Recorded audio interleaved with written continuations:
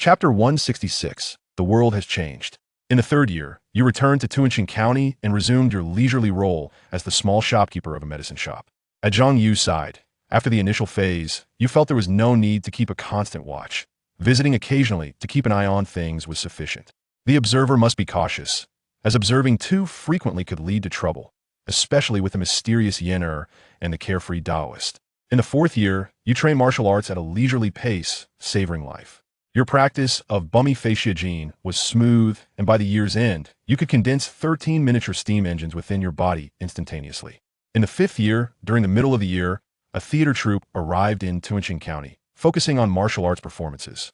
You attended several days in a row, finding the play quite engaging. The protagonist, having devoted his life solely to swordplay, traversed the martial world for 80 years. No matter who he faced, regardless of how formidable his enemies were portrayed, he ended every battle with a single strike, reminiscent of a certain mighty hero. After the troupe departed, gazing at the swirling autumn leaves, inspiration surged within you. You drew out your Jiuzhong Dao and ventured into the deep mountains, seemingly possessed, hacking at the air for 3 days and nights. Though it appeared as mere hacking, any knowledgeable observer would surely be astonished, for you were not aimlessly striking, but rather integrating and comprehending your skills. In today's world, no one dares to contest your breadth of knowledge.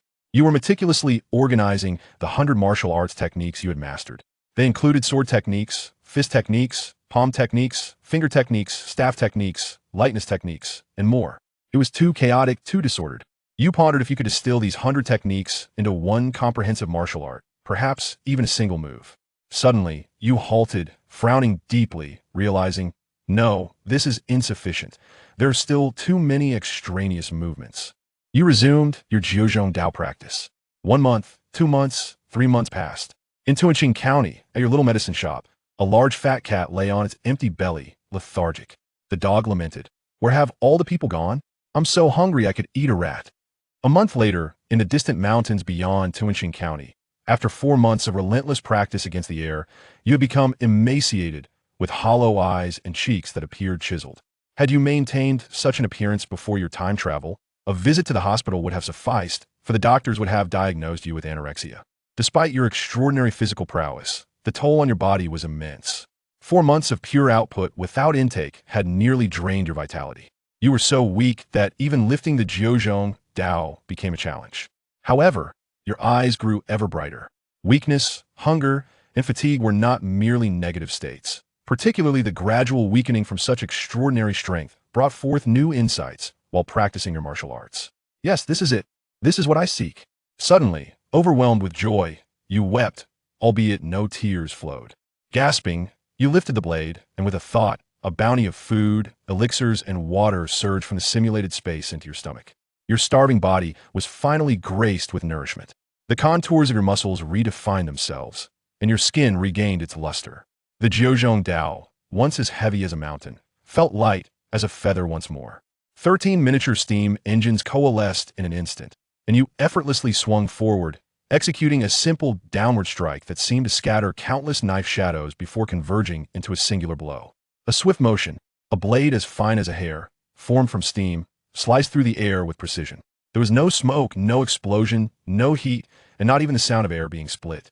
Yet, 300 meters ahead, an 800-meter-high mountain cleaved in two. The break was smooth and clean, devoid of any burrs, as if coated with a layer of glass. 1, 2, 3. Boom! The bisected mountain suddenly erupted, scattering golden-white fragments of indestructible stone, which were completely reduced to ashes within mere moments. Yes, this is what I desired. You smiled faintly, tossing the Jiuzhong Dao back into the simulated space. After 4 months of seclusion and practice, you had distilled 100 martial arts into a singular knife technique. You named it Zhongfen Daofa, for it would cleave anyone in two with a single strike. The dog exclaimed, "Here, I have a move called Flower Face Scratch. Please enlighten me." In the latter half of the 5th year, by year's end, you languidly leaned against the outer wall of a small courtyard. Suddenly, you heard an exuberant cheer from within. "I'm going to be a father. I'm going to be a father." The father of the little tiger, who had yet to make a name for himself after 37,000 words, cheered like a monkey next door. You gently applauded from outside the wall and turned to leave. Your sister-in-law was pregnant, and in 9 months, your erstwhile good son, the fated child chosen by that troublesome Xianxia, would make a grand entrance. In the 6th year, at the end of autumn, as you condensed your 15th internal miniature steam engine, a loud cry resonated, which you captured perfectly. Yet what you captured was not just the sound. It was also a scent that would remain etched in your memory. You lay on a lounge chair outside the little medicine shop, your face shaded by a straw hat. Your sharp eyes, which even an eagle would envy, swiftly scanned the sky through the gaps in the straw. Ah, she has indeed come. You squinted, spotting Xianxia, who hovered silently in the air about 200 meters at a 45-degree angle above the little tiger's home, even more beautiful than your exquisite alchemist master. In the 7th year, the little tiger was nearing his 1st birthday, and the lovely sister-in-law would carry him out to bask in the sun daily. One day, you caught a whiff of a familiar fragrance. Xianxia had returned to observe the little tiger from afar. Although you still had not deciphered why Xianxia and the carefree Taoist had entrusted the Sanzu Jinding and the Fa Egui Yu to Zhang Yu and the little tiger, it was evident that Xianxia was far more dedicated than the Taoist. Since orchestrating Zhang Yu's acquisition of the Fa Egui Yu, the Taoist had not reappeared. However, Xianxia would visit regularly, often once a month. Regardless, after Xianxia departed, Yu soared to Jian Prefecture. Zhang Yu, who had been away for many years, had returned. At this moment, he had become a grandmaster of martial arts. In fact, he had returned 3 days prior, with his first stop being Jiangding County. One of the 8 formidable men under the Earl of Chunnan, the Zhang family of Jiangding County, had been thoroughly eradicated. This lad was indeed more adept than you at punishing the wicked and was swifter in action. Clearly, he had extracted more information regarding the human blood Mantu organization from the deceased head of the Zhang family. On the streets, Zhang Yu was leisurely studying the terrain of the Earl of Chunnan's estate when suddenly, a passing carriage drew back its curtain, revealing a captivating visage. You go, Xianxia. After many years, the childhood sweethearts met again, yet alas, the world had changed. One was the Earl's favored concubine, while the other sought to slay the Earl. Chapter 167, The Black-Green Plum.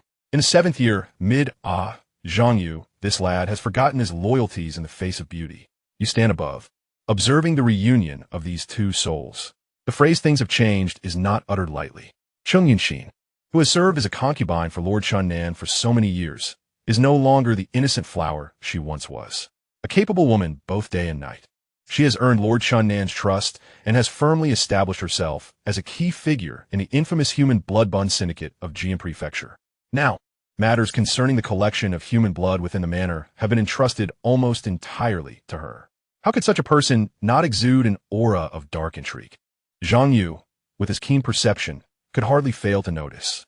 Yet, how many can resist the enchantment of childhood bonds? Even now, Zhang Yu carries in his heart a letter penned by Cheng Yunxin years ago. Grain and silk are untainted. I promise to return in the next life. Moreover, Cheng Yunxin is no ordinary woman. Having endured the trials of life, tasted the heights of wealth, and nurtured boundless ambition amidst the darkest facets of humanity, she can easily manipulate a young man like Zhang Yu, who is righteous yet naive. Cheng Yunxin may not comprehend that Zhang Yu can discern her sins through the dark mist, yet she can read his expressions and glean the truth. Thus, what fault lies with her? She is merely a pitiful woman who yearns to survive, forced to submit to Lord Chunnan's tyranny, acting against her conscience. You may not believe this, but Zhang Yu does. Cheng Yunxin throws herself into his embrace, pouring out her heart, and the atmosphere grows increasingly charged with tension. Oh dear, how shameless! What a disgrace! The scene that unfolds next, lightning and thunder, the nobleman with a pale face, would make even an innocent young man avert his gaze. Indeed, it is a truth universally acknowledged that a hero cannot escape the allure of beauty. Zhang Yu has finally transitioned into manhood. Furthermore, he no longer needs to gather intelligence for Lord Chunnan. From a moment, he felt a flicker of compassion upon seeing the dark mist surrounding Cheng Yunxin. He was destined to become her pawn. 3 days later, on a moonless night rife with adventure, aided by Cheng Yunxin's intricate planning, Zhang Yu, who had memorized the layout of the Earl's estate and the strengths and positions of its occupants, infiltrated Lord Chunnan's manor to commence his noble endeavors. You hide behind the clouds, brows furrowed in confusion. This is not as it should be. In previous simulations, after Zhang Yu had annihilated the entire Chunnan household, he himself lay gravely wounded, hiding in the cellar of the back garden, teetering on the brink of death. Yet now, upon closer inspection, something feels amiss. Within the Earl's estate, there are no adversaries of Zhang Yu's caliber. Only 3 martial arts masters remain. The disparity between Zhang Yu and the current martial arts grandmaster is utterly incongruous. How could such a minor scene inflict such severe injuries upon Zhang Yu? Despite scrutinizing the surroundings, no formidable experts were discerned within the Earl's estate, and Cheng Yunxin did not engage in any underhanded tactics, such as secretly administering poison to Zhang Yu. It is quite illogical. Half an hour later, Zhang Yu had meticulously cleared the perimeter with remarkable efficiency.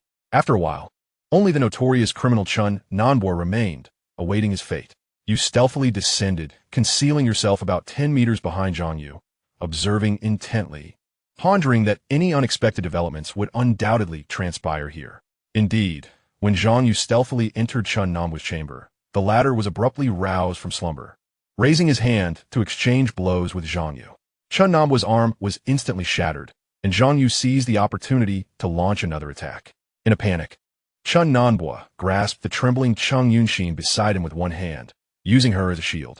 Zhang Yu's lethal hand halted abruptly, his merciless gaze revealing a flicker of emotion. "Brother Yu, do not concern yourself with me, strike.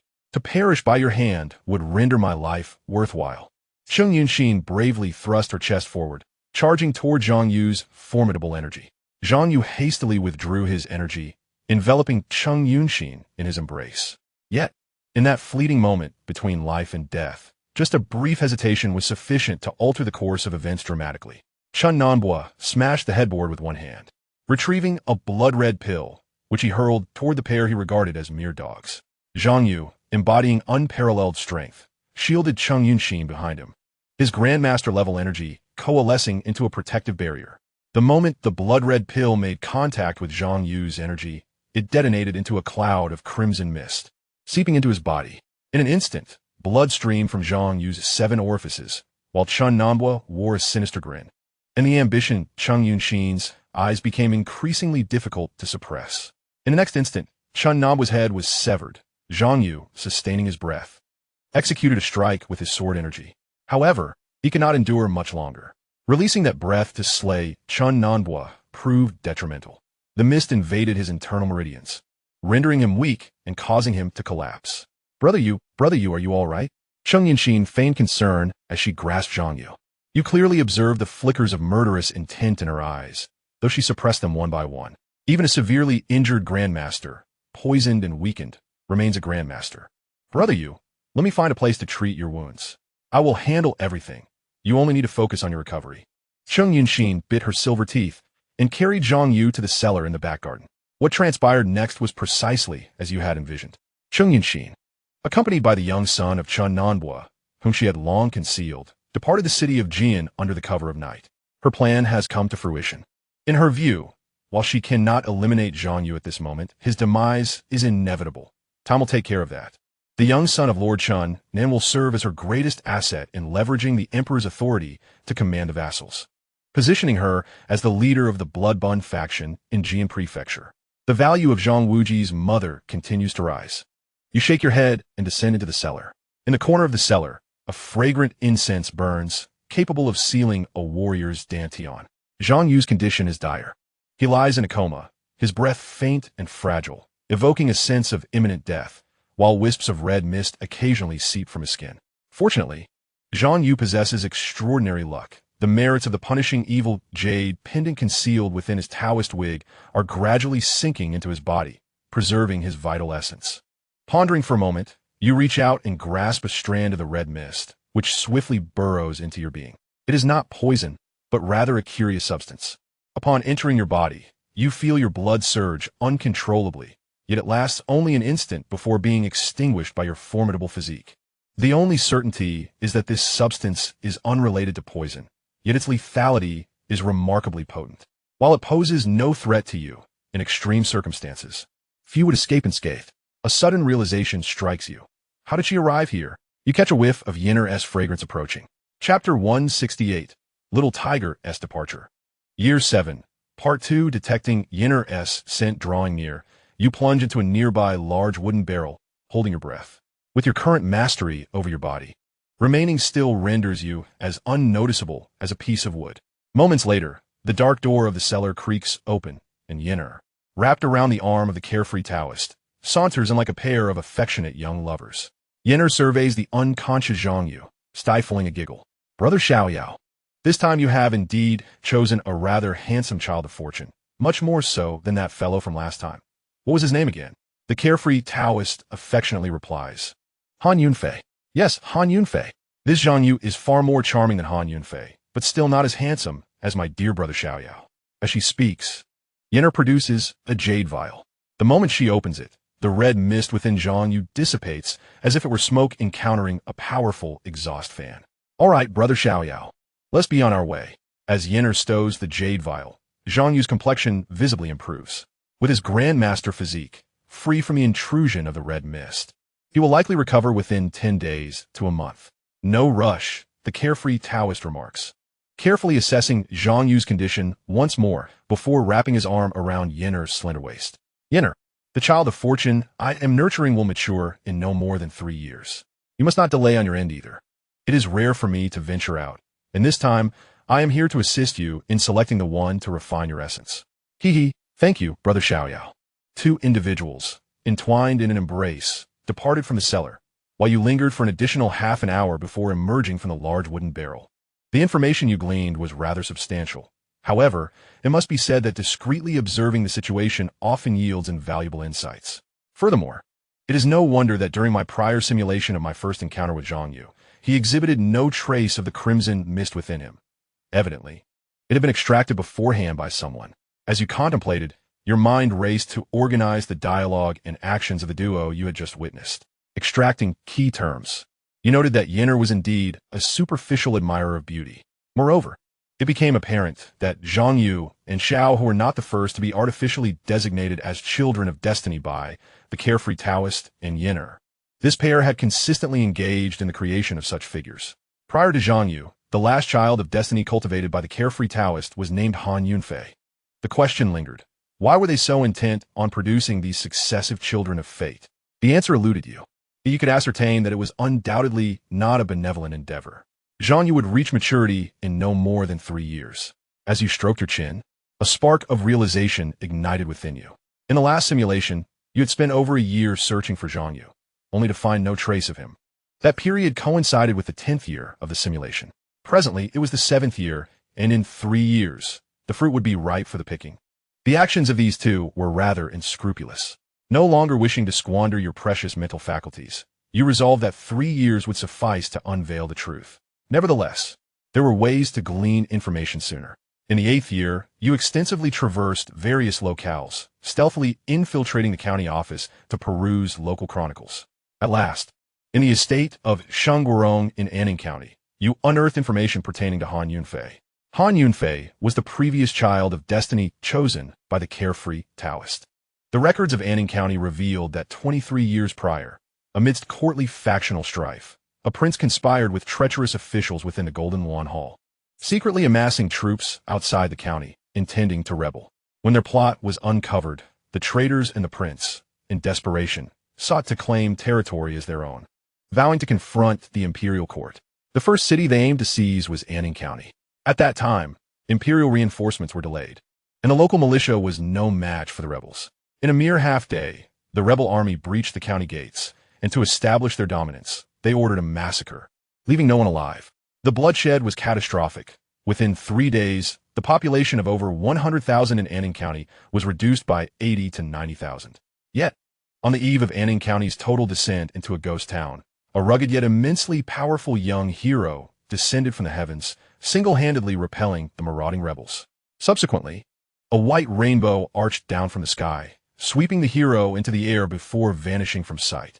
Some recognized this young warrior as Han Yunfei, once a humble charcoal vendor in Anning County. There are those who claim that Han Yunfei single-handedly saved a city, achieving his noble deeds, and was subsequently taken away by celestial beings to become one of them. Such a notion is utterly ridiculous. This is merely a ripe fruit plucked from the tree. After perusing the Anning County Chronicle, your conviction regarding certain matters has only grown stronger. In the 9th year, in Tuanqing County, at a small apothecary, you observed 2 factions, fervently engaged in a knife-wielding contest, and a sense of melancholy envelopes you. Since last year, under the covert instigation of the Liu family, the major gangs in Tuanqing County have become irreconcilably hostile towards one another. Once events reach this precarious stage, it becomes evident that your once amiable neighbor, the elder brother, is not far from death. 2 months later, under the cover of night, a group of thugs from the rival faction of the Jimming Gang seized the opportunity of the gang's headquarters being sparsely defended and infiltrated it. Old Wang, who had been relegated to logistics for the Jimming Gang since the birth of Little Hu, was brutally slain. By the time the main forces of the Jimming Gang returned, Old Wang had already succumbed. Upon hearing the news, your neighbor's beautiful sister-in-law, not only striking in appearance but also astute, wept inconsolably while clutching Little Hu. Without delay, she gathered her valuables and fled to Invincible County under the cover of night. She understood all too well that, with the family's pillar gone, remaining in the house would bring dire consequences, especially since the pillar was involved in gang activities. In times when the Jimming Gang was still formidable, it might have been manageable, but now they were too preoccupied with their own survival. Remaining any longer would lead to certain doom. Yet, she was still too late. 2 miscreants had secretly followed her. In a state of panic, she sought refuge in a temple you know all too well. However, for reasons unknown, the monks within appeared as if they had perished, unresponsive to her desperate cries for help. Moments later, the 2 villains entered the temple with sinister grins. One suggested they first kill the child before indulging themselves, while the other proposed they enjoy themselves first and then dispose of the child. Fueled by maternal instinct, she fought back fiercely. When a mother is determined to protect her child, as long as she draws breath, she is the strongest force in the world. She wielded a small, 3-legged incense burner from the temple, mercilessly striking down the 2 assailants. Seizing the moment, while adrenaline coursed through her veins, she cradled Little Hu in one arm and brandished her weapon in the other, vanishing into the night, heading towards the location of Yumi County. Little Hu had acquired his own unique advantage, the 3-legged golden incense burner. Chapter 169, The Armored Man. In the middle of the 9th year, your sister-in-law settled down with Little Hu in Yumi County, where life was tranquil, while Xianxu's journey was filled with tumultuous waves. 2 years prior, after his injuries healed, he quietly departed from Jinshan Prefecture and never returned. Having endured the pangs of love's suffering, Xianxu had evidently matured. In the course of forging bonds with a group of like-minded young heroes, they traversed the land, upholding justice and acting on behalf of the heavens. Within a mere span of 2 years, wherever they roamed, the local law enforcement standards would experience a staggering surge of 500%. In places where they lingered for just a couple of days, the environment would attain such peace that one could leave their belongings unattended and doors unlatched at night, thereby bestowing immense blessings upon the region. Amidst this fervent commitment to righteousness, Xianxu's prowess surged remarkably. His abilities had approached the levels of Yin'er and the carefree Taoist. In a one-on-one confrontation, he could likely endure for 2.5 seconds against someone capable of summoning 18 miniature steam engines. It seemed as though Xianxu was but a hair's breadth away from reaching the pinnacle of mastery. In the 9th year, during the middle of the year, Xianxu bid farewell to his companions and ventured alone to a snow-clad mountain at the border of the Shang Kingdom and the northern barbarians to begin his seclusion. He opened a martial arts tome titled 36 Palms of the Unfathomable Mountain, meticulously studying it from the first page onward. This technique, acquired during his early days of heroism, served as the foundation for his mastery, allowing him to transcend the realms of martial arts masters and grandmasters. However, having been stuck at the pinnacle of this ultimate stage for some time, Xianxu appeared to have gained new insights into this martial art. He flipped through the book 3 times in its entirety, then consumed a handful of golden core elixirs, instantly transforming his aura into one of ethereal profundity. Strange patterns emerged upon his skin, accompanied by a newfound sense of gravitas. Seated cross-legged, he furrowed his brow, as if entering a state of enlightenment. In the next moment, Yin'er and the carefree Taoist rushed in. Yin'er anxiously gazed at the sky, while the carefree Taoist swiftly approached Xianxu, retrieving the punishing evil jade pendant concealed within his wig. "Quick, let us move." With the pendant secured, the carefree Taoist exchanged a glance with Yin'er, and they retreated 1,000 meters. Each consumed a pill, one of them clutching a small vial, as they concealed themselves amidst the pristine snow. Your eyes widened in astonishment. The secret of the fated duo was on the verge of revelation. 10 breaths later, the enigmatic patterns on Xianxu's skin coalesced into a singular form. Suddenly, you were engulfed by an overwhelming sense of foreboding pressure. This pressure did not emanate from Xianxu, but rather from the heavens above. Looking up, you beheld a clear blue sky that split open, revealing a man clad in bronze armor, exuding an aura of justice as he stepped through the rift. He seemed unaware of your presence, yet your finely tuned senses, honed to their limits, warned you of his perilous nature. He was exceedingly dangerous. In comparison to this man, you felt like an insignificant ant. He was undoubtedly a being from the primordial chaos. The bronze-armored figure gazed down, a smirk gracing his lips. As he gestured with his hand, a white rainbow formed, enveloping Xianxia as if guiding him towards ascension. Xianxia fell into a sudden unconsciousness, as being enveloped by the bronze-armored man. You observed as the armored figure pressed a finger against Xianxia's forehead, a smile curling ever more pronounced at the corners of his mouth. A quarter of an hour later, the armored man nodded in satisfaction, forming a single-handed seal as a burst of flames engulfed Xianxia, reducing him to ashes in an instant. Indestructible fire. A chill coursed through your heart. You could assert, without a doubt, that no one in the current realm was more acquainted with this flame than you. Yet, after incinerating Xianxia, the armored man remained, seated cross-legged in the air, eyes closed in meditation.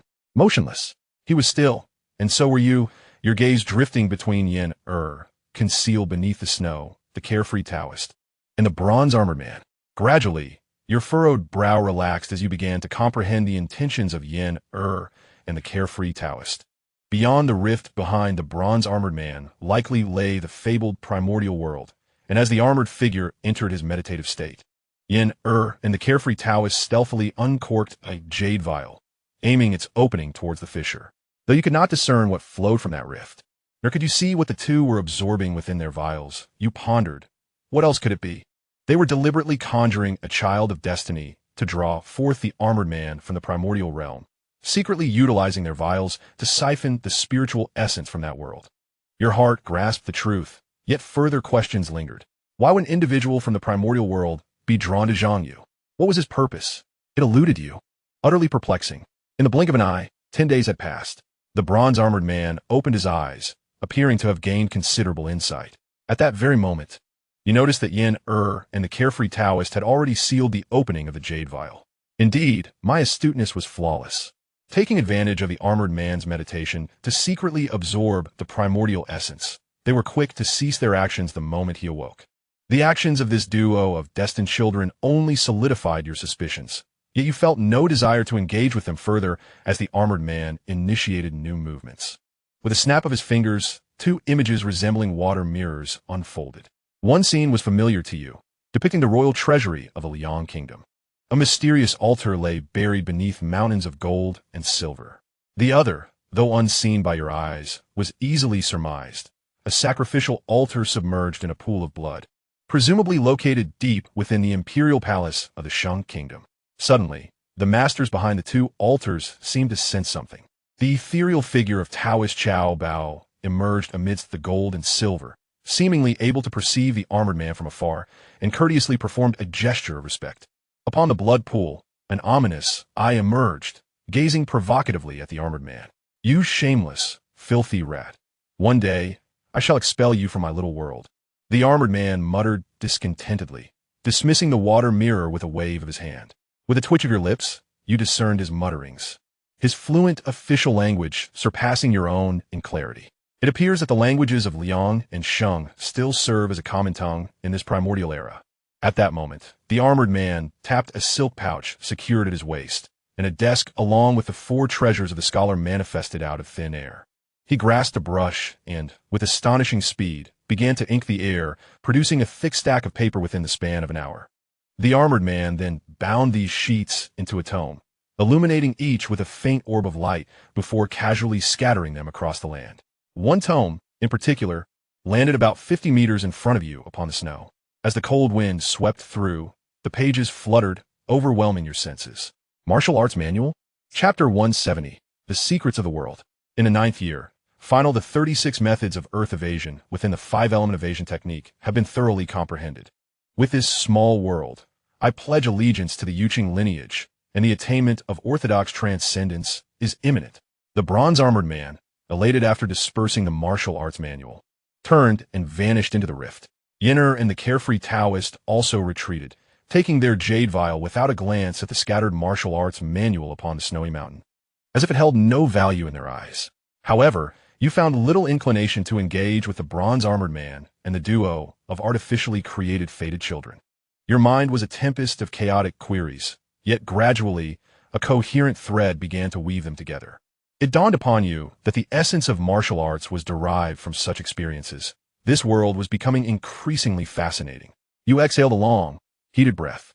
Having uncovered the secrets of the duo of artificially created fated children, you now grasped the true purpose of the bronze-armored man. Rather than merely being a bronze-armored figure, he was, in fact, the master of this small world. As a seasoned connoisseur of novels set in the primordial era, while the specifics of world theory elude your memory, you pondered roughly. Beneath the primordial world, there should exist 3,000 great worlds, over 120,000 middle worlds, and more than 200 million small worlds. Of course, this is merely written in novels, and the veracity remains uncertain. Yet, regardless of the truth, judging by the demeanor of the bronze-armored man, Chao Bao, and the blood-red eye within the imperial palace of Shang, even if the small worlds beneath the primordial realm truly numbered in the hundreds of millions, they would undeniably be treasures of immeasurable worth. After all, wealth, much like numerical values, holds no merit unless it resides within one's own possession. You perceive that over 90% of the vast realms, regardless of their size, are concentrated in the hands of a few preeminent figures. Those realms that have not been claimed by these magnates are likely not affluent in nature. Take, for instance, the diminutive world you have traversed into, a realm so impoverished that it must pilfer spiritual energy through the crevices of its doors. What could it possibly yield of worth? It is evident that such a notion is implausible, yet even the meager remains hold value. Consider, for example, humanity. Chao Bao of the Liang Kingdom has set his sights on the collective aspirations of beings converging upon gold and silver, while the blood-red orbs of the Shang Kingdom covet human blood. Of course, from the demeanor of the bronze-armored man observed earlier, it appears that these two are merely intruders seeking to pilfer, and though the armored man may not possess strength equal to theirs, he can only grumble in discontent, branding them as thieves, yet unable to drive them away. The object of the armored man's interest also pertains to humanity, but not in a material sense. Rather, it concerns the profundity of human understanding. More precisely, it relates to one's comprehension of martial prowess. Previously, you found it peculiar that in this martial world, such an enigmatic concept as the true essence of martial arts existed. Without grasping this true essence, one cannot ascend to the pinnacle of martial mastery. Achieving the ultimate realm necessitates understanding its profound truth. Furthermore, only original martial techniques encapsulate this true essence. Even a flawless replica, devoid of any errors, lacks the essence of martial truth. Now, the reason for this is clear. Martial arts, indeed, are but creations whimsically devised by that bronze-armored man. The so-called true essence of martial arts is merely the scintillating aura he affixes to the martial manuals he produces. Only the manuals originating from his hand can be deemed authentic. You pick up the freshly minted martial manual from the ground. What an extraordinary treasure it is. A sudden wave of amusement washes over you as you reflect on the countless sacrifices and extensive time you devoted to pursuing the pinnacle of martial arts, only to discover it is a mere trifle that he can produce in mass with a flick of his wrist. Within just 1 hour, the bronze-armored man has churned out at least 10 manuals of extraordinary martial arts. This reveals the inherent affordability of such techniques, which explains why Yen'er and the carefree Taoist had no interest in even casting a glance. The armored man disassembles the spells he intends to learn in the primordial realm, or those he has yet to comprehend, and integrates them into martial arts in the form of true essence, thereby disseminating martial knowledge throughout this world. He then harnesses the wisdom of martial artists globally to assist him in overcoming various challenges related to spell comprehension. Remarkably, he treats this diminutive world as a mere homework aid, enlisting the entire populace to assist him in his studies. When someone finally unravels a conundrum he seeks to solve, he descends to absorb their insights and subsequently presents them with even more intricate challenges. You find yourself unexpectedly admiring the intellect of that bronze-armored man. Such a thought process is not easily conceived by the average individual. In light of recent events, it seems that during the last simulation, the young Emperor Hongyu did not deceive me. Rather, he was apprehensive that I might end up like Xianxia, becoming yet another victim of the armored man. Well, since you are so trustworthy, I too shall be straightforward. I, Limu, solemnly vow that regardless of how many simulations we undergo, I shall never bring harm to the harem of the Liang Kingdom. In silent gratitude towards Emperor Hongyue, I casually discarded the martial arts manual in my hand. While his admonitions stemmed from good intentions, regrettably, such rules do not pertain to me. Your path is not aligned with the martial system of the bronze-armored men. Even if you were to grow stronger, they would never extract even a modicum of nourishment from your intellect. Amusingly, you ponder the notion of gaining enlightenment from them. My journey, however, has been that of a pure athlete, entirely devoid of any academic pursuits. With a faint smile, you return to Yumi County, indulging in a soothing hot bath. At this moment, your thoughts were remarkably clear, having unraveled the secrets behind the bronze-armored men and the martial way. The motivations of the duo, the artificial sons of fortune, became exceedingly apparent. Aside from myself, there must certainly be others traversing paths outside of the martial arts. As you skimmed the water surface, it felt akin to lifting the veil of mystery surrounding Yinner and the carefree Taoist. Currently, it appears that, aside from you, there are two factions aware of this small world, the Lesser Thousand Worlds, and wishing to escape it. The first faction consists of the ritualistic followers of Emperor Hongyue and Emperor Qiyuan. Emperor Hongyue provides Chao Bao with the collective will of the masses, while Emperor Qiyuan supplies the blood of humans to the blood-red orb, aiming to satiate the altar's master before being guided away. The second faction includes Yinner and the carefree Taoist. Their path seems to be one of cultivation, yet it diverges from martial arts, leaning instead towards a spiritual practice requiring spiritual energy, likely aligned with the mainstream alchemical methods of the primordial age. Their aspiration is to ascend and break through the void via this alchemical process. However, this lesser thousand world lacks spiritual energy. Thus, they resort to the punitive jade pendant and the three-legged golden cauldron, systematically producing sons of fortune, artificially accelerating the maturation of warriors suitable for the bronze-armored men's consumption. They then seize the opportunity to extract spiritual energy when the bronze-armored men open the rifts to the world. Whether through ritualistic means or cultivation, the ultimate aim remains the same, to escape this lesser thousand world. The structure of the ritualistic faction appears relatively straightforward. Yet the cultivation faction gives rise to an instinct within you as an athlete.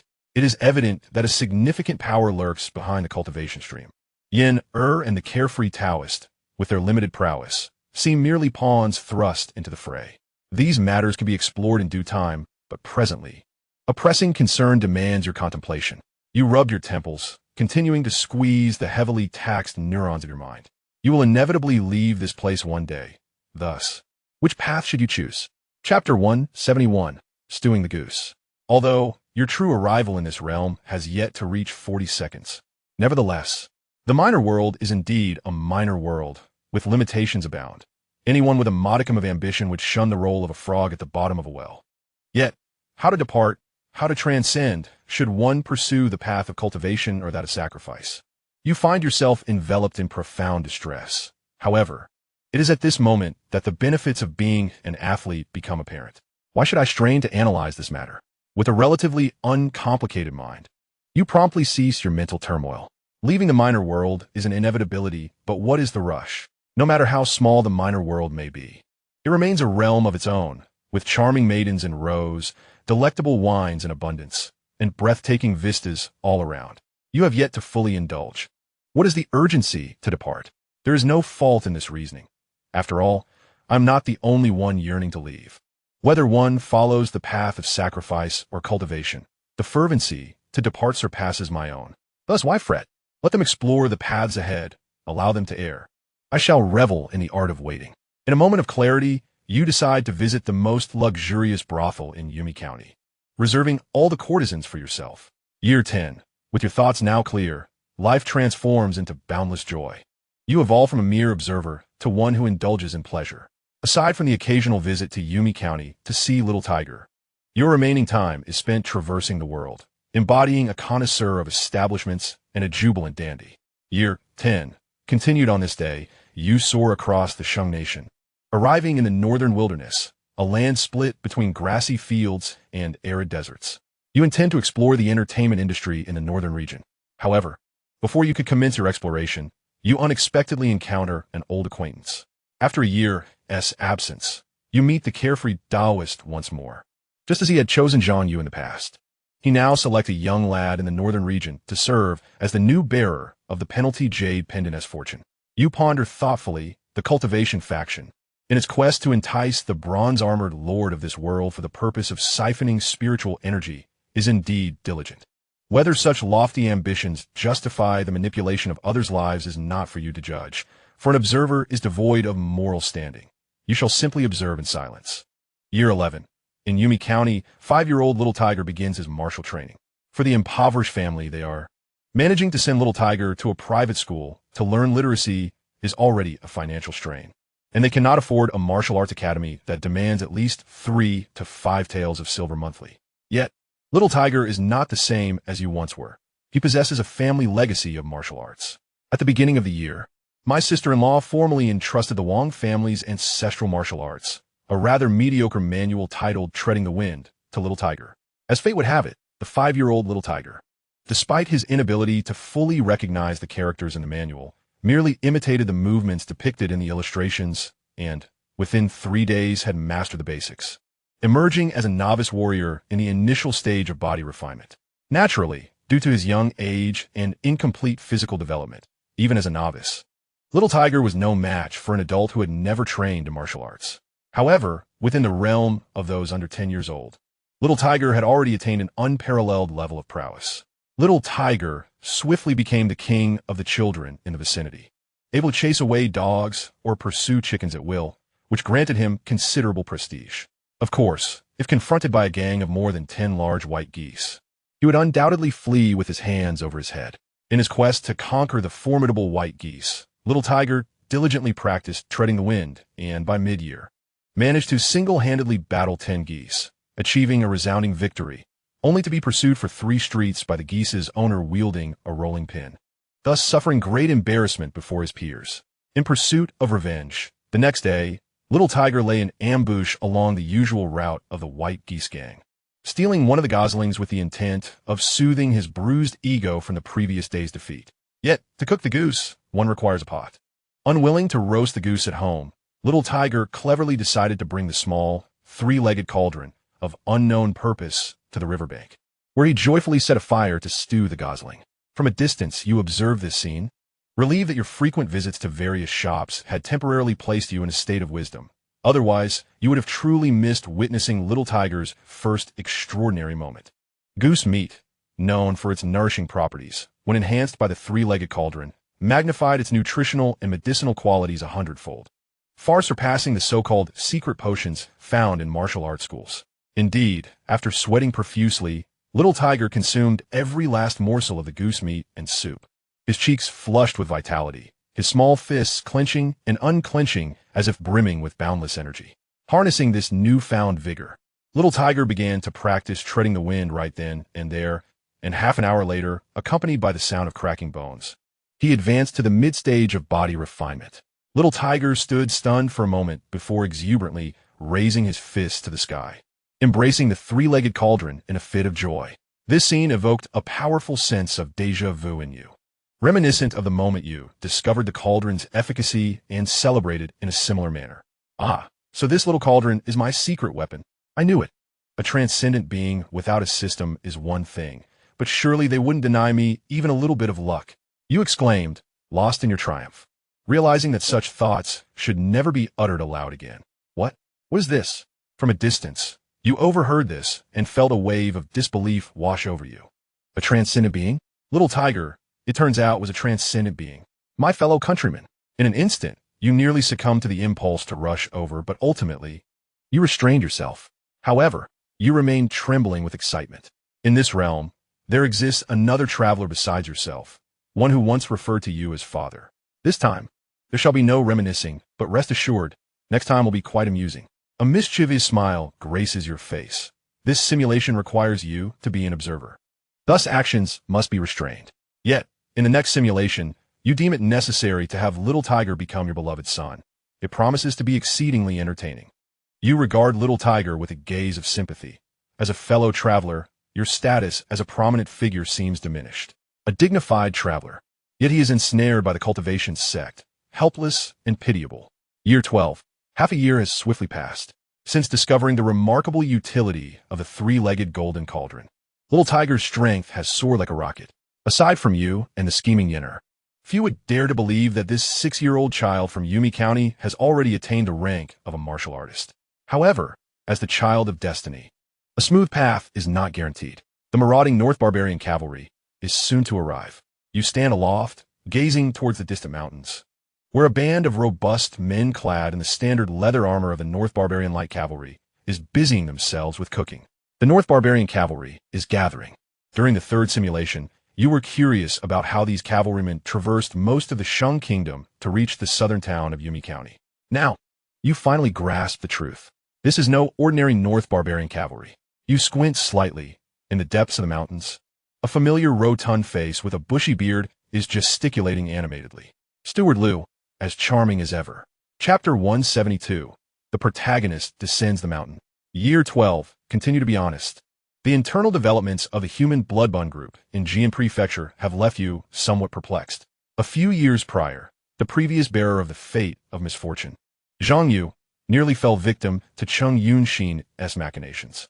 Yet, when he departed from the Earl's residence, he did not seek revenge against Cheng Yunxin, the Dark Plum, but rather left Jian Prefecture without looking back, never to return until his death. This maneuver was indeed a perplexing lapse in judgment. Following Cheng Yunxin's consolidation of power within the human bloodbond group, miraculous events began to unfold. Liu Er, the steward under Liu Turin of Tunxin County, unexpectedly transformed into Cheng Yunxin's favored individual, dispatched to Jiangding County to fill the void left by the Zhang family. This time, Liu Er has truly risen to prominence, evolving from steward to head of the Liu family. The scheme to impersonate the North Barbarian Cavalry and massacre the town of Yumi County for the large-scale collection of human blood was orchestrated entirely by Liu Er. At first, you regarded this plan as foolish, as the northern barbarians suddenly appeared in the southern territories of the Shang Empire, slaughtering cities, making it obvious to any discerning eye that something was amiss. However, upon deeper reflection, you realized that your perspective was rather narrow. Discerning individuals? How many truly perceptive souls exist in this world? The Shang Empire was embroiled in conflict with the northern barbarians, and war serves as the most fertile ground for harvesting human blood. Emperor Qiyuan yearned to issue conscription orders 8 times a year, rallying the entire populace of the Shang Empire to the battlefront in the north. Unfortunately, the effectiveness of such measures was waning. If, during this tumultuous time, a massacre in the enemy's heartland were to occur, it would undoubtedly ignite the appropriate sentiments. In such circumstances, discerning individuals? What value do they hold? If they were truly wise, feigning ignorance would be their most prudent course of action. There is no need to elaborate excessively. Liu Er, the cunning strategist, possesses a certain level of intellect. This plan, not only sanctioned by Cheng Yunxin, likely had the tacit approval and covert support of the court as well. Otherwise, how could a mere group of bloodthirsty ruffians from Jianfu possibly muster the resources to assemble several hundred individuals, let alone equip them with a uniform set of northern barbarian cavalry arms? In the blink of an eye, a month has passed. Outside Yumi County, the impostors masquerading as northern barbarian cavalry have gathered, and with the thunderous sound of hooves, blood has drowned the moonlight. Observing this hellish scene below, you are filled with a myriad of emotions. During the third simulation, the time and place were the same, yet you were much weaker then, even less formidable than the current young Hu. Nevertheless, you were a true man, carrying young Hu on your back and embracing your sister-in-law. You fought your way through a bloody path to escape Yumi County. Although ultimately you fell to the arrows of waiting cavalry outside the city, you could still thump your chest in pride, for you acted honorably. At the very least, before your demise, you ensured that neither young Hu nor your sister-in-law suffered harm, thus honoring the generous offer of your neighbor. Ah, time is indeed a wondrous thing. Once upon a time, I was a young man willing to risk my life for a promise, and now here I am. As you ponder these thoughts, you witness the 6-year-old young Hu shatter the skull of an intruder who dared to invade his home with a swift kick, shouldering a bundle and pulling his mother as they hastily flee towards the city walls. Young Hu, with strength surpassing your past self, surely has no trouble escaping Yumi County with his mother. Suddenly, your ears perk up and your nose twitches as you detect 2 gusts of wind and a familiar fragrance. Piercing through the darkness, your gaze discovers Qi Ruhai, the foremost martial artist of the Shang Empire, pursuing Yinner with sword in hand. As the journey approached the city of Yumi County, Yinner suddenly accelerated and vanished from sight. Chirahai, instead of pursuing her, was captivated by the gruesome scene unfolding below. This moment unraveled a mystery that had lingered in your heart. You had pondered why Chirahai would find himself in such proximity to Yumi County, so far from Xianxia Mountain, and it became clear that he had been deliberately lured here. With a tinge of sympathy, you cast a glance at the young tiger, who was burrowing through a dog hole alongside his mother, reflecting on how the life of this rustic lad seemed meticulously orchestrated. Even the choice of his mentor had been predetermined. Indeed, when a young tiger emerged from the city walls and was discovered by the lurking cavalry, he had no choice but to unleash all his might in a desperate struggle. His diminutive figure instantly captured Chirahai's attention. At merely 6 years of age, possessing the vitality of a burgeoning warrior, who could remain unaffected by such a sight, regardless of Chirahai's moral standing. He was clearly moved by a sense of appreciation for talent in that moment. The young tiger and his mother were rescued by Chirahai and taken back to Xianxia Mountain, where he was accepted as a personal disciple. Year 13. With the young tiger thriving at Xianxia Mountain, there was little to observe, prompting you to adopt a mode of half-leisure and half-diligent martial training. By the end of the year, you had successfully condensed the 20th miniature steam engine within you, and your fire elixir had reached its 5th generation. Year 23. You ventured to the northern barbarian grasslands, concealing your presence with utmost care.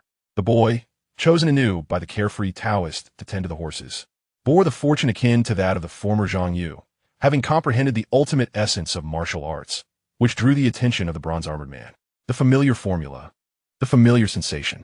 The bronze-armored man sat beneath a fissure, absorbing the profound insights attained by the horse-tending youth. Below, Yinner and the carefree Taoist cradled jade vials, surreptitiously siphoning spiritual energy. However, this time, the armored man concluded his meditation in merely 8 days, departing without crafting any new martial manuals. He cast a disdainful glance towards the palaces of the Shang and Liang kingdoms before diving into the fissure, returning to the primordial world. Year 24. Time flew by. And before you knew it, in this simulation, you had reached the age of 40. The ability to instantaneously condense 31 miniature steam engines within you rendered you formidable. You felt capable of vanquishing both Yinner and the carefree Taoist with a single hand in less than 2.5 seconds. Meanwhile, the young tiger, now 18, was in the prime of his youth. At 18, he had already become a master of martial arts. Today marked his first descent from the mountain. An auspicious day for venturing into the world. With sword in tow, he bid farewell to his mother and mentor, Chirahai, leaving Xianxia Mountain with a heart brimming with excitement. Predictably, as is often the case in tales, the first event he encountered upon descending the mountain was an unexpected romantic encounter. Following behind the young tiger, you witnessed the encounter with a haughty, spoiled, yet breathtakingly beautiful young lady upon his descent from the mountain. This young lady is the legitimate daughter of a prominent general from the Shang kingdom. Having secretly fled from her home, in a mere span of 3 days, their relationship evolves from mutual animosity to a profound understanding, ultimately culminating in a vow of eternal companionship. They soon resemble a pair of celestial lovers, embarking on adventures together in the martial world. Tragically, within less than half a month, the young lady meets her untimely demise. A spy from the northern barbarians, aiming to undermine the general, seizes the opportunity to assassinate her in the absence of the young tiger. Upon his return, he finds that his beloved has departed from this world, leaving behind only the fragrance of her presence. Chapter 173. Patience, my friend. In the 23rd year, down northern barbarians, the young tiger ceases his wanderings in the martial world, drawing his sword and heading towards the northern barbarians. Since they have slain his beloved, he resolved to take down their king. However, he refrains from direct confrontation, acknowledging that while martial masters are formidable, there exist greater powers above them. With his current strength, engaging in a head-on battle would be tantamount to delivering himself as a meal. Yet, as a transmigrator, he possesses an abundance of knowledge to draw upon. He initially conceals his prowess and enlists in the military, joining the border troops of the Shang kingdom, where he becomes a lethal sword against the barbarian foes. Within a few months, his name spreads across both nations. Even the royal court of the northern barbarians hears of a formidable warrior in the border troops, one who wields a swift sword, routinely defeating 3 opponents of equal rank. However, the exceptionally talented young tiger before facing retaliation from the northern barbarians. Finds himself ensnared in schemes from within his own ranks. A young general of noble birth, consumed by jealousy, repeatedly targets him, undermining and stealing his military achievements. While persistently placing blame upon him, the young tiger endures this torment until he can no longer bear it. In a decisive moment, he beheads the envious general, seizing the military defense plans before defecting to the northern barbarians. Ah, how splendid! Like Jingku and Fanyuchi. This fellow from my hometown truly knows how to make a scene. Internally, you applaud the young tiger and the noble general. To those unaware of the underlying circumstances, the young noble general appears to be nothing more than a fool. Yet from your all-seeing vantage point, it becomes clear that he is not merely a fool, but a valiant hero of the Shang kingdom. The young general is, in fact, the elder brother of the young lady who was assassinated by the northern barbarian spy, with one seeking vengeance for his sister and the other for his beloved. They find common purpose, leading to an extraordinary rendition of Jing Ku's assassination of the Qin king. Naturally, the assassination scheme that even the Qin king could not evade will not be lost on the barbarian king of this world. Upon learning that the young tiger has slain the noble general of the Shang kingdom and intends to present the military defense plans to him, the barbarian king promptly summons the young tiger. In the resplendent royal tent, the young tiger bowed his head to present a map, revealing the hidden dagger. Alas, the assassination was destined to fail. Severely injured, the young tiger escaped, ultimately collapsing in a mountain forest at the border between the northern barbarians and the Shang kingdom. There, he encountered his second enchanting confidant. The revered maiden of the esteemed alchemist sect, Miaosho Valley, had come to gather herbs, yet returned home with a robust and handsome young man instead. Ah, the protagonist's joy is so straightforward, yet, no matter how direct, it pales in comparison to my own delight. You, having grown weary of the young tiger, are no longer envious of him, having witnessed too much of what he has experienced. In the 25th year, the young tiger attempted to assassinate the barbarian king once more. However, you chose not to accompany him, for the insights garnered from the third simulation had revealed that over 10 years, he would attempt to assassinate the king 13 times, all ending in failure. Among these attempts, the most significant damage he inflicted upon the barbarian king was merely a period of carefree dalliance in the king's harem, leaving behind a grand inscription on the wall. Of course, this transpired during the third simulation. The young tiger's life had already been disrupted by your earlier interventions, rendering the success of this particular attempt uncertain. Nevertheless, your interest in his endeavors against the barbarian king had waned. Your only desire now is for time to hasten. Eager to witness when a young tiger would unearth the treasure map within the Treading Wind steps, unlocking the ancestral riches left behind, and subsequently falling out with Chi Rahai. You ponder when he would join forces with Xiao Balian to unveil the secret treasures of the Yu Kingdom, acquiring the great strength technique. Ultimately, you wonder to what extent he would grow before being sacrificed to the bronze-armored man, thus concluding a life meticulously orchestrated. In the 26th year, having ascended to the Grandmaster realm, the young tiger's fifth attempt to assassinate the barbarian king ended in failure, resulting in a monumental setback. Although he managed to escape, his meridians lay shattered, rendering the martial arts he had diligently cultivated for 21 years utterly wasted, with not a trace of vital energy remaining. He transformed from a contemporary prodigy into a cripple who required a crutch to walk. Yet, even as a cripple, he retained a measure of remarkable strength. The young tiger, devoid of martial prowess, yet possessing a modicum of brute force, became the very key to the Xiao family's legacy. Indeed, during this low ebb in his life, the young tiger encountered Xiao Balian, who was still running a martial arts school. This encounter propelled Xiao Balian to new heights. The young tiger was far more than just a mere key. He bore the second key to unlocking the royal treasures of the Yu Kingdom, the longevity gold lock, hanging around his neck. Meanwhile, Xiao Guangguan had long procured the dragon eye pearl from Min Daijun. Now everything is in place. Only missing Little Tiger, mastering the Imperial Extreme Sky Fist. The 27th year, mastering the Imperial Extreme Sky Fist is no simple task. However, Little Tiger, being the protagonist and a traveler, has made some progress after a year of diligent practice. At this moment, Xiao Guangguan has taken over the reins of the Shinnong Hall from Min Daijun and has become its master. Busy with affairs and deeply engrossed in alchemy, Xiao Guangguan is not particularly interested in the secret vault. Instead of coming personally, she sends a close disciple to deliver the Dragon Eye Pearl to Xiao Balian. This young girl, delicate and ethereal, possesses outstanding talent in alchemy and has been informally designated by Xiao Guanduan as the successor to the next Hallmaster. At this juncture, the protagonist's aura begins to radiate once more. The two of them experience an instant attraction, engaging in a flirtatious yet bashful interaction. As for the protagonist, misfortune tends to arrive solo, but good fortune invariably comes in pairs. After several months of sweet exchanges with a young girl, Little Tiger, during a visit to pay respects at a neighboring brother's grave, uncovers the hidden secrets of the wind-treading steppe. The treasure concealed by the Wang family on the Niue Mountain finally sees the light of day. The other two esteemed martial arts of the iron-cutting mountain, the ninefold blade and the seven-city spear, have found their heirs, and Little Tiger also learns of the historical enmity between his ancestor and his master, Chirahai. As for Little Tiger's true feelings, they are of little concern to you. After all, he is now a matured traveler, having long mastered the foundational skills of a traveler, patience and survival. The 28th year.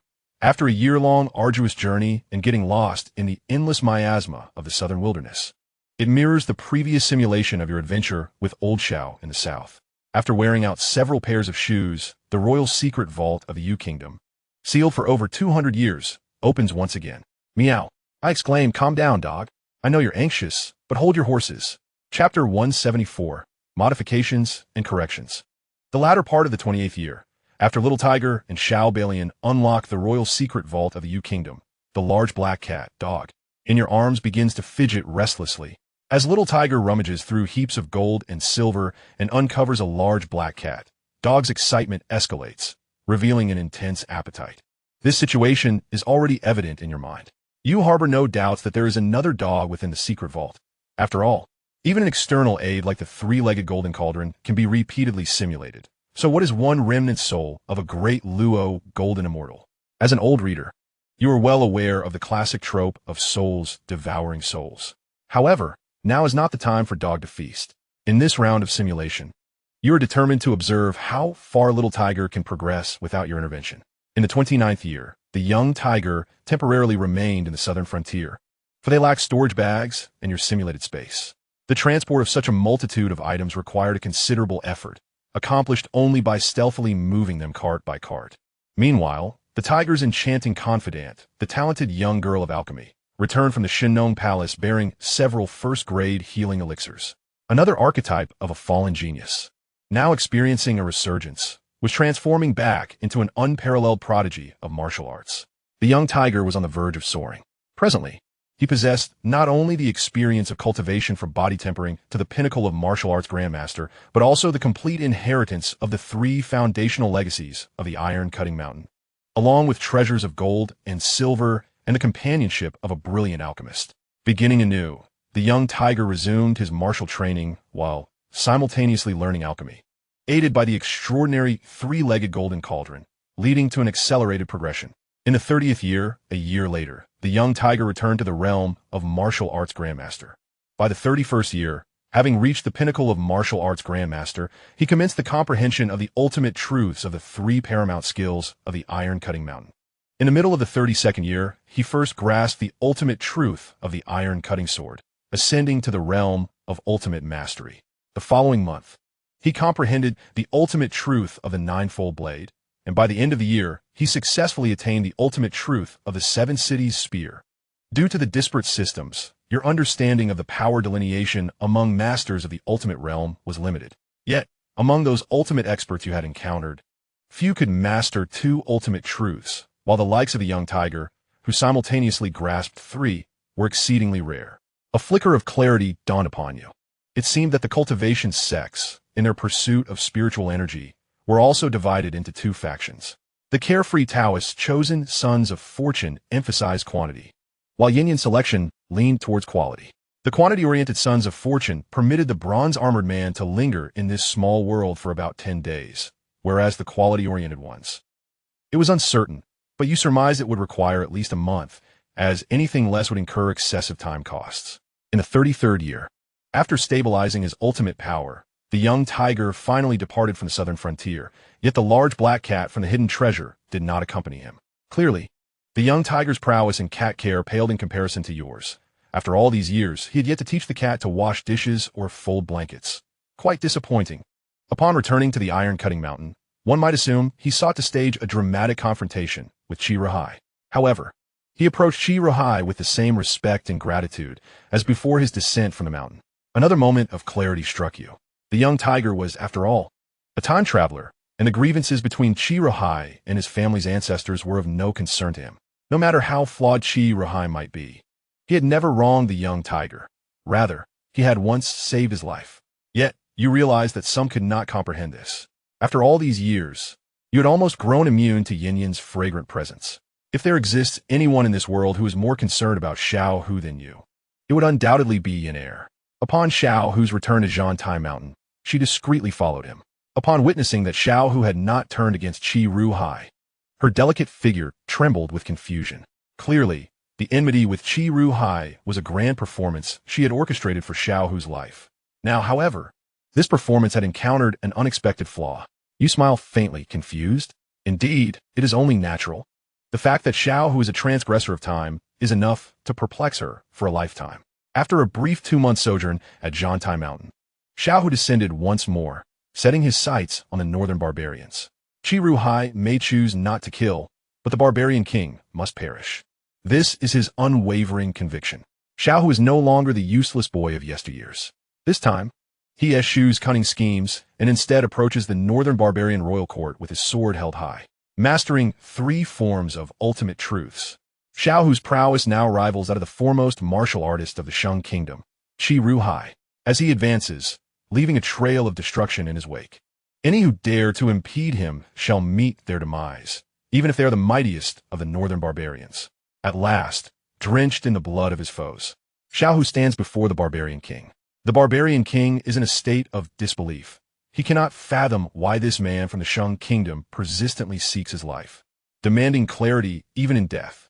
As the two confront one another, both are taken aback. The barbarian king had never issued a command to assassinate Xiao Hu's first love. Not only had he never given such an order, but his subordinates had also never engaged in such actions. Through extensive verification, Xiao Hu realizes that the barbarian king speaks the truth. The wheels of fate begin to turn. While the northern barbarian royal court did not assassinate Xiao Hu's first love, their spies had intercepted a secret edict from the Shang kingdom years ago. Ultimately, after thorough investigation, it becomes evident that the individual responsible for the death of his first love was not a northern barbarian spy, but rather an assassin dispatched by the Shang court. The father of Xiao Hu's first love, a steadfast and principled general, had inadvertently uncovered the secret of Emperor Qi Yuan's collection of human blood and had begun a clandestine inquiry. If he were an ordinary person, Emperor Qi Yuan would have simply dispatched someone to eliminate him. However, a general wielding significant military power and possessing the strength of a grandmaster was not so easily silenced. Thus, Emperor Qi Yuan resorted to a strategy of misdirection, firmly locking the general's hatred onto the northern barbarians. When a person becomes consumed by the desire for vengeance, their demise is often imminent. The blood-dumpling faction of the Shang kingdom caught Xiao Hu's attention, igniting a blaze of hatred within him. Yet, to slay Emperor Qi Yuan, there exists one unavoidable figure, Qi Ruhai. The journey of Qi Ruhai to this point is significantly backed by the Emperor Qi Yuan. This master-disciple pair is still destined for confrontation. At this moment, one can faintly hear Yin Er's melodious laughter. Everything here is, of course, mere illusion. Such coincidences are simply implausible. The enemies you have identified are subject to constant reversal. What a commotion.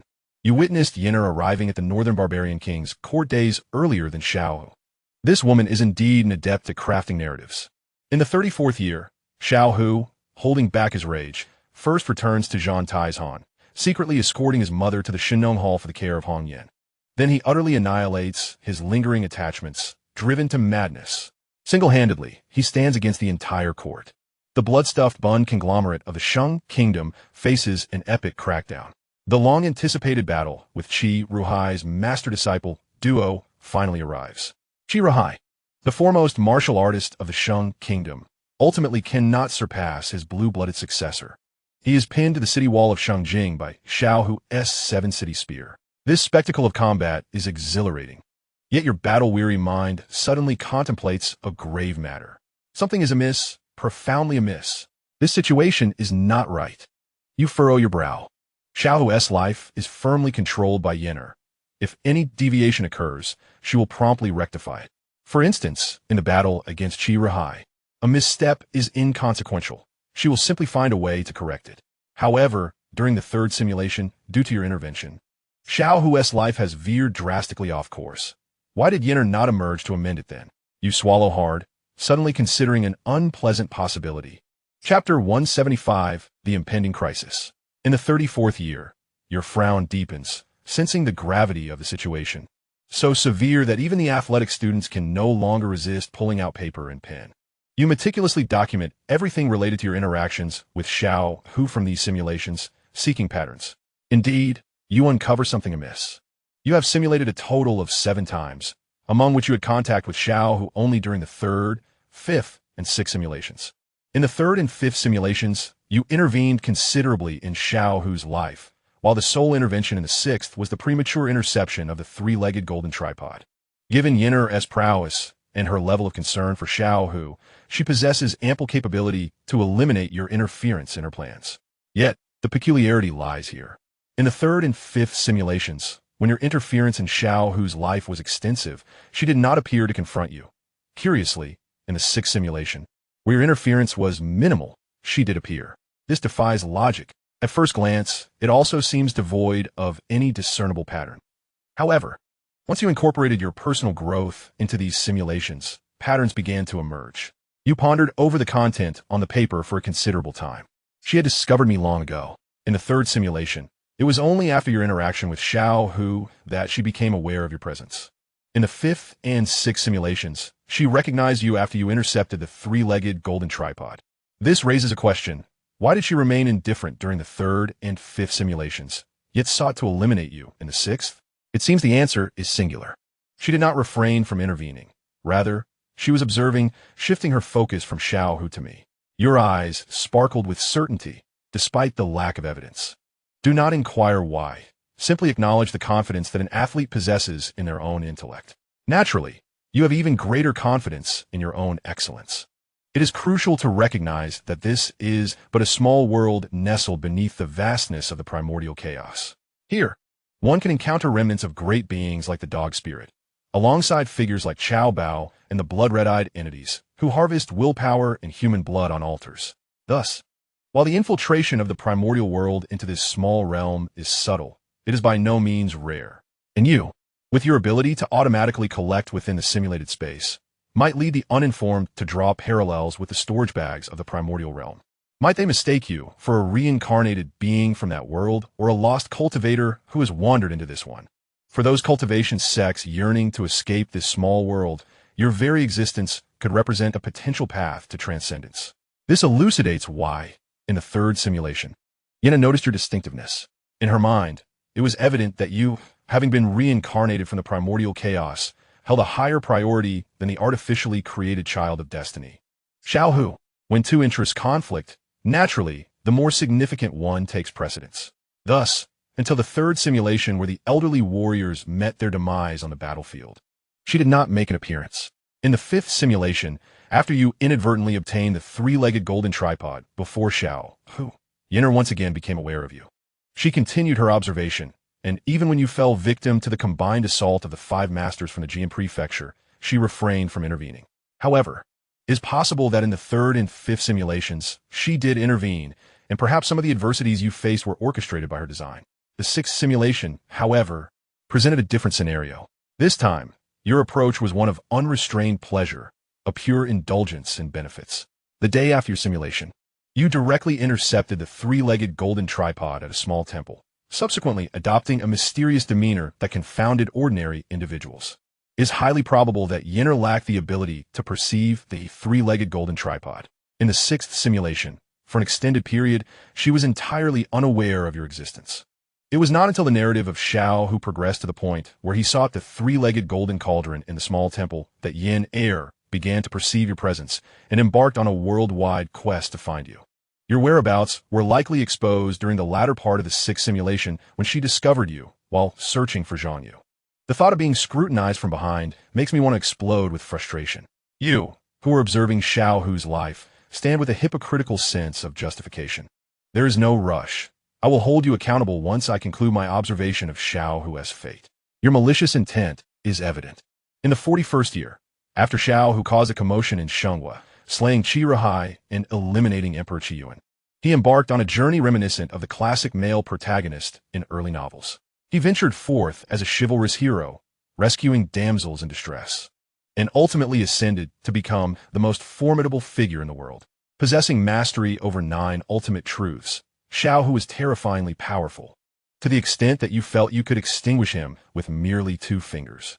At 57, you were capable of instantly conjuring 50 miniature steam engines within your body, delivering a single punch that could wreak catastrophic devastation across a 20-mile radius.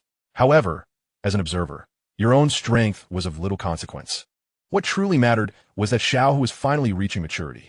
Although Xiao, who had grasped 9 ultimate truths, none were comprehended to the pinnacle as Xianxia had achieved, which met the standards set by the bronze-armored man.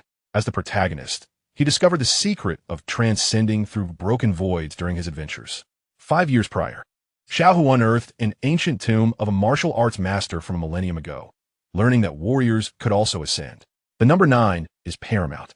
A warrior who can simultaneously fully comprehend all 9 ultimate truths can shatter the void and ascend to higher realms. Unbeknownst to him, this ancient tomb was merely one of the chapters in his life-esque narrative, and at year-end, he reached a significant juncture. Xiao, who bid farewell to all his friends and family, standing alone atop the mountain, determined to simultaneously break through the final step of the 9 ultimate truths. And he succeeded. The bronze-armored man sensed the impending harvest. A rift appeared in the sky, and the white rainbow, heralding ascension, enveloped Xiao Hu. A grand feast, belonging to him, as well as to Yin, Air, and the carefree Taoist, commenced. The bronze-armored man remained in a state of meditation in the sky for over 3 months, while the duo, the artificial children of destiny, relished in siphoning spiritual energy below. In the 42nd year, 3 months later, when the armored man opened his eyes, it felt as though he had undergone a breakthrough in realms. No, it was not merely a feeling. He had indeed transcended.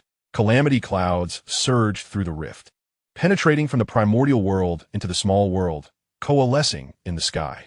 The armored man was to face tribulations in this miniature world. At this moment, an overwhelming sense of impending calamity surged within not just you, but all living beings across the globe. Boom!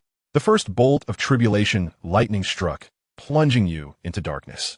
Chapter 176, The Aftermath of One Crisis. In the 41st year, down when you opened your eyes again, a month had passed, yet the bronze-armored man still persevered through his tribulations. Barely a second after regaining consciousness, you beheld the bronze-armored man drawing a curved bow, fiercely clashing against the torrents of tribulation lightning. Then, the residual shockwave from the lightning nearly rendered you incapacitated. Fortunately, your resilience prevailed, while you could withstand the onslaught. The world around you seemed far less capable. With your keen sight, the devastation you beheld resembled the apocalypse itself. The earth was fissured, mountains crumbled, and the seas roared in fury. You were uncertain of what lay beyond your immediate view, but it was evident that no creature could endure such calamity. Even the most formidable beings, when confronted with such cataclysm, would shatter like a fragile doll. The likes of Yin and the carefree Taoist had already been obliterated by the residual shockwaves of the tribulation. It was a pity. You had intended to keep Yin for future enjoyment. Slap! You struck yourself, breaking the foolish reverie. Was it the end of the world, and you were still thinking of such trivialities? It was time to flee. Disregarding the risk of exposing yourself before the armored man, you unleashed the unyielding blood surge, propelling yourself beyond the speed of sound. Direction and destination mattered little. The priority was to distance yourself from the heart of the tribulation clouds. Your escape was a frantic race, as if your spirit was in pursuit of your body. And with each stride, your heart raced even faster. You traversed the entirety of Shang Kingdom, reaching the borders of Liang Kingdom, only to find desolation at every turn. The Shang Kingdom was no more. Liang Kingdom fared little better. Wangjing City, Bianjing City, and the Shinnong Hall all lay in ruins. Along this path, the only remnants of resilience were the 2 altars within the palaces of Shang and Liang, standing as steadfast as ever. Then, you arrived in the southern wilderness. Though the southern wilderness had not succumbed to ruin, its once verdant forests, akin to a sea of trees, were withering in vast swathes. Regaining a semblance of calm, you began to discern the truth. The scope of the tribulation was not as extensive as it appeared. In reality, the tribulation encompassed merely a radius of several hundred kilometers. Even the mightiest of shock waves could not traverse mountains and rivers to wither the forests of the southern wilderness. This was clearly the bronze-armored man, drawing upon the essence of this small world to aid him in resisting the tribulation. He is consuming the vitality of this world. You extract a copper mirror from the simulated space, and behold, your reflection reveals a streak of white hair at your temples, and faint crow's feet at the corners of your eyes. A 57-year-old steam engine martial artist. One might say you appear no different from a mere child in kindergarten. I have been drained. Even my vitality has been siphoned away. No wonder this recovery took such an interminable duration. At this rate, it seems you will merely endure for another year before truly becoming a middle-aged man. Yet, at this moment, you remain unperturbed. After all, it is merely a simulation. Rather than fret over impending doom, it is far more prudent to contemplate matters of significance. However, before you commence your reflections, Doggo, it's time to eat. You swiftly extract the large black cat, Doggo, from the simulated realm and find yourself hovering above the ruins of the royal treasury of the U Kingdom. Doggo, just emerged from the simulated space, appears somewhat dazed, but upon catching a whiff of the air, his spirits are instantly revived. His little mouth opens, and a heap of succulent meat is stacked 3 layers high. With a swift motion, a shadowy figure is drawn from the ground by Doggo and swiftly vanishes into the depths of his belly. Doggo trembles with delight, yearning for you to scratch his chin and the base of his tail, amplifying his joy to ecstatic levels. Why are you being so frisky in space? What do you want from me, you tomcat? As you return Doggo to the simulated space, a wave of relaxation washes over you. At least Doggo managed to consume a fragment of the great Tao's remnant soul. Even if this simulation ends in demise, it is not entirely in vain. Thus, you decide to dig a pit for yourself, pondering whether you can evade this calamity while simultaneously reflecting on your predicament. Years have passed since you last excavated a tunnel, yet your skills remain unparalleled. As you delve into the earth, the craftsmanship is exquisite. You nestle comfortably underground. Though your vitality continues to wane, you indulge in food and drink. Life is still good, and death, too, is acceptable. After a sip of fine liquor, you begin to ponder the reasons behind your current plight. There is no need for deep introspection. The root cause is straightforward, the cultivation sect. This time, the cultivation sect has truly overstepped their bounds. Just the thought of them makes your teeth itch. How could such a splendid world be so wantonly ravaged? The cultivation sect, in their folly, aim to artificially create a child of fortune to ensnare the armored man and pilfer the primordial spiritual energy, undoubtedly the primary culprit behind the world's ruin. Their intentions were naively utopian, attempting to feed the armored man with pre-prepared meals. Little did they realize that even pre-prepared meals are still food. The armored man, nourished by their meager offerings, became sated and faced the tribulation of thunder. Were it not for the cultivation sect, the frequency of the armored man's predation could have been reduced tenfold. Even if he ultimately could not escape this calamity, it would have been a matter for hundreds, if not thousands, of years hence. All members of the cultivation sect deserve their fate.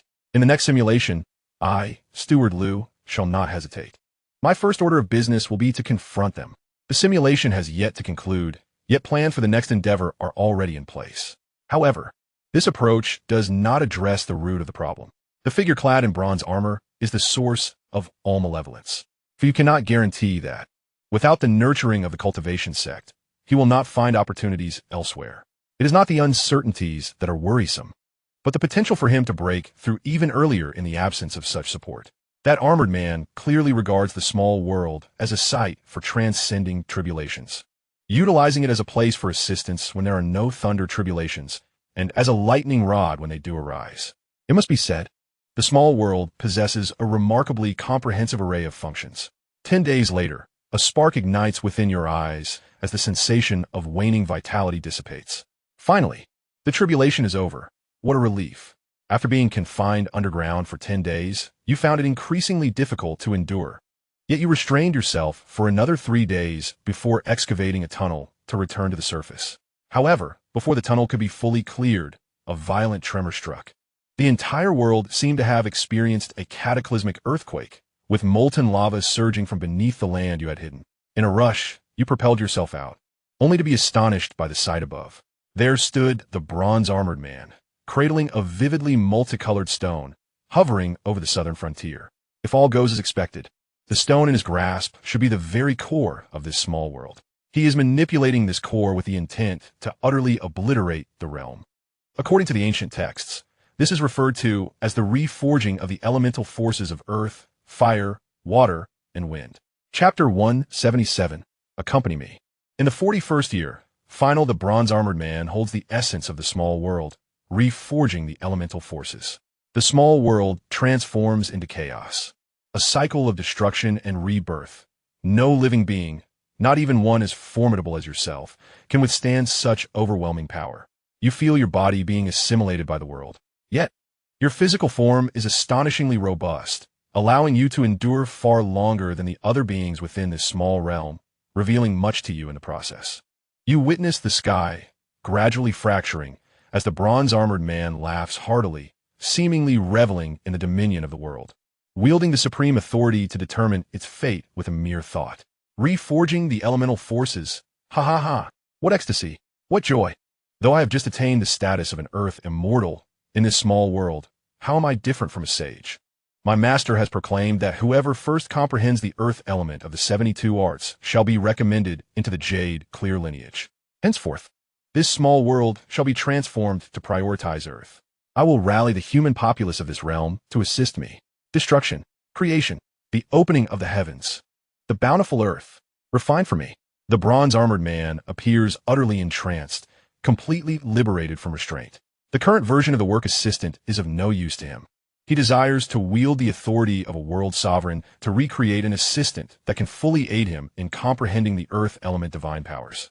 The entire world resembles shattered steel glass, struck with great force. Suddenly, two altars rise into the air. On the altar of the Liang Kingdom's palace, the phantom of Chao Bao is projected. On the altar of the Xianxia palace, the phantom of a red-robed Taoist appears. The two Taoists exchange glances, silently understanding each other, and regard the armored man with expressions of disbelief. Whose disciple are you? Cease your actions at once. This small world should not be so easily destroyed. Chao Bao's phantom bellows in anger. You, a mere earth immortal, are utterly ignorant of your own limitations.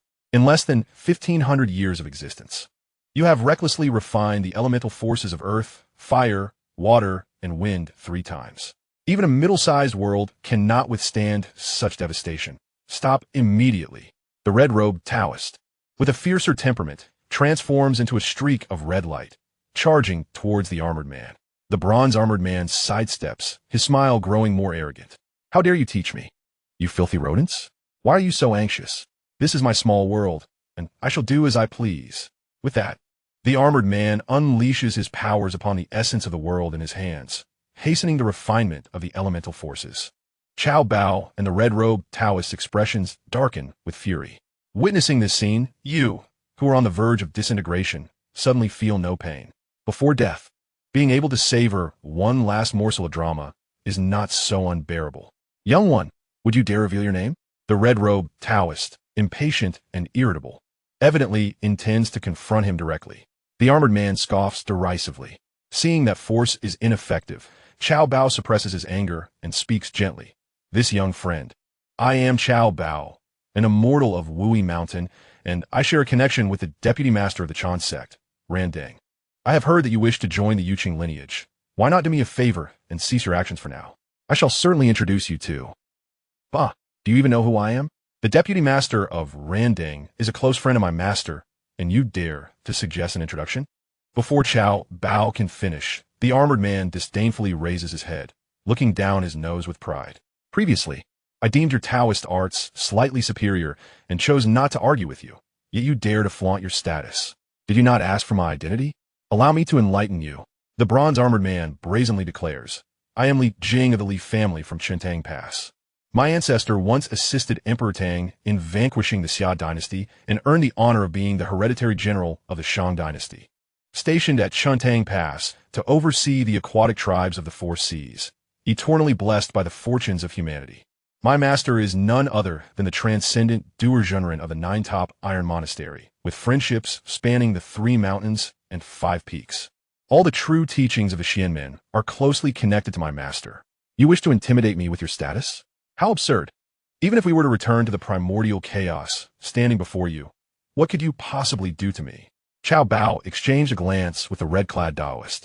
Recognizing the significant background of this minor earth immortal, Qiao Bao remarked, "Did your master, Dui Jinren, not teach you that the foundational stability of the small thousand worlds is precarious, and that the Taoist rhythm is constrained? Every 1,000 years, it can endure at most 2 heavy refinements of earth, fire, water, and wind?" What? Li Jing was taken aback, bewildered by the implication. Qiao Bao rolled his eyes, and the red-clad Taoist interjected, "What do you mean?" "It means you are, you big fool, calculating according to the time flow of this small thousand world. This is your 3rd heavy refinement of earth, fire, water, and wind in a mere 1,500 years. This small thousand world is on the brink of destruction." Li Jing's pupils dilated. Despite his earlier bravado, boasting about his family's power and his master's reputation, he was utterly uninformed about this matter. Dui Jinren had gathered over 300 disciples. Without the backing of this small thousand world, he wouldn't even qualify to keep pace with the teachings. "You must be deceiving me. This is a small thousand world. How could it be so fragile?" "I refuse to believe it," Li Jing stubbornly insisted, though his hands involuntarily halted their movements. Qiao Bao and the red-clad Taoist surveyed the disintegration of the world, sighing in resignation. At this point, halting is futile. They recognized that the destruction of this small thousand world had reached an irreversible stage. "Blast it! I should never have wasted my breath with you. Qiao Daoyu, let us depart and leave this fool to bear the karmic consequences of his actions. Even if the luck of the human race protects him, his life is effectively over. What is the point of aspiring to be an earth immortal or entering the orthodox path of the Xianman? He might as well resign himself to being an ordinary mortal. If you don't regress back to the 4th level of qi refinement, consider me defeated. Let us go." The red-clad Taoist spat disdainfully before vanishing, taking with him the altar that had borne his ethereal form, which subsequently crumbled into debris. Qiao Bao, filled with sorrow, pointed an accusatory finger at Li Jing, exclaiming, "You wretched being who harms others without benefiting yourself. As a mere scattered immortal, do you know how arduous it is to gather the resources for creation altar? And yet, you have ruined it. You deserve to perish." Qiao Bao lamented angrily as his ethereal form dissipated, and the altar that had supported him shattered. Seeing 2 immensely powerful figures flee, Li Jing was utterly panicked. The mere thought of the red-clad Taoist's words about karmic consequences sent shivers down his spine.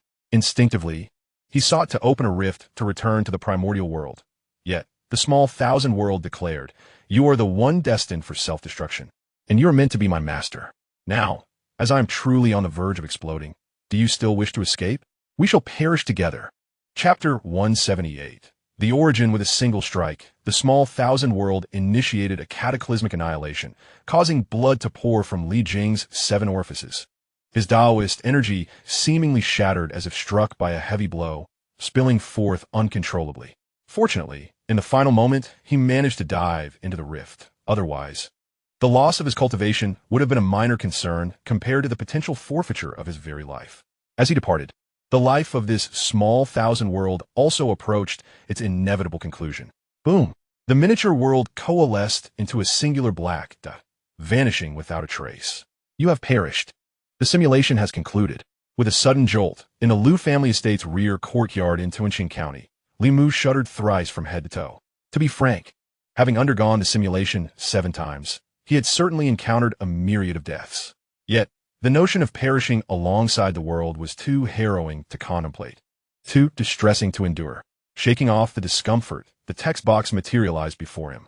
"You shall inherit the following gains from this simulation, including but not limited to martial arts realm, insights into martial skills, wealth, elixirs, and items." "Will you inherit?" "Yes." "Congratulations, host. Inheritance successful. You have acquired peak cultivation in the simulation, steam engine realm. 50 miniature steam engines within your body, remnants of a great Luo golden immortal, now devoured. Damaged essence of the miniature world, miscellaneous items. Click to view details." What on earth? Li Mu couldn't believe his eyes, rubbing them vigorously as saliva pooled in his mouth, his features trembling. The miniature world, the damaged essence. This was an opportunity for unimaginable wealth. In an instant, he discarded the thought of departing this small world and ascending to the primordial realm, realizing that with the world's essence in his grasp, There was no need for such aspirations. Ding. The 2-second cooldown has ended. Would you like to initiate a new simulation? Open it quickly. Without a glance at the two guards who had taken another step forward, Li Mu impatiently activated the 8th simulation. Pure simulation. Pure simulation. The book's description clearly states that this is a pure simulation. It is all about the unadulterated narrative of the simulation. Henceforth, if anyone criticizes my simulations for being too frequent and the real plot too scant, I shall send my dogs to haunt them in dreams. Simulation begins. Year 1. Follow the process. You jump. Guard who? Process concluded. You have leapt to the outskirts of Niuwai Mountain. Initially, according to the plan established before the previous simulation concluded, at the outset of this 8th simulation, your intention was to seek out the cultivation sects, introducing them to the essence of cruelty. The plan remains unchanged, yet the priority of exterminating the cultivation sects has been postponed. I have a dream. I too wish to become the master of the world. You tremble with excitement. Li Jing, the beloved father of the demon pill, looms over you like a sword of judgment, ready to strike at any moment. Yet, should you succeed in usurping him, what significance would he hold? To become the sovereign of this miniature world, to come and go as you please. At this moment, you finally comprehend how to realize the goal you established upon your arrival in this realm. What does it mean to be the strongest in the world? It undoubtedly means to become the master of the world, with a heart brimming with excitement. You delicately retrieve the damaged essence of the world from the simulated realm with trembling hands. It was a stone marred by countless dents and fissures, its luster diminished. A far cry from the resplendent gem it once was in Li Jing's grasp. Regardless of its unsightly appearance in this diminutive realm, it stood as the most treasured of all treasures, surpassing even the combined worth of 10 exquisite alchemists like Min Daijun. You gently cradled the world's essence, sensing a faint pulsing akin to the feeble beat of a heart. Moments turned into quarters of an hour, then into an hour. You focus your thoughts, and it seemed as though whispers brushed against your ears. Save me, save me. It was not merely an illusion. Your expression grew solemn, for the world was pleading for your assistance. How should I save you? You inquired, drawing it closer to your lips, but alas, there was no reply. In the next instant, your consciousness plummeted into an unfathomable abyss. Time lost its meaning, until a glimmer appeared before you, reminiscent of an ancient 480p video adorned with snowflakes. This was the tale of the past in this little world. Over 1,500 years ago, it was an ownerless microcosm. The human race thrived here, their civilization no less advanced than that of 15 centuries hence. Suddenly, the sky rent asunder, and Li Jing, clad in bronze armor, fell helplessly from the heavens, crashing into the ground with a resounding thud that created a deep pit. At that time, Li Jing was merely a novice Qi practitioner, possessing the rudimentary skills of an alchemist. He emerged from the pit, bewildered, glancing around until, after a moment of realization, he laughed heartily. A microcosm. This is indeed an ownerless microcosm. I, Li Jing, am destined for greatness, stumbling upon such a treasure of a world on my way to seek a master. Li Jing danced about like an undeveloped monkey, brimming with excitement. Once his exuberance subsided, he swiftly flew to a human city, inquiring about the prevailing nations and their powers before hastily making his way to the palace of the mightiest kingdom of the time. A Qi practitioner at the level of transformation, in the realm of the primordial, would be deemed mere refuse. However, in this little world, he was undeniably formidable. For here, 1,500 years ago, there was no cultivation system, existing instead in an era of pure mortals wielding cold steel. To the common folk, Li Jing's prowess was akin to that of a sage. He effortlessly dispatched the emperor with a single blow, claiming the throne for himself, and within a mere 2 years, he ruled the entire world by sheer might. Subsequently, Li Jing commanded half the population to become miners, initiating the extraction of resources from every mountain and every inch of land. Half transformed into a crew member, he ventured to salvage every river, lake, and ocean. The eager Li Jing, yearning to seek mentorship from the revered Dui, showed no haste in departing. This was due to the disparate flow of time between the small thousand world and the primordial world.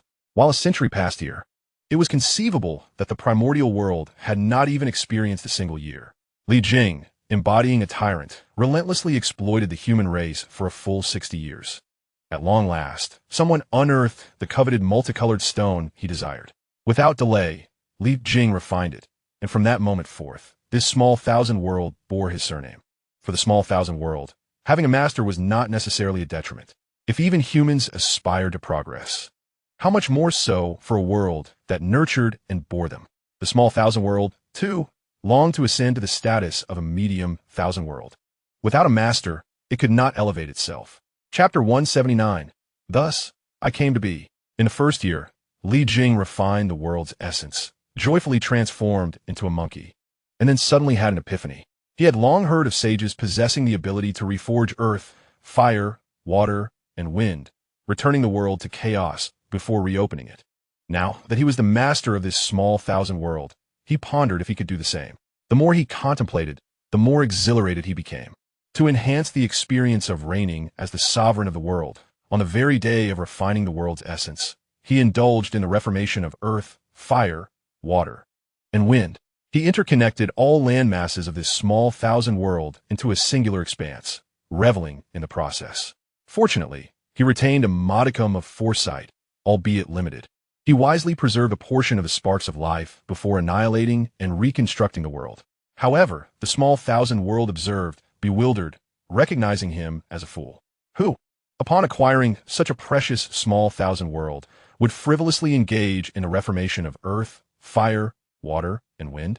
I could seize him, and yet he aspires to ascend to the medium thousand world? Not to mention the possibility of ascension, I could very well let him play himself to death. At this juncture, the scene abruptly halted, and when the screen illuminated once more, a decade had swiftly elapsed. Now, as the master of this small thousand world, Li Jing returned here. He had successfully apprenticed under Dui, and despite his mediocre aptitude, he harbored ambitions to attract the attention of the esteemed Dui among his peers. Thus, he conceived of transforming the small thousand world into his own academic assistance platform. Consequently, Li Jing began to establish a unique system of academic support. He disseminated the qi refining methods he learned from Dui throughout the small thousand world, thereby introducing a cultivation framework. He envisioned grandly, in the primordial world, a mere Kalami like him could never pursue the path of malevolent cultivation to devour the prowess of others. Yet here, he could act without restraint. However, after a period of development, Li Jing found himself quite discontented. The resources of this small world are exceedingly sparse. It possesses only a single spiritual vein, the aura of which is woefully inadequate to meet the cultivation demands of the qi refining path. Given the current concentration of spiritual energy, even if the flow rates differ between the primordial realm and this diminutive world, by the time the inhabitants here mature to a level capable of absorbing it, they would be on the brink of expulsion from the primordial realm due to the slow pace of their learning. Nevertheless, there exists a potential solution to this predicament. While spiritual energy is lacking here, the primordial realm is abundant in it. A mere fissure, allowing a trickle of energy to seep through, would suffice to satiate this small world. Without hesitation, Li Jing opened a crack connecting to the primordial realm, and a torrent of rich spiritual energy surged in. However, along with it came two sacrificial altars. Having pledged himself to the Tao of deception, Li Jing had gained a modicum of insight. He recognized these as creation altars, favored artifacts utilized by powerful beings from the primordial realm when siphoning resources from the small and medium worlds. Upon this realization, Li Jing discerned the potential peril. While the fissure allowed spiritual energy to flow in, it also permitted other entities to enter. Though the arrival of two creation altars was manageable, merely plundering resources from a small world, he pondered the dire consequences should a formidable qi refiner infiltrate. Resolutely, Li Jing decided to pivot from the path of malevolent cultivation. Instead, he would embrace martial arts. Why not transform this small world into a repository of wisdom rather than a mere cultivation warehouse? In the primordial realm, the human race has a far longer history of practicing martial arts than refining qi. Coming from a lineage of military generals within the Shang dynasty, Li Jing had honed his martial skills from a young age. Well acquainted with the intricacies involved, he undertook the task of reshaping the elemental forces of earth, fire, water, and wind, focusing on amending the soil and flora, substituting medicinal potency for spiritual energy, thus forging a path for martial arts in this small world. Concurrently, he infused his desired insights into various martial arts manuals, leading to a flourishing of martial practitioners throughout the realm. Content with his endeavors, Li Jing departed. But each time someone fully comprehended the profound truths concealed within the martial manuals, he would return to absorb their newfound understanding. Supported by the collective wisdom of all the inhabitants of this small world, he had managed to carve out a niche for himself among the ranks of the Tao of Deception. Yet, the small world began to tremble. In less than a century since Li Jing became its master, he had already undergone the process of reshaping the elemental forces twice. After all, it was merely a small world. It could not withstand such relentless upheaval. Should another cycle of reshaping occur, the small world embarked on a journey of self-preservation. It sought to create a savior to vanquish the malevolent Li Jing and restore its freedom. Drawing upon its own essence, it coalesced into two treasures. One, a jade pendant for rewarding virtue and punishing evil. The other, a three-legged golden cauldron. It yearned for a future where someone could, with the aid of these two treasures, conquer Li Jing. Alas, it met with failure. Indeed, many formidable beings were forged through these artifacts. Yet how could those who practiced the martial arts passed down by Li Jing ever hope to surpass him? Fortunately, Li Jing had once disseminated the complete path of qi refinement in this realm, even though he later obliterated all elements of earth, fire, water, and wind. The memory lingered within the lesser thousand world. It imparted the path of qi refinement to the masters of the jade pendant of merit and demerit and the tripod of the three-legged golden, thus giving birth to the cultivation sect. As time elapsed, over a millennium passed, and it grew increasingly frail. Yet the sect that bore its aspirations had long forgotten its initial purpose. The cultivation sect no longer sought to defeat Li Jing or save the world.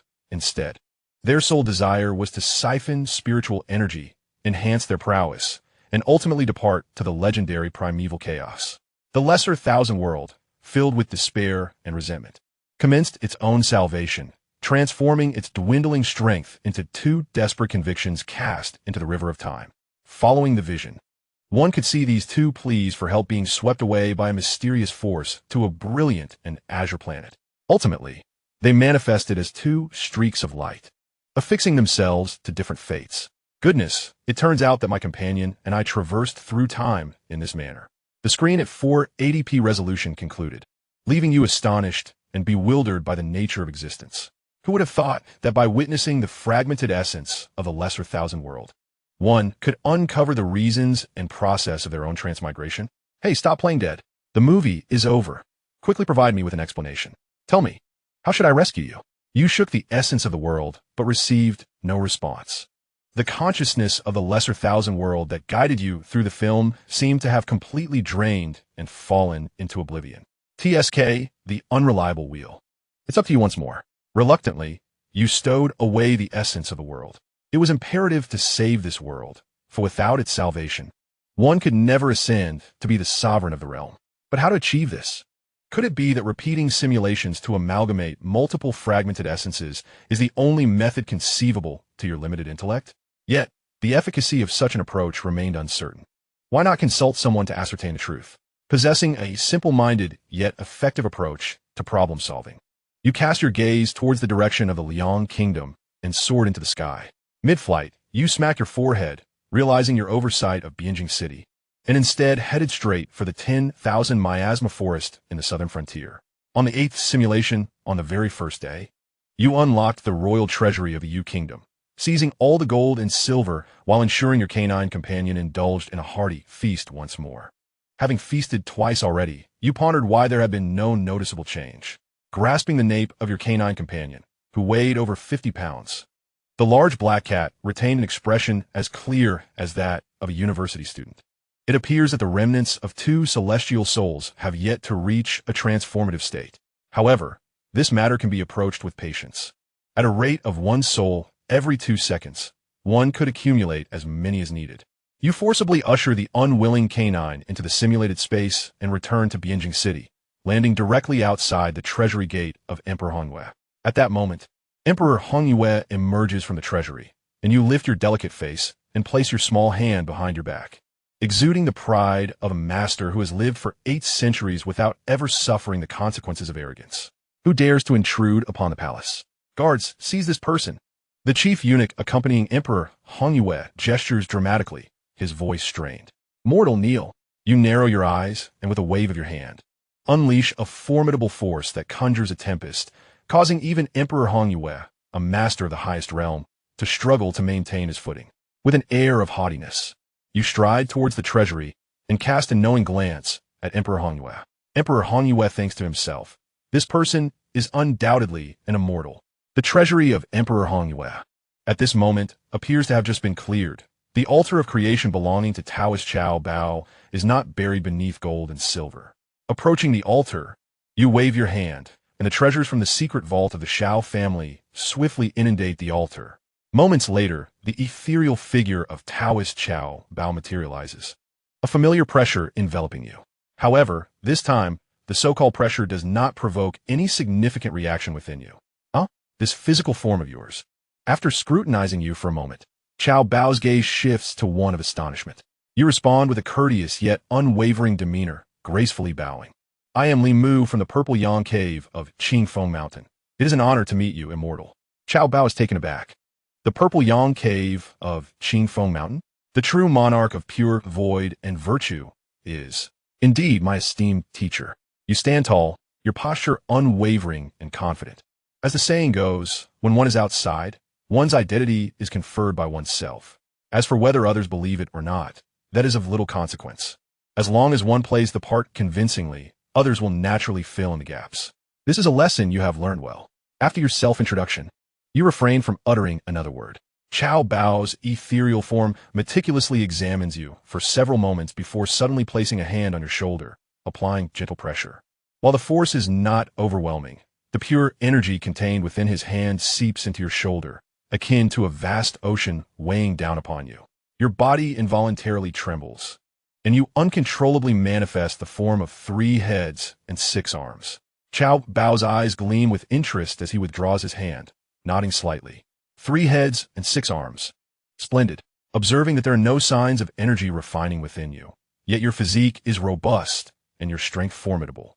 It is clear you have cultivated the path of physical transcendence. As a disciple of the Chan teaching, your spirit is commendable. Your words honor me. I merely learn what my teacher imparts. By the way, Xiao Bao suddenly inquires, I heard recently that the steed of the true monarch, the golden-eyed cloud camel, fell ill. I wonder if it has recovered? You gazed at Xiao Bao with an impassive expression, internally scoffing, as a connoisseur of foreign literary works. How could such a trivial test unnerve you? You furrowed your brow slightly and inquired, Master, your steed possesses the cloudy mist beast and the jade Qilin. When did you ever nurture the golden-eyed cloud camel? Ah, ha ha ha. It seems I must have misheard, Xiao Bao responded with a chuckle. Might I inquire where you cultivate your skills, revered one? You asked casually. I beg your pardon for any unintended distance. To speak frankly, I share a cordial relationship with your esteemed sex vice master, so feel free to address me as Uncle Xiao. I practice my cultivation on Wui Mountain. Xiao Bao replied with a beaming smile, seemingly convinced of your identity after your probing. You immediately adopted a more amiable demeanor, addressing him as Uncle Xiao. My dear disciple, why is it that you're not cultivating in a Xiang cave, yet find yourself in this humble little world? Sighing, you rubbed your temples and lamented, Uncle Xiao. I feel quite wronged regarding this matter. Recently, my master returned to Kunlun Mountain for a council and brought me along, assigning me the task of tidying up Qilin Cliff. Are you familiar with it, uncle? Yes, I'm aware. Podi, Gontin, Gaobao Uget, feeling a twinge of embarrassment as he fumbled for words. After years of cultivation, he had no idea which way the gates of the Yushi Palace faced. How could he possibly know of Qilin Cliff? Yet, he knew the importance of maintaining his composure while abroad.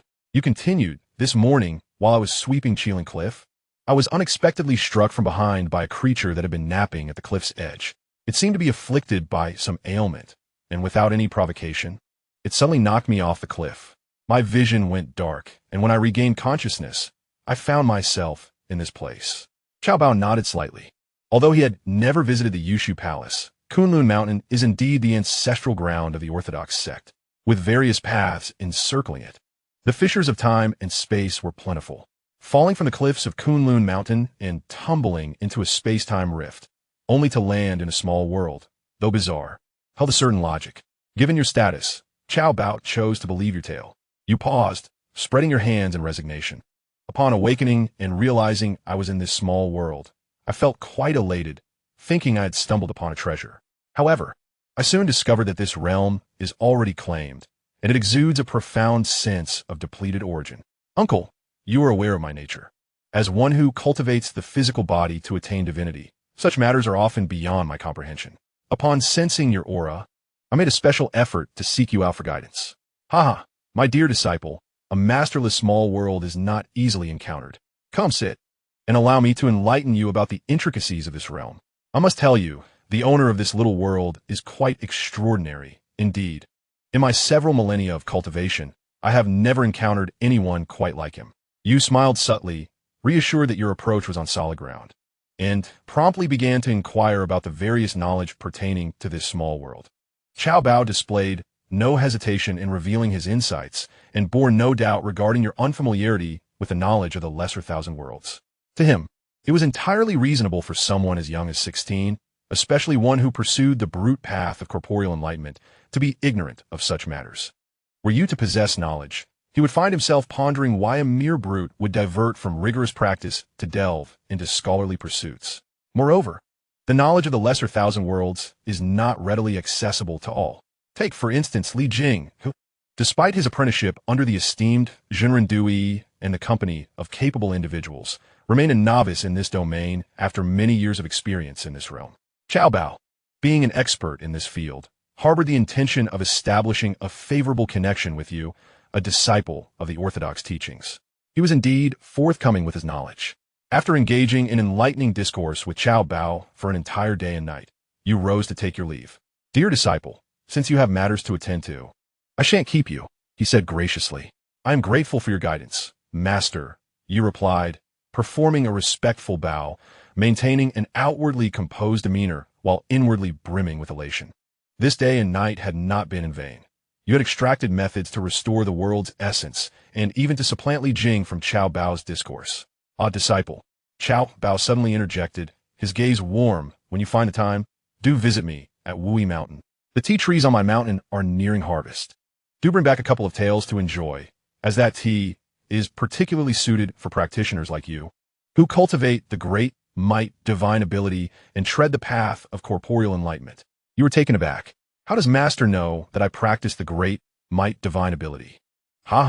The illustrious great might, divine ability of the 72 earthly fiends is unmistakable to me. If I'm not mistaken, the esteemed Qingshu Dao Jinjuan must have first imparted to you a foundational method, allowing you to integrate various martial arts into your foundation, before subsequently passing on to you the advanced techniques of body refinement, correct? Xiao Bao's eyes suddenly sparkled with understanding, and he clapped his hands in laughter. I comprehend now. Qingshu Dao Jinjuan is indeed a remarkable teacher. You, my dear lad, are fortunate to have such a master. Initially, I failed to grasp the implications, but upon reflection, it is clear that your arrival in this lesser thousand worlds was no mere accident. It was a deliberate arrangement by your teacher to cultivate your abilities. Master, what do you mean? You inquired. Do you not yet understand? Xiao Bao remarked, lightly tapping your shoulder.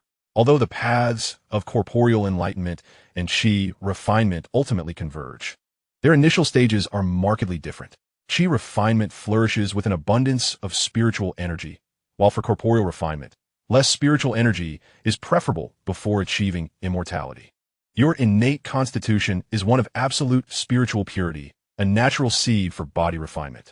However, even the finest pure spirit, when immersed daily in the vast spiritual energies of the primordial wilderness, will gradually become susceptible to spiritual awakening. The true Lord has indeed put forth great effort. In this realm of the small thousand worlds, there exists but a single spiritual vein, nearly devoid of vitality. Here, dear disciple, is the quintessential sanctuary for your cultivation of formidable divine powers. Should you push your physical body to its utmost limits, and then shatter the void with your corporeal form to return to the primordial chaos for tribulation, you shall attain the status of an earth immortal, establishing an unparalleled foundation for your Tao. My dear disciple, the true Lord holds lofty expectations for you. The awakening of your physical body to divine awareness is merely the inception. Your master aspires for you to become a saint in flesh. Cultivate diligently, dear disciple. Your master awaits you in Wui Mountain. Upon your return, I shall undoubtedly impose upon my master. You quickly return a bow, And as Chao Bao smilingly withdrew his ethereal form, your consciousness returned to the primordial world. You exclaimed in astonishment. Initially, you believed that your greatest gain from conversing with Chao Bao was acquiring knowledge pertaining to the small thousand worlds. However, the revelation of the great strength divine power from the earthly fiend's 72 techniques and the path to becoming a saint in flesh left you ecstatic. You soared into the skies, finally unrestrained in your expressions, revealing your unbridled joy. You never imagined that the two techniques imparted by the great black cat, Dogzi, would possess such monumental significance. The foundational practice, great strength, which fortifies your corporeal roots, combined with the current technique, blood boiling, acquires another name in the primordial realm, great might. This is indeed a stroke of serendipity, as if fortune had opened the door for you.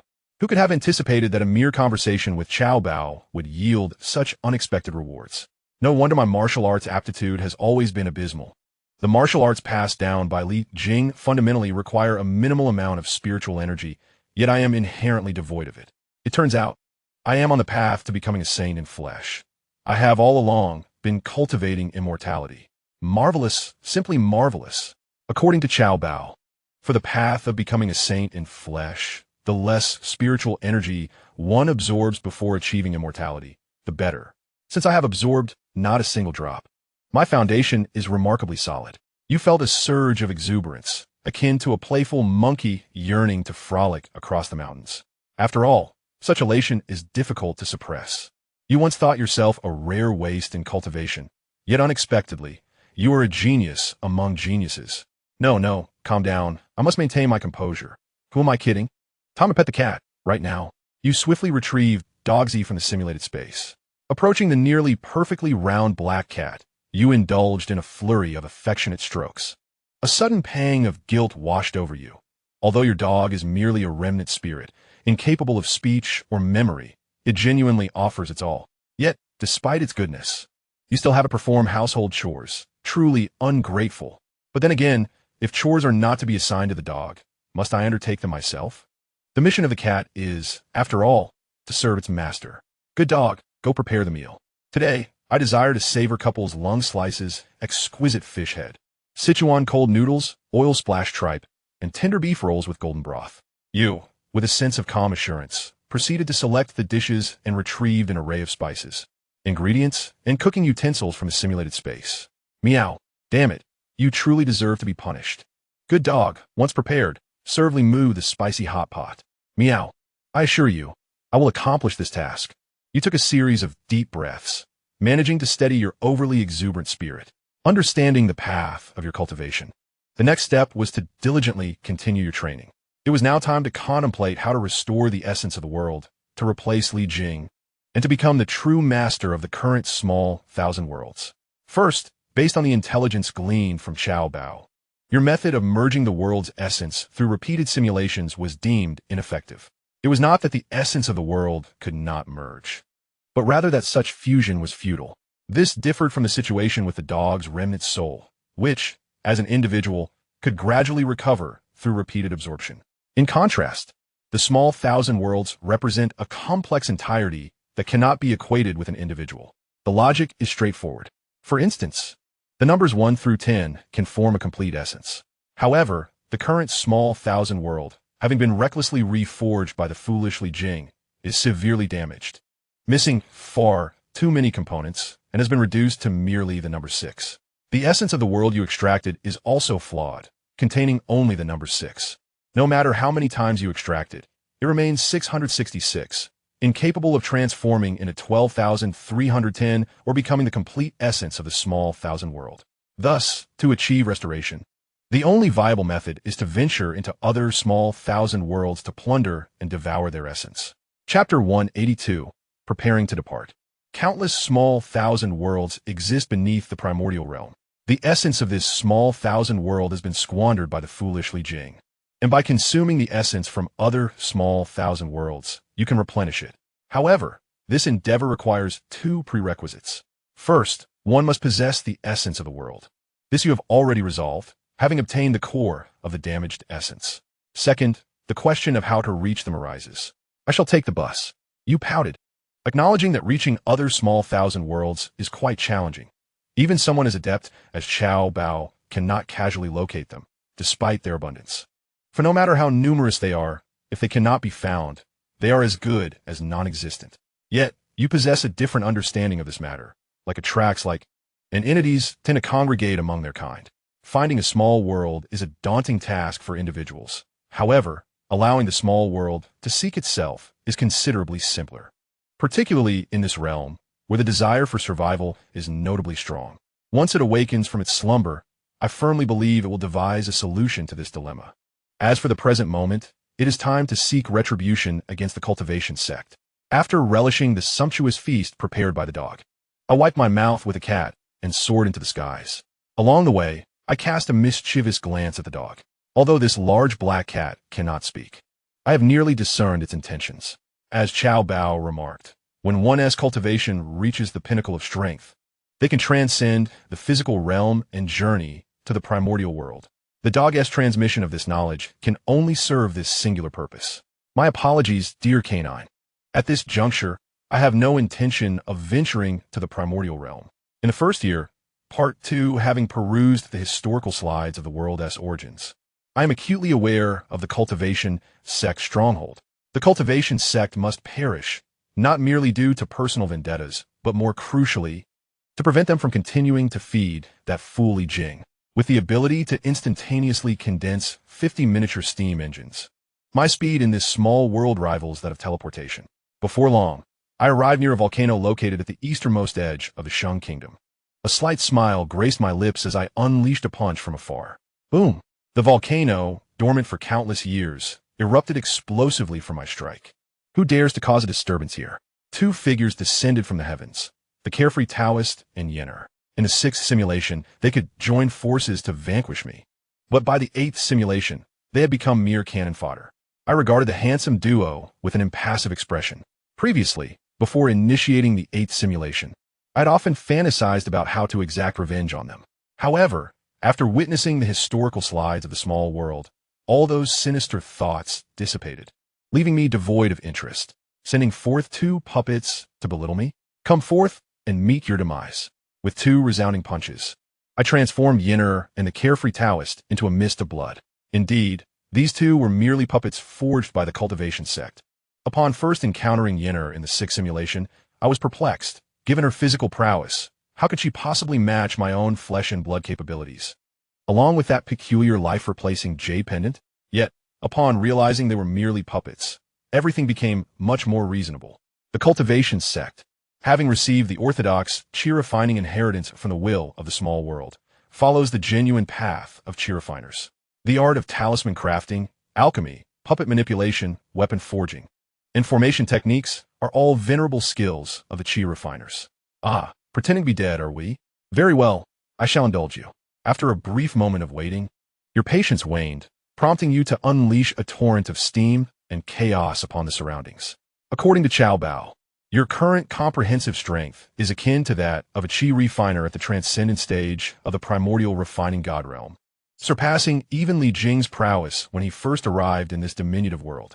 You remain uncertain of the true strength of the reclusive sects, yet you are resolute in believing that they cannot rival yours.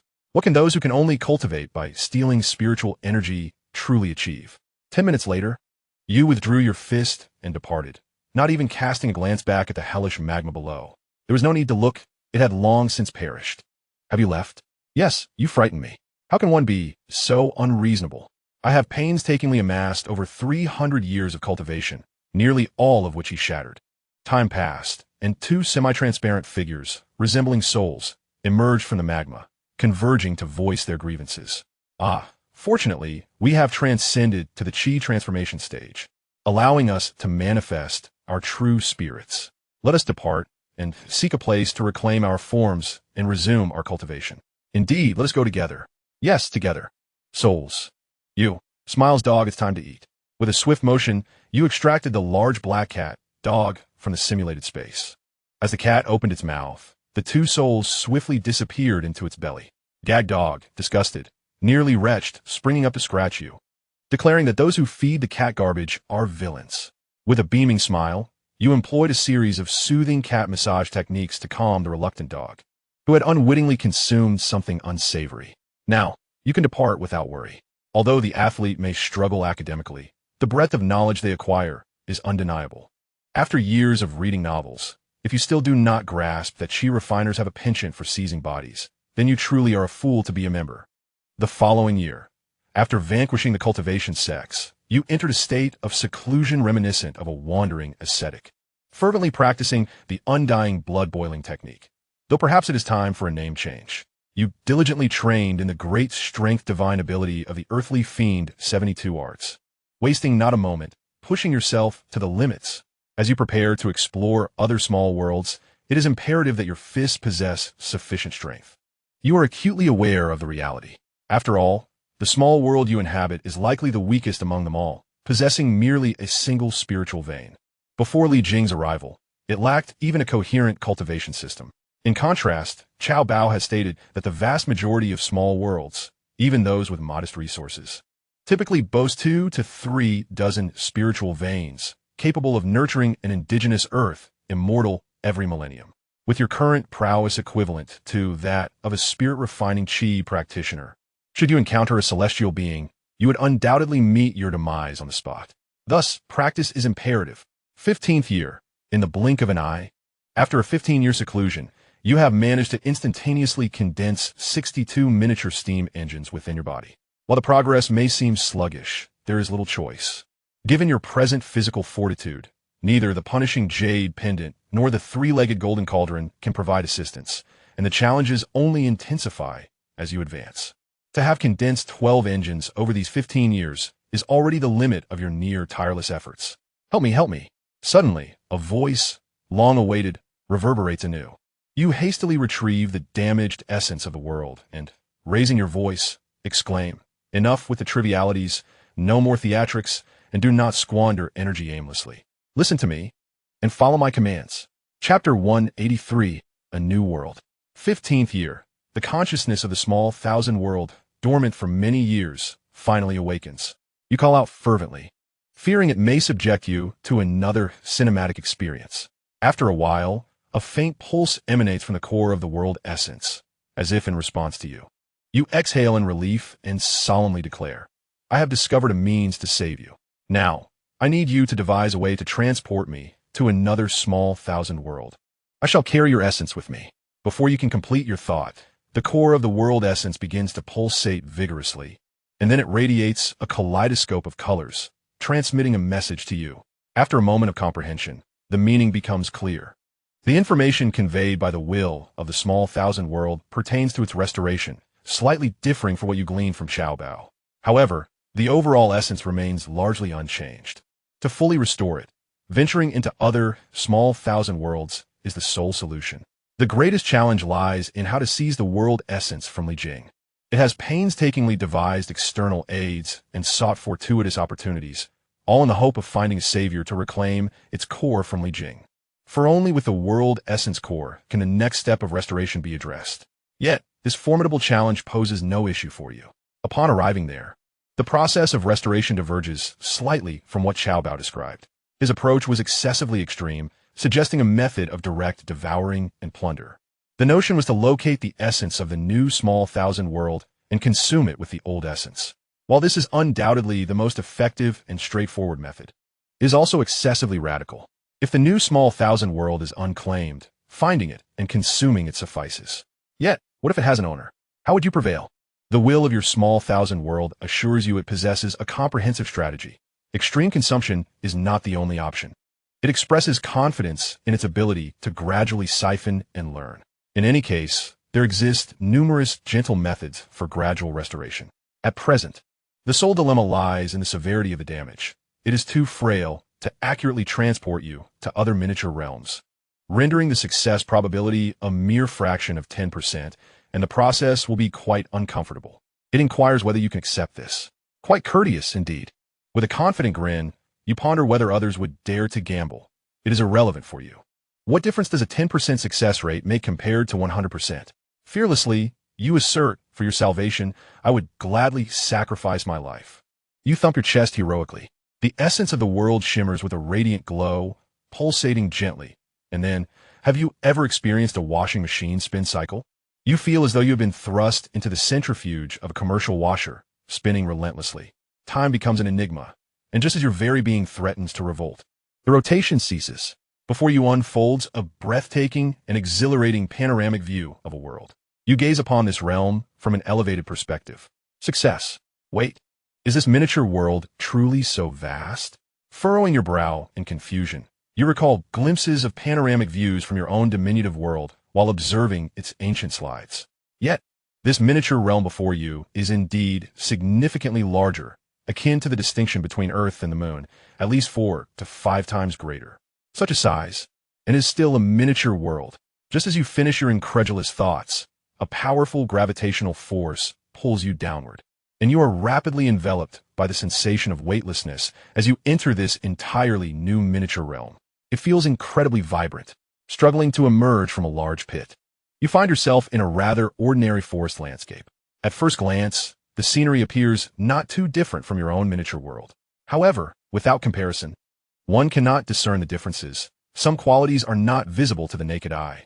As a newcomer, you distinctly sense the vitality permeating this place, the most apparent being the remarkably high air quality. Perhaps this is the essence of spiritual energy?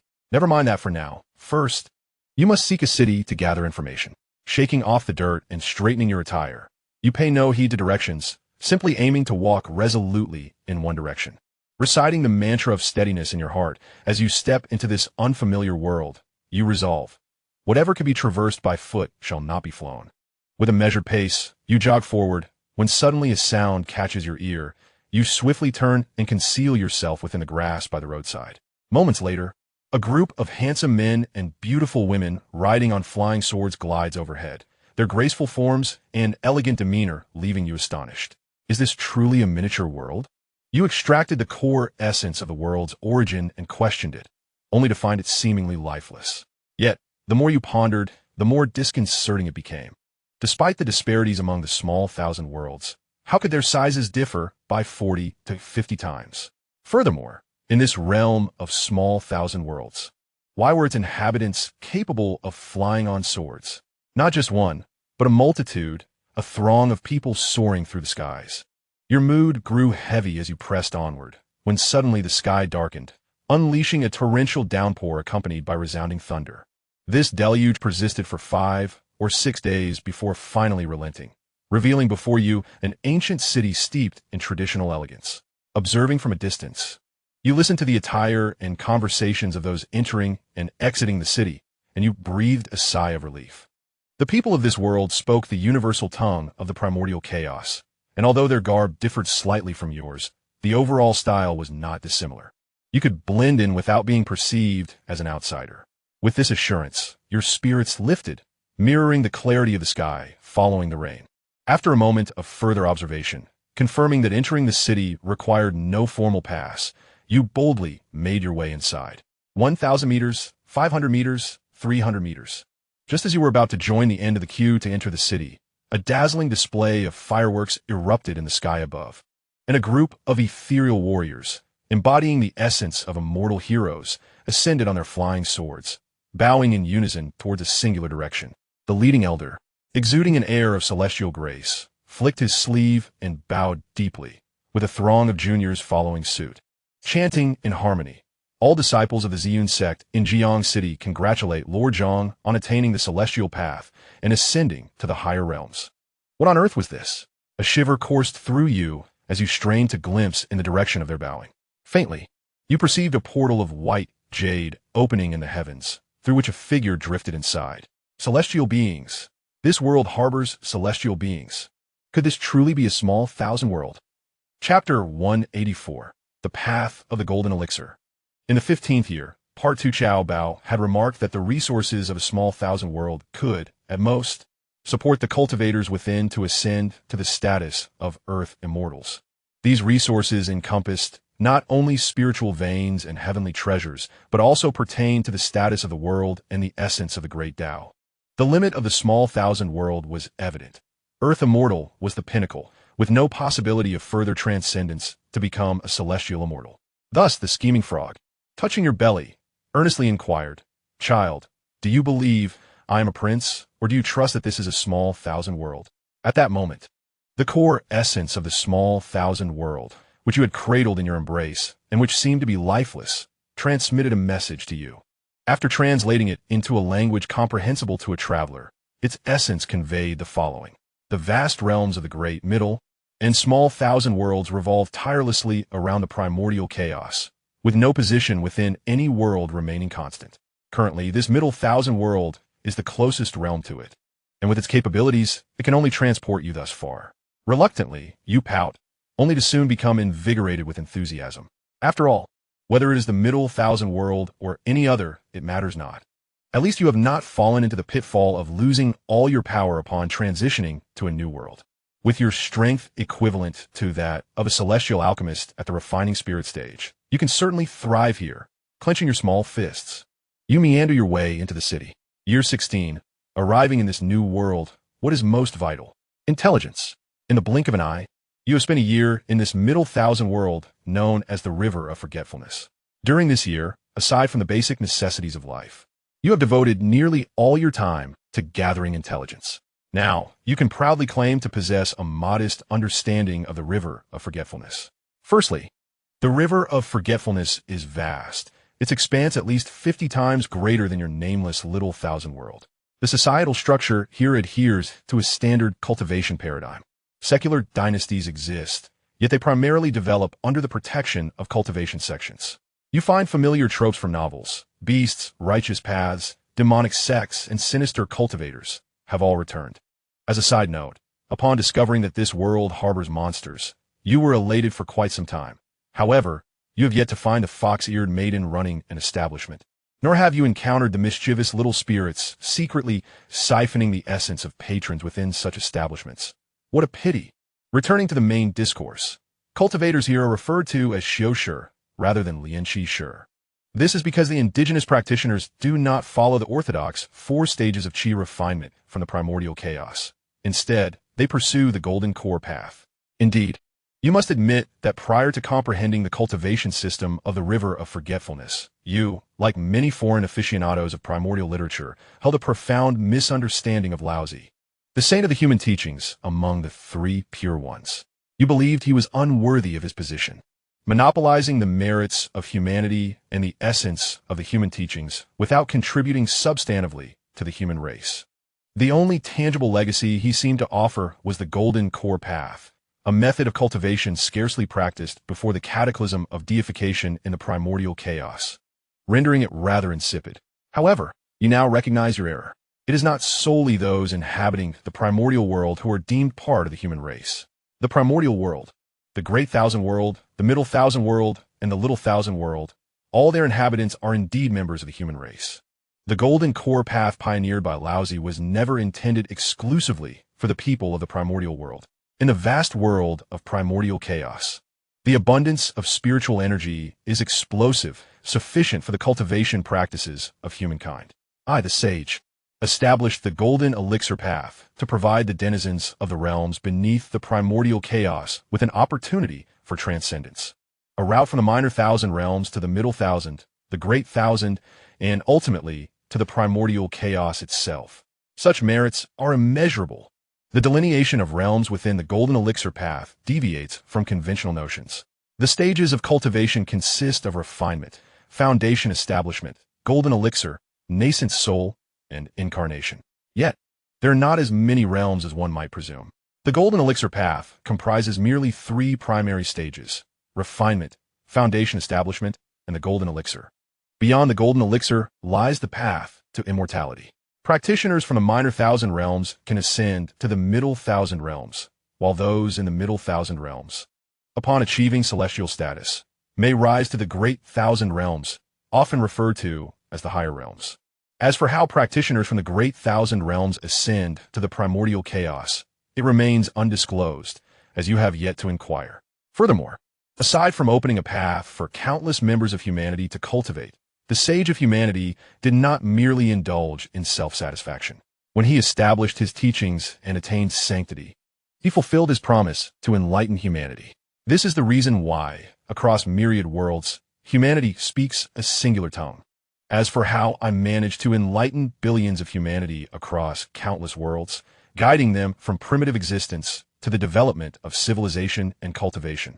Such complexities elude your current understanding. Suffice it to say, my prowess is unparalleled. Now, you have grasped the fundamental situation of the Forgotten River realm.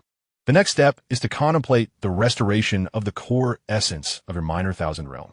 Approximately 2 months ago, the core of the Minor Thousand realm sent you a request, urging you to immerse it within a spiritual vein. This task is rather challenging, yet must be accomplished. For possessing a completely self-owned minor world is crucial, extraordinarily crucial, immensely vital. This concerns the potential limits of future cultivation. As for the specific implications, you cannot articulate them at this moment. However, from the information gathered from Chaobao and the will of the Minor Thousand realm, it is evident that the minor world is intrinsically linked to comprehending the 3,000 paths of the primordial chaos in the future. Let us set aside future matters for now and focus on taking the first step, finding a sect and integrating yourself within it. You unfurl a map upon the table, marked with the names of numerous sections. Spiritual veins, essential for cultivation, are entirely monopolized by various sects in the Forgotten River realm. There are no wild or undiscovered veins available. The only feasible method for you to submerge the core essence of your Minor Thousand realm for rejuvenation is to join a sect and become one of their own. Forceful approaches are undoubtedly futile, especially since you are in the Middle Thousand realm. The ultimate limit is the pinnacle of Earth Immortals, a half-step celestial immortal. You are uncertain whether the golden elixir of the Forgotten River realm could vanquish you, yet you can assure that an Earth Immortal certainly could. Therefore, it is wise to first integrate yourself among your kind. After contemplating the various sects on the map for a considerable time, your gaze ultimately rests upon one sect, the Harmony sect. It is decided, with my constitution, not becoming a furnace for the Harmony sect would indeed be a great loss for the Forgotten River realm. With the map stowed away, you take a deep breath, gently patting your lower back, feeling resolute. Chapter 185. Preparations for joining the Harmony sect.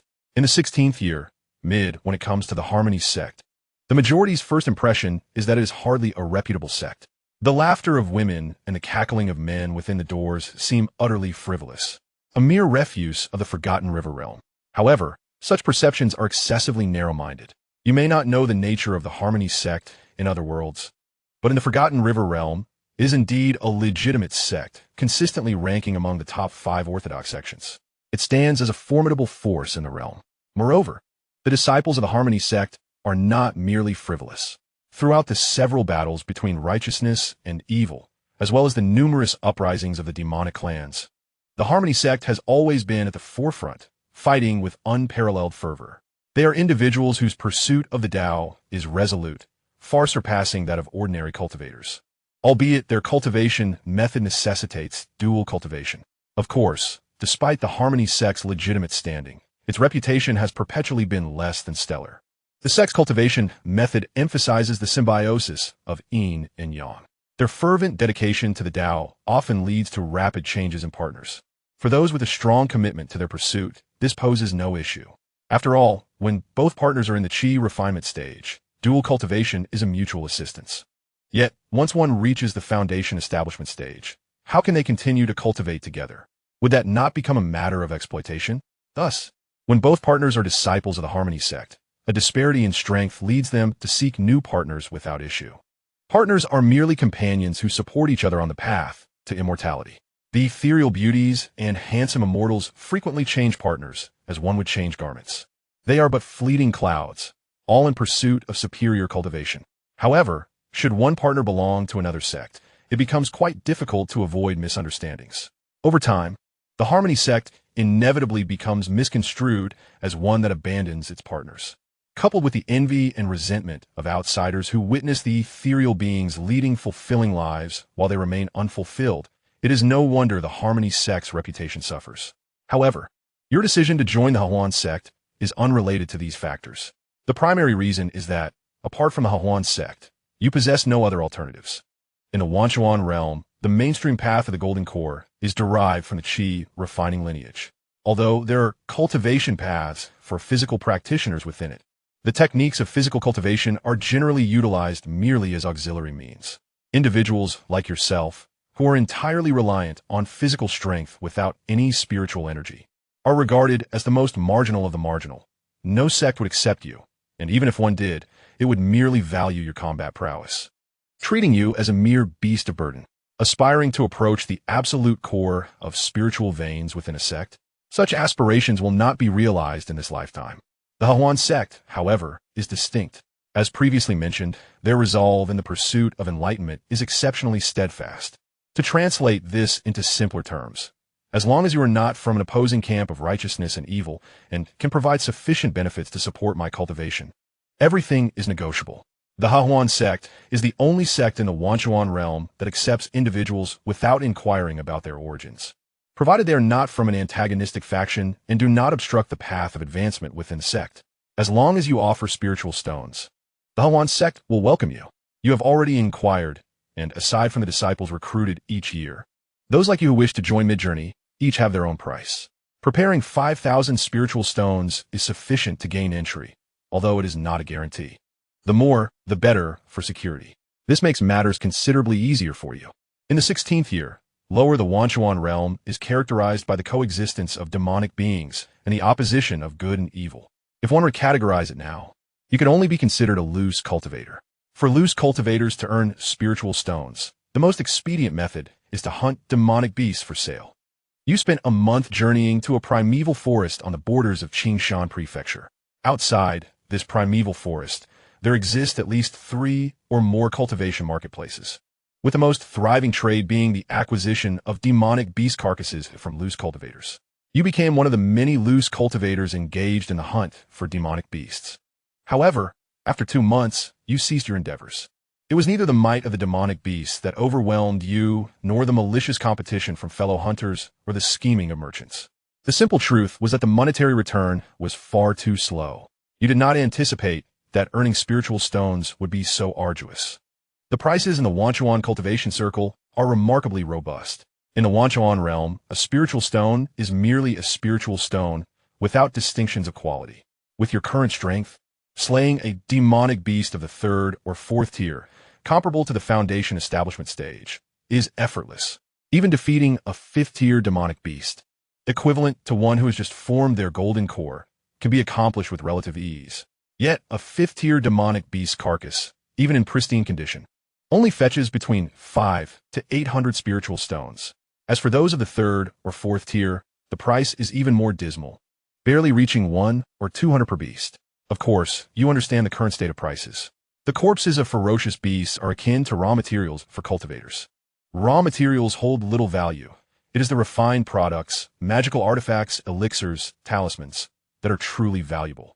However, after wandering in the forest for 2 months, you have only managed to find 2 5th-tier beasts, which collectively fetched a mere 300 spirit stones. This is not due to someone driving the price down, but rather because of your excessively brutal fighting style. As a coarse body cultivator, it is quite normal for you to obliterate beasts during the hunt, is it not? Even if you do not completely destroy them with a single blow, it is perfectly reasonable to launch a long-range attack to finish off a wounded beast. Yet, it is equally understandable that a beast reduced to a mere pulp holds no value compared to a fully intact one. At this rate of earning spirit stones, it would take you several years just to accumulate the minimum of 5,000 spirit stones, let alone any excess. You simply cannot afford to wait that long. After much contemplation, you resolve to return to your familiar profession of upholding justice. You invest all the spirit stones you have earned during this period into your appearance. Donning a splendid flowing robe, styling your hair into an ostentatious fashion, and attaching a seemingly valuable storage pouch. Though it is merely a cloth bag, you stroll through various markets daily, resembling a flamboyant peacock, drawing the attention of many with ulterior motives. In your quest for justice, you maintain a moral boundary. You only target the wicked. Harming the innocent would not be upholding justice, but rather an act of robbery. Remarkably, upon returning to your familiar trade, your income surged, and within a month, you amassed over 1,000 spirit stones. Indeed, pursuing justice holds great promise. With continued effort, you aim to gather 10,000 spirit stones and seek a mentor. Chapter 186. The Immortal in the Snow. In the 17th year, have you noticed that, in the past 6 months, the evil cultivators outside the markets have vanished? Yes, I have noticed too. It has been 4 months since I last heard of anyone being robbed by them. Could it be that our market, governed by the Xianxia sect, has seen its disciples take action against the robbers out of newfound conscience? Haha, you are overthinking it. However, I have a more shocking piece of news. What news? Our Qing Mountain State S, by May ranking, has seen the 27th ranked fairy Xianxia publicly declare her failure in breaking through to the Golden Core stage and announce her intent to join the Huan sect. What? Fairy is being foolish. In the taverns and markets, a multitude of wandering cultivators, upon learning this news, seethe with anger, nearly grinding their teeth in frustration. Each one exclaiming how foolish Fairy is. For a long time, the enchanting snow fairy, Xianxia, renowned for her purity and aloof beauty, has joined the disreputable sect of the Huan sect, leading many to lament in despair. Is she still the snow fairy? Is she still pure and untainted? Having aligned herself with the Huan sect, will she not be transformed? How misguided she is. The cries of anguish have echoed through the taverns of the marketplace, spreading from person to person. They are pained, they feel like weeping, yet they find themselves powerless. Another reason the Huan sect is despised by the cultivators of the Forgotten River realm is due to its teachings. While its techniques may not possess the greatest power or the most diverse functionalities, they are remarkably conducive to breaking through cultivation boundaries. Regardless of the previous techniques practiced, transitioning to the Huan sect's methods poses little challenge. This has resulted in many cultivators trapped at their current levels with no hope of progression, turning to the Huan sect for salvation. Among them are numerous renowned beauties from the Forgotten River realm. It must be said, when it comes to inciting hatred, the Huan sect excels in its craft. You, contentedly sipping your drink and enjoying the gossip, resolutely refuse to join the lamentation brigade. Instead, you immerse yourself in a simulated space, akin to a greedy miser, meticulously counting the profits accrued from your righteous endeavors over the past 6 months. A total of 7,203 pieces. Just a mere tremor away from your ultimate goal of 10,000. The bandits in the nearby marketplaces have nearly been wiped out by your efforts. After finishing your drink, you plan to relocate and continue your righteous pursuits. Savoring the last sip, you step outside the marketplace, glancing around to ensure no one is watching, and draw forth a sword resembling a cultivator's flying sword from the simulated space, which in reality is merely an ordinary weapon. With a click, you secure it into the slot beneath your shoe. Alas, when in Rome, do as the Romans do. The ethos of your righteous path is to act with discretion. You soar into the sky on your grand sword. In the Forgotten River realm, it is not impossible for a pure body cultivator to fly. Yet, those who achieve the ability to soar solely through physical cultivation typically possess strength beyond the foundation establishment stage. What bandit would dare to rob such formidable experts wandering through the marketplace? This brings to mind the disparities in quality between worlds. In your small thousand world, the overall strength can only be likened to the martial masters of the first or second layers of the Qi refinement stage in the Forgotten River realm, freely flying wherever they please. However, should such martial masters arrive in the Forgotten River realm, flying, they would be unable to lift off even in their dreams. The quality between the small thousand world and the middle thousand world is entirely different. In the small thousand world, one could easily wreak catastrophic destruction over hundreds or thousands of kilometers. But upon arrival in the Forgotten River realm, while your power remains unchanged, a full force punch would only suffice to shatter a small peak. Excessively detailed scientific explanations may be beyond the grasp of athletic individuals, yet you possess the ability to articulate them. If one were to liken the minor realm to a wrench wielded by a master of Tongbei Quan, then the middle realm would be akin to a precision steel wrench available at a reputable hardware store. You moderate your speed as you soar towards the southern part of Qingshan Prefecture, where several loose cultivator markets exist, conveniently situated in areas overlooked by the small factions. This journey spans 8 or 9 days, leaving you weary and exasperated. At times, the thought of expending some spirit stones to experience the instantaneous teleportation of a teleportation array becomes tempting. However, considering the exorbitant fare of such arrays and the arduous nature of earning a living through righteous endeavors, prudence prevails.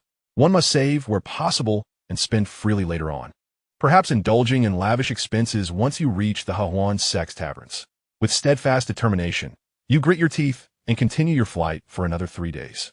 Suddenly, a tumultuous storm cloud, entwined with fiery lightning, materializes before you, accompanied by the sound reminiscent of shattering glass, as if the very fabric of space were fracturing.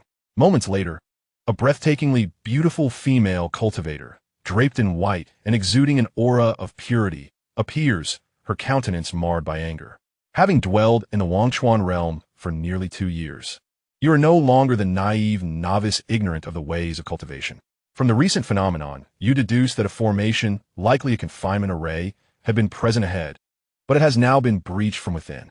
The one responsible for this disruption must be the enchanting female cultivator before you. Xia, return.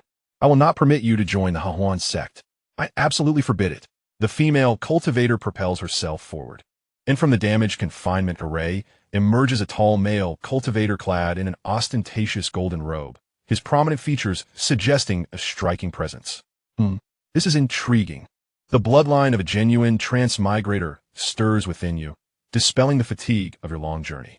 You deftly maneuver your flying sword to evade the advancing duo's path and casually retrieve a dried fruit from your simulated space. Where I am headed is of no concern to you. Do not impede me. With a buzz, the stunning female cultivator is once again obstructed by the golden-robed male cultivator. Her expression turns frosty as a flying sword, seemingly forged from crystalline ice, emerges from a storage pouch at her slender waist. The impatience she exhibits indicates she has endured this male's harassment for quite some time. The male cultivator, witnessing her readiness to wield her sword, does not underestimate the situation. He conjures 3 shield-like artifacts that orbit around him, his agitation tinged with madness as he bellows, "Sure, why can't you consider my feelings for once? What is so appealing about the Hahuan sect? In the entirety of Qingshan Prefecture, who does not know that you are Tang Jinyan's woman? If you were to join the Hahuan sect, what would the world think of me? Tang Jinyan? What would they say about my family? That is merely your assumption. I have never consented to be your woman. Step aside." And Sierra, with her delicate hand forming a sword gesture, created an atmosphere charged with tension. Your eyes sparkled as you realized she was the legendary snow fairy spoken of in the market. Indeed, her complexion was strikingly pale. Chapter 187, A Meeting Divided. The 17th year, oh no, I nearly committed the cardinal sin of eavesdropping. Being too close could spell disaster. I must observe from a distance. Watching the two poise for battle, years of experience in spectating had taught you that maintaining distance ensures the sweetest enjoyment of the spectacle. You, ever the obedient one, propelled yourself away with a swift leap, retreating 3,000 meters. This distance is indeed the most comfortable for witnessing the unfolding drama. With your keen senses, 3,000 meters felt akin to the 14th row in a cinema, undoubtedly the prime viewing spot. And caution, as expected, proved its worth. The snow fairy and Sierra engaged in combat with the male cultivator, having lingered in the realm of Forgotten River for so long, mingling among the loose cultivators. This was your first time witnessing a battle between 2 foundational-level practitioners. It was truly splendid, in stark contrast to your crude, athletic style. The combat of those on the Golden Core path was nothing short of a visual spectacle, and Sierra unleashed a snowstorm with her flying sword, while the male cultivator conjured fierce flames with his fire talisman. With a flick of her wrist, and Sierra sent forth 3 flags that transformed into 3 ice phoenixes, while the male cultivator's robe billowed, unleashing a torrent of golden sword energy that danced like dragons. The two were evenly matched, engaging in aerial combat for over half an hour, neither able to gain the upper hand, yet you began to discern some nuances. In terms of raw strength, and Sierra surpassed the male cultivator. However, it appeared he was a second-generation cultivator relying on wealth, employing magical artifacts to compensate for his limitations. Throughout the encounter, and Sierra utilized merely her flying sword and 3 small flags as magical treasures, while the male cultivator, disregarding his ostentatious golden robe, had unleashed 5 or 6 formidable artifacts. After another half hour of combat, and Sierra began to falter, perspiration glistening on her brow, her breaths becoming labored. The tenacious snow fairy ultimately succumbed to the power of spirit stones. The male cultivator waved his hand, summoning 3 talismans that transformed into golden locks, binding in Sierra mid-air like a dumpling. With a swift motion, the male cultivator formed a sword gesture, coalescing a brilliant golden sword light against Sierra's slender neck. Sierra, I ask you once more, will you join the Hahuan sect? I promise you, if you publicly retract your statement of intending to join the Hahuan sect and agree to become my Dao partner, I, Tang Jinyan, We'll find a way to procure a top-grade breaking mirror pill from my clan for you. With the aid of the breaking mirror pill, you will surely succeed in forming your golden core next time. Cut. As Tang Jinyan's words trailed off, Xianxia disdainfully pouted, her beautiful eyes filled with a chilling contempt. Tang Jinyan, I have heard this same phrase from you for 13 years. Since the very first time you laid eyes on me, you promised to present me with an exquisite broken mirror pill. 13 years have elapsed. Yet where is this broken mirror pill? Are you suggesting that I must first become your Dao partner before you can bestow it upon me? Huh? Do you consider me a mere child of 3? Or do you believe that I, Xianxia, am oblivious to the reputations that circulate within the cultivation world? Surely you, Tang Jinyan, are not someone whose character I am unaware of. Xianxia raised her chin, her tone frigid yet resolute. Once, I believed that my superior ice, spiritual root, and remarkable talent would allow me to traverse the path of immortality without reliance on anyone. However, I have since come to terms with the reality that ascension is not solely dependent on innate gifts. I am left with but one final opportunity to break through to the golden core stage. Whoever can assist me shall have my allegiance. The techniques of the Huan sect can enhance my chances of achieving this breakthrough, which is why I intend to join them. But do not claim that I am not granting you a chance. You wish to coerce me into submission through profit, do you not? Very well. I do not require your precious broken mirror pill. A single ordinary broken mirror pill suffices, which costs only a mere 100,000 spirit stones. I have saved up 50,000 spirit stones over the years. If you can provide the remaining 50,000, I, Xianxia, vow before the heavens to be your Dao partner and bear your offspring without a hint of complaint. Are you willing to part with it? Xianxia gazed into Tang Jinyan's eyes, her voice growing increasingly indifferent. Speak. Are you not seeking to use spirit stones to make me your Dao partner? Now, I am devaluing myself, offering to sell my worth for a mere 50,000 spirit stones, far beneath the 20,000 spirit stones you initially proposed. Are you truly unwilling to part with it? Tang Jinyan's breath came in heavy gasps. He was not wrestling with the pros and cons, but rather entangled in a web of his own making. You crunched on a melon's seeds, scoffing disdainfully. Individuals like Tang Jinyan were not unfamiliar to you from your past life. When it comes to courting a lady, he could pursue emotions and shared interests. After all, genuine feelings could yield genuine reciprocation. Yet, he chose not to.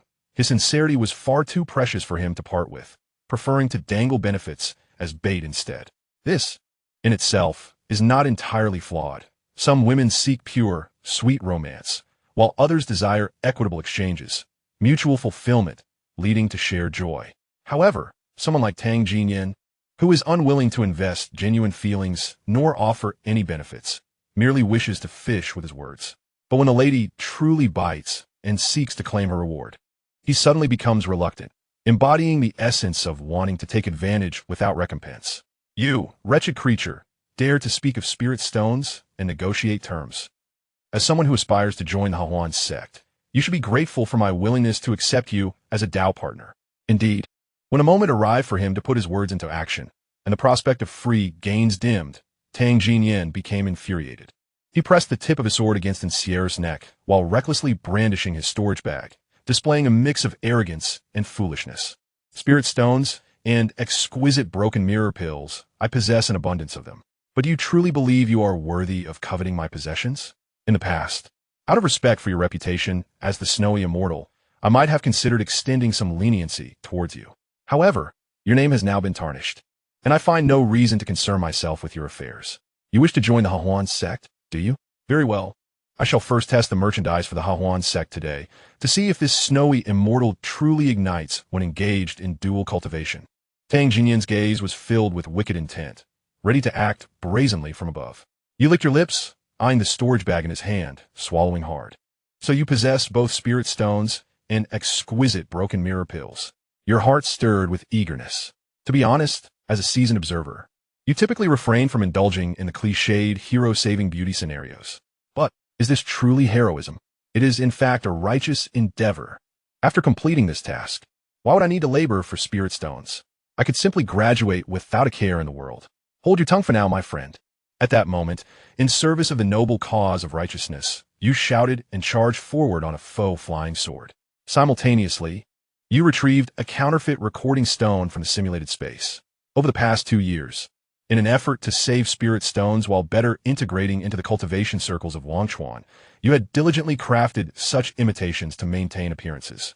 With Tang Jian momentarily startled, you smiled cheerfully while holding up the recording stone, cheerfully stating, as the saying goes, we should split the spoils.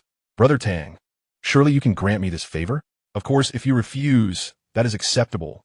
But you waved the object that appeared to be a recording stone, but was merely a shoddy imitation, offering a teasing smile. Then I shall record Brother Tang's heroic figure, and take it home for repeated admiration. Rest assured, I value privacy immensely and would never show this recording stone to anyone else. Chapter 188, Unknown Friends. Tang Jinyan was infuriated, especially as he saw you standing on a flying sword, his discontent deepening. Coming from a prestigious family and possessing extraordinary talent, he had been hailed as the contemporary prodigy of the Tang family in Qingshan Prefecture since childhood. Never had he been threatened by a mere cultivator who still required a sword to fly. Yet, looking at your sardonic demeanor and the fearless expression on Xianxia's face, he pondered that should he attempt to eliminate you, Xianxia would be unable to contain him. Consider yourself fortunate. I shall agree to your terms. Once I complete my business. Tang Jinyan forced a grim smile and added, all right, you may record me. I'll count you in. Excellent. Brother Tang, please proceed. You nodded eagerly. Tang Jinyan cursed his ill fortune inwardly 3 times, gritting his teeth and resigning himself to the situation. Today, he would accomplish his objective regardless. At that moment, Tang Jinyan lunged to tear in Xianxia's garments. The sound of tearing fabric echoed. Xianxia, what are you doing tearing my clothes? Tang Jinyan, isn't this for me? The resplendent golden robe of Tang Jinyan was torn in 2 from behind. It is well known that breaking an opponent's defense is crucial. However, you were somewhat perplexed. You had anticipated that such a flamboyant robe would boast formidable protection. It was effortlessly ripped apart.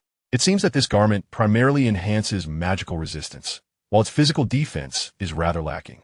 With a dismissive flick of your hand, you stated earnestly, why are you all staring at me? Continue. Do we not agree to split it evenly? The snow fairy belongs to you, and you belong to me. It's only fair we share equally, without causing any inconvenience to one another. Now hurry up. A soft chuckle escaped the lips of the normally frigid snow fairy. Xianxia, even in such a perilous moment. Meanwhile, Tang Jinyan was drenched in sweat, utterly startled. Yet at that moment, taking advantage of Tang Jinyan's lapse in focus, Xianxia broke free from the bindings of the talisman and transformed into a chilling arc of light, swiftly vanishing from sight. This woman had the audacity to flee at such a critical juncture, showing little concern for whether her savior could handle the formidable peak of the foundation establishment stage that was Tang Jinyan. Indeed, she was truly a determined individual, resolutely intent on joining the Hahuan sect, and you could not help but smile at her audacity. Xianxia's unwavering pursuit of the Tao was as steadfast as a mountain. She was willing to sacrifice her purity for 50,000 spirit stones to achieve her goal, and in the same vein, she would abandon her benefactor in pursuit of her own advancement. She may not be a virtuous person, but she would undoubtedly find a smooth path on her journey to immortality. Yet, her escape was of little consequence to you. Your true affection lay with Tang Jinyan, the young man who was your cherished treasure. This is all your fault. You shall pay. Upon Xianxia's flight, Tang Jinyan erupted in fury. As a seasoned scion of a wealthy family and a practitioner of foundation establishment, he was hardly intimidated by the tearing of his robe. After 2 years in the Wangchuan realm, you finally encountered an opponent worthy of your serious attention. You had long desired to test yourself against a practitioner of this realm, to see how your ability to instantly conjure 50 miniature steam engines within yourself compared to those in the Wangchuan realm. The battle commenced with a flourish. It was a clash of opulence against simplicity. However, 5 minutes into the fight, you found yourself smirking. Was this it? Was the peak of the foundation establishment stage reduced to such paltry strength? You sensed that even if you stood still, Tang Jinyan would struggle to breach your defenses. If you were to genuinely engage, a single technique, the middle split blade method, would suffice to cleave him in 2. It was tedious in your next life. Should you pursue a lady, remember to either be sincere or generous. Did he truly believe he could take advantage of you without consequence? You had no patience for an opponent who offered no challenge. With a few swift strikes, you reduced Tang Jinyan to mere remnants, incinerating him to ash with an unquenchable flame. You hastily collected his storage bag and the scattered treasures, casting them into the simulated space before making your escape. It is evident that Tang Jinyan hails from a prominent lineage of cultivators. Such individuals often possess items of significant value, including life tokens. Thus, the prudent course was to flee post-haste.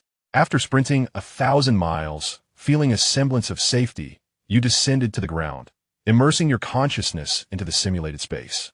Since your arrival from Blue Star, having been thrust into this realm by a great fortune, the simulated space has managed to accumulate some genuinely valuable trinkets over the past 30 seconds. You discovered 4 treasures in a storage bag. Lacking spiritual energy, you were unable to utilize Tang Jinyan's artifacts, nor could you conveniently sell them. At this juncture, the true treasure lay within the storage bag, spiritual stones. For others, acquiring Tang Jinyan's storage bag would pose a considerable dilemma. These bags are bound to their owners, and to open them without damage requires specialized tools and procedures. Attempting a forceful opening without such means would lead to the bag's self-destruction, with its contents lost in the void. However, you felt this was not an insurmountable challenge. Self-destruction? Becoming lost in space? Such matters were of no concern to you. The simulated space is indeed a realm of its own, should destruction occur within it. The remnants would simply rot in your own pot. You had little doubt that the spatial rules governing the storage bag from the underworld could be superseded by your simulated domain. With unwavering resolve, you commanded the 9-fold blade and 7 cities gun within the simulated space to assault Tang Jinyan's storage bag. After several strikes, a muffled explosion reverberated in the air. The storage bag detonated, yet its contents remained intact. Astoundingly, it turned out to be the bounty of a wealthy young cultivator, containing an impressive 12,000 spiritual stones. And this pill, could it be the exquisite mirror-breaking pill, valued at 200,000 spiritual stones? Indeed, it seems that righteousness is favored by the heavens, as you, the champion of justice, have been richly rewarded. With exhilaration, you raise your fist to the sky, celebrating this heroic act. Aside from the temporarily illiquid treasures, your spiritual stone earnings amounted to 12,000, complemented by a pill worth 200,000. What was there to hesitate over? The Hahuan sect, with its unparalleled alchemical prowess, had seemingly presented itself to you on a silver platter. Spare no mercy. With your pockets now brimming, you strode with confidence into a grand city, spending 168 spiritual stones to experience the wonders of a teleportation array, which whisked you away to the city closest to the Hahuan sect's branch in Xianxia Prefecture. You had long since inquired about the procedure for joining this esteemed sect. In pursuit of joining the Hahuan sect, one is met not with a procedure, but with spirit stones. Within the confines of the city, Hahuan sect's external disciples are readily accessible. One must boldly approach them and state their intentions. Before long, an enchanting pair, a striking young man and woman, descend upon you on flying swords. Before you can utter a word, the female disciple's eyes gleam with curiosity. After checking her small mirror to ensure you bear no traces of demonic energy, she gracefully bows, inquiring if you are a physique cultivator. Indeed, you affirm your identity as such, inhaling deeply and standing tall, your impressive stature now exuding an air of elegance. She then asks if your Yuan Yang remains intact. You find yourself momentarily perplexed. You are well aware that the Hahuan sect, known for its unwavering resolve, operates with a certain casualness, yet this level of informality surprises you. However, the hardships you, Li Mu, have endured are not trivial. Mere seconds after your arrival in this world, you boldly settled into a grounded stance, utterly unperturbed by societal conventions. Is your Yuan Yang still present? Who do you presume to look down upon? Of course, it is not absent. You were about to assert this emphatically when a sudden impulse caused you to halt abruptly. To speak frankly, during this 8th simulation, the first 15 years were spent rigorously training in martial arts. Upon the awakening of your consciousness in the small world, you were transported to the Wangchuan realm, diligently gathering intelligence, immersing yourself in the local cultivation culture, and acquiring spirit stones. Upon reflection, you realize that you have indeed maintained your integrity for 17 years, never succumbing to the temptations of a hedonistic world. This implies that, of course, it cannot be absent. You lower your gaze, feeling a touch of shyness. The female disciple's eyes shine even brighter, akin to a cat discovering catnip. She retrieves a concave jade plate from her storage pouch, stating that only a drop of blood is required for verification. Are you willing to undergo this verification? You consent, albeit puzzled about the necessity of such a test.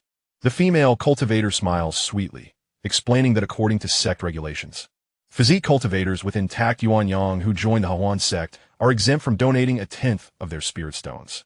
Thus, verification is essential. Upon hearing this, you promptly bite your fingertip, allowing your blood to drop onto the plate. According to the Hawan sect's standards, those in the Qi refinement stage and above must donate 5,000 spirit stones upon joining. Being exempt from 1/10 signifies a saving of 500 stones, a benefit you cannot afford to overlook. Although your purse is currently quite full, prudence is still advisable. However, as you draw blood, a wave of regret washes over you. You have forgotten that the color of your blood differs slightly from that of ordinary individuals. While others bleed red, yours is a golden hue. Alas, your desire for a small advantage may lead to a significant misfortune. You fret that this might lead them to suspect you of being a demon. As the golden droplets fall into the jade plate, your heart trembles in trepidation. To your dismay, upon witnessing the golden blood, the female disciple furrows her brows momentarily before relaxing once more. The jade plate absorbed your blood, erupting in a dazzling radiance. Blood like liquid gold. Esteemed friend, I am Huang Qiyu from the External Affairs Hall of the Hawan sect. I did not expect your mastery in body cultivation to be so profound, having already attained the realm of immortality. Immortal realm body cultivation.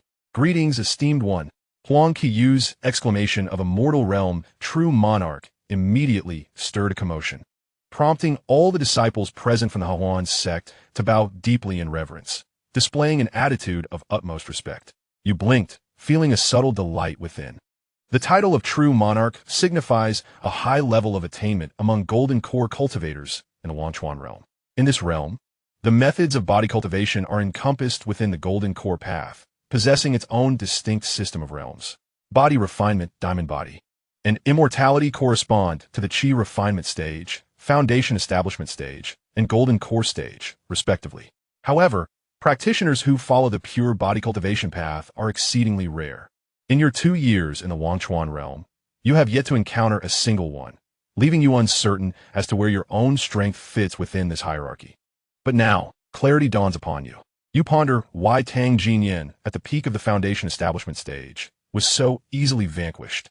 It turns out you are equivalent to an immortal realm body cultivator at the golden core stage. Thus, defeating Tang Jinyan was akin to a dimensional suppression. With this understanding, you confidently clasp your hands behind your back, exuding an air of seniority. True monarch, please accompany me to the sect. As an elder of the immortal realm, you ought to be personally received by the elders of the External Affairs Hall. Please, esteemed one. Huang Qiyu respectfully leads you outside, stepping onto a flying sword that elevates into the air. This time, you need not pretend to step on a fake flying sword. Having become a true monarch, you effortlessly soar through the skies, hands clasped behind your back, enveloped in a radiant mist of multicolored vapor.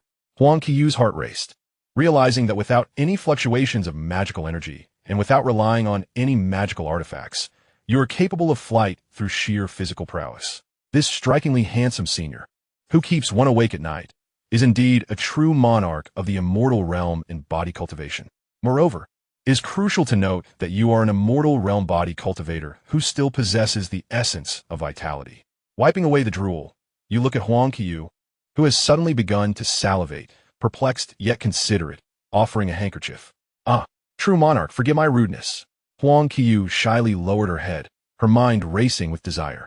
After all, you are an immortal realm true monarch with vitality intact, a supreme source of nourishment, the finest of the finest. If only you could become partners. In no more than 3 days, I could break through to the foundation establishment stage without needing foundation establishment pills.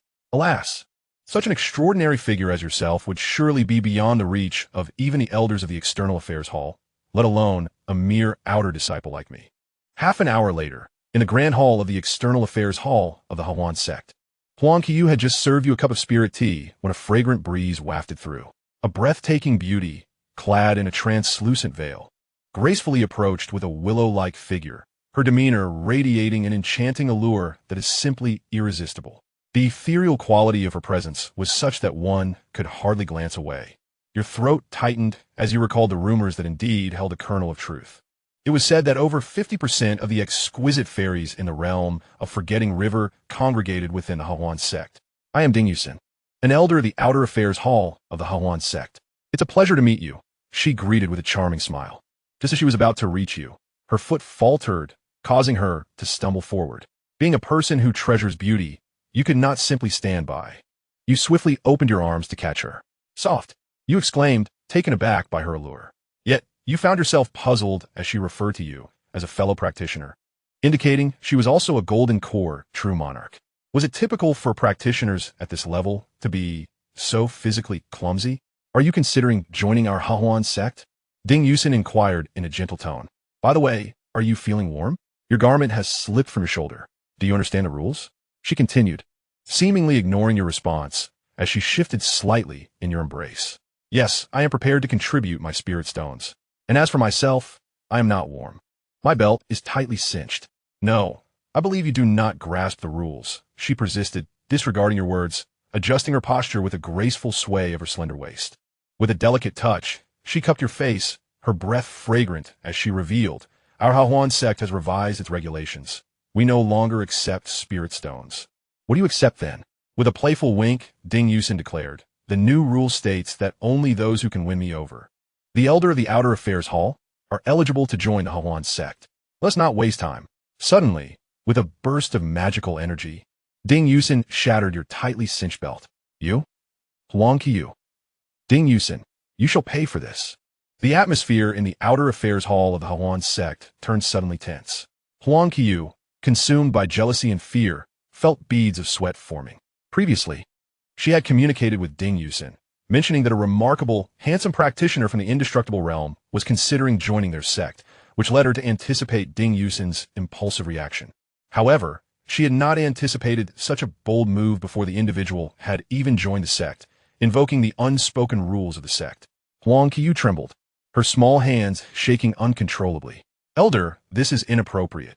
This is simply not suitable. Fear not. As an elder of the Outer Affairs Hall, it is my duty to ensure the proper transition for our sect, Ding Yusin asserted. Ding Yusin, what are you planning to do? As Elder Ding Yusin was poised to thoroughly implement the hidden rules of the sect, a furious roar echoed from outside the Grand Hall. A beautiful woman adorned in palace attire, her figure and beauty rivaling that of Ding Yusin, approached with anger evident in her almond-shaped eyes. With a trembling, orchid-like finger, she pointed at Ding Yusin, exclaiming, as an elder, do you have no shame? When did the rules of the Hahuan sect regarding receiving those who wish to transfer become a requirement for you to engage in dual cultivation? How is it that I, as an elder responsible for establishing sect regulations, was unaware of this? You ought to dismount from that esteemed individual immediately. Ding Yusin pouted slightly, weighing the disparity in their cultivation levels. She had only recently achieved the Golden Core stage, while the other had reached the third transformation of the Golden Core. Reluctantly, she rose. With a long sigh of relief, she chose to ignore the flicker of disappointment deep within her heart. Ding Yusin, you abuse your power and alter sect rules. In my capacity as an elder of the Law Enforcement Hall, I hereby impose a penalty of 3 months' salary and mandate that you transcribe the sect regulations 500 times. The palace-clad woman surveyed the room with commanding presence, her gaze sweeping over the assembly before she continued. You may all withdraw. To prevent such incidents from occurring again, I shall personally oversee the reception of this esteemed individual, without waiting for the External Affairs Hall's consent. Whether given willingly or not, her formidable power, honed through her third transformation, swept through the hall, clearing all but you from the space. With grace, the palace-clad woman adjusted her hair and slightly bowed to you, saying, esteemed friend, please do not take offense. I am Nangong Wenya, an elder of the Hahuan Sect's Discipline Hall. I will be responsible for handling your transfer matters. Are you prepared with the requisite contribution of spirit stones? Yes, I am ready, you nodded quickly, stepping back slightly for Nangong Wenya, feeling an instinctual need for caution. You reached into your storage pouch and retrieved a hat from the simulated space, feeling a bit more secure once it was on. What is this, esteemed friend? Nangong Wenya inquired, puzzled. Oh, it's nothing, just a personal habit, you replied with a sheepish smile. With an elegant smile, Nangong Wenya continued. As you're a body cultivator of the immortal realm, according to sect regulations, a donation of 20,000 spirit stones is required for admission into the Hahuan sect. However, I find a strong affinity with you, and considering that your primordial yang remains intact, I propose the donation be set at 8,000. Does that sound agreeable? Not a problem. You waved your hand, pretending to pour out 8,000 spirit stones from your storage pouch. Nangong Wenya accepted the stones and handed you a contract. Very well, I have received your spirit stones. All that remains is for you to sign this admission contract, and you shall officially join the Hahuan sect. All right. At long last, the moment had arrived for you to join the Hahuan sect. You lifted your pen to sign, but your modern sensibilities compelled you to glance at the contents of the contract. Couple's contract. Nangong, this seems incorrect, you said, your lips twitching. Nangong Wenya covered her mouth with a shy smile. There's nothing wrong. I have accepted the 8,000 spirit stones you presented as a bridal gift. Your eyes began to twitch as you felt an overwhelming urge to flip the table. Are the individuals within this peculiar Hahuan sect all afflicted in some manner? One seeks to operate under the table, while another is more ruthless, ensnaring one with contracts. Suddenly, I am overcome by the sensation of being a piece of pork tossed into a den of wolves. Very well, it seems you all wish to devour me. Should you proceed in such a manner, I shall not hold back. After a moment of frustration, I resolutely clenched my teeth. Initially, I had planned to join the Hahuan sect, seeking to ascend the ranks in hopes of elevating my status within the sect to a level where I might access the spiritual veins. My intent was to clandestinely introduce the core of the small thousand worlds into the sect's spiritual veins for study. However, my resolve has shifted. Had I known I would be so coveted, I would not have bothered with the pretense of righteousness. If even the elders desire my presence, I find it hard to believe the sect leader does not. If I must acquiesce to such hidden rules, I might as well let the most formidable individual in the Hahuan sect take the lead, enabling me to ascend in one fell swoop. Taking a deep breath, I returned the contract, addressing my companion. Nangong, I wish to meet the sect leader. Are you certain? Absolutely, given my formidable strength in the undying realm. Requesting an audience with the sect leader before joining should not be deemed impudent. My voice is steadfast. Then I shall convey your request. Nangong Wenya rises, her gaze peculiar, as she retrieves a communication jade pendant. Please wait a moment. The sect leader will arrive shortly. There's no rush. I shall leisurely enjoy the spiritual tea and fruits. A quarter of an hour later, the grand doors of the outer affairs hall are pushed open from the outside. A formidable aura sweeps into the hall, sending a shiver down my spine, reminiscent of the first time I encountered Li Jing in the small thousand worlds. Soon, a handsome middle-aged gentleman clad in the sect leader's ceremonial robes strides into the hall, followed by a considerable entourage. I turn to Nangong Wenya. The sect leader is a man? Indeed, she nods slightly, rising to welcome him. I feel rather foolish. Had I known the sect leader was such a rarity, I would have readily acquiesced to Nangong Wenya's suggestion, thus avoiding this waste of time. Esteemed sect leader, this individual wishes to meet you before joining our sect. An undying realm practitioner is a rare find indeed. I must extend a warm welcome. The handsome sect leader strides toward me, exuding enthusiasm as he extends his hand. Please do not take offense. I was momentarily absorbed in my cultivation today, and my delay in receiving you was unintentional. I hope you will forgive me. Not at all. It is I who should be apologetic. Had I known, I could have waited to greet you after my admission. I grasped the sect leader's hand warmly, engaging in cordial conversation, my expression radiating respect without sycophancy. Regardless of the sect leader's gender, it is always prudent to foster a good relationship. As the two of you warmly shook hands and exchanged pleasantries, Nangong Wenya's delicate brows furrowed, and a sudden clarity arose within her. It dawned upon her how he could possibly resist her allure. If he were inclined towards such things, it would make sense. No wonder, even in the realm of immortality, he still yearned for the lost essence of the sun. It seemed he could not truly let go. Nangong Wenya's realization brought her profound disappointment. Her initial plan to break through to the fourth transformation of the Golden Core by dawn had utterly failed. And who were you in relation to the sect master of the Hahuan sect? One possessed an extraordinary physique and astonishing sensory perception, while the other was a half-step celestial being at the first transformation of the Golden Core. Nangong Wenya's gaze and expression shifted, immediately noticed by the two of you. Trouble loomed ahead. With a swift motion, both you and the sect master withdrew your hands, hastily wiping them behind your backs. Ahem. The sect master cleared his throat awkwardly, stating, "In any case, I welcome you, fellow cultivator, to join the Hahuan sect. Since you are a true monarch of the immortal realm, would you consider taking on the role of elder in the body refinement hall? I believe that under your guidance, our disciples' physical prowess will undoubtedly reach new heights. Nangong, I have matters to attend to. Elderly will be in your care. Farewell." With that, The sect master waved his hand and departed in a flurry. You let out a sigh of frustration, but upon reflection, it was not a loss. Though there may have been some misunderstandings, you had successfully joined the Hahuan sect, starting with the esteemed position of elder. As the elder of the Body Refinement Hall, you could certainly be considered a mid-level leader, could you not? This outcome was not without merit. Nangong, what comes next? We are the same sect. Simply call me senior sister, and I shall lead you to the Body Refinement Hall.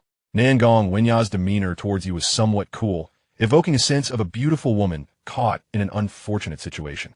You rolled your eyes, disinclined to explain anything. Some truths would naturally reveal themselves over time. The Hahuan sect sprawled across a vast expanse, embodying the quintessential characteristics of a cultivation sect. Within it stood towering spiritual mountains rich in energy, with the mountain belonging to the Body Refinement Hall positioned at the intersection of the internal and external gates of the sect. Unsurprisingly, like many other sects in the Wanchuan realm, the Body Refinement Hall of the Hahuan sect was among the most desolate places within the sect. After all, compared to the mainstream path of Qi refinement in the Golden Core, the trials and tribulations of body refinement, along with the resources it consumed, were at least thrice as demanding. Thus, the overwhelming majority of cultivators primarily focused on Qi refinement, dabbling only slightly in body refinement to enhance their overall resilience on the path of cultivation. The body refinement path in the Golden Core, as taught by the teachings of Laozi, served as a safety net. Laozi made a vow to the heavenly Tao to enlighten humanity. However, not all humans possess spiritual roots, and those without them constitute the majority. Consequently, allowing only a small fraction to cultivate hardly qualifies as enlightening humanity. Therefore, the body refinement aspect within the Golden Core is, in essence, tailored for those devoid of spiritual roots. Even without a spiritual root, one can embark on the path of cultivation through body refining. Although this process is considerably longer and more arduous than Qi refinement, consuming far more resources, it nevertheless presents a viable avenue.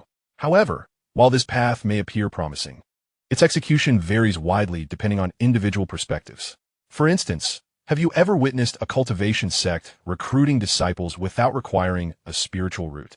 In summary, regardless of the myriad discussions surrounding this topic, the Body Refining Hall of the Hahuan sect stands as a quintessentially idle institution. Your role as an elder is to guide and instruct the disciples of the Hahuan sect on the intricacies of body refinement. Yet in truth, very few disciples, not even the inner disciples, let alone the outer or miscellaneous disciples, bother to seek the rigors of the Body Refining Hall. After all, those who manage to join the Hahuan sect undoubtedly possess a spiritual root. Thus, unless absolutely necessary, who would willingly subject themselves to such toil? Alas, when will I, a mere athletic student, truly rise? After Nangong Wenya departed, you gazed upon the desolate mountaintop, feeling a chill in the air. In the blink of an eye, for months have passed since you joined the Hahuan sect. Due to certain rumors, you have not savored even a morsel of meat within the sect during this time, transforming your experience at Hahuan into one of extreme vegetarianism.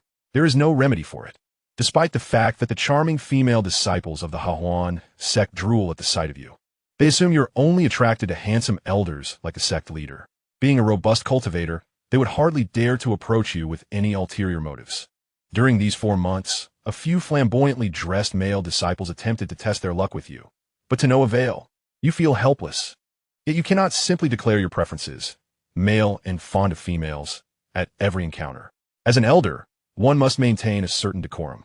Moreover, you do not intend to indulge in flesh. These rumors are not entirely detrimental, as you still have much use for your vital essence. After all, those who know their own matters best understand that you have never been one to steadfastly resist temptation. Upon entering the Hahuan sect, you have gained a more profound understanding of both the sect and the Wanchuan realm. The Hahuan sect, specifically the Qingshan Prefecture branch, is merely one of its numerous subsects. In total, the Hahuan sect comprises 16 such branches within the Wanchuan realm. The spiritual veins are the very foundation of any sect. In both the Hahuan sect and other sects, only the sect leader is typically qualified to approach the spiritual veins closely. Others within the sect, even the most powerful elder, do not possess the privilege to know the precise locations of these vital spiritual veins. The newly appointed leader of the Qingshan branch, having held a position for less than 40 years, is unlikely to be replaced anytime soon. Thus, it is prudent to preserve this essence of primordial yang for greater purposes. The fact that the leader of the Xianxia branch is male is inconsequential, as there exists a higher authority in the form of the main sect. Although the number of body refinement practitioners in the Wangchuan realm may be few, their value is undeniable. Particularly, your pure physique and intact primordial yang correspond to a level of physical cultivation akin to the indestructible realm of a golden core true monarch, which significantly enhances your resolve in the pursuit of Tao. For the female practitioners of the Hahuan sect, who primarily focus on the harmonious balance of yin and yang, your essence is as coveted as the meat of Tang Sung, the 9 revolutions pill, or the grass rejuvenation pill. Even the esteemed earth immortals above the golden core true monarchs find immense benefits from even a mere taste. Thus, after 4 months in the Hahuan sect, having gathered ample intelligence, you set your sights on the main sect. Should you succeed in forming a partnership with a genuine earth immortal fairy from the main sect, securing a position as a branch leader or gaining access to spiritual veins would not be an insurmountable task. It is time to take action. You retrieve a scroll from the simulated space, a newly devised body refinement technique you formulated based on the mighty divine ability imparted by your companion. While its efficacy may not be extraordinary, when practiced alongside the rich spiritual energy and miraculous elixirs of the Wangchuan realm, it promises to elevate one's physique to the standards of the diamond body within a decade. Once this method gains traction, a 30% enhancement in the overall proficiency of Hahuan sect disciples within 10 years is all but assured. With this, I shall surely capture the attention of the higher echelons within the Hahuan main sect. Armed with this technique, you soar towards the spiritual mountain where the leader resides. Strangely, the usually tranquil main hall of the sect is unusually lively today, hinting at significant happenings.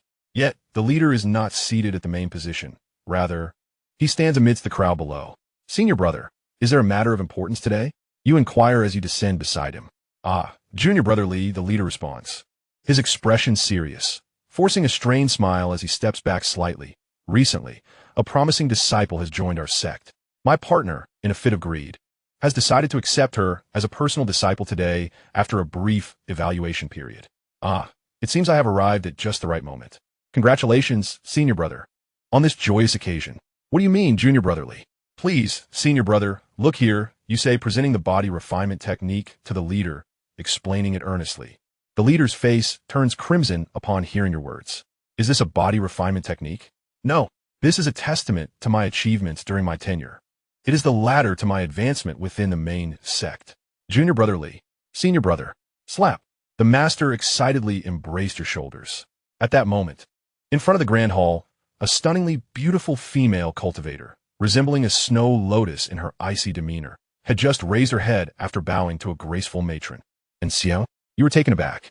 Xianxia was also startled, her once cold, large eyes now softened as she glanced at you. Then at the master who held you close, unearthing long-buried memories. Xianxia involuntarily revealed a smile reminiscent of an ant's. The Hahuan sect truly embodies a sense of freedom. Chapter 192, The Trial. The instant you laid eyes on Xianxia, you sensed trouble. Yet, before you could react, Xianxia's master, who was also your master's brother-in-arms, followed her gaze. Just a fleeting glance.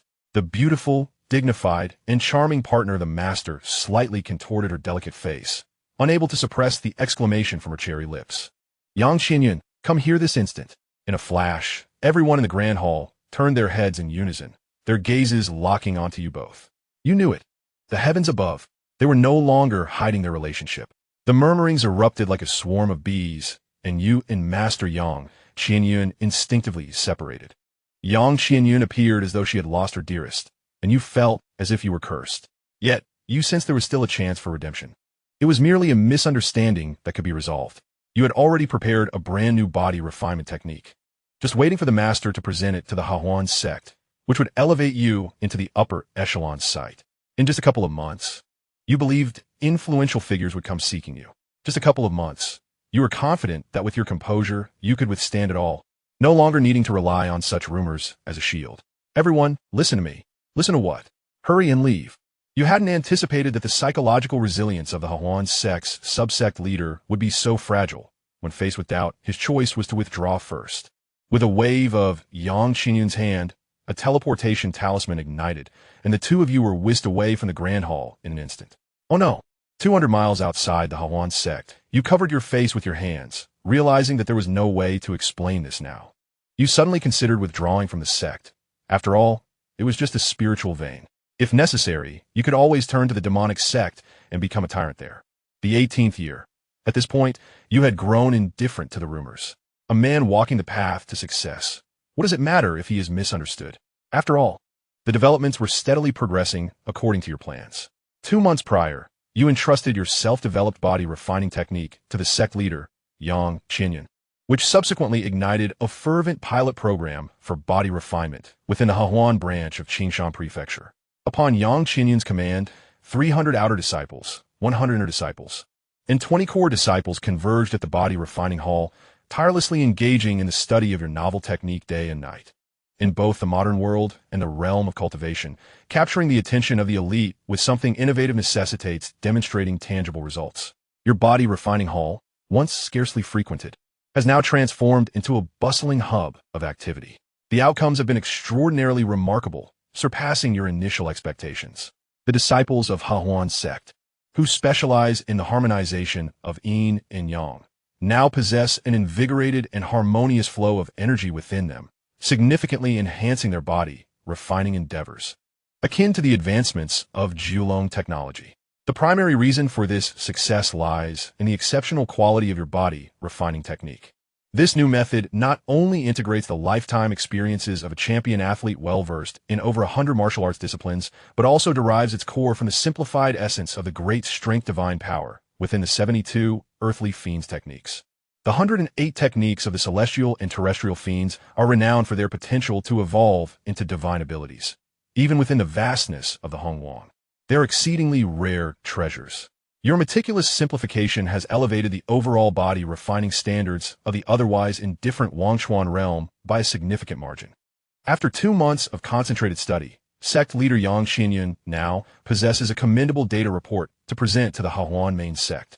Notably, your rumored boyfriend has been scrupulous, ensuring that your contributions are duly acknowledged without omission.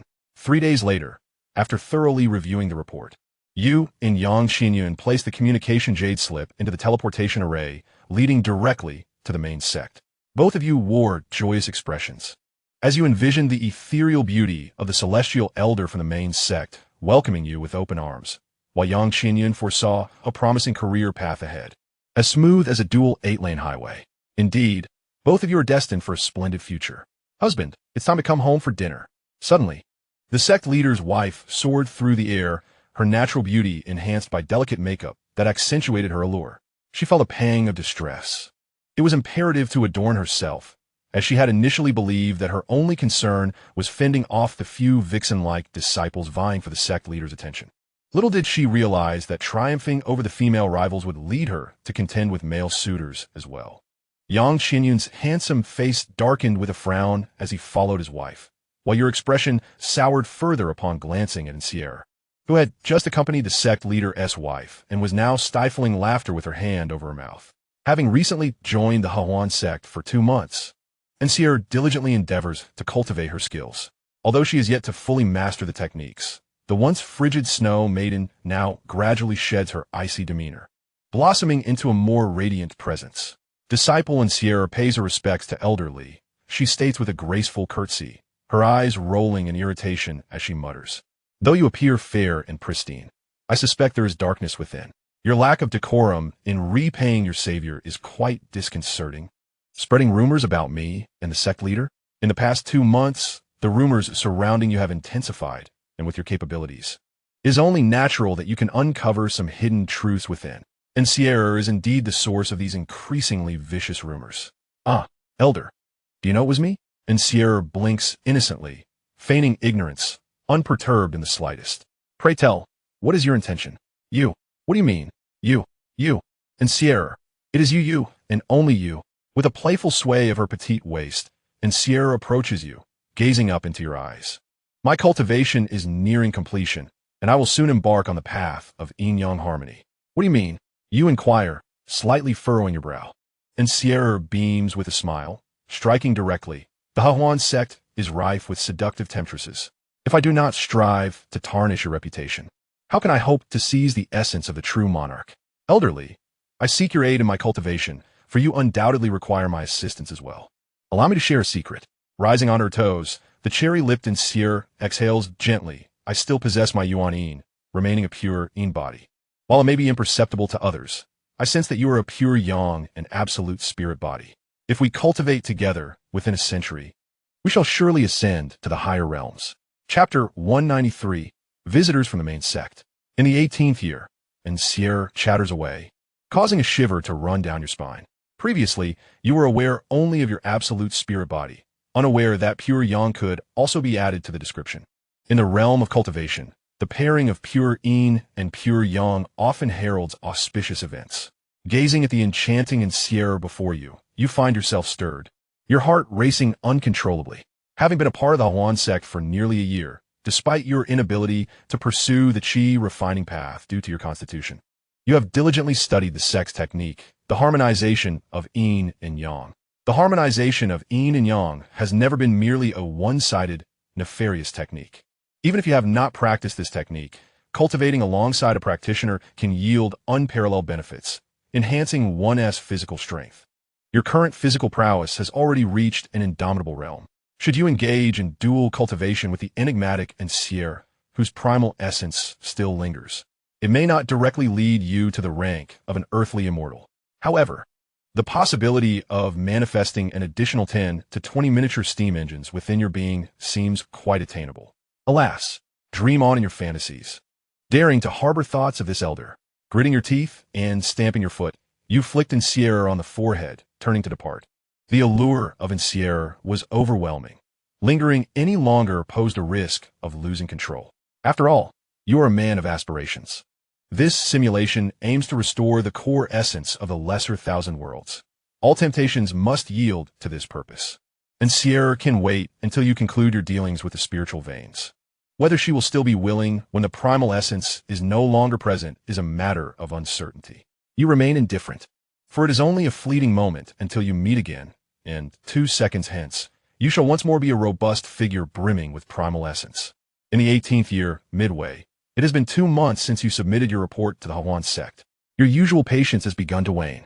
According to the experience of sect leader Xianxia, responses to such reports typically arrive within 10 days at most. Yet, this time, silence has reigned for 2 months, clearly indicating something amiss. This situation is rather displeasing. The preparations you undertook to connect with the exquisite celestial beings of the sect were extensive, and the slander you endured is beyond mention. You even resisted the temptation of the incomparable beauty that is Xianxia, showcasing the magnitude of your sacrifice. Yet, the upper echelons have faltered, which is simply unacceptable. You resolve to wait another month, should there still be no news. You would embark on a journey to the Huan sect, located in Xianxia. You cannot reconcile the disparity between the gains and sacrifices you have made, nor will you tolerate being taken advantage of or having your efforts go unrecognized. However, 10 days later, a representative from the sect finally arrived. Yet, this was not the enchanting celestial being you had anticipated, but rather a brash and arrogant young man, exuding the air of a privileged second generation. Clad in garments of exquisite quality, adorned with gold and jade, he exuded an aura of opulence. Every ring, necklace, headpiece, and belt he wore was crafted from treasures of at least mid-grade within the realm of Wangchuan. What is even more outrageous is that he arrived aboard a personal flying vessel. In the Wangchuan realm, or indeed in most of the medium thousand worlds, the most valuable artifacts are undoubtedly those flying vessels that amalgamate defense, offense, speed, comfort, and support into one. Even the most affordable flying vessel commands a price no less than 100,000 spirit stones. In the Qingshan Prefecture, where the Huan sect's branch ranks among the top 5, the combined number of inner and outer disciples exceeds 3,000, yet including sect leader Xianxia. Merely 12 individuals possess a flying vessel. The young man, adorned with magical artifacts and a flying vessel, possessed treasures worth over 300,000 spirit stones. He exuded an air reminiscent of a wealthy heir from the metropolis, arriving in a grand vehicle to offer his patronage to the rural community. Upon receiving the news, Xianxia hastened to the mountain gate to welcome him. After glancing at the young man's waist token, he immediately bowed respectfully, introducing himself as Xianxia, the master of the Qingshan branch of the sect, and acknowledge the presence of a chief envoy from the main sect. From this day forth, you shall no longer be the master. I shall take your place, the young man declared dismissively, tossing a jade tablet that signified his authority and piloting the flying vessel straight towards the main hall of the sect. Xianxia's expression darkened considerably. The jade tablet indeed bore the appointment of the elder responsible for managing the branch from the main sect. At that moment, you arrived as well, your countenance mirroring Xianxia's gloom. Both seasoned cultivators, neither of you were naive youths. It was evident to both of you that this was a case of opportunism. The young man must undoubtedly be the offspring of a significant figure from the main sect. Your newly refined body cultivation technique had seemingly vanished into oblivion after being submitted to the main sect, undoubtedly suppressed by that influential person. Now, with their offspring positioned as the master of the Xianxia branch, it was clear they aimed to seize the merit for themselves. A glimmer of murderous intent flickered in your gaze. To be exploited without consent was already unacceptable, let alone having your achievements usurped. Your anger was palpable, but what followed would only intensify it. Half an hour later, you and Xianxia were summoned to the main hall by the usurping second-generation heir. The young man, exuding arrogance, lounged in the master's seat, resting his chin on one hand as he regarded you with a sidelong glance. Are you the one who improved this new body cultivation technique, Li Mu? He inquired. Yes, you replied. Rewrite it, removing your name and replacing it with mine. Do you understand? He commanded. I do not comprehend, you retorted. The young man chuckled, amusement dancing in his eyes. In an instant, a spear crackling with lightning materialized, piercing through your chest and pinning you to the ground. The surge of thunder coursed through your body, overwhelming your once proud, self-healing abilities. Spirit treasure, Xianxia exclaimed in shock. In the realm of Wang Chuan, spirit treasures surpassed ordinary magical artifacts. However, no one in Wang Chuan had the qualifications to forge such items. They were formidable weapons passed down from the higher realms. A single offensive spirit treasure, even in the hands of a mere foundation-building cultivator, could unleash destructive power rivaling that of an earth immortal. As the young man rose, he approached you, brandishing the spear. Remember to replace the technique with my name. He reiterated. I am in Shufeng. My father is the head of the law enforcement hall of the main sect, and my mother was the previous holy maiden of the Hehuan sect. This achievement is too great for you to handle, but I can manage it. I understand your discontent, yet the rules of this world are immutable. I have earned my place here, albeit for only half a year. As long as you comply, upon my return, I will establish my home, and you shall find in me the greatest ally in the Hehuan sect. Now, proceed to rewrite the cultivation method. And Shufeng turned his gaze towards Xianxia, a smirk gracing his lips. I have heard that 26 beauties from the Qingshan Prefecture's 100 beauties list have already joined our branch. Summon them. I, as the sect master, wish to address them. By the way, your wife is the 9th on that list. Do not forget to bring her as well. Chapter 194. Here in the Hehuan sect, Li Shidi. Upon hearing in Shufeng's audacious words, you rub your chest and cast a sidelong glance at Xianxia. This fellow has your wife serving him. Do you not resent him? Xianxia. Does he not wish to confront in Shufeng? He does, yet wishing and daring are two distinct matters. Of course, even if he wishes to confront him, there remains the question of whether he can prevail. Although in Shufeng is merely a foundation establishment cultivator at a young age, with a spirit weapon in hand, how could one possibly compete? If you will not confront him, then I shall. How splendid. The sect master's wife is so beautiful. I have yet to, Xianxia. Forget it. It is of no consequence. Confront him. You may not believe it, but a mere foundation establishment cultivator, armed with a spear of spiritual energy, could easily subdue you. That spear, the Thunder Lance, may possess great power, but you were careless and did not evade. Bang! With a sudden movement, your figure appeared in multiple directions, as though employing a shadow clone technique. And Shufeng, wielding his spear like a fool, flailed about aimlessly. You scoffed, precisely as anticipated. No matter how powerful a spirit weapon, if it cannot strike a target, it is merely a stick for kindling. The remainder is straightforward. Central split blade, fist, technique. 100 strikes. A concentrated jet of steam enveloped in Shufeng from all angles, and you confidently retracted your fist. This onslaught, even for someone like Xianxia, a half step to the golden core, would be a near-fatal endeavor. As for in Shufeng, a mere foundation establishment cultivator, he stood no chance at survival. Clap, clap, clap. What a thrill. The assault of the immortal body refinement realm truly lives up to its reputation, fierce and overwhelming, like a force of nature. As the dust settled, applause and sarcastic praises erupted around you, and Shufeng regarded you with derision, a golden bracelet on his wrist radiating a brilliant light, effortlessly deflecting all your attacks. Another spirit weapon, and this one defensive. What a farce. The offspring of affluent parents, both of whom are earth immortals, truly deserve their downfall. Alas, my father was right. You cultivators of humble origins simply do not recognize the blessings you possess. Would it not be better to serve me faithfully as I establish my home? As I carelessly allow a few things to slip through my fingers, it would suffice for you to toil for a lifetime. Truly, the audacity is astounding. Since this is the case, you might as well perish. After all, the cultivation technique is readily available, and it would be no different for another to replicate it. And Shufeng brandished his spiritual spear, your mood akin to that of a dog being scolded. With no other recourse, retreat became your only option. Yet, before you could make your escape, a length of red silk flew from Shufeng's sleeve, swiftly ensnaring you like a silkworm in its cocoon. Another spiritual artifact. With a blend of offense and defense, and the ability to trap adversaries, this truly exemplifies a comprehensive approach with no blind spots. This affluent young master, upon stepping out, ensured that his safety was maximized. Wait, I will write. I shall return and add young master in's name immediately. Moreover, sparing my life would benefit you. The body refinement technique has further developments known only to me. Should you slay me, that knowledge would perish. As the saying goes, those who discern the times are the true heroes. Conceding when outmatched is not a disgrace. And Shufeng's expression was one of utter disdain. Yet the spear in his hand came to a halt, his eyes glinting with insatiable greed. Merely the initial version of the body refinement technique warranted such commotion from the infamily.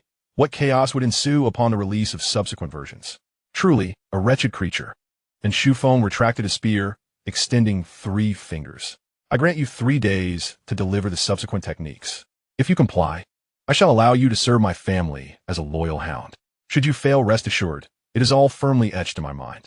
In 3 days, I shall present an even more perfected body refinement technique. You nodded fervently, and Shufeng smiled in satisfaction, casting a sidelong glance at Xianxia. Open the mountain ceiling array. For 3 days, no one is to leave the Hahuan sect. Furthermore, instruct the disciples listed on the Qingshan Prefecture's beauty rankings to don red garments. The sect leader favors this color. It is auspicious, ha ha ha. He was indeed cautious, wary of your escape. Xianxia nodded and complied, exiting the main hall of the sect with you. Junior brotherly, you acted impulsively. You should not have engaged him. Xianxia remained silent for a moment. Patting your shoulder, you smiled. The sect leader is not impulsive. What, do you truly intend to clean my lady and present her to him? Xianxia regarded you with puzzlement. Would she not go of her own accord? Junior brotherly, this is the Hahuan sect. Where is there a concept of lifelong partners? For my lady, establishing a connection with Shufeng is also a fortuitous opportunity. All members of the Hahuan sect possess unwavering resolve, as all endeavors are aimed at becoming immortal.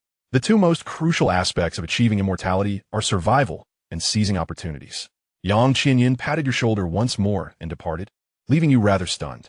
Unwavering resolve, indeed, is a hallmark of the path. Yet, your determination remains equally steadfast. The difference lies in the fact that the resolve of the Hahuan sect is such that all is sacrificed in pursuit of the goal of immortality. Your essence is distinct. Your resolve is unwavering. Whenever there is an opportunity for reversal, one must resolutely ensure their own contentment. With a piece of spirit stone and a communication jade talisman extracted from the simulation space, I crushed the spirit stone with a swift motion and whispered to the talisman, "Come to the back courtyard of the body refining hall, swiftly and discreetly. I have prepared the first soup for you." Having spoken, I turned my back and returned to the body refining hall, dispersing all disciples on the mountain. At the same time, the sky above the Hahuan sect was enveloped by a luminous barrier reminiscent of an eggshell. The mountain's ceiling formation had been activated. A glint of cold light flickered in my eyes. Possessing 3 spirit artifacts is quite impressive. I assenti it. Just wait until I undergo my evolution. I shall not let you escape unscathed. 2.5 hours later, as dusk descended, Xianxia, who had already submitted the list of disciples ranked in the 100 Beauties list of the Qingshan Prefecture Hahuan sect to Shufeng, was as restless as an ant on a hot pan. Where's she? Where's Xianxia? Go find her quickly. She is, of course, with you. Just a short while after the mountain ceiling formation was activated, a figure darted into the back courtyard of the body refining hall. Xianxia, with her large, blinking eyes, shyly bit her red lips in anticipation. Have you finally come to a realization? Let's talk. Drink the soup quickly. I scooped Xianxia into my arms. And as the door closed, a tempest of thunder and fire erupted. 2.5 hours later, Xianxia felt as if she were enveloped in flames. Successfully absorbing the unyielding essence of my pure yang body, she was undergoing a profound transformation. The path of golden core cultivation is divided into 3 tiers: human, earth, and heaven in ascending order. Everyone yearns to attain a foundation in the heavenly path, yet among thousands of foundation establishment cultivators, even with all resources prepared, the chances of success are perilously slim. In the Wangchuan realm, achieving an earthly foundation is considered exceptional. However, at this moment, Xianxia, who had established an earthly foundation, felt her spiritual platform within shifting toward the quality of a heavenly foundation. Once this transformation is complete, she shall reach the stage of golden core. Beside Xianxia, who resembled a blazing fireball, stood a figure encased in ice. I was blissfully unaware of the world around me, ensconced within the ice. My body, harmonized in yin and yang, was invigorated by Xianxia's extreme yin essence, which flowed like a clear spring, enhancing my physique in every conceivable manner. This sensation was akin to experiencing a series of bodily metamorphoses. The most apparent change was the number of miniature steam engines within me. 65, 708, 194. The dual cultivation experience was undeniably exhilarating. Chapter 195 is time to set forth. In the 18th year, Part 2 through the previous 7 simulations, I had experienced the process of dual cultivation countless times. Yet, all I gained afterward, aside from emptiness and fatigue, was nothingness. But now I finally comprehend. This is what true dual cultivation entails. The Hahuan sect rightfully flourishes, attracting countless exquisite female cultivators like moths to a flame, cultivating the formidable, great strength, divine ability. The difficulty of condensing has escalated exponentially ever since the number of miniature steam engines within my body surpassed 60. Without decades of arduous training, achieving the instantaneous condensation of over 90 miniature steam engines is merely a fanciful dream. Yet now, after a single session of dual cultivation, in merely 2.5 hours, upon opening my eyes, the icy clumps enveloping my body have vanished entirely. With a mere thought, 99 miniature steam engines coalesce within me in an instant, interconnected, circulating, and pressurizing. I sense that I am now capable of defeating 5 versions of my former self from 2.5 hours ago. At the very least 5. How splendid dual cultivation is. I must engage in it more frequently, diligently, and extensively. A wave of dual cultivation has significantly enhanced my power, leaving me invigorated and rejuvenated. Of course, I am acutely aware that the astonishing effects of this dual cultivation session stem from the unique nature of both myself and Xianxia. The first dual cultivation between a body of extreme yin, retaining its original yin essence, and a body of pure yang, having not yet lost its original yang essence, is akin to clearing out a long-accumulated jackpot pool, yielding such remarkable results.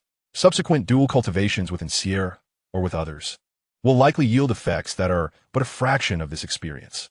However, that matters little. Even if the outcomes are only 1,000th or 1/10,000th of this time, it is still far more gratifying than enduring the grueling inefficiencies of solitary cultivation.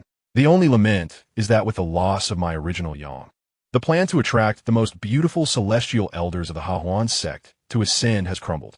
It is all that scoundrel in Shufeng's fault. I crack my knuckles, ensuring that the door is secured for Xianxia, who is still striving to digest the previous effects.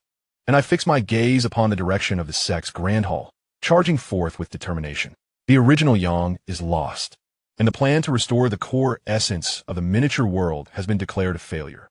At this point, I have no inclination to discern right from wrong. My mind is solely consumed by one thought: to annihilate Shufeng.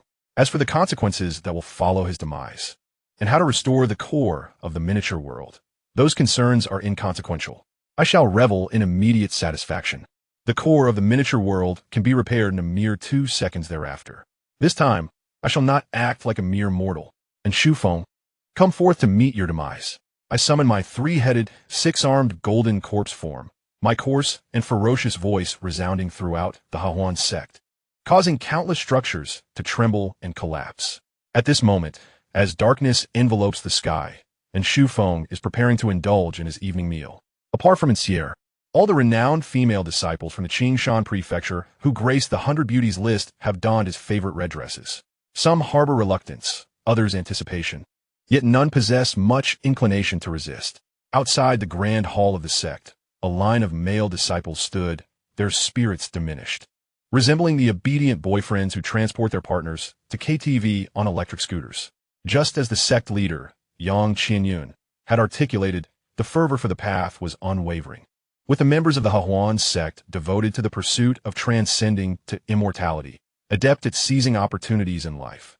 However, at that moment, and Shufeng, who was itching to make a move, but had yet to act, was taken aback. Seeking death. I should have eliminated you earlier for thwarting my plans. Even if you were to kneel and plead, it would be futile. Enraged, and Shufeng brandished his spiritual spear and charged out of the sect's grand hall. Your imposing figure, radiant and towering like a deity descended from the heavens, caused his pupils to constrict sharply. At this moment, you evoked a sense of familiarity akin to facing his celestial father. Yet, no thunderous tribulation had descended. He was not yet a terrestrial immortal. And Shufeng clenched his teeth, armed with 3 spiritual artifacts, firmly convinced of his invincibility beneath the realm of terrestrial immortals, unafraid and resolute. Die for me, he shouted, hurling the ensnaring red silk artifact. The red silk possessed an innate tracking ability, ensuring that no matter how swiftly you evaded, it would unerringly lock onto you, multiplying into countless strands that enveloped and bound you relentlessly. Unable to evade, you chose to embrace your fate.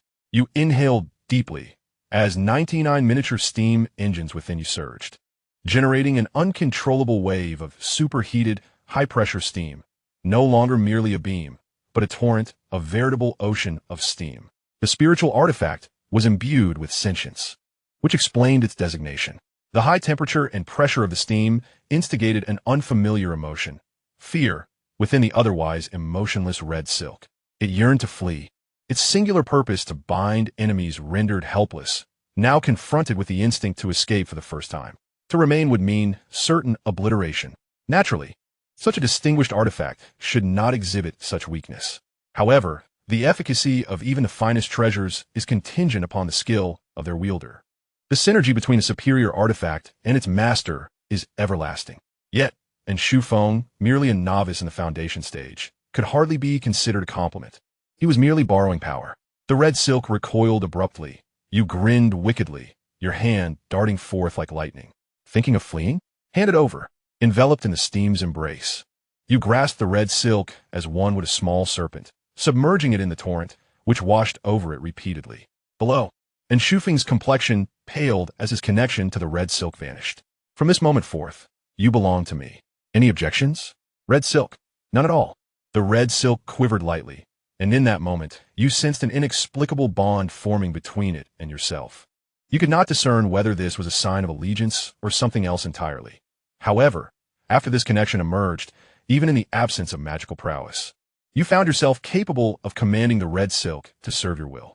With a mere thought, the silk unfurled gracefully, its ends weaving beneath your arms, swirling around you in an ethereal dance, reminiscent of the ribbons depicted in celestial imagery. In the vernacular of the cultivation world, this phenomenon is referred to as a flowing veil. As you gaze at the flowing red silk enveloping you, and then at your own 3-headed, 6-armed visage, a striking resemblance suddenly dawned upon you. With the heavenly silk in hand, if you were to acquire a fire-tip spear and a wind and fire wheel, you could very well present yourself as a reincarnation of Neza. Wait a moment. Your gaze shifted to the long spear held by Shufeng. The fire-tip spear. Wasn't there one readily available? Ha ha ha. Fortune boy, it's time to embark on your journey. Yet no, it wasn't just a fire-tip spear. Your eyes then fell upon the golden bracelet on Shufeng's wrist. The Chinquin circle was also at your disposal. How delightful. I have a penchant for the lavishness of the affluent. You laughed as if you had just won a lottery worth millions, unaware that your objective in this 8th simulation had subtly shifted, restoring the core essence of the miniature universe, defeating the wealthy heir, striking it rich, and reveling in dual cultivation. Come forth, my precious, with fists the size of sandbags. I ask you, do you love it? With 3 heads and 6 arms, adorned in a flowing red veil, and radiating a golden glow, you appeared as though a divine being had descended upon the mortal realm. Yet you smiled like an otherworldly demon, and Shufeng was left in a state of shock, having grown up in a life of luxury. He had never encountered someone like you, who could brazenly seize a spiritual artifact. Was this not the very definition of audacity? Yet, the wealthy heir had his merits, namely his indomitable spirit. At least until he truly felt the sting of defeat, he would forever believe himself to be infinitely superior to the common folk. The spear, crackling with electric energy, thrust wildly as he wore a devilish grin, refusing to evade its strikes. It was no jest.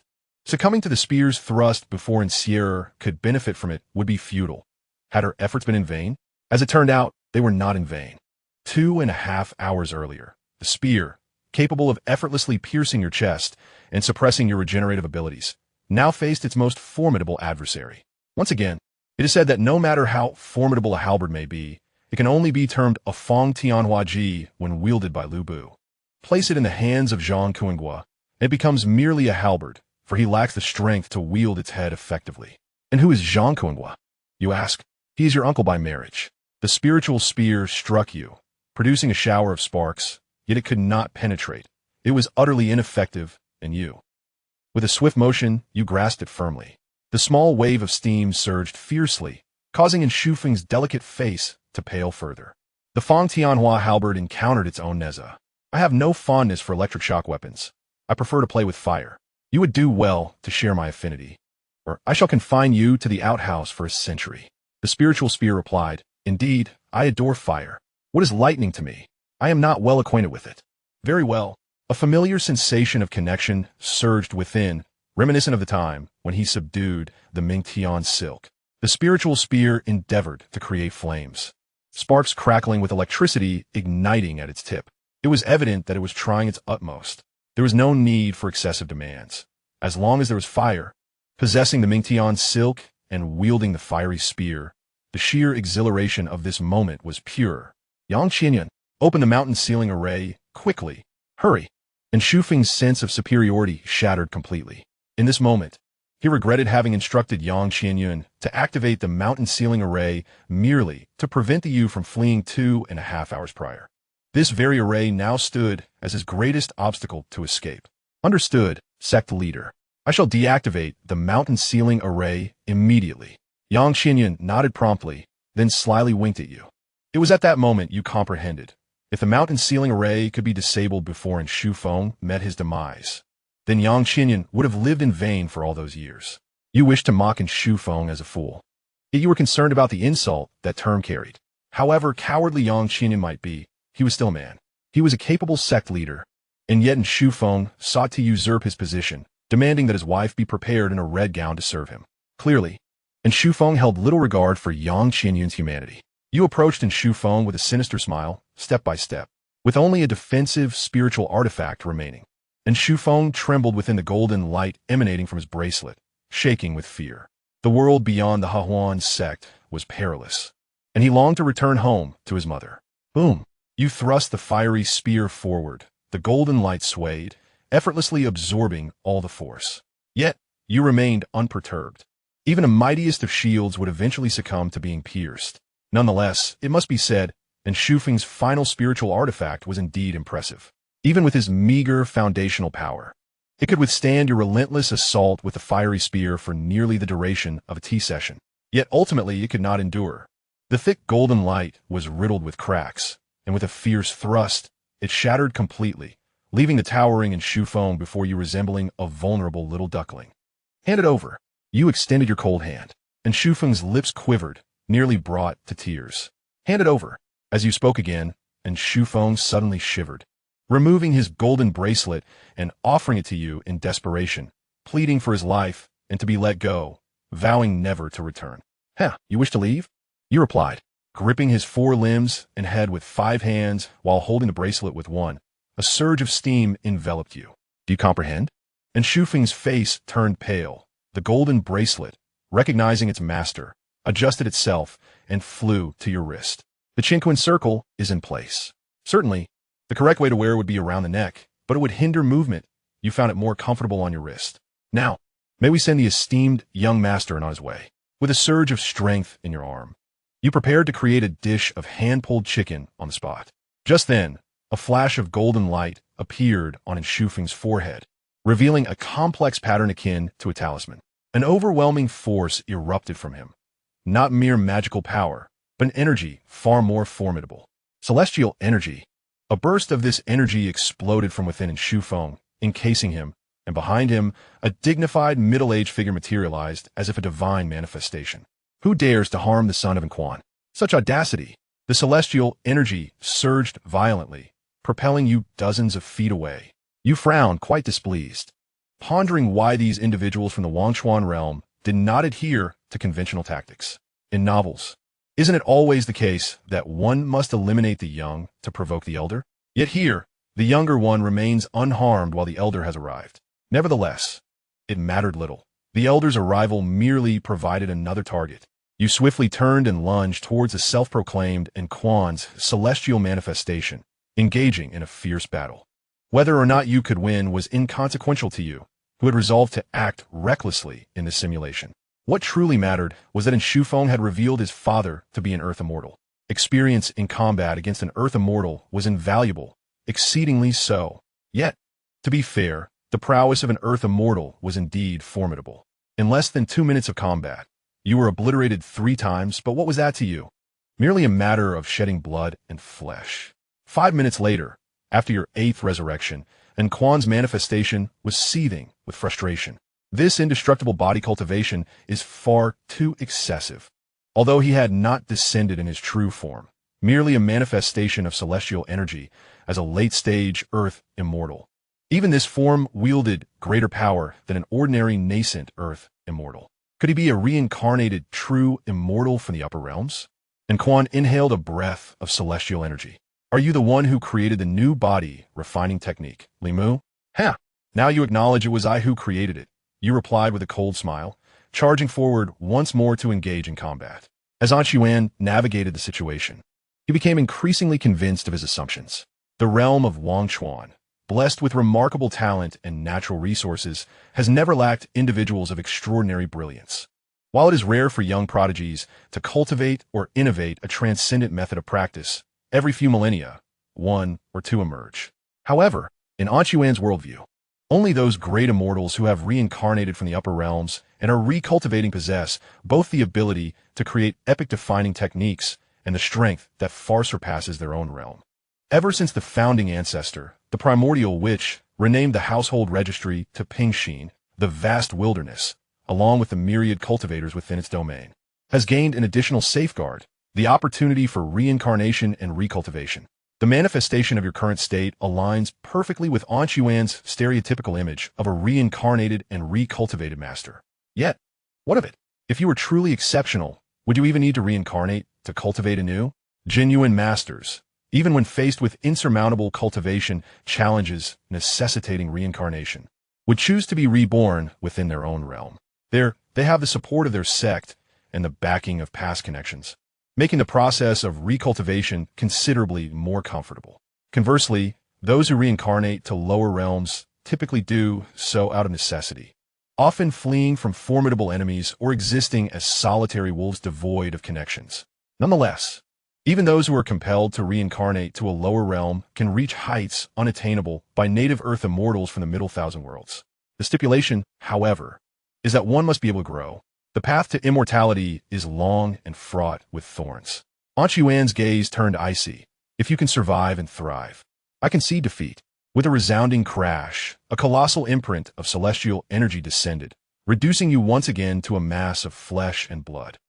Yuan remained unyielding in his belief that those yet to ascend are ultimately bound by their corporeal forms. The so-called indestructible body is not truly immortal, and he will not be ground down easily. Yet, 3 days later, Yuan's once unshakable confidence began to waver. Was it the 1000th or the 1004th time? Regardless, seeing you return to your original state for the umpteenth time drove Yuan to the brink of madness. It seemed you truly could not be extinguished. Yuan was left in a daze, as were you. Before encountering Anxuan, you could hardly fathom that your recovery ability had become so astonishing. It felt as though you could instantaneously conjure 99 miniature steam engines, a stark contrast to the 60 or so you had previously managed, transforming you into an entirely different entity. Not only had you undergone 1,000 continuous rebirths from blood to bone within just 3 days, but you also felt that even if faced with another 1,000, you could endure. The source of your formidable regenerative prowess stemmed from your Purple Mansion Dantian. 4 Chi Refiners. The Purple Mansion serves to store magical energy during the Chi refining stage, forge the spiritual platform during the foundation establishment stage, conceal the golden core during the golden core stage, and cultivate the celestial essence and refine the 5 Chi towards the Yuan after attaining immortality, thereby accumulating the 3 flowers atop the head. The realm of physical cultivation, especially the pure physical refinement of the Zifu Dantian, resembles a firm, solid mass of muscular tissue akin to the brain of an exceptional athlete. At first glance, it may appear to be a repository of knowledge, yet in truth, it is comprised entirely of muscle. However, within your muscular Zifu, there now swirls an incessant yin-yang fish. This phenomenon emerged following your dual cultivation with Xianxia. Although you were initially unaware of its name, you have come to comprehend its utility. It possesses the remarkable ability to extract the spiritual essence from the heavens and the earth, thus compensating for your personal consumption, enabling your rebirth with no expenditure of vitality. This fact has not escaped the notice of Quan, a formidable figure in the late stage of earth immortal cultivation. In the realm of Wangchuan, he possesses the means to seal the spiritual energy surrounding you and even that of the entire Qingshan Prefecture's Hahuan subsect. However, his efforts are in vain. For while he can restrict the spiritual energy of the nearby surroundings, he cannot touch the spirit stones stored within your simulated space. By exerting your will within this simulated realm, you can shatter a few spirit stones, producing sufficient spiritual essence for your self-healing. Father, if you can't manage it, then let's leave. You are becoming nearly transparent, you remark. After 3 days, and Shu Feng, who had been rendered unconscious by fear, has regained his senses. Yet he is once again on the brink of terror. For 3 full days and nights, he has watched as his father's celestial aura, once vivid and lifelike, gradually transforms into that of a lonely, drifting spirit about to be scattered by the wind. His heart feels as though it has perished. Whether Li Mu's recovery ability is truly limitless remains uncertain. Yet it is indeed true that his father's celestial energy is rapidly depleting. The distance from Zhongzhou to Qingshan Prefecture is vast, and there is no teleportation array capable of transporting a corporeal form. Communication between the main Hahuan sect and its subsects is limited to the exchange of small items, inscribed with information on jade slips via teleportation arrays. This implies that if you do not conserve some celestial energy to send me back, I shall be truly stranded. And Shu Feng, in a state of desperation, is nearly brought to tears, and Quan glances at his own hand, which is taken on a semi-transparent quality, outwardly still imposing, yet inwardly utterly exhausted. Brat, if you possess any ability, do not flee. When I, your true self, arrive, I shall ensure you are eternally barred from rebirth. Xianxia, have you still not completed the mountain ceiling formation after 3 days? If you do not activate it promptly, I shall strike you down. Understood. I shall activate it now.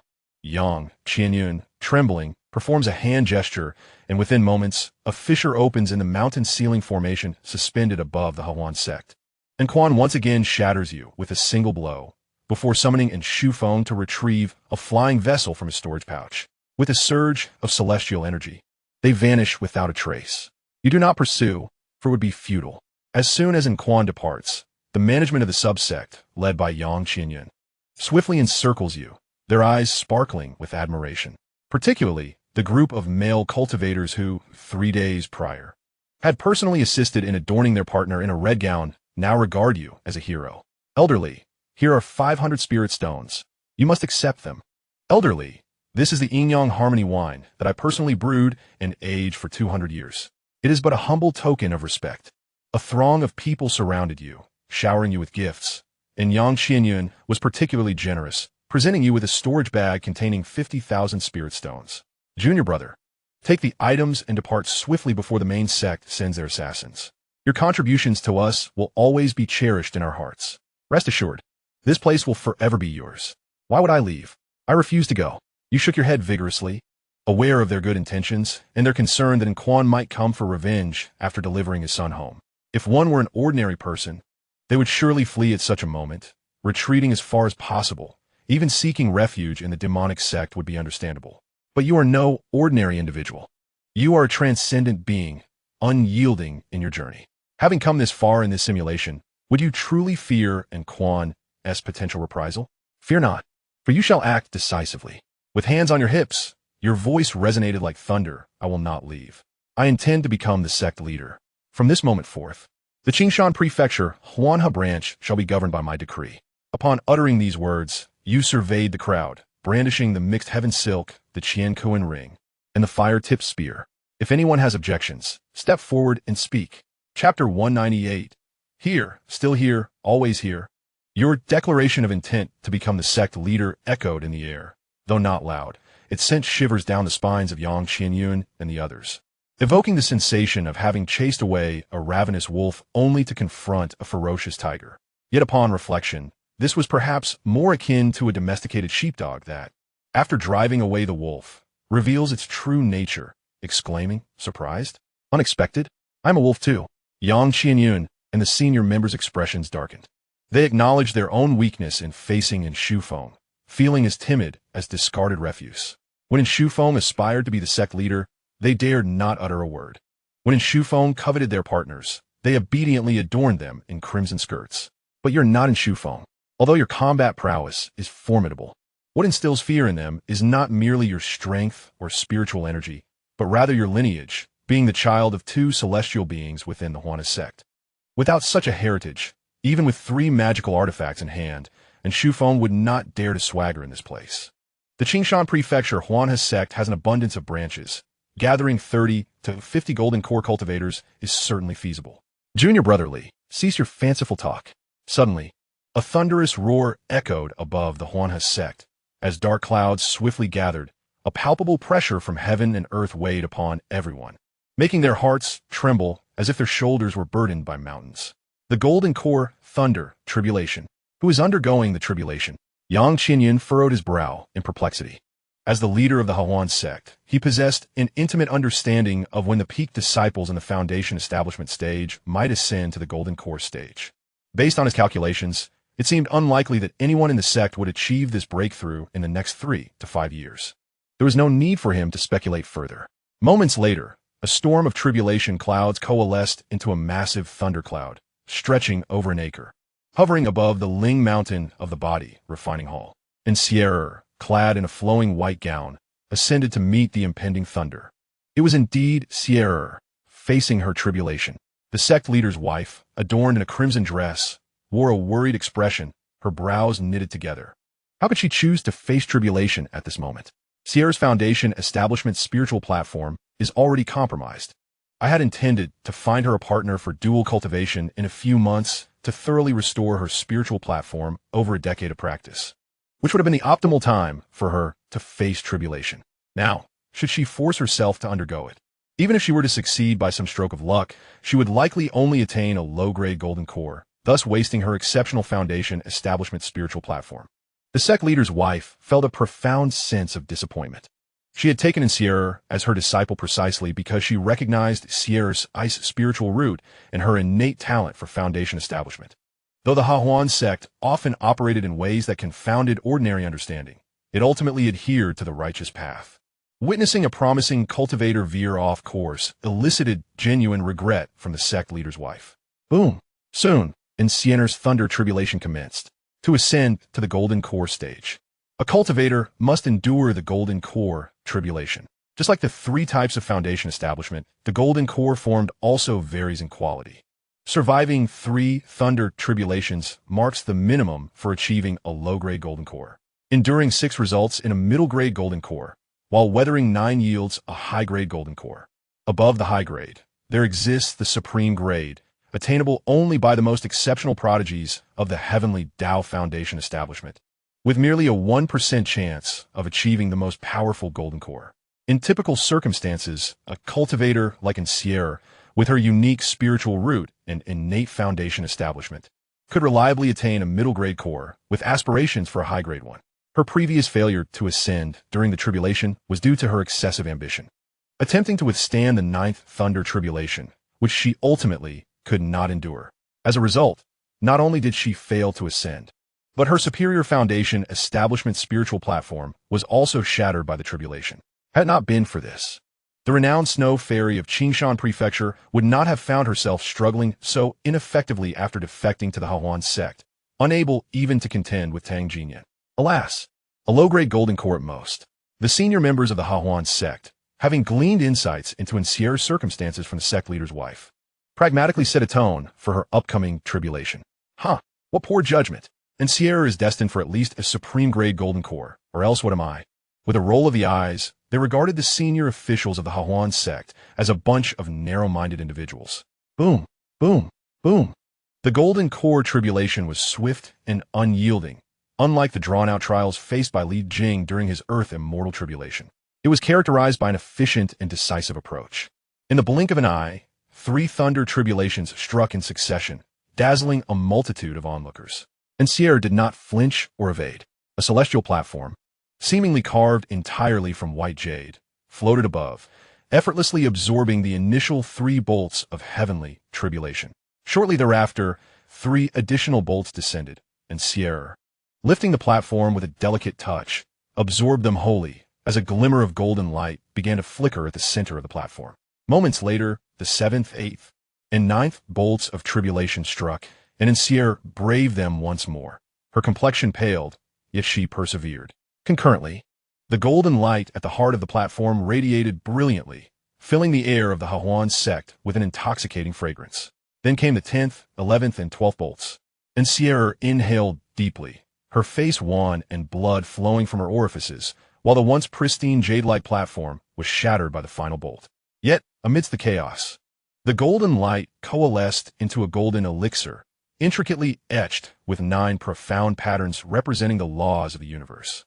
For cultivators ascending to immortality, a significant portion of their subsequent practice centers around comprehending the principles of the Tao. Only elixirs of superior quality bear these profound patterns, each corresponding to a distinct law. The finest elixirs, upon formation, inherently possess between 6 to 9 profound patterns, greatly enhancing the cultivation journey post-ascension, far surpassing the upper-grade elixirs, which can only carry a maximum of 3. The higher-ups of the Hahuan sect were rendered blind. The moment Xianxia unveiled her platform, they were struck dumb. Wasn't she a foundational cultivator of the earthly realm? She was clearly a cultivator of the celestial realm, and she wasn't of superior ice spiritual roots. She was undoubtedly of the finest. I have verified it. She is indeed a foundational cultivator of the earthly realm, exclaimed the sect leader's wife, her claims falling on deaf ears. Upon catching sight of your enigmatic smile, her heart fluttered. Elderly, have you and Xianxia engaged in dual cultivation?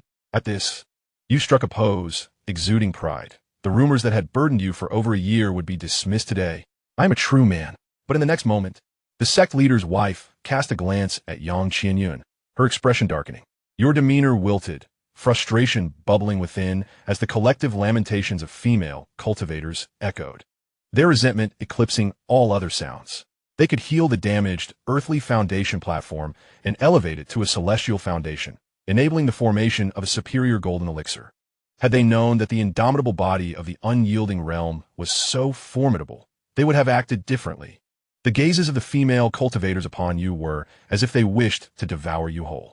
At that moment, Nangong Wanya approached, her delicate nose sniffing your aura intently, as she retrieved a concave jade plate from her storage pouch. Elderly, please add a drop of your blood. Why? No need for questions, just do it. Once you do, I, Nangong Wanya, shall support your claim to the position of sect leader. Nangong Wenyame, the charming lady, displayed a hint of youthful allure. As the moments ticked by, a drop of blood from her bitten finger transformed the jade plate, radiating a mesmerizing glow. The sight of Nangong Wenyame, the sect leader's wife, along with the female disciples of the Hahuan sect clad in red skirts, ignited a spark of envy in their eyes. Yet, Yuanyang persisted. What transpired? Was it not Xianxia who had seized the opportunity first? Could it be that Xianxia's capacity was insufficient, leaving some unutilized? The elite female disciples of the Hahuan sect exchanged glances, their hearts tumultuous with waves of emotion. Truth be told, their partners felt a considerable appreciation for you after witnessing your formidable prowess in defeating in Shufeng and subsequently driving away his father, and Quan. After all, despite the Hahuan sect's male members being remarkably magnanimous, they could not alter the deep-rooted possessiveness etched within their very genes. You had expelled in Shufeng, and the consequences now rested upon your shoulders. Their partners, innocent and blameless, had every reason to be fond of you. Yet, to them, you became somewhat irksome. The distance between Qingshan Prefecture and Zhongzhou was vast, spanning millions of miles. Although they were all members of the Hahuan sect, they seldom had the opportunity to interact with the prominent figures of the main sect, let alone the family, a powerhouse ranked among the top 5 in overall strength. This opportunity to engage with Shufeng was not merely about forming partnerships. At the very least, it could forge connections with the main sect. At best, it might even lead to Shufeng's goodwill, potentially allowing them to be brought into the Hahuan main sect. It is crucial to note that the concentration of spiritual energy in Zhongzhou and the treatment of disciples that were unparalleled by any branch sect. However, your reckless actions nearly brought Shufeng to his demise and obliterated their chances. Although the blame for offending the main sect's powerful figures would rest solely upon you, the main sect would not hold them accountable. Nonetheless, all members of the Qingshan branch of the Hahuan sect would undoubtedly find themselves on the family blacklist. Given the family's high status within the main sect, even a few careless words could condemn those from Qingshan Prefecture to a lifetime of shame. Thus, their aversion towards you was entirely justifiable. Yet now, the scenario had radically shifted. Your Yuanyang had transcended even after Xianxia's elevation. In the realm of the Forgotten River, power was paramount. Connections, the family, everything had to yield to absolute strength. If you could transform the flawed foundational cultivator in Sierra into one of the heavenly Tao, forging a supreme 6-pattern golden core, then they too could reap such immense benefits. The families might stem from their possession of earth immortals, with Quan and Shufeng's mother being formidable figures in the late stages of earth immortal cultivation. Thus, the family could easily manipulate those of lower realms, such as the golden core and foundation establishment cultivators. For mortals would never possess the privilege to engage in formal discourse with celestial beings. But what if one were to ascend to the status of an earth immortal? In the realm of the river of forgetfulness, no power could afford the extravagance of suppressing an earth immortal. Should the family dare to create mischief, they would soon find themselves unwelcome, as the Hahuan sect would not harbor them, and other sects would eagerly welcome such an esteemed presence. Who among them could ever despise an abundance of earth immortals within their sect? Presently, a direct path leading to the realm of earth immortals lay before them. Statistics indicate that any who successfully cultivate an exceptional golden core, provided they do not perish, are destined to become earth immortals. A group of stunning female cultivators in red skirts exchanged glances, their expressions intricate. Within them lay a determination to claim their prize, wariness towards others, and a hint of unspoken understanding. To secure your favor, the first step would be to ensure your presence, and then to charm you. The sect leader's wife stepped forward, glaring coldly at Xianxia. Are you not a man? And Shufeng has instructed you to escort me, and you comply? Am I not your Dao partner? Immediately, Nangong Wenya, Ding Yusin, and all the female cultivators adorned in red skirts, as designated by Shufeng, approached their Dao partners, echoing a unified sentiment. Yang Qianyun was taken aback, as were the male cultivators present. Weren't you all eager for this before? Why the sudden betrayal now? You have disappointed me. The chorus of female cultivators resounded in unison. The sect leader's wife stepped forward once more, her voice filled with righteous indignation as she raised her arm in fervor. If you cannot even protect your own Dao partner, Yang Qianyun, how can you safeguard the Hahuan sect? Fellow sisters and disciples, I believe our Hahuan branch in Qingshan Prefecture requires a true man to assume the role of sect leader and protect us. What say you? Why waste so many words? Nangong Wenya pouted, her exquisitely beautiful face shifting to one of fervent admiration as she gazed at you. I propose Elder Li as our sect leader. Elder Li is indeed deserving. Elder Li, you are our hero. Elder Li, I am troubled. Please lend me your insight. You found yourself engulfed in a sea of red skirts, elevated to the esteemed position of sect leader. Yang Qianyun was undoubtedly reluctant, yet it appeared that all the women were in your favor, and the ratio of men to women in the Hahuan sect was a staggering 13-1. If he were to oppose, it seemed he would be left with no choice but to comply. Li, junior brother, from this moment forth, The position of sect leader is entrusted to you. Yang Qianyun gritted his teeth as he passed the sect leader's token to you, clearly displeased. Any gratitude he had previously felt was long gone, yet he reasoned that enduring this moment would be worthwhile. He believed your arrogance would not last long, and perhaps this could indeed be an opportunity. As the esteemed Anshuan arrives, your demise is inevitable. He, in turn, will seize this opportunity to garner favor, claiming that it was his ingenious strategy to retain you that led to this situation. Greetings, esteemed master. Yang Qianyun, consumed by resentment, casts a sidelong glance at you. Despite his foolishness, he can discern the malice brewing within. If you wish to play such games with me, do not be surprised when I rise to retaliate. You scoff internally, no longer fearful. What nonsense is Anshuan? If he possesses the audacity, let him come forth. Should he dare to arrive, you would be willing to perish, but before that, you must indulge thoroughly. Master, may I prepare a few dishes tonight to celebrate you? Master, I have recently learned a new dance. Would you care to witness it? Master, you find yourself once again overwhelmed by a flurry of charming maidens, their radiant smiles and flattering demeanor contrasting sharply with the scowls of others, filling your heart with delight. Ahem, clearing your throat, you assert your preference. I do not favor red dresses. I adore pale yellow gowns, and ensure that my hair is voluminous. The maiden's eyes sparkle with excitement. You sense that tonight, the banquet may be overwhelming. Yet, the night has not yet fallen. Weighing the master token in your hand, you embrace Yang Qianyun's shoulder. Little Yang, lead me to the sect's spiritual vein. As the master, I must conduct a thorough inspection of this vital area to feel at ease. By your command. Feeling the immense power that could crush his skull at any moment, Yang Qianyun obediently complies, eliciting a hearty laugh from you. You suddenly realize that training him is not unlike instructing a dog to perform chores. Moreover, the core of the little world's origin is finally about to enjoy a hearty meal. Chapter 200. Why has the family not yet arrived?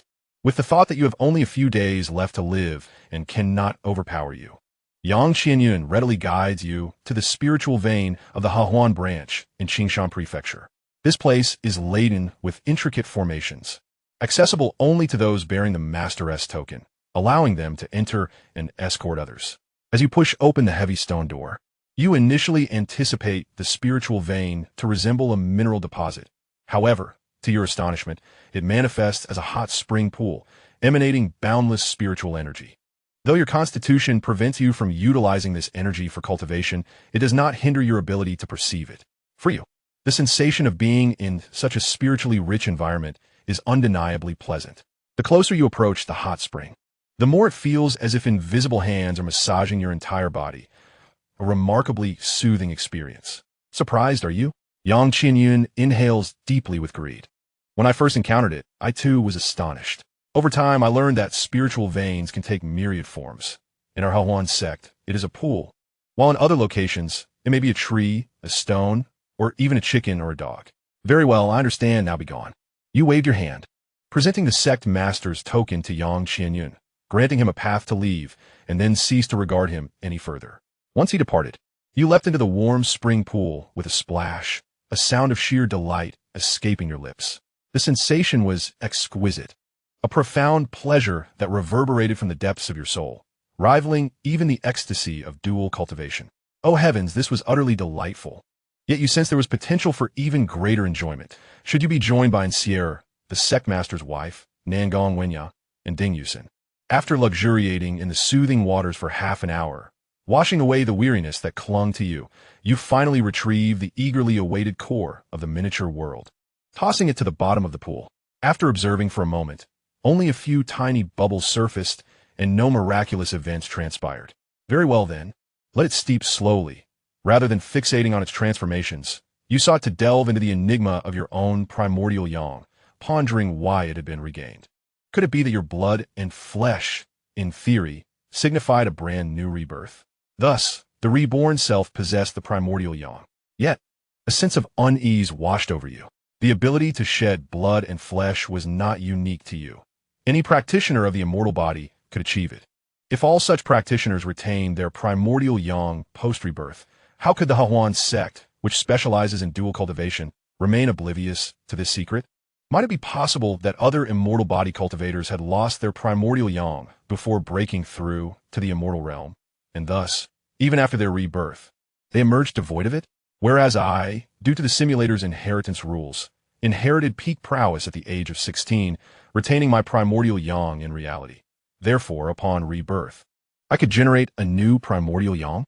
With a resounding clap of your thigh, you felt this was indeed the correct answer. As a body cultivator, you were acutely aware of how challenging it was for one who refines their body to retain their primordial yang. Not only for those on a path of cultivation, but even within your own miniature world, it was rare for a martial artist to maintain their primordial yang. The practice of youthful innocence could only be realized by those who tread the path of chi refinement. In pure body cultivation, the sun was relentless. As your physique grew ever stronger, your inner fire surged more vigorously. Without timely adjustments, it could incinerate a person alive. For instance, when you were in the miniature world, seeking out the sisters at the tofu shop on Jusue platform to sing, frequenting the brothels, and visiting the Shinnong temple, was it because you were a carefree spirit? No. You were merely engaging in self-preservation, akin to a stray dog seeking herbs by the roadside when in discomfort. It was the instinct of survival. Thus, you could confidently assert that in the Wangchuan realm, it was impossible for a pure body cultivator to maintain their youthful form while breaking through to the immortal realm. Since none existed, naturally, no one would uncover the secret of eternal primordial yang. If that were the case, I could very well reign as the emperor within the Hahuan sect. You rubbed your hands together, your heart fluttering with anticipation. Previously mentioned, the Tai Yin Yangling Tian Run He Yi Gong of the Hehuan sect is by no means a mere one-sided, sinister technique for absorption. The benefits derived from possessing the primordial sun, as opposed to lacking it, and those gained from dual cultivation with another are starkly different. Thus, the permanence of the primordial sun not only greatly benefits the female cultivators, but also bestows significant advantages upon oneself. Without further delay, I am filled with an eager desire to grow stronger. Departing from the spirit vein chamber, you soar towards the grand hall of the sect. The sect leader's wife, Nangong Wenya, and other exquisite fairies, all of whom grace the top of the Qingshan Prefecture's beauty rankings, have donned various styles of delicate yellow gowns. Even in Xianxia, who has just transcended the tribulation to ascend to the golden core stage, is present. You take a deep breath, feeling an immense pressure. Confronted by this assembly of steadfast female cultivators, you are uncertain whether you can withstand it. Cursed be him. He truly deserves it. Sect Master Senior Brother. Shall we enter and slay him? 10 hours later, the man awaiting his partner's return outside the Grand Hall is tormented by a heart wrenched with anguish. In the 18th year, final time rushes by, and in the blink of an eye, you have reigned as the emperor of the Hehuan sect for 3 months. Your great strength divine ability has been cultivated to the point where you can instantaneously condense 156 miniature steam engines within your body. In just 3 months, you have only managed to increase this by 57. This efficiency, at first glance, seems far inferior to the results obtained during your initial dual cultivation with Xianxia. Yet the reality is quite the contrary. Firstly, Xianxia is unique. She possesses an extreme Yin physique, and her primordial Yin remains intact. The Hehuan sect has no other individual with such an extreme Yin constitution, and Xianxia cannot maintain her primordial Yin indefinitely. Secondly, the great strength divine ability becomes increasingly challenging to cultivate as one progresses, particularly after surpassing 100 engines, as each additional engine becomes significantly more difficult to condense than the previous 3 to 5. However, the challenge and slower growth are acceptable to you, for the process of cultivation brings you immense joy. What truly perplexes you is the ultimate extent to which this great strength divine ability can be cultivated. Initially, you instinctively believed that 100 engines would be the limit. After all, upon condensing 99 miniature steam engines, your displayed strength was comparable to that of a freshly transcended earthly immortal. Thus, logically, upon reaching 100 engines, it should be deemed the limit. And further progression would necessitate undergoing the earthly immortal tribulation to attain that status. Yet, this was not the case. After 100 engines came 101, and now, with 156, you have yet to feel any inclination towards transcending tribulation, as if this is far from your limit, at least not your ultimate limit. You speculate that the so-called limit of the great strength divine ability is likely subjective, as no two individuals are entirely alike. Some may find 100 engines their limit, while others might require 200, 300, or even 1,000.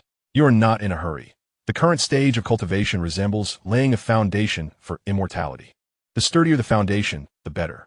However, all of this remains mere speculation. It would be prudent to seek guidance from a master. The one who imparts the mighty divine ability is a household cat.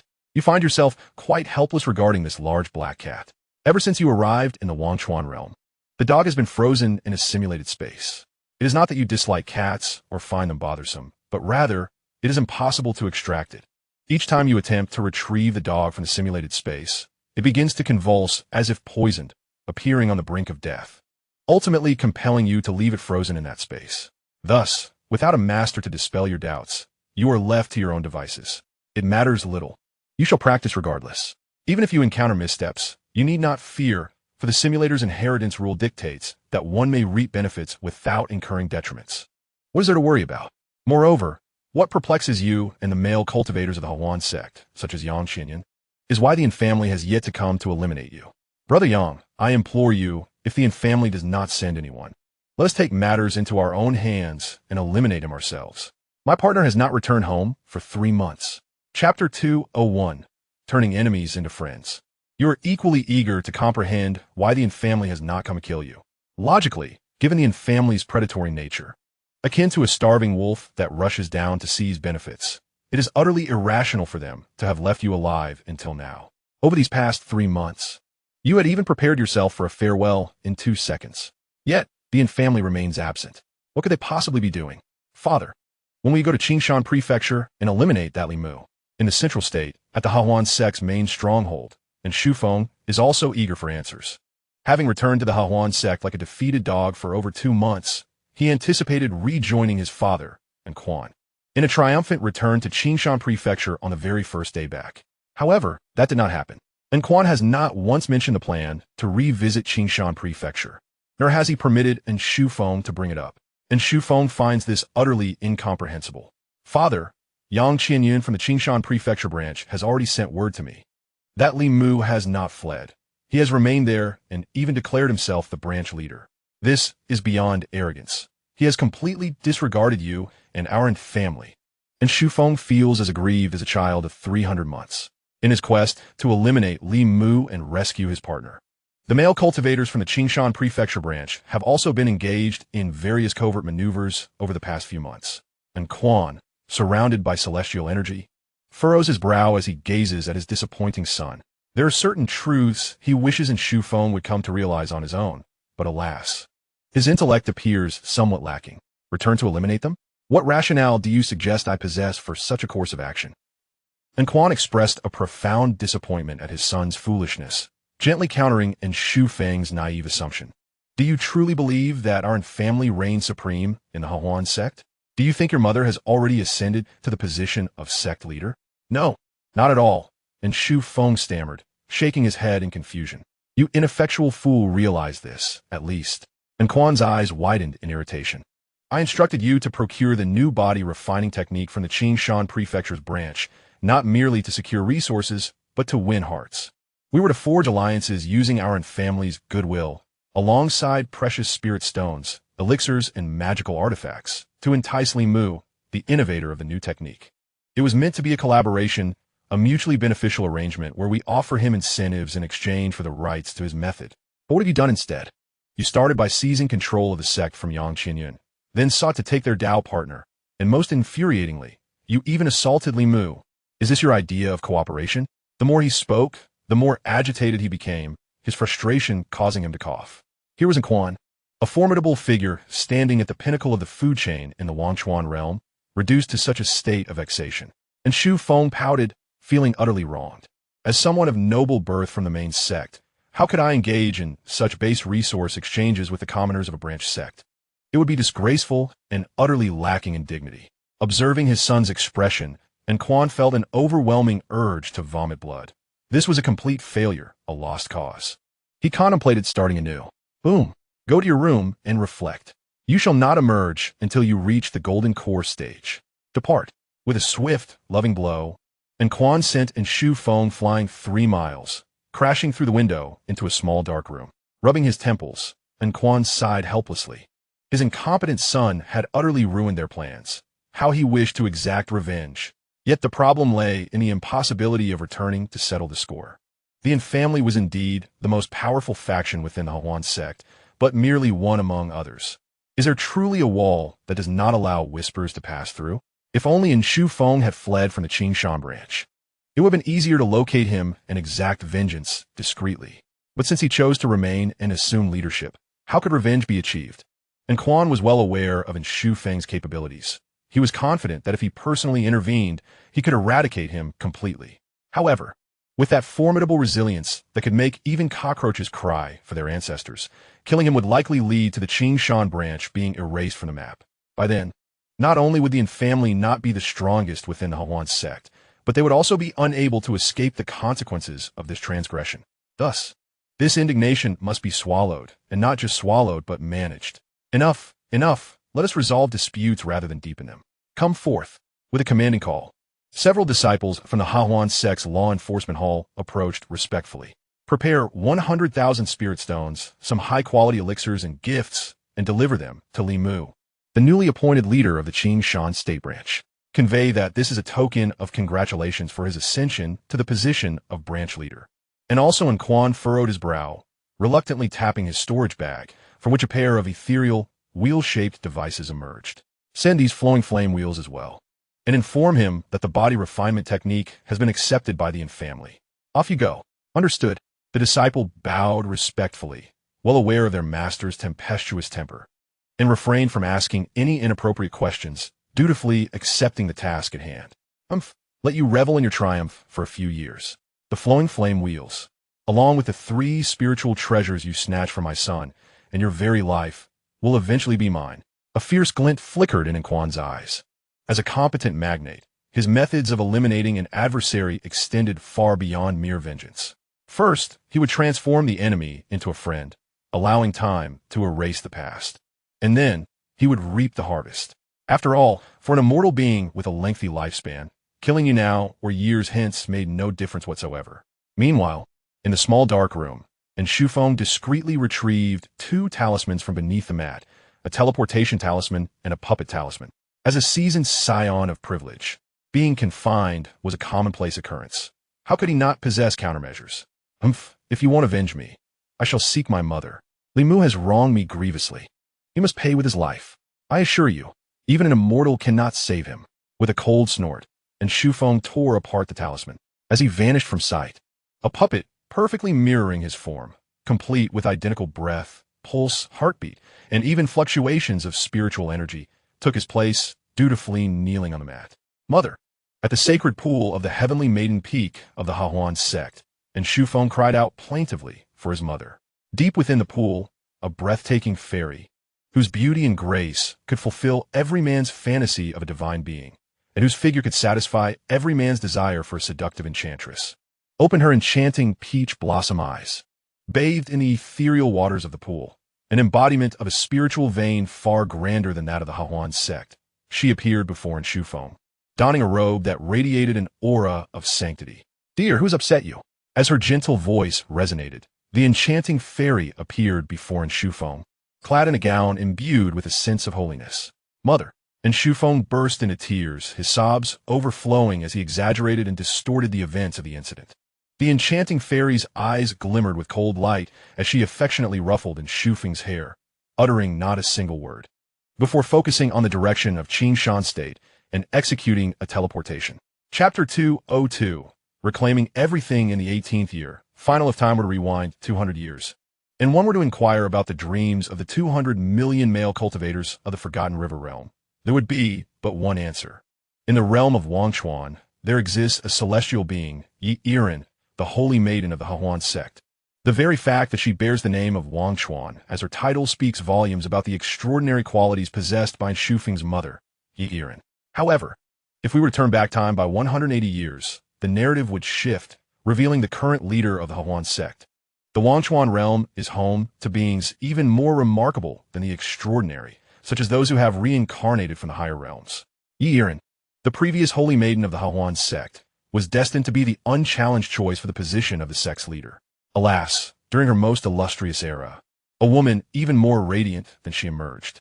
Within a mere span of 20 years, she ascended to become the most beautiful and accomplished woman in Wangchuan, eclipsing Yi Yiren by a considerable margin. She became the dream of 200 million male cultivators in Wangchuan and ultimately assumed the role of the current leader of the Hawan sect. Once a paragon of grace, Yi Yiren found her spirit diminished. She casually selected a partner from among a throng of admirers, settling for one who was most adept at flattery, marrying, and bearing children. And Quan remarked, "Indeed, it is I." Following this, Yi Yiren devoted her attention to her family, embracing the role of a nurturing mother. Though the loving mother often faces challenges with her children, with determination, Yi Yiren traversed vast distances, reaching the Hawan sect's branch in Qingshan Prefecture from Zhongzhou in merely 6 days. She deemed it unnecessary to consult anyone for information. Her formidable divine sense, honed to the peak of the Earth immortal stage, swiftly surveyed the entire branch, pinpointing you, who radiated with a heat akin to the sun within her awareness. Yi Yiren recognized she had found the right person. You were the sole immortal body cultivator within the entire branch, the very one who had acted ruthlessly against her beloved son, beating, insulting, threatening, robbing, scheming, and humiliating him. Li Mu. With her divine sense firmly fixed upon the sect's grand hall, she perceived the situation within. Inside the hall, as the sect leader, you bore the weighty responsibility of enhancing the prowess of the sect's outstanding female disciples. Time was of the essence, and you toiled diligently, selflessly sacrificing for the greater good. How dare you? Yi Yiren's eyes glimmered with murderous intent. In the Hawan sect, dual cultivation was synonymous with training, yet throughout her long life, she had never witnessed such disgraceful conduct. Was this truly for the sake of cultivation? It was nothing short of sheer depravity. Yi Yiren clenched her teeth, weary of further condemning you. Individuals of your ilk were hardly worthy of existence. With that, she prepared to strike at your life with her divine thought. However, at that moment, she observed you rise and walk into a secluded room adjacent to the sect's grand hall. You closed the door and took a deep breath. The transformation of Yi Yiren's enchanting, fatalistic peach blossom eyes into a shape of bewilderment was striking. I have yet to make a move. And he has taken his own life? What is happening? However, mere seconds later, a drop of resplendent golden blood emerged, giving rise to an entirely new version of yourself. With a confident stride reminiscent of a dragon and tiger, you charged once more into the fervent battlefield. Yi Yiren was momentarily stunned. Curiosity is an insatiable force that even the most exalted beings cannot resist, let alone a terrestrial fairy, particularly one hailing from the middle thousand worlds. Furrowing her brow, Yi Yiren resolved to discern your intentions. Indeed, her face flushed slightly, and her breath became somewhat erratic as she observed your long legs, elegantly concealed beneath a white skirt. Shifting restlessly, an hour later, you rose again to head towards the partition. Bang! 2 seconds later, you rushed towards the battlefield once more. An hour passed and again bang. You charged into the fray. What manner of being are you? Human or beast? Yi Yiren found herself utterly bewildered, unable to comprehend, and dared not continue her gaze. Should she look any longer, the flicker of desire within her heart would become increasingly difficult to suppress. Resolving to avert her eyes, she turned to leave. Exhaling a breath of heated air, she patted her flushed cheeks and transformed her consciousness into a slender needle. To avoid collateral damage, she enveloped a portion of her consciousness around the female cultivators within the grand hall. Yet the moment she did so, she felt as if struck by lightning. 22 extraordinary golden cores. Previously, her focus had solely been on you, but now, upon noticing the female cultivators, Yi Yiren felt as though the sky had fallen. Those were extraordinary golden cores.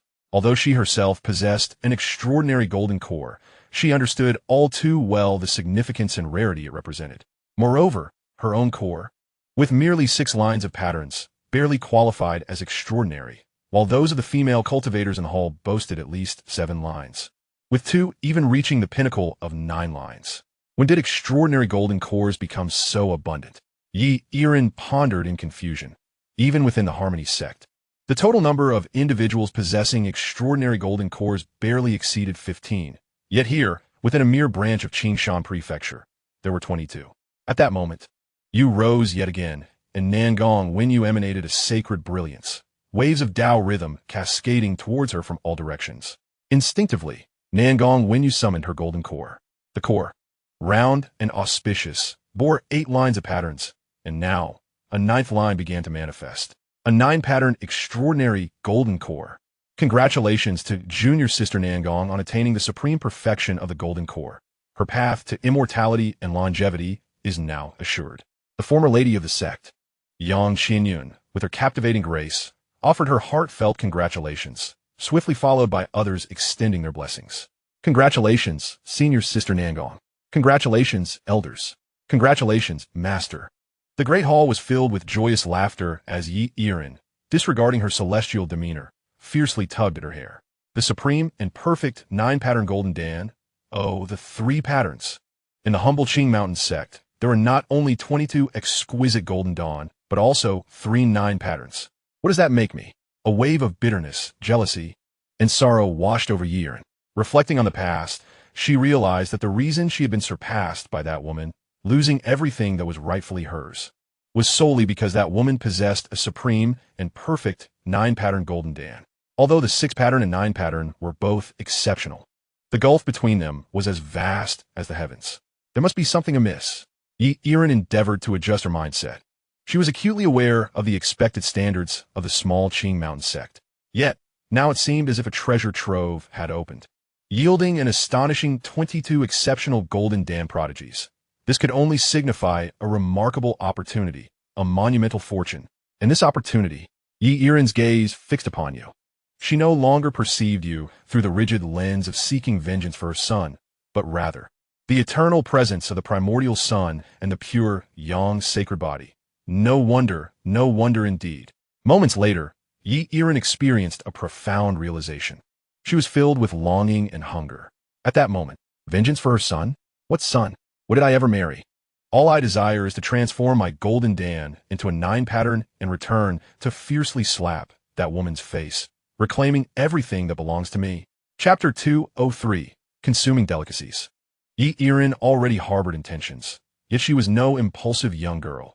As a formidable earth immortal, she understood the necessity of thoroughly clarifying matters before taking action. Mere observation was insufficient. Listening was equally vital. Shifting her gaze to the left, Xianxia noticed 21 male disciples from the sect, huddled together, their resentment palpable, casting fiery glances toward the great hall, as if they wished to pierce the air with their swords and reduce Li Go within to mere pulp. Why is the count off? One is missing. Xianxia cast a curious glance, resembling a celestial maiden descending from on high, slowly floating before them.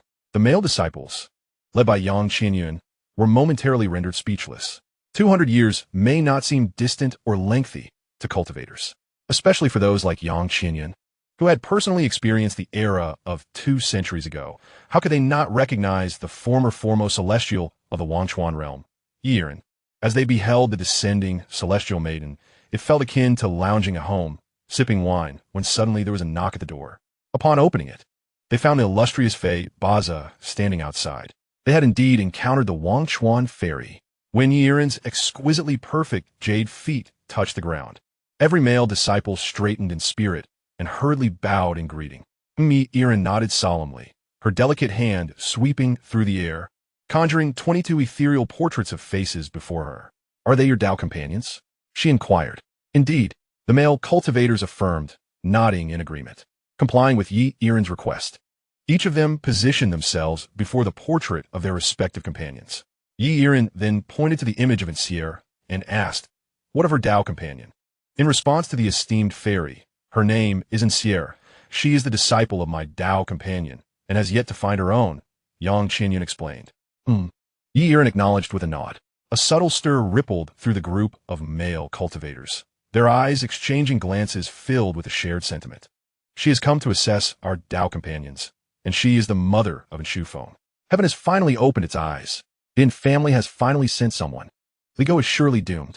Kill, kill, kill. Slay Li Go. Rescue our companions. Please report the quality of your Tao companion's golden Dan," Xianxia stated nonchalantly. "What does slaying Li Go have to do with the quality of our Tao companion's golden Dan?" The male cultivators were perplexed, yet they hastily responded, eager to rid themselves of Li Go. "My Tao companion possesses a top-tier golden Dan," Xianxia declared. "My Tao companion is Nangong Wenya, also of top-tier golden Dan." Nangong Wenya's companion chimed in. As the male cultivators spoke in a cacophony, Yi Yiren turned her gaze to Xianxia and asked, "And Xianxia?" Xianxia was previously at the Foundation establishment stage, and has recently ascended to Golden Dan, achieving a supreme 9-pattern Golden Dan, esteemed fairy. Xianxia is my Tao companion's disciple, and I was the sect leader when she ascended. Xianxia replied, his spirit invigorated, akin to an eager student seeking praise. He was acutely aware of the rarity of a supreme Golden Dan, particularly one with 9 patterns. Xianxia achieving this during his tenure was an immense merit that must be secured. However, Yi Yiren was indifferent to who presided over Xianxia's ascension. Her concern lay solely in her qualifications prior to her Golden Dan formation. A genuine foundation establishment with a damaged spirit platform, she noted. Did she ascend to Golden Dan only after dual cultivating with Limu? Is that so? Where are you going, esteemed fairy? Yi Yiren swayed her slender waist, resolutely advancing into the grand hall of the sect. Marvelous. Li Go is finally destined for demise. Nangong Wenya's companion cheered with excitement, while Yang Qinyan scratched his head, sensing an underlying disquiet. For Yi Yiren's fervor bore an uncanny resemblance to the manner in which his Tao companion had approached Li Mu 3 months prior. In the grand hall of the sect, the heavy, intricately engraved doors appeared to flow like water as Yi Yiren strode directly inside. As the pressure of her celestial aura radiated, every individual within the hall felt a palpable sense of impending danger. Of course, aside from you, who can instantly condense 156 miniature steam engines within your body, I wonder if you can withstand the pressure exerted by a late-stage Earth immortal. After all, that pressure has yet to descend upon you. 10 breaths time. Change your clothes and step out, declared Yi Yiren with an air of authority. Just as her companions were acquainted with Yi Yiren, they too were well aware of the former #1 fairy of the Wanchuan realm.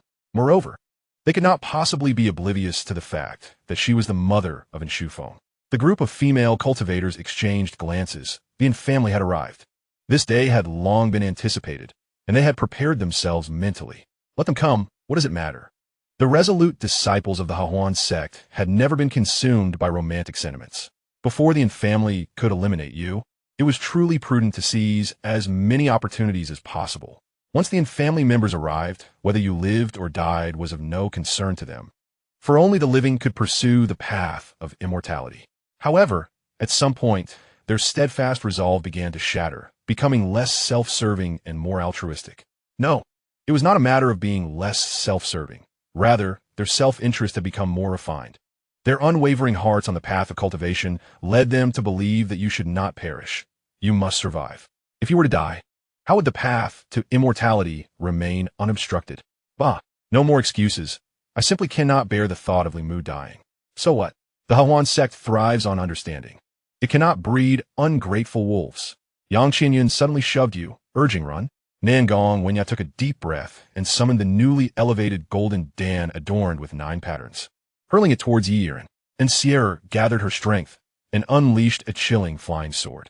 The 22 female cultivators had never conspired beforehand, yet now they seemed to have an unspoken agreement, launching an assault on Yi Yiren. They were unconvinced. What the previous holy maiden? Did she dare to kill them all? Oof. Yi Yiren scoffed. The chasm between the immortal and the mortal was insurmountable, even if all present were exceptional Golden Dawn. Had she merely just entered the realm of Earth Immortal, she might have been somewhat cautious, but she was not. As a late-stage Earth Immortal, what was there to fear? With a graceful wave of her long sleeve, all attacks were enveloped by her celestial energy. She cast a cold glance across the assembly and stated indifferently, "You have 6 breaths to change your attire. Also, I'm not here to kill him." The female cultivators exchanged glances, suddenly enlightened. They looked at each other, then back at Yi Yiren. Oh no, my sect leader truly intends to indulge in fine delicacies. Chapter 204, A Match Without Conflict. Ah, Li Xiaoyu. In the 18th year, final change your clothes, step out. Yi Yiren issued her final edict to disperse them, and then pointed, you need not go, you remain. As you donned your attire, attempting to depart the grand hall of the sect alongside your esteemed companions, a sheepish smile adorned your face. It was evident that Yi Yiren bore no animosity towards you, yet a sense of trepidation lingered, for this was your inaugural encounter with a celestial being, and moreover, one from an opposing faction. Yi Yiren gracefully approached you, her presence captivating. The passage of 19 years condensed into a mere 2 months, 2 full months during which you had not ventured beyond the confines of the sect's grand hall. Throughout this duration, The resentment harbored by Xianxia and others towards you had deepened considerably. Had you truly seized the dreams of 200 million male cultivators from the Wuchuan realm? Such a notion incited their ire. What further aggravated them was that after much anticipation, the long-awaited partner had returned, yet the situation was far from favorable. The echoes of reproach from those who could not endure the separation resonated across the spiritual mountains. However, there was a matter of even greater concern that stirred the hearts of all within the sect. Since the onset of last month, the spiritual energy of the Hahuan sect had begun to wane. It appeared that the spiritual vein of the sect was in distress. Xianxia and the upper echelons had made several attempts to approach you, the sect leader, to access the spiritual vein's hidden chamber. Yet they could not even come within 10 paces of the Grand Hall. Xianxia had been exceptionally diligent, having set up formations long ago to prevent any distractions during her pursuit of enlightenment. I must say, this has become rather monotonous, he yawned, having engaged in dual cultivation for an average of 11 hours daily over the past 2 months. The age-old adage proved true. No matter how enchanting a woman may be, there is often an insufferable man lurking behind her. Ah, men are indeed fickle creatures. Xianxia playfully rolled her eyes at you, nestling into your embrace, greedily inhaling your masculine essence. The fervor of her infatuation prompted you to consider implementing measures to mitigate her obsession. In her current demeanor, there was little semblance of a formidable celestial being. Yet, this was precisely what you had earned, for Xianxia had genuinely reaped tangible benefits from your endeavors. Cultivators who tread the path of the golden core must cultivate diligently until they attain the golden immortal fruit. The golden core they forge becomes the essence of their practice. Through your tireless efforts over the past 2 months, Xianxia's golden core had ascended to the pinnacle of the 9-pattern perfect golden core. Moreover, her cultivation had advanced by at least a century compared to 2 months prior, having shed the shackles of mortality and transcended to celestial existence. The minor delineations of a celestial being are typically measured in terms of cultivation. A year of cultivation equates to the growth of one's prowess through a year of meditative practice. Under normal circumstances, a terrestrial immortal would require several centuries of diligent accumulation to transition from the later stages of cultivation to perfection. Ever since Xianxia harnessed the power of Li Go's spiritual roots, she has truly experienced what it means to possess an extraordinary advantage. 2 months of effort now equates to a century of arduous cultivation. With such spiritual roots, it is inconsequential if you nearly harmed her son. Indeed, even if he had perished. The steadfast Tao heart of the forgetting river fairy would deem it trivial. While you may feel fatigued, the rewards you have reaped are considerable. The benefits derived from dual cultivation with an earth immortal far surpass those gained from coupling with a golden core practitioner, and indeed, they are significantly superior. You are now capable of conjuring 199 miniature steam engines within your being with but a thought, a remarkable feat. The only regret lingers. Despite nearing 200 steam engines, you have yet to sense the slightest inclination towards transcending tribulation. With a few days of respite at hand, it is also time for me to return to the main sect and check on my son. A quarter of an hour later, Xianxia playfully rolled her face against your chest, prompting you to roll your eyes in response. It was clear she was not yearning for her son. Rather, she was eager to reclaim her position as sect leader. Over these past 2 months, your understanding of Xianxia has likely surpassed that of Quan. Your relationship with her son and Shufeng has also been thoroughly clarified. Having rediscovered her Tao heart, Xianxia has come to understand many things and, under your guidance, has grasped the wisdom that an overly indulgent mother can lead to a wayward son. Yet it matters little. The once unyielding forgetting river fairy who insisted on being first in all endeavors has returned. Now, her thoughts of her son pale in comparison to the allure of her beloved Li. Upon my return, I shall ensure that Xiao Feng offers you an apology. This child has become spoiled under my care, oblivious to the heavens and earth, daring to act presumptuously towards his uncle Li. As Xianxia changed her attire, noticing your languid demeanor, she clapped her small hands, causing a spiritual artifact to soar from her storage bag. It resembled a golden brick, rectangular in shape, adorned with intricate rune engravings. With a flick of her hand, she infused it with celestial energy, compelling it to recognize you as its master. After 2 months of diligent effort, granting you a spiritual artifact to bolster your strength is only fitting. Wouldn't you agree? Ah, sister, you are the best. I suddenly feel invigorated, or else. You blinked languidly, and Xianxia licked her lips. Fatigue period? grasping the golden brick artifact. You express confusion about this so-called fatigue period, requesting your sister not to pity you, for with the Li Mu's spiritual roots, you are always at the ready. Boom! Outside the grand hall of the sect, on the designated platform for flying vessels of the Xianxia Prefecture branch, a luxurious medium-sized flying ship suddenly descended, proudly displaying the flag of the law enforcement hall of the main sect, exuding an imposing aura. The tremors from its landing were felt even within the grand hall. Protected by powerful formations, Xianxia furrowed her delicate brows, waving her hand to project the external scene, her exquisite face betraying a hint of panic. Two teams of individuals disembarked from the flying vessel, the spectacle grand, yet not in a show of arrogance. Rather, it was. If you were to describe the scene, it would be one of resounding drums and vibrant banners, filled with an atmosphere of celebration. You noticed that Xianxia's expression was amiss. What troubles you? Do you know these individuals? Well, the two at the forefront are direct disciples of my Tao partner. Xianxia replied, somewhat uneasily. Is Master Li available? We come under the orders of the Law Enforcement Hall of the Grand Sect to present our congratulations on Master Li's appointment. As he spoke, the man produced a projection jade pendant, and the image of Quan appeared, smiling broadly with his hands clasped behind his back. Li Xiaoyu. They say that one does not truly know another until they have crossed swords. Shall we meet for a chat? Upon seeing Quan's projection, Xianxia's discomfort deepened. But behind her, a sinister laughter echoed. What are you doing? Do not speak. Open the formation and allow my voice to carry outside. Chapter 205. The Barrier of Celestial and Mortal Powers. Ha ha ha. It is regrettable that I cannot offer a proper welcome to Master in due to my current seclusion. I must humbly request that Master join me in a conversation through the door. Your hearty voice resonated through the formation. Moments later, in the grand hall of the sect, Quan's projection stood outside while you and Xianxia remained within. Xianxia, feeling shy, kept silent, but you engaged in lively conversation with Quan that lasted for over half an hour. Through the door, you sensed Quan's genuine sincerity. You accepted all the gifts graciously and entrusted him with the renowned rights to the new body refinement techniques. Ha ha, very well, Master Li. Let us meet again at the Grand Sect in due time.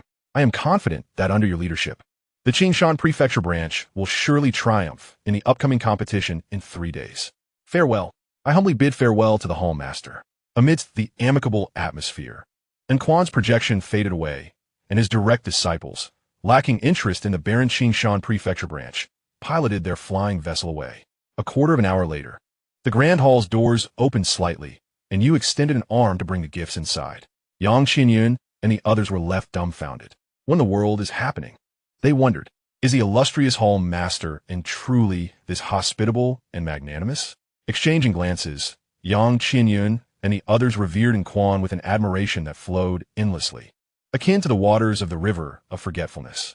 It became clear why he had cultivated to the late stage of Earth Immortal, why he had become a Tao partner with the Forgetfulness Fairy, and why he held one of the top 3 positions in the Huan sect.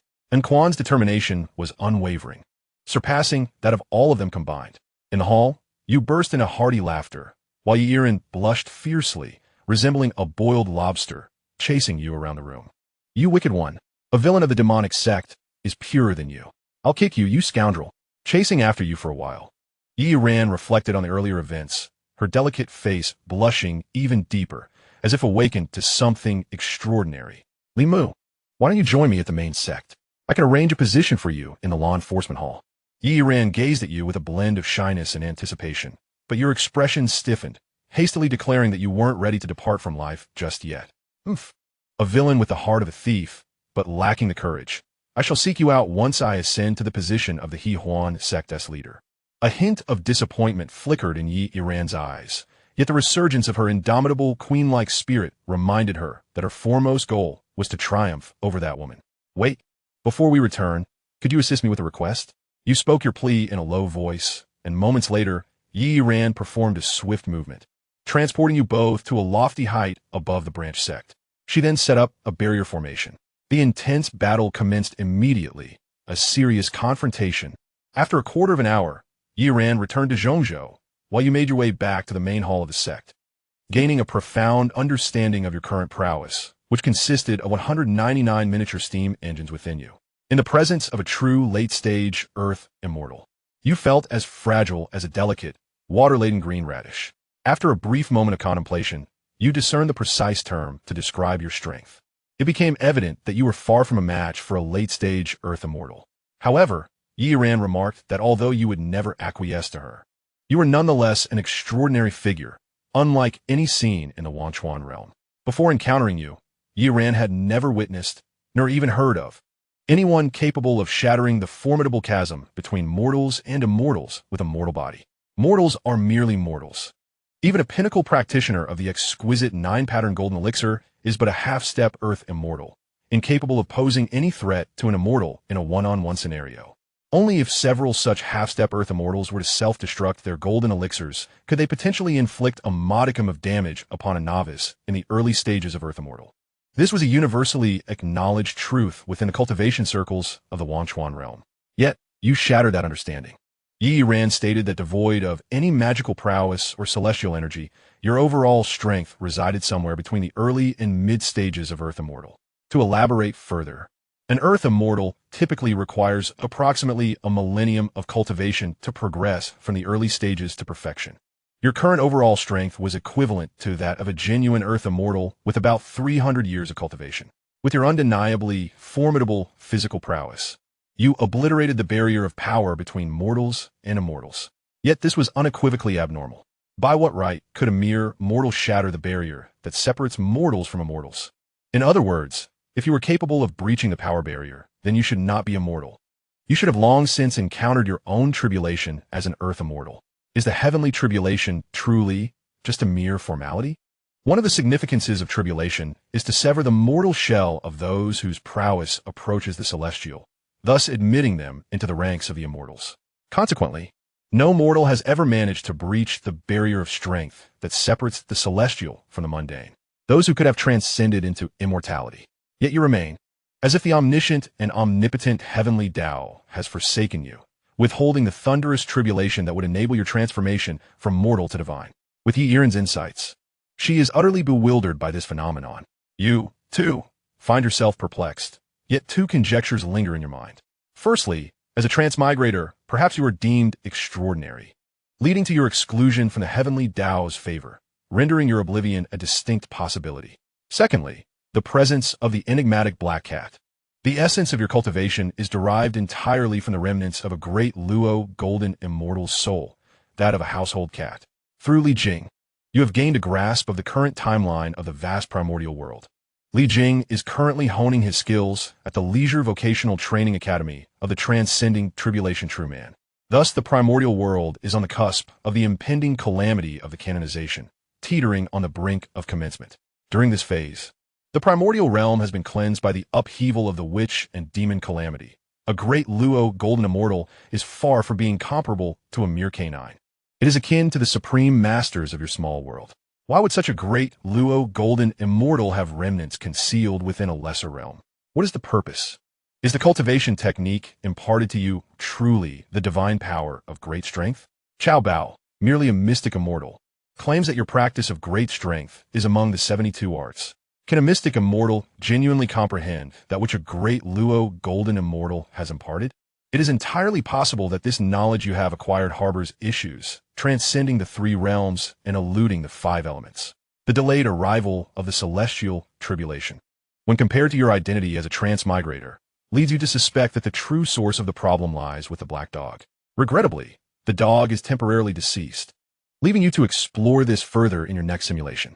You scratch your head, contemplating that after the simulation concludes, all benefits will be inherited while the drawbacks will be left behind. Why concern yourself with such matters? Focus on managing this simulation well. Rubbing your hands together, you open the recompense that Quan had bestowed upon you. Upon unveiling the gifts, you glanced at the spirit stones, elixirs, and rare treasures. But what truly captured your attention were the pair of spirit flame flying wheels. TSK, this family is remarkably considerate. A smile spread across your face. The Neza suit is nearly complete. Your son provided the fire tip spear, the universe circle, and the mysterious sky silk. Your mother contributed the golden brick, while your father, having been crossed out by Xianxia, offered the wind fire wheels. You laughed heartily, manifesting your 3 heads and 6 arms, with your feet upon the wind fire wheels, draped in the mysterious sky silk, one hand wielding the golden brick and the other the universe circle, and both hands clasping the fire-tipped spears. Should there be a 9 dragons divine fire cover and the yin-yang sword in a few years when I stand before Li Jing in the primeval wilderness, he would be utterly terrified, hastily exclaiming that the tower is manned. Thus, during the next simulation, I should be able to confront Li Jing directly, Shun Ti. Having indulged in the thrill of the demon orb, I began to ponder this grave matter. At present, the core essence of your small 1,000 worlds consists of 2 fragments, one belonging to you and the other to Li Jing. Aspiring to become the sovereign of this small 1,000 worlds, merely mending your core essence is insufficient. You must seize the fragment in Li Jing's possession and obliterate it to fulfill your ambition. However, when the simulation commences, Li Jing is merely a trifling figure at the void refinement and harmonization stage, and theoretically, your prowess should suffice to subdue him.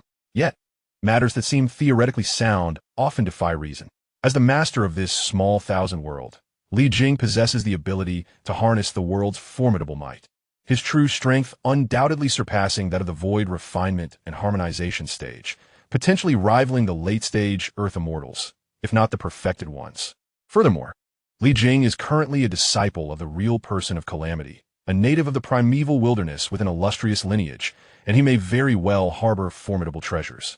Cautiously, you reason that it would be prudent to pursue dual cultivation. Once you could defeat Yi Yern with one hand, you should be adequately prepared to face Li Jing. Boom! At long last, the grand doors of the sect's main hall, sealed for several months, creaked open. Stepping outside, your brow furrowed. Breathing in the air, even you, a being of pure yang and extraordinary spirit, could discern a severe depletion of spiritual energy in the Hahuan sect. This does not bode well. Could it be that the spiritual veins of the Hahuan subsect have been drained completely? Your heart sank. A few months ago, when you had cast the core essence of the small 1,000 worlds into the spiritual veins hot spring, you had considered the possibility that it might consume the entire vein.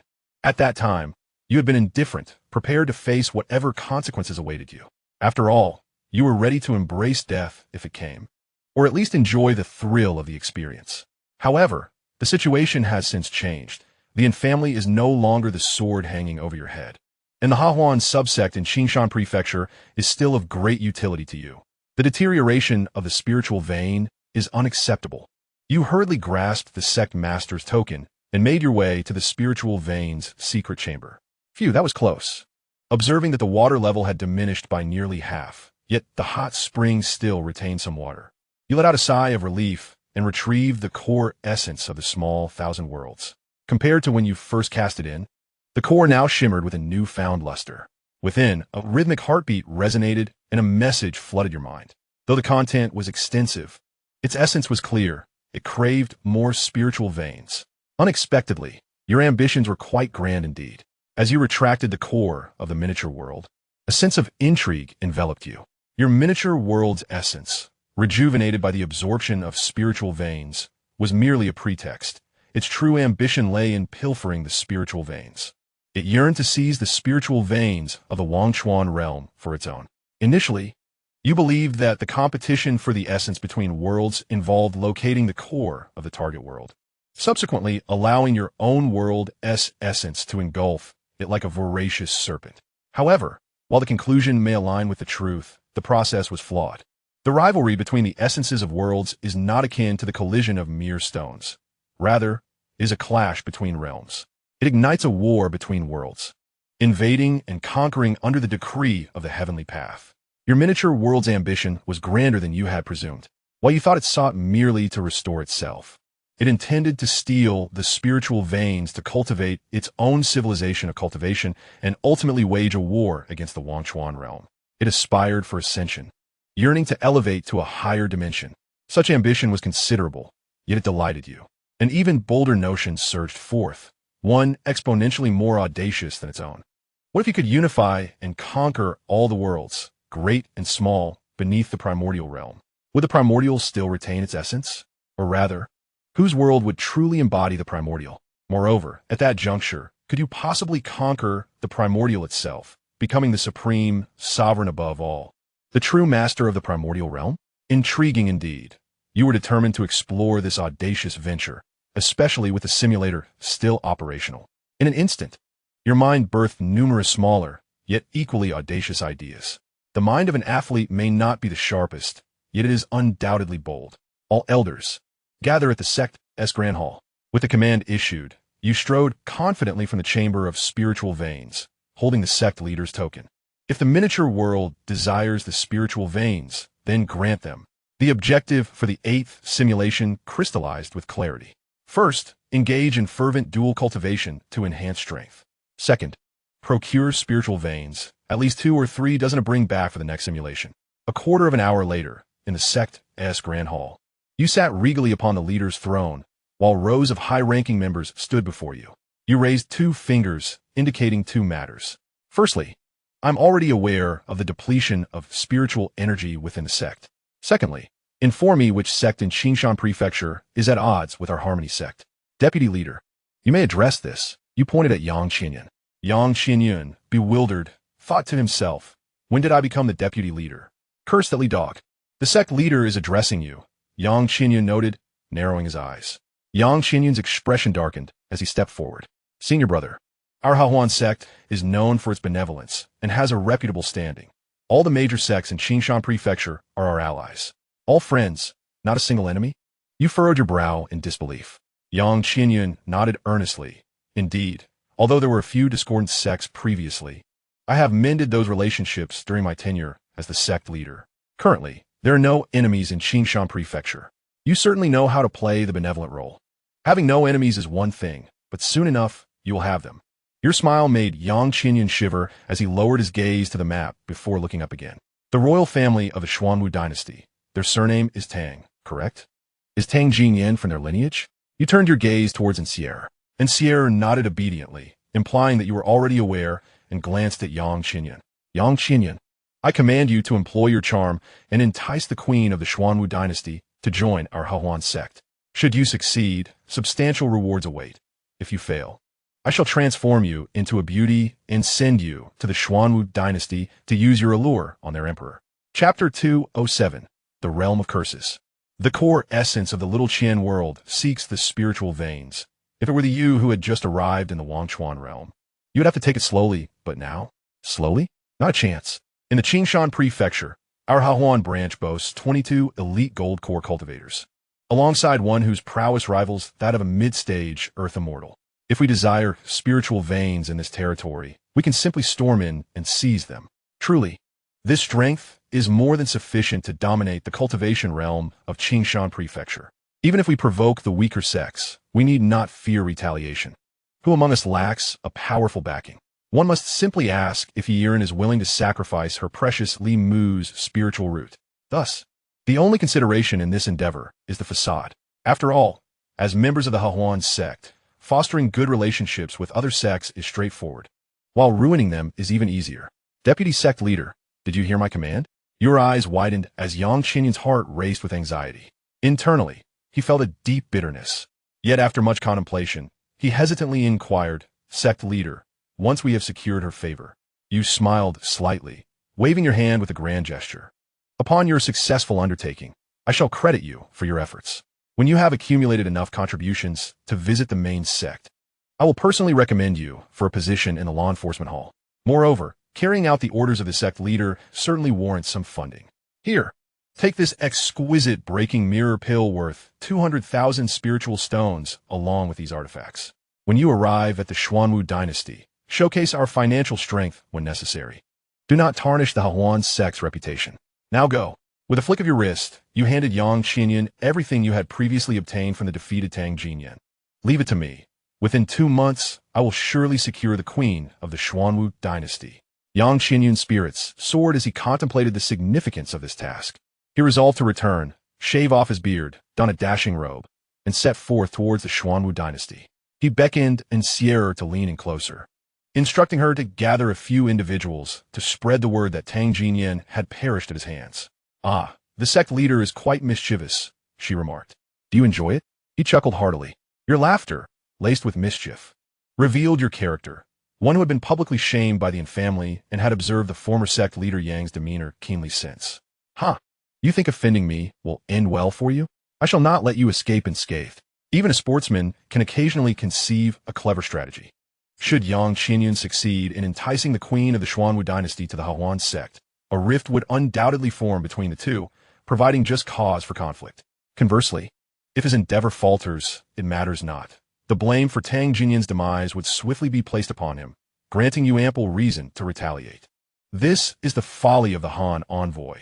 This is the might of the Hahuan emissary. Dismissed, after a period of 3 days spent in rigorous cultivation. Restoring your vitality to its zenith, the rhythmic sound of explosions echoed through the sect's grand hall once more, marking each hour with its thunderous resonance. The pursuit of mastery must not cease. You found yourself dissatisfied with your own power and equally unimpressed with the strength of the Hahuan subsect. 22 exceptional golden elixirs were far too weak. It was high time they evolve into 22 exceptional golden elixir Earth Immortals, which would truly be a display of grandeur. You had previously inquired with Yi Irin, discovering that even the central continent's Hahuan sect possessed a mere 19 Earth Immortals. Oh, the possibilities! In the 19th year, dire news swept through the cultivation circles of Xianxia Prefecture. The former Hahuan sect leader and current vice leader, Yang Qinyun, had sustained grievous injuries in the Xuanwu dynasty, reportedly on the verge of being utterly obliterated. The current leader, the legendary indestructible Li Mu, upon hearing the news, was consumed with fury, issuing 3 declarations of war, demanding an explanation from the Xuanwu dynasty. The Xuanwu dynasty, dismissive, chose not to respond, further inciting Li Mu's wrath, compelling him to lead 10 golden elixirs against them. Few were privy to the extent of the ensuing chaos. However, it was said that when sect leader Li departed, he bore no spoils, yet returned aboard a vessel laden with treasures. The crux of the matter was that the ship was filled with storage bags. Ever since sect leader Li's return, the spiritual energy throughout the Xuanwu dynasty had plummeted by half. 3 months later, the imperial harem of the Xuanwu kingdom had seen a significant reduction in its number of consorts. Rumors circulated that these ethereal beauties had donned the robes of Hahuan sect disciples, reveling in their newfound joy. In the mid-19th year, Vice Leader Yang, have your injuries healed?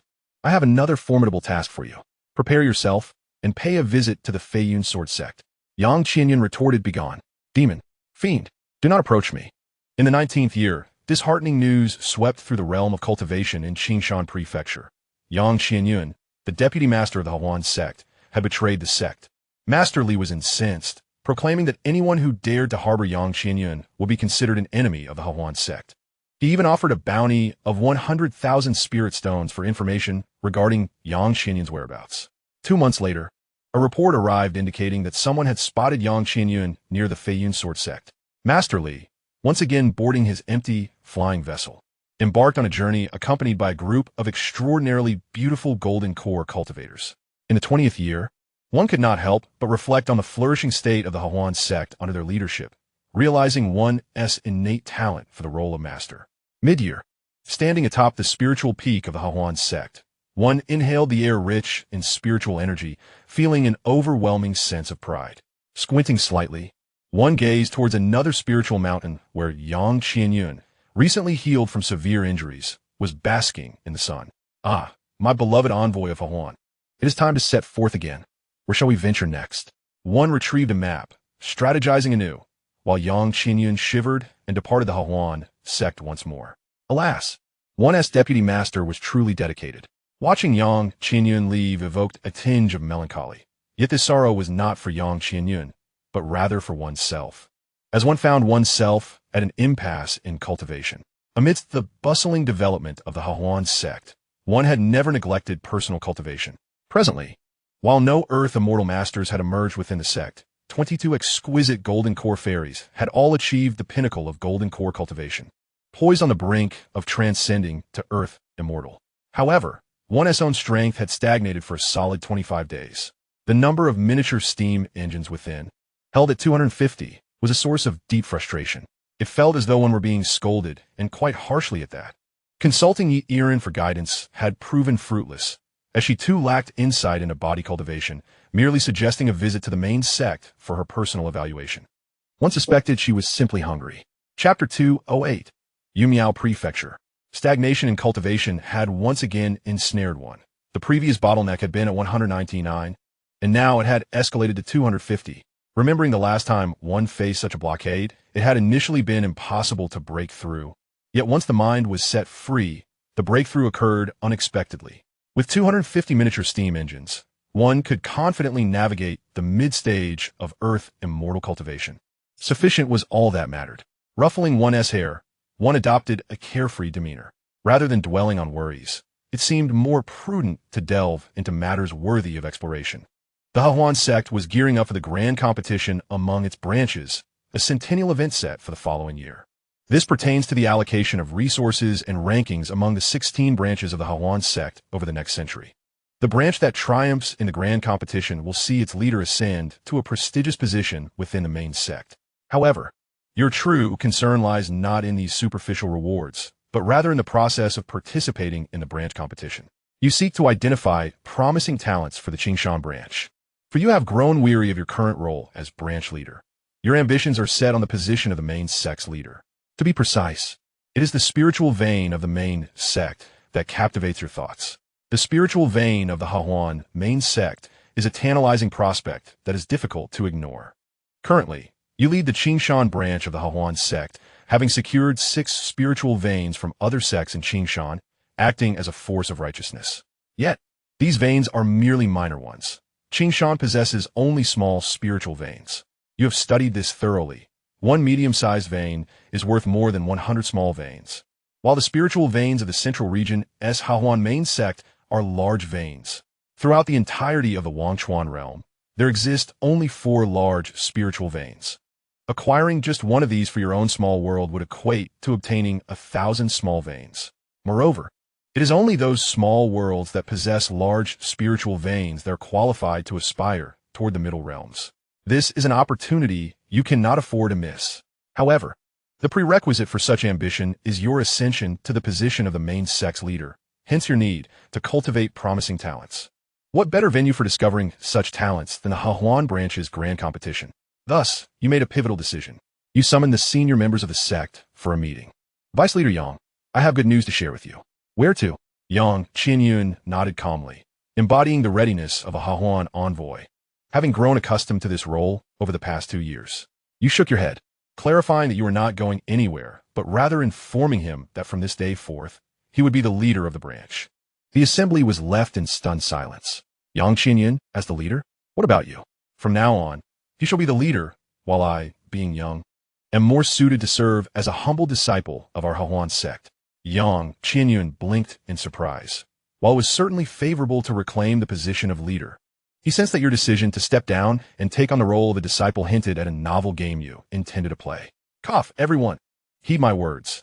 Yang Qianyun is promoted to leader, and I shall take on the role of a disciple. This matter is settled, and the meeting is adjourned. Confusion enveloped the attendees as they departed, and Yang Qianyun observed you seated upon the leader's throne. What is the matter, leader? Yang Qianyun hesitated, wanting to assert that he was the leader and should occupy the chair, but he found himself at a loss for words. He opened his mouth and then pursed his lips, ultimately conceding, no matter, it's fine. Please continue to sit. In the 20th year, Part 1, under the discerning eye of Master Yang Qianyun, you became the sole disciple to participate in the upcoming intersect competition of the Xianxia Prefecture. You perceived Master Yang as a benevolent figure, vowing to repay her kindness. Your gratitude bore immediate fruit. 3 days later, amidst a clear sky, dark clouds gathered ominously, and the master, adorned in her majestic robes, soared into the heavens to confront the impending thunderous tribulation. Due to your act of gratitude, the sect was on the verge of witnessing the emergence of its first Earth immortal among the 22 exceptional golden elixirs. The success rate of the perfect 9-patterned golden elixir crossing the Earth immortal tribulation was nearly assured. Subsequently, the enchanting Nangong Wenya, whom you dared not face directly, also faced her own Earth immortal tribulation. You beamed with satisfaction, akin to a seasoned farmer welcoming the bountiful harvest of autumn. After years of diligent cultivation, the fruits of your labor had finally materialized. By mid-year, the sect had welcomed an additional 9 exquisite Earth immortals. Yet concurrently, a disheartened celestial beauty quietly arrived at the sect. Yi Irin appeared haggard, her celestial foundation compromised. Her once nearly perfected millennium of cultivation had regressed by at least 3 centuries. Indeed, Yi Irin had failed in her challenge against the woman who had overshadowed her for 180 years, suffering a devastating defeat. What could you do in such circumstances? Uncle Li of the sect could only offer consolation to Enshufeng's mother. In the aftermath, Yi Yiren nestled in your embrace, sighing softly, lamenting. It seems I shall never surpass her in this lifetime. Li Mu, am I truly a woman of little worth? Yi retorted, can you enable me to enter the main sect's spiritual vein for cultivation? She shook her head. No, only the master possesses that privilege. Oh, in that case, you are rather lacking in utility. Yi Yiren exclaimed, what? Why are you tying your hair? Let it down, let it be, do as you wish. After 3 months of intensive healing for Yi Yiren, your spiritual roots continued to flourish steadily, and she regained her peak condition and confidence. Resolved to challenge that woman once more. In the 20th year, Part 2, as the year drew to a close, with yet another Earth immortal tribulation dissipating. The sect boasted 15 Earth immortals. By your decree, the circumstances of all Earth immortals remained shrouded in secrecy. 15 Earth immortals were still insufficient. However, should that number double, you could commence executing your plans to assume the role of the main sect's master. In the 21st year, Part 1, the once-in-a-century inter-sect competition of the Hehuan sect was set to commence, divided into preliminary, semi-final, and final rounds. The venues for the preliminary and semi-final rounds were established in Yunmiao Prefecture, where the previous competition's champion hailed from. You boarded a flying vessel, accompanied by Xianxia, en route to Yunmiao Prefecture. A month later, the Yunmiao sect's branch arrived, truly deserving of its reputation as the champion of the branch competition for 3 consecutive years. The Yunmiao sect exuded an aura that far surpassed that of the Qingshan sect.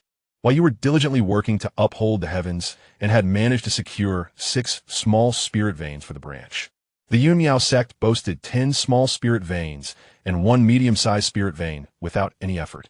The number of disciples in the branch exceeded 10,000, among whom over 100 were golden core true lords. In the past, Xianxia would come here with his head bowed, feeling utterly inferior, as even a mere elder from the Yunmiao sect wielded more resources than he, the branch leader. However, now, Xianxia stood tall and proud, exuding an air of confidence. Yunmiao sect, I've brought Li Go. Are you ready to feel the power of fear? Chapter 209, The Competition. The flying ship descended onto the Yunmiao sect's landing platform. The surrounding area was bustling with people, as the Yunmiao sect, being the host, had arranged an elaborate welcoming ceremony, with the sect leader personally greeting them and accompanied by thousands of disciples lining the way. Other sects from the Hehuan sect also arrived, led by their respective leaders, with some bringing dozens and others nearly 200 people. Each sect was shrewd, knowing that the first place in this branch competition would undoubtedly go to the Yunmiao sect. They thought, we're merely here to accompany them, so why bother with pleasantries? They brought as many people as possible, ready to indulge in the riches of the Yunmiao sect and absorb the spirit energy from its medium-sized spirit vein to their heart's content. Soon, the attendees from the other sects gathered, and the Yunmiao sect's leader wore a cheerful smile, ready to receive them, while only the flying ship from the Qingshan sect remained with its doors tightly shut, silent. What was the Qingshan sect trying to do? Why are they still not disembarking? Making us wait like this? What arrogance! People murmured in dissatisfaction, as the Qingshan sect consistently ranked low among the 16 branches of the Hehuan sect, often holding the last or second-to-last position, which left them with little prestige. Yet, it was not that they were intentionally putting on airs by not coming down. Rather, they needed to properly instruct Xianxia. Old Yang, have you remembered everything I said? Repeat it back to me. Yes. Xianxia stood at attention. Upon exiting the ship, he maintained a low profile, neither competing nor grabbing attention. I am your master, and you are my direct disciple. If anyone inquires about you secretly, I shall merely smile and remain silent. Very well, please proceed, master. You may go first, my disciple. Xianxia cleared his throat. Ahem, disciple. Please open the door and lead the way. Now that feels right, master, please. With a forceful push, you open the cabin door, exuding an aura of elegance and confidence, yet instantly transitioned into the demeanor of a bashful country youth visiting the city for the first time. Your head bowed and your movements restrained as you trailed behind Xianxia. Brother Wang, Brother Han, Brother Zhang, it has been far too long. I have missed you dearly, you exclaimed with a hearty laugh, while Xianxia engaged in pleasantries with the other sect leaders amidst the bustling crowd at the dock of stopping boats. The two of you inadvertently became the center of attention. The disciples from the lesser-ranked sects, akin to the Qingshan sect, shook their heads in frustration as they observed your interaction, internally lamenting the folly of the Xianxia sect for failing to seize this rare opportunity to visit the Yunmiao sect and reap its benefits. Such a waste, indeed. Conversely, the leader of the Yunmiao sect and the elder in charge of finances found you and Xianxia particularly endearing. Even a grand establishment cannot withstand the ravenous feasting of wolves. All right, everyone is here. I shall speak briefly, the leader of the Yunmiao sect announced. He spoke for 2 hours, followed by the deputy leader, who added another hour and a half. And then each elder took their turn to deliver welcoming remarks for an additional hour. You found yourself gravely suspecting that this verbose display was a ploy to avoid dinner. However, you remained unfazed, utilizing the opportunity to discreetly observe the promising talents among the various sections. The tall, dark-haired sister from the Luai sect was quite impressive, possessing the bearing of an emperor. And the adorably naive little junior sister from the Huazhou sect also caught your eye, her potential cleverly concealed. Yet, when it came to the finest talent, the leader's wife of the Yunmiao sect was absolutely exceptional, truly outstanding. With your targets silently chosen, your options seemed overwhelming. Finally, the lengthy speeches from the Yunmiao sect concluded, and arrangements for accommodations were made. The leaders and elders then departed for a grand feast, leaving the disciples free to gather as they pleased. You firmly locked your door, embracing the role of a socially awkward invisible presence. Yet, this invisibility was deceptive.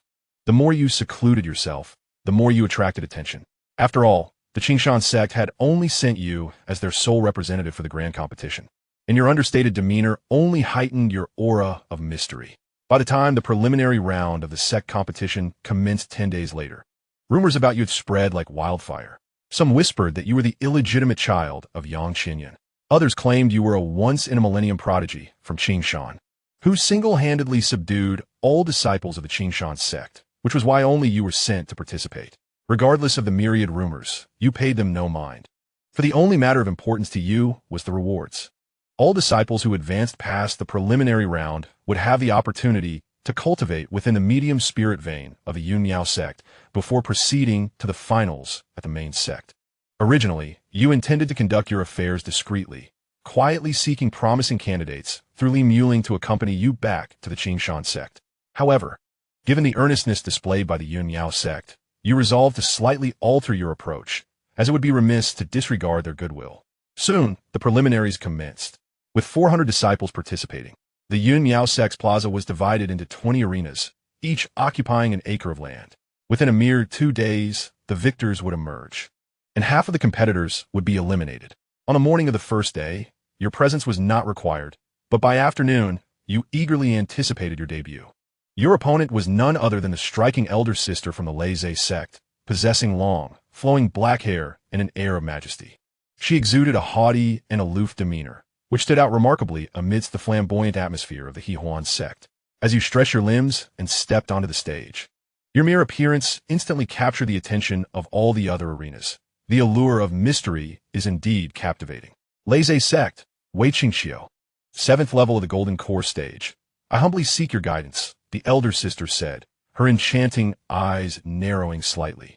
With a clasped fist, you shyly raise your gaze, only to quickly lower it again, seemingly embarrassed to meet her eyes. Xianxia sect, Li Mu, an indomitable body cultivator. I seek your guidance. Body cultivator? A wave of astonishment swept through the audience, and onlookers like Xianxia perked up, recalling your earlier instructions. My disciple has grown up in the mountains and is quite shy and reserved. Even now, he dares not seek a partner, which is truly a disgrace to our Hehuan sect's reputation. Upon hearing Xianxia's words, many in the audience pricked up their ears. An indomitable body cultivator without a partner, blushing at the sight of a woman? What a treasure this is! The master of the Leze sect, adorned in a flowing black robe and possessing an exquisite beauty that exuded a sense of maturity, felt her breath hitch. Wei Xianxia was her most prized disciple, yet she knew that against the Yunmiao sect's ace disciple, the odds were not in her favor. Previously, she had not held high hopes for victory, but now, if Wei Xianxia at the 7th level of the Golden Core stage could claim victory over you, an indomitable body cultivator, the master of the Leze sect channeled her magical energy, sending a voice transmission to Wei Xianxia, who faced you. Oh, by the way, my disciple is also a pure yang body, he. On the spectators' platform, Xianxia feigned humility while subtly boasting, puffing out her chest proudly. The master of the Laissez sect felt a momentary pause in her breath and continued the transmission. Upon receiving her master's message, a blush adorned Wei Qingxiu's proud and spirited face, and her gaze upon you transformed. It no longer resembled the look one would give another person, but rather that of someone gazing upon a ticket to the championship of the sect competition, or even a passage to ascend to the celestial realm. The indomitable body of the primordial sun, a unique elixir of golden core, now further exalted by the addition of the term pure sun, seemingly heralds an imminent ascension. The competition commenced with the referee's command, and immediately the 20 arenas erupted into battles that were fierce, exquisite, and exhilarating. Wei Qingxiu also summoned her flying sword. However, as a cultivator, she astonishingly refrained from launching a sword attack. Instead, she charged towards you, intending to engage in close combat. In mere strides, Wei Qingxiu found herself before you, and in the instant she thrust her sword, she inadvertently stumbled, collapsing into your embrace. Her charming face flushed crimson as she pushed against her chest to rise, scampering a few steps away to retrieve her sword. You reached into your robe, discovering a rune key inscribed with a number. This maneuver was quite something. Junior brotherly, should I strike next time, I shall not show mercy. If you were to lose, do come find me tonight. Your senior sister shall endeavor to compensate you in other ways. Wei Qingxiu winked, her intentions laden with meaning. And without further hesitation, she unleashed a full-scale assault upon you. Yearning for victory, she too coveted the championship, embodying the insatiable desires of adulthood.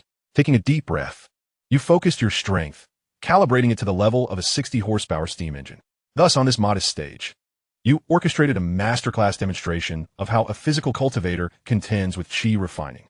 Half an hour later, seizing upon a flaw in Wei Qingxiu's defense, you shattered 3 spells with your physical prowess and delivered a decisive blow that sent her sprawling out of the arena, securing your place in the semifinals. With your victory, the secret of your indomitable pure sun body, along with your primordial sun still intact, became widely acknowledged. Xianxia sat comfortably in the observation area, appearing composed while internally consumed by madness. Ha ha ha, they shall all perish one by one. I shall let them revel in their arrogance. But when the dog strikes, I will ensure none shall find a partner, he cackled.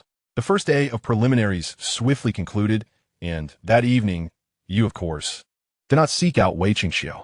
2 days later, the semifinals commenced, with 200 disciples remaining in the competition. Several exceptionally promising candidates for the championship began to emerge, including you, the indomitable body cultivator. However, among the prime contenders, only 3 stood out. One hails from the Jiangzhou branch, while the other 2 are a pair of partners from the Yunmiao branch. All 3 possess cultivation at the 5th turn of the Golden Core, and given their age and prowess, they unquestionably represent the pinnacle of talent within the 16 branches of the Huan sect. Particularly noteworthy is the couple from the Yun Miao branch, who have attained a 6-pattern supreme Golden Core. Such extraordinary potential guarantees that even without participating in the branch competition, they will soon be absorbed by the main sect, with boundless prospects ahead. The 21st year, middle of the semifinals commenced, and the leader of the Yun Miao sect delivered yet another lengthy discourse, which you found utterly tedious and chose not to comprehend the rules of the semifinals. After all, it was simply a matter of fighting. 2 time periods later, it was your turn to ascend the stage, facing a male disciple whose prowess was inferior even to Wei Qingxiu, whom you effortlessly dispatched from the arena in mere moments. After another hour or so, you found yourself matched against another male disciple. Although you were somewhat exasperated, this particular opponent warranted your attention, as he was considered one of the favorites to win. After battling for half an hour, you found yourself at a disadvantage.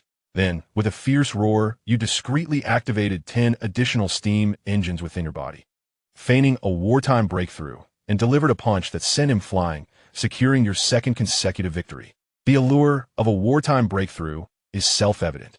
The elders and leaders observing from the stands contemplated your strength, ultimately concluding that your current abilities could rank among the top 10 of all participating disciples.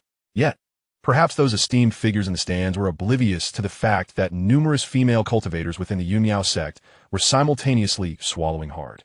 It is well known that the potency of the Yuanyang is intricately tied to the strength of its master.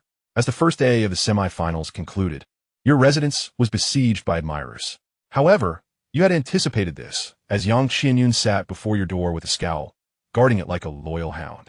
The leader of the sect, having attained the 5th transformation of the Golden Core, personally stood watch at the entrance. Attempting a night raid? Not a chance. While you may not be well versed in the intricacies of scheming, you understood how to maximize the efficacy of your own elixirs. On the following day of the semifinals, you maintained a steady performance in your first 2 matches, and based on the points accumulated, you had already secured a spot among the top 5. Yet, your next opponent awaited. It was Xianxia, the renowned fairy, signaling the end of Li Mu's streak of victories. Ling Fairy shall surely prevail. Ling Fairy is the most beautiful. Among the myriad beauties of Yunmiao, Xianxia is the fairest. In the vast expanse of the river of forgetfulness, Xianxia reigns supreme. The thunderous cheers erupted, and you found yourself pinching your ears, contemplating how the world of cultivation was not immune to the culture of fandom. Xianxia was the female counterpart of the couple within the Yunmiao sect, one of the 2 most outstanding disciples of the sect, and she held the top position on the Yunmiao state beauty list. To label her as the foremost fairy in the realm of cultivation in Yunmiao state would be entirely accurate. Caution is paramount. One must not be careless. Xianxia's partner, Wei Hua, regarded you warily from the arena, while Xianxia gently gathered her hair and calmly reassured, "Senior brother, do not worry," before gracefully stepping onto the stage. For reasons unknown, Wei Hua felt an unsettling sensation deep within. Yunmiao sect, Golden Core, 5th transformation, Xianxia. "I have met Junior Brother Li." "Greetings, senior sister," you replied, blushing like a fool as you returned the courtesy. As the referee's command echoed, Xianxia struck her storage bag, conjuring a labyrinth of mist that enveloped the entire arena, rendering it impenetrable to the outside world. The spectators were left bewildered. Wei Hua pondered the purpose of such a formation, which obscured vision without inflicting any tangible harm. What was its purpose? The onlookers were oblivious, but those within understood its significance. The soft rustle of delicate robes brushed against silken skin, creating a gentle sound as they fell to the ground. Xianxia, with her luminous white hair, approached you, her hand tenderly caressing your face. Last night, the senior sister had sought your guidance regarding her cultivation, but was thwarted by your sect leader, Yang. Today, she wondered if you could assist her. "What questions do you have? I wish for you to gauge the steadfastness of my heart in the path of cultivation." Chapter 211, Confrontation. On the arena, the thick mist hung heavily, as if an opaque shroud had been cast over it, leaving the outside world ignorant of the actions unfolding within. Beneath the earth immortal realm, no one could discern the intricacies of this maze, which had reached a quality akin to top-tier magical artifacts. Even the sect leaders observing from the platform, despite their Golden Core status, were unable to see through it. In the realm of cultivation within the Wangchuan world, it is common knowledge that the Hahuan sect lacks earth immortals. Once one achieves that status, they gain the opportunity to train at the Central Continent's main sect. The resolute disciples of the Hahuan sect would never forsake the superior cultivation environment of the main sect for the sake of trivial power. Thus, what transpired between you and Xianxia within the arena remained an enigma. Leader, the referee buzzed around the arena like a persistent fly, glancing helplessly at the leader of the Yunmiao sect. The Yunmiao sect leader, equally perplexed, contemplated for a moment before waving his hand dismissively, allowing matters to unfold as they would. Xianxia was a cherished disciple, her strength and excellence evident to the thousands of disciples within the Yunmiao sect. It was inconceivable that she could lose to a mere physical cultivator from Qingshan Prefecture. He would simply wait for his beloved disciple to demonstrate her prowess. Half an hour passed, then an hour, and finally an hour and a half. The murmurs among the spectators grew increasingly fervent. Battles between cultivators could often extend for days, weeks, or even months. Yet, that was in the realm of ordinary combat, not within the confines of a competition. In a contest such as this, where the arena imposed limitations, the duration of battles rarely exceeded half an hour to determine a victor. However, you and Xianxia had been engaged for 3 hours. With a crunching sound, Wei Hua, Xianxia's partner, grew increasingly uneasy, the anticipation gnawing at him until he felt as if his molars might wear down. At last, as 2 hours elapsed, the dense mist upon the arena began to ripple. Moments later, all the fog converged back into the formation flags. On the arena, there you stood, your head bowed in shy modesty, fidgeting occasionally glancing at Xianxia before hastily averting your gaze once more. Xianxia, in contrast, radiated like a lily blossoming after a gentle rain. Her complexion significantly improved compared to 2 hours prior. In such splendid form, Xianxia would not only grace the renowned 100 Beauties list of Yunmiao Prefecture, but she could also vie for a position among the top 10 of the esteemed Immortal Elegance list within the realm of Wangchuan, becoming the new aspiration for the 200 million male cultivators of her generation. More importantly, however, was Xianxia's prowess. The heads of various sects could discern at a mere glance the fluctuations of her magical energy, confirming that she had ascended from the 5th transformation of the Golden Core stage to the 4th. This marked the second instance of a breakthrough during the current competition of the Hahuan sect's branch, yet the arena remained devoid of any signs of battle. Junior Brother Li, I assure you, this competition is fair. Even if you were to win, I concede, Xianxia declared, flashing a breathtaking smile as she gracefully descended from the platform. I admit defeat. At these words, the crowd gasped in unison. They glanced between Xianxia and yourself, as a female cultivator initiated a spell, drawing a breath of air from around you for an inquisitive sniff. The atmosphere became electric. Were it any other sect lacking such resolute hearts, confusion would have reigned. Yet, within the Hahuan sect, despite the lack of witnesses to the events that transpired on the platform, everyone had already conjured their own narratives. The audacious Xianxia, with an unwavering heart, left many feeling inferior in comparison. Wei Qingqiu from the Luai's branch gazed deeply at Xianxia's retreating figure, her heart a tumult of emotions, ultimately transforming all negativity into admiration. As an indomitable cultivator, which female disciple of the Hahuan sect does not yearn for a bond with Li Mu? Yet, while others merely contemplated the prospect in secret, who could have predicted that Xianxia would seize this opportunity for competition, recognizing the fierce rivalry that lay in the shadows? From the moment she unveiled the Mist Array banner, it was evident that Xianxia's strategy was premeditated rather than spontaneous.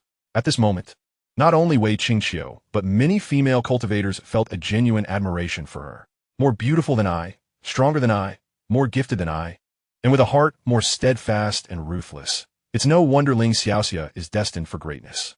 This woman embodies the stature of a sect leader. While the female disciples revered Xianxia, the male disciples of the Hahuan sect harbored an equal measure of jealousy towards you, especially Wei Hua, whose sentiment transcended mere envy, bubbling with a palpable sense of murderous intent. Wei Hua suddenly erupted, unleashing a sword that seemed to embody the celestial authority of the river of forgetfulness, hurtling towards you with lethal intent. The hatred in his eyes appeared so profound that even reducing you to ashes would not satiate his vengeance. He loathed you, yet you found yourself in a state of grievance. Xianxia's unwavering resolve had completely surpassed your expectations, presenting an unforeseen complication. Is this what you desired? Certainly not. However, before you could react, her hair had already been hastily tied back, leaving you at a loss for what to do. This predicament disrupted your original plans entirely, compelling you to devise a new strategy to achieve your aim of extracting promising talents back to Qingshan Prefecture. Yet, heaven has never been unkind to a handsome boy like you, who has been wronged. You were thrown off course by Xianxia's interference. However, her partner Wei Hua's spiteful ambush sparked a new idea within you. Now, while everyone believed your Yuan Yang was extinguished, plunging your appeal into the depths, if you were to be struck down by Wei Hua's surreptitious assault and subsequently resurrected in front of an audience, wouldn't that naturally reveal the indomitable nature of your Yuan Yang? Excellent, splendid, truly splendid. You began to anticipate Wei Hua delivering a fatal blow, fearing that his attack might lack sufficient strength. Alas, the Hahuan sect adheres to strict principles of righteousness. Such underhanded tactics in a grand competition would never be permitted. You need not lift a finger. The headmaster of the Yunmiao branch personally intervened to deflect the strike meant for you. Master, step aside. I must kill him, I must. Calm down, my dear disciple. I understand your urgency, but you must remain composed. It was evident that the headmaster of Yunmiao branch possessed no skills in offering comfort. Yet, he was a good master. Although Xianxia was also his disciple and had gained advantages, he showed no favoritism towards Wei Hua. As the next round of the competition commenced, a new rule was introduced to foster the spirit of the participating disciples. The upcoming matches would adopt a rule of unrestricted life and death. Unless one party voluntarily conceded, killing was entirely permissible. This rule essentially provided Wei Hua with a legitimate opportunity to eliminate you. At this stage of the competition, each round included a slot for a direct advancement. And throughout the morning, you had fought 3 consecutive matches while Wei Hua enjoyed 3 successive buys. Under normal circumstances, having fought 3 times in a row would leave you severely drained. Just then, Wei Hua took the stage, and by chance, your opponent was him. The Yunmiao branch was brazenly orchestrating a conspiracy, yet no one perceived any wrongdoing, nor did anyone come to your aid, for you had seemingly lost your value. Chapter 212. Invitation from the Senior Sister.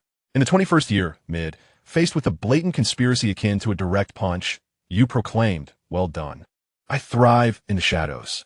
On the arena, Wei Hua unfurled his battle flag, sealing off the entire stage and effectively eliminating the possibility of your voluntary surrender. He then unleashed a relentless and merciless onslaught upon you. To be candid, your situation was quite challenging.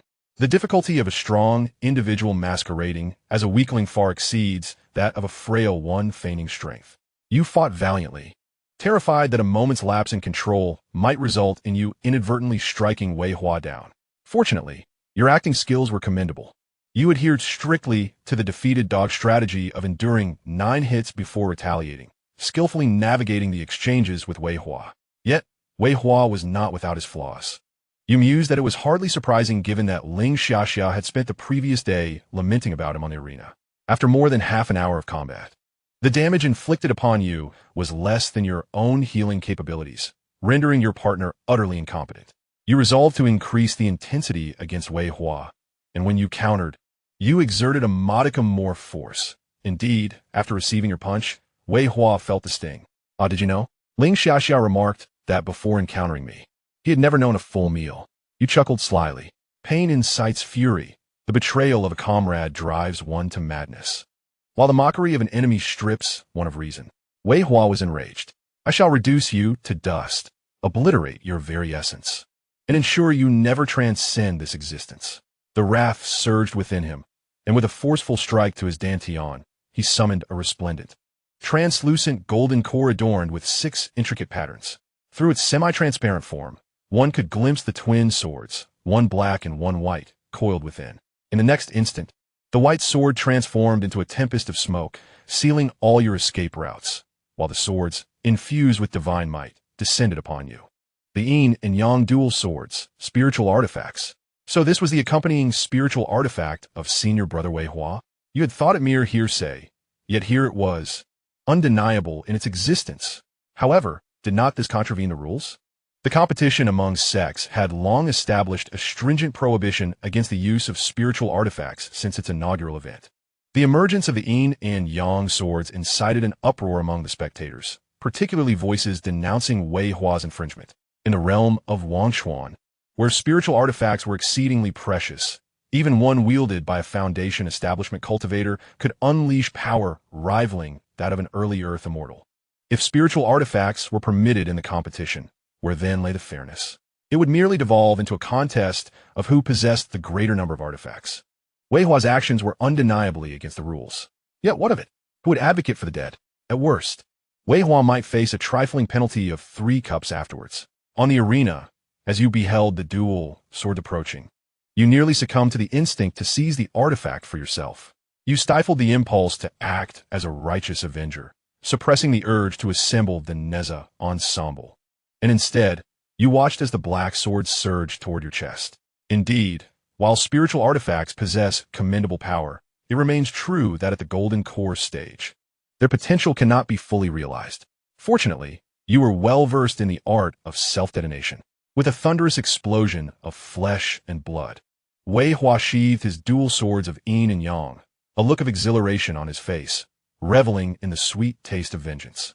No one questioned the tragic fate that had befallen his adversary. The power contained within the spiritual weapon belonged to the celestial beings. Even with an indomitable, physical, self-healing ability, a mortal is still a mortal, and the divide between the celestial and the earthly cannot be crossed. Such a grim demise was truly warranted. Wei Hua turned to glance at Xianxia, puffing out his chest as if to proclaim, "Behold my triumph." Yet, As he cast his gaze upon her, an unexpectedly handsome visage emerged amidst the chaos. On the arena, amidst the carnage, a striking young man was hurriedly donning a garb of bitter tea. Wei Hua was startled, and the crowd erupted in astonishment. Despite being obliterated by a spiritual weapon, this figure managed to recover. Truly, your resilience is beyond extraordinary.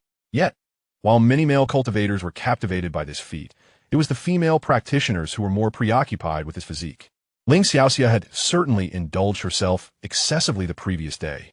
However, those women who admired his form were often of lesser cultivation. The genuinely formidable female cultivators trembled with excitement. The reborn, you radiated a vitality akin to that of the sun. The seasoned women of the Hahuan sect recognized all too well the significance of such vitality. Unyielding Yang.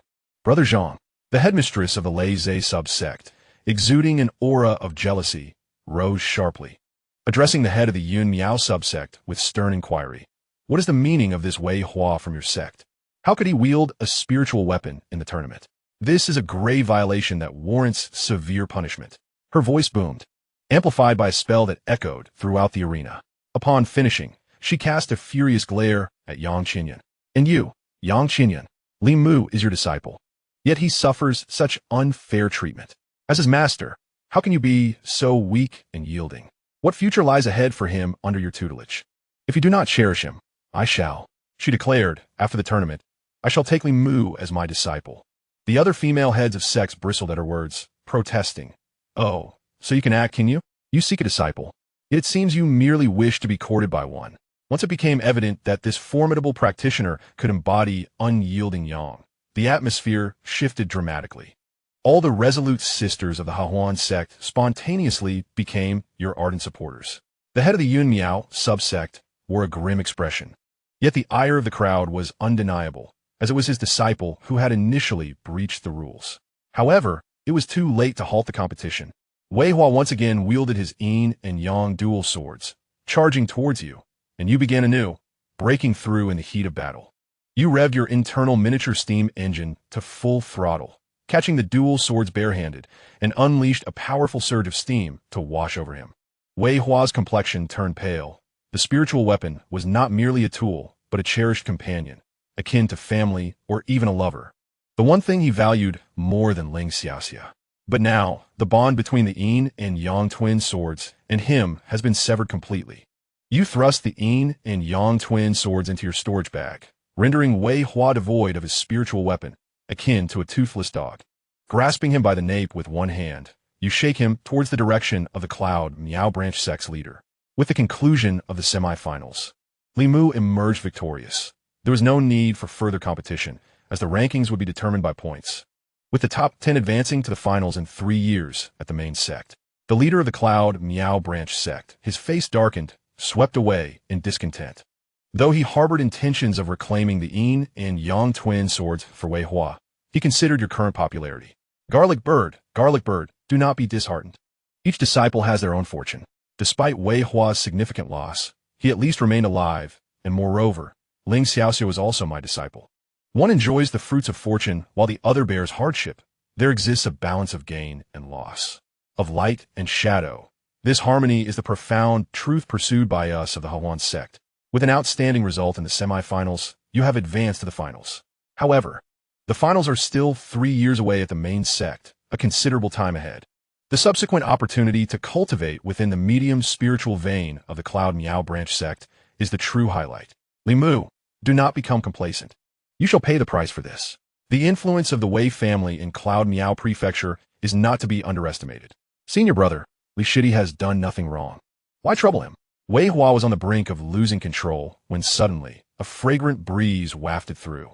Li Shidi, we shall go to the spiritual vein for cultivation tonight. I know a place within the vein where the spiritual energy is most abundant. Would you join me in seclusion? Xianxia linked her arm with Wei Hua, extending an invitation to you. This was no mere invitation. It was akin to a dagger thrusting into Wei Hua's heart. He turned his neck stiffly to face Xianxia, resembling someone on the verge of madness. The laughter and warmth of past days. The tender care once shared. What do they signify? What do they truly mean? Xianxia, Wei Hua desperately wished to inquire about her true partner. Yet the question lingered unvoiced on the tip of his tongue. Xiaoxia, with poise, maintained her hold on his arm, her enchanting smile radiating warmth. As disciples of the Hahuan sect, our affections are solely for the pursuit of the Tao. You are becoming attached. At that moment, Wei Hua's mind buzzed. Then why do you still cling to my arm? Xiaoxia's smile remained, her voice gentle, as her hands softly caressed Wei Hua's face. Is it not that you will no longer be able to hold me in the future? Farewell, my Wei Shixiao. Our dual cultivation is solely for the pursuit of the Tao. You can no longer assist me in my cultivation. From now on, Li Mu Shidi shall take care of me. Upon finishing her words, Xiaoxia released Wei Hua's arm, placing her hands behind her and leaning forward slightly, playfully and elegantly winking at you. Li Shidi, remember to look for me tonight in the spiritual vein. The Cloud Miao branch sect is my home, as the senior sister. I must honor the hospitality of the landlord. Snap! Wei Hua heard the sound of something shattering, akin to a heart breaking. He felt utterly despondent, his spirits dampened. He was jostled aside by a throng of female disciples. Xiaoxia, do you still have any shame? Return our junior brother Li. Indeed, junior brother Li has already suffered once at your hands. You wish to continue monopolizing him? We shall not permit it. The female disciples from the Yunmiao sect, the Luai sect, and the 16 distinguished sects of the Harmony sect were all exceptionally resolute in their convictions. However, compared to them, the leaders and elders of each sect possessed an even greater fortitude of spirit. Soon, in their fervor to possess you, the disciples clashed amongst themselves, as did the elders and leaders, while you quietly slipped away from the fray, glancing back, unsure of what they were scrambling to claim. I'm not a three-headed, six-armed being. Even if I were, you shall not feast upon me. Ah, it is all about a flirtatious entanglement, if you wish to indulge. Come with me back to Qingshan Prefecture at your leisure. You strolled leisurely back to your quarters, awaiting the rewards that would commence later that evening. The top 10 from the semifinals, who would advance to the finals, were granted the opportunity to cultivate within the medium spiritual vein of the Yunmiao sect until the finals began. This boon had been the object of your envy for several days. That night, the 10 outstanding disciples from the various sects, led by the stern-faced leader of the Yunmiao sect, traversed numerous formations and restrictions, arriving at the grand foundation of the Yunmiao sect, its medium spiritual vein. This was markedly different from the small spiritual vein of the Qingshan Prefecture, which resembled a hot spring pool. The medium spiritual vein of the Yunmiao sect was a sheer cliff, dotted with numerous cavities, exuding an abundance of pure and rich spiritual energy, far surpassing that of the smaller veins. Cultivating here for a single day equated to several dozen days in the outside world. Everyone find a cave to cultivate in. Should you feel uncomfortable, simply tear the small teleportation talisman to leave. The leader of the Yunmiao sect shot you a fierce glare before sweeping away. His earlier composure shattered upon realizing that his partner had participated in the chaotic tussle for your attention in the afternoon. You sensed that his resolve required further fortification. Once the leader departed, everyone immediately began selecting their caves, yet only the male disciples were in motion. The top 10 comprised 5 males and 5 females, and you found yourself encircled by Xiaoxia and her companions. The 4 male disciples felt utterly drained, but upon reflecting on their disqualification for improperly using spiritual tools, they found some solace in the thought that they had been bested by Wei Hua and Xiaoxia. Meanwhile, you were overwhelmed by the commotion. Raising your hand to quell the discord, you addressed the sisters, esteemed sisters. After several days of contests, our junior brother is truly fatigued. Might it be more prudent to allow him a few days to recuperate before engaging in further exchanges? Junior brother, you should take a rest. The continuous challenges have indeed been arduous. Here, I present to you a 3,000-year-old Locking Yang spirit herb. It may possess a hint of bitterness, yet it is highly nourishing. Do not hesitate to partake. Indeed, sister, I also have some treasures for you. Here, take them. In pursuit of the right to cultivate alongside you in the same cave, the elder sisters have generously offered you numerous items to replenish your vitality. You accept each offering and swiftly retreat to a secluded corner of the cave, where you produce the core of the small thousand world. Quickly, consume it. This is a medium spirit vein, a rare opportunity. With determination, you force the small thousand world core into the crevice of the stone and exhale a sigh of relief. The essence core of the small thousand world, having been nourished by 6 minor spirit veins in Qingshan Prefecture, has begun to exhibit a semblance of sentience. Presenting you with a query. Shall we siphon gradually, or take it all at once. To siphon gradually entails a longer duration, yet it is discrete, in 3 years. It guarantees the extraction of half the spirit vein without detection by the Yun Miao sect. To take it all at once is precisely as it sounds. It requires a month to envelop the entire medium spirit vein and then extract it wholly. The advantage lies in the absence of waste. But the downside is that after a month, the abrupt disappearance will undoubtedly raise suspicions. One must consider whether you can withstand the ensuing scrutiny. Without a moment's hesitation, you commanded to take it all at once. Who has the luxury of time to nibble away at it slowly? Not to mention whether the Yun Miao sect would uncover your involvement. Even if they did, what could they do? 3 days later, you find yourself quietly cultivating the great force divine ability within the cave, while the enchanting sisters, including Xianxia, cannot contain their impatience and begin to visit frequently.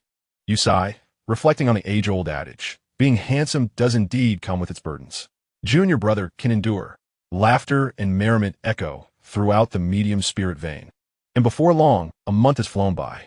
On this day, the core of the small thousand world, hidden within the stone crevice, signals that it is time to proceed. You acknowledge it inwardly. Boom! The medium spirit vein of the Yun Miao sect, rising like a towering cliff, collapses into a heap of ruins. While you have already retracted the small thousand world core into the simulated space, the entire Yun Miao sect is thrown into chaos. With the spirit vein gone, you and the other 9 disciples who were cultivating there are immediately detained as prime suspects. Yet, you remain unperturbed. They may question you at will. You have nothing to hide and fear no scrutiny. This incident was orchestrated by the essence core of the small thousand world. What relation does it bear to you? Li Mu, who is favored by countless sisters and matriarchs. Moreover, you have sisters ready to vouch for you. Ling Xiaxia and the other sisters assert. It is absolutely impossible for him. Ultimately, this incident becomes an unresolved mystery, with even the sect's higher-ups failing to uncover the truth. As the investigator sent from the main sect is none other than Yi Yiren. You joyfully embarked on the flying vessel back to Xianxia Prefecture, unaware of how many determined senior sisters were trailing behind.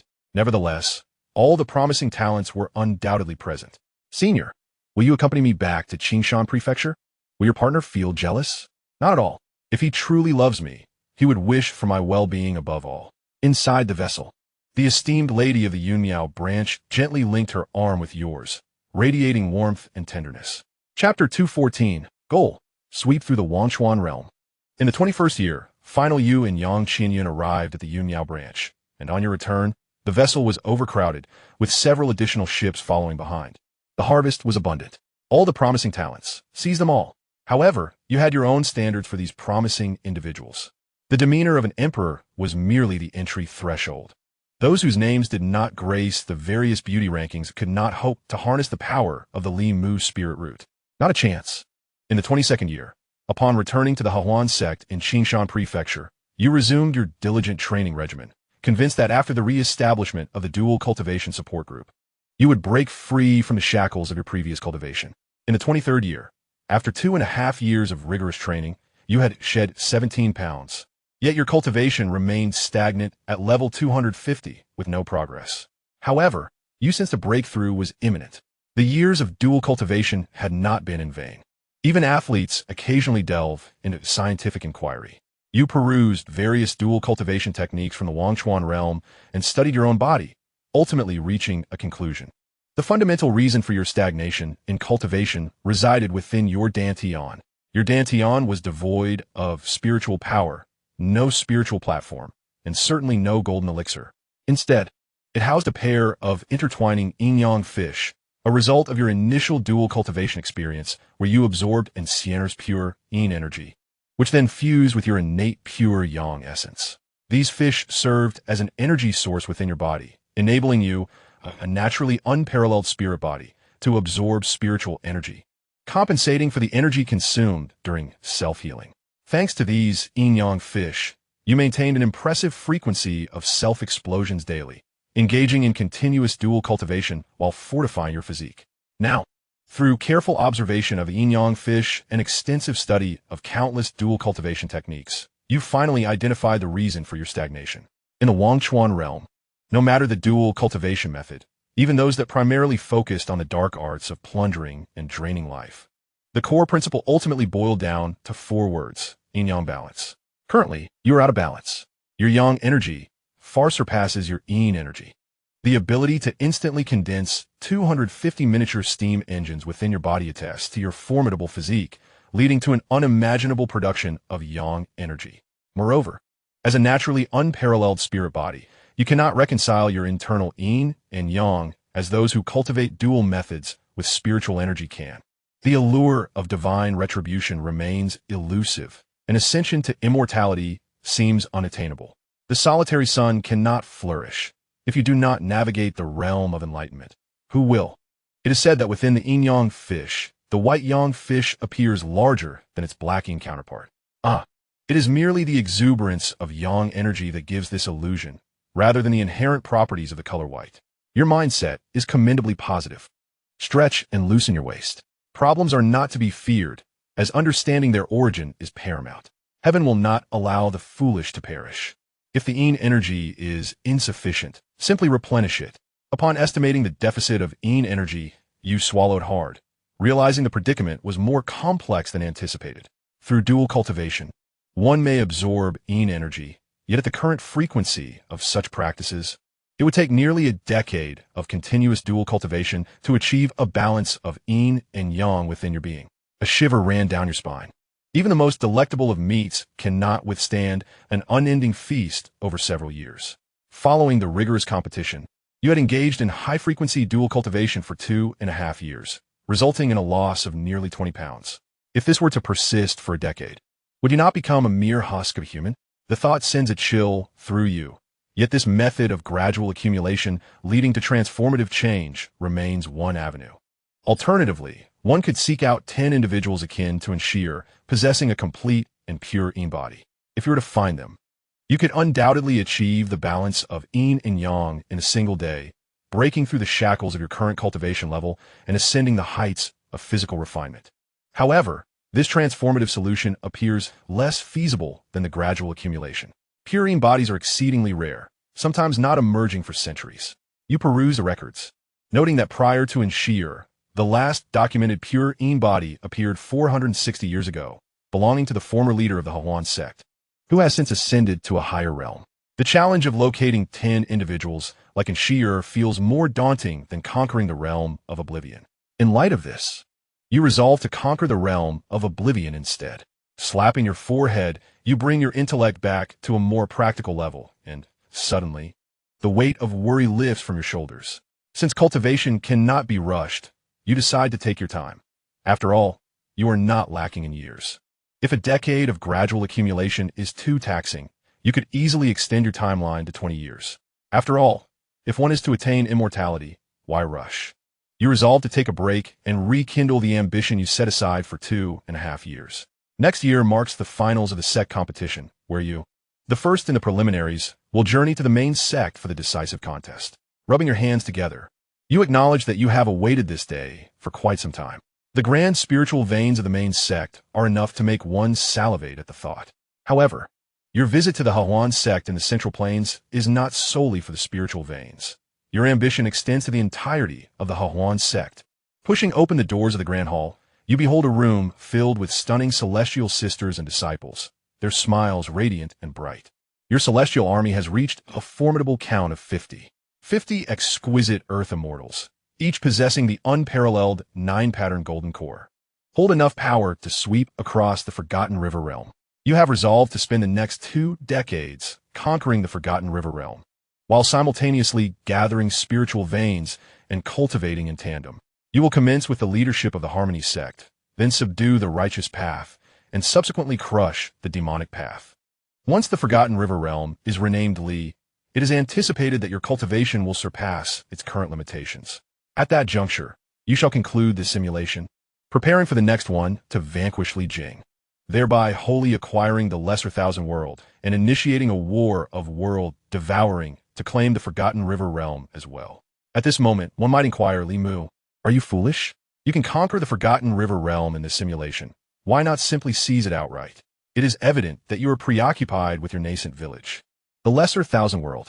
Those questioning may be somewhat irritable, yet the answer is deceptively simple. It is because it cannot be occupied. If it were feasible, who would take the trouble to undress and relieve themselves unnecessarily. The core of the Lesser Thousand World, having pilfered the medium spiritual vein from the Yin-Yao branch, has already communicated with you. It has discovered that the Forgotten River realm is already owned, and the current world core does not reside within it. What does this signify? It indicates that the master of the Forgotten River realm has ascended, with strength at least that of a celestial immortal. Not to mention, the method of occupying a core world with an owner is not merely a matter of defeating the original master and seizing the core. Even if that were possible, to challenge a celestial immortal, you express that although dual cultivation is exhausting, you wish to continue in this arduous endeavor indefinitely. On the 24th year, as the bell tolls, it is time to depart for the central continent to attend the finals at the Harmony sect. With a grand gesture, 10 flying vessels ascend into the sky, carrying 50 Earth immortals and yourself, all brimming with anticipation. Benefactor, please stay. A voice, resonant like a thunderous bell, akin to celestial sounds descending, clearly reaches every vessel.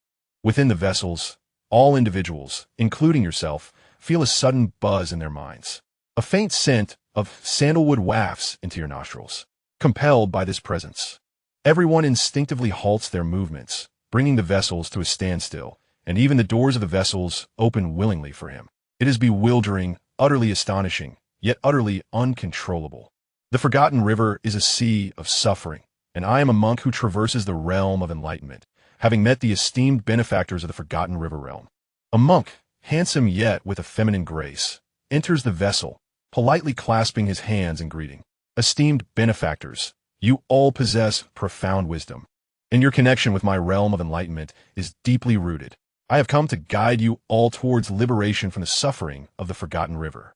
Come with me to the realm of enlightenment, where eternal bliss awaits.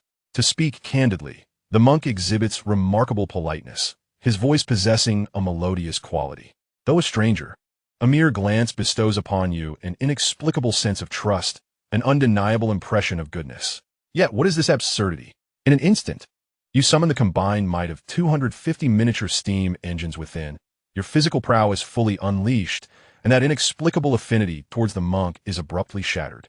Your mind regains its rationality, allowing you to reflect upon the monk's previous words. The term Minji realm resonates in your thoughts. This monk is not a native of the Wangchuan realm, but rather an outsider, much like yourself, hailing from another world. The very name suggests that his world belongs to a Western sect, and his earlier claim of guiding you to the Minji realm raises suspicions of a talent acquisition scheme from the West. Having just formed a celestial army to sweep through the Wangchuan realm, you find your emotions tangled upon encountering this Western sect's interference, an intricate complexity that is difficult for an ordinary person to comprehend. Indeed, your confusion is palpable. With ample exposure to celestial beings, your discernment has sharpened, and the monk before you, merely a celestial himself, raises questions about his audacity to challenge you. You are overwhelmed with indignation. How dare this insignificant bald man disrupt your hard-won efforts after years of cultivating shared spiritual roots and assembling a team to embark on your ventures? Yet, in response to your fury-fueled punch, the Minji realm's Yulong Luohan merely smiles benevolently, a brilliant lotus lamp blooming atop his gleaming head. The flickering light hints at the resonance of sacred sounds, emanating golden glimmers that effortlessly absorb your strike, leaving you unable to even graze the Luohan skin. Such strength! I presume you are Limu, he remarks, his voice still gentle and imbued with compassion. That smile sends shivers down your spine. He knows my name. At that moment, you glance down to see the protective formation of the Hahuan sect being activated, and there stands Yang Qianyun, brandishing the sect leader's token, defiantly raising his middle finger towards you. In the Wangchuan realm, this gesture originally bore no negative connotation. But since your ascension as the leader of the Qingshan Prefecture's Hahuan subsect, it has taken on a new significance. Ha ha ha, damnly dog indeed. It is I who betrayed you, ha ha ha. Yang Qianyun laughs heartily, reveling in a sense of triumph, as though he has finally straightened a spine that had been bent for a lifetime. Soon after, a throng of familiar, yet not entirely known faces gathers behind Yang Qianyun, including Nangong Wenya's partner and the leader of the Yunmiao Prefecture subsect, all bearing a common label. Their partners have, with your assistance, ascended to the realm of celestial beings. So, is this a collective rebellion of incompetent companions? Your silence is truly deafening. It feels as if these individuals possess an exceedingly wavering resolve, their standards remarkably hypocritical. Ha, Li Go. Today is your day of reckoning. Xianxia, pointing at you, vociferously exclaims, "Damn you, Li Go, stealing our companions. You may be formidable with the backing of your sect, but you could never have anticipated this from me, Xianxia." Though Xianxia's voice was muffled by the protective mountain array, it nonetheless unraveled your confusion. You overlooked one crucial element, the altar of creation.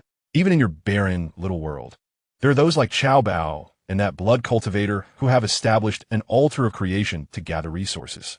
As a realm of the middle thousand worlds, how could the Wangchuan realm escape the notice of others?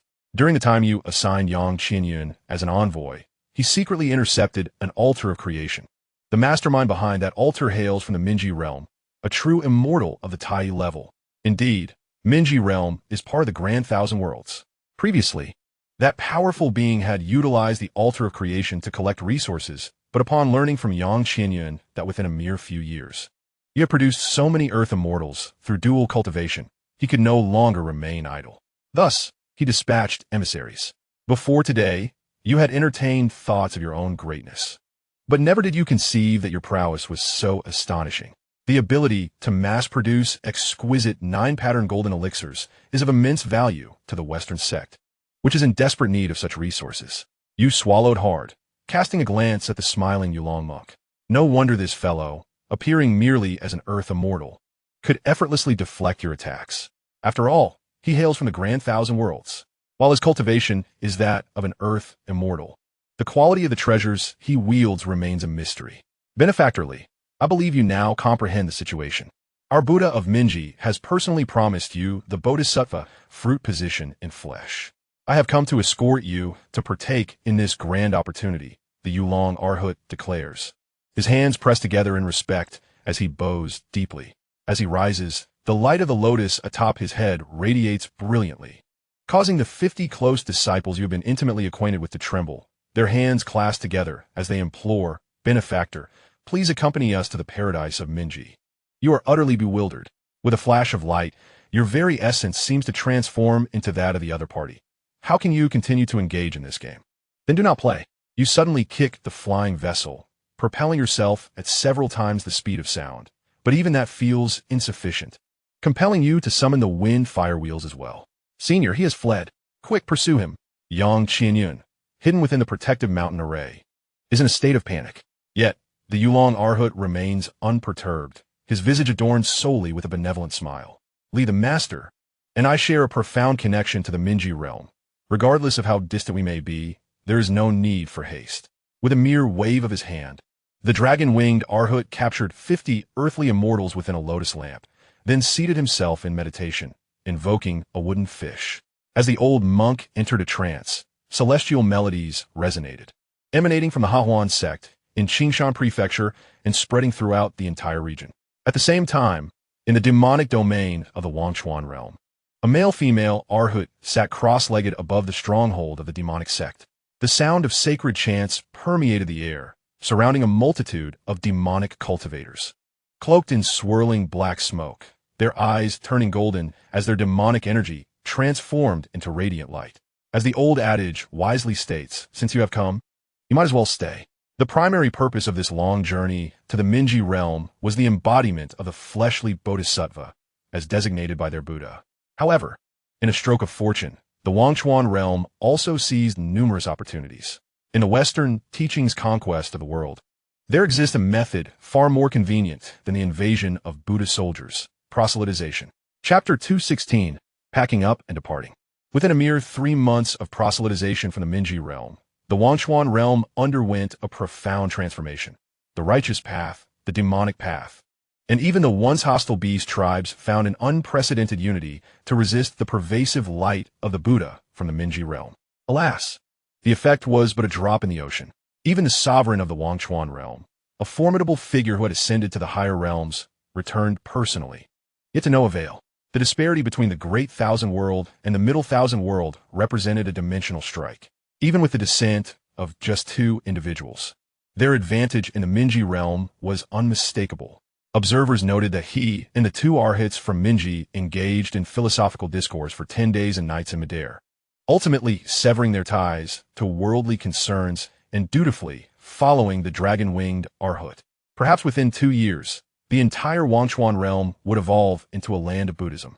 Faced with such circumstances, one felt as wretched as a dog. Fleeing became an essential daily ritual. Yet, there were gains to be had, and clarity emerged. In the 8th simulation, it was likely to unfold in this manner.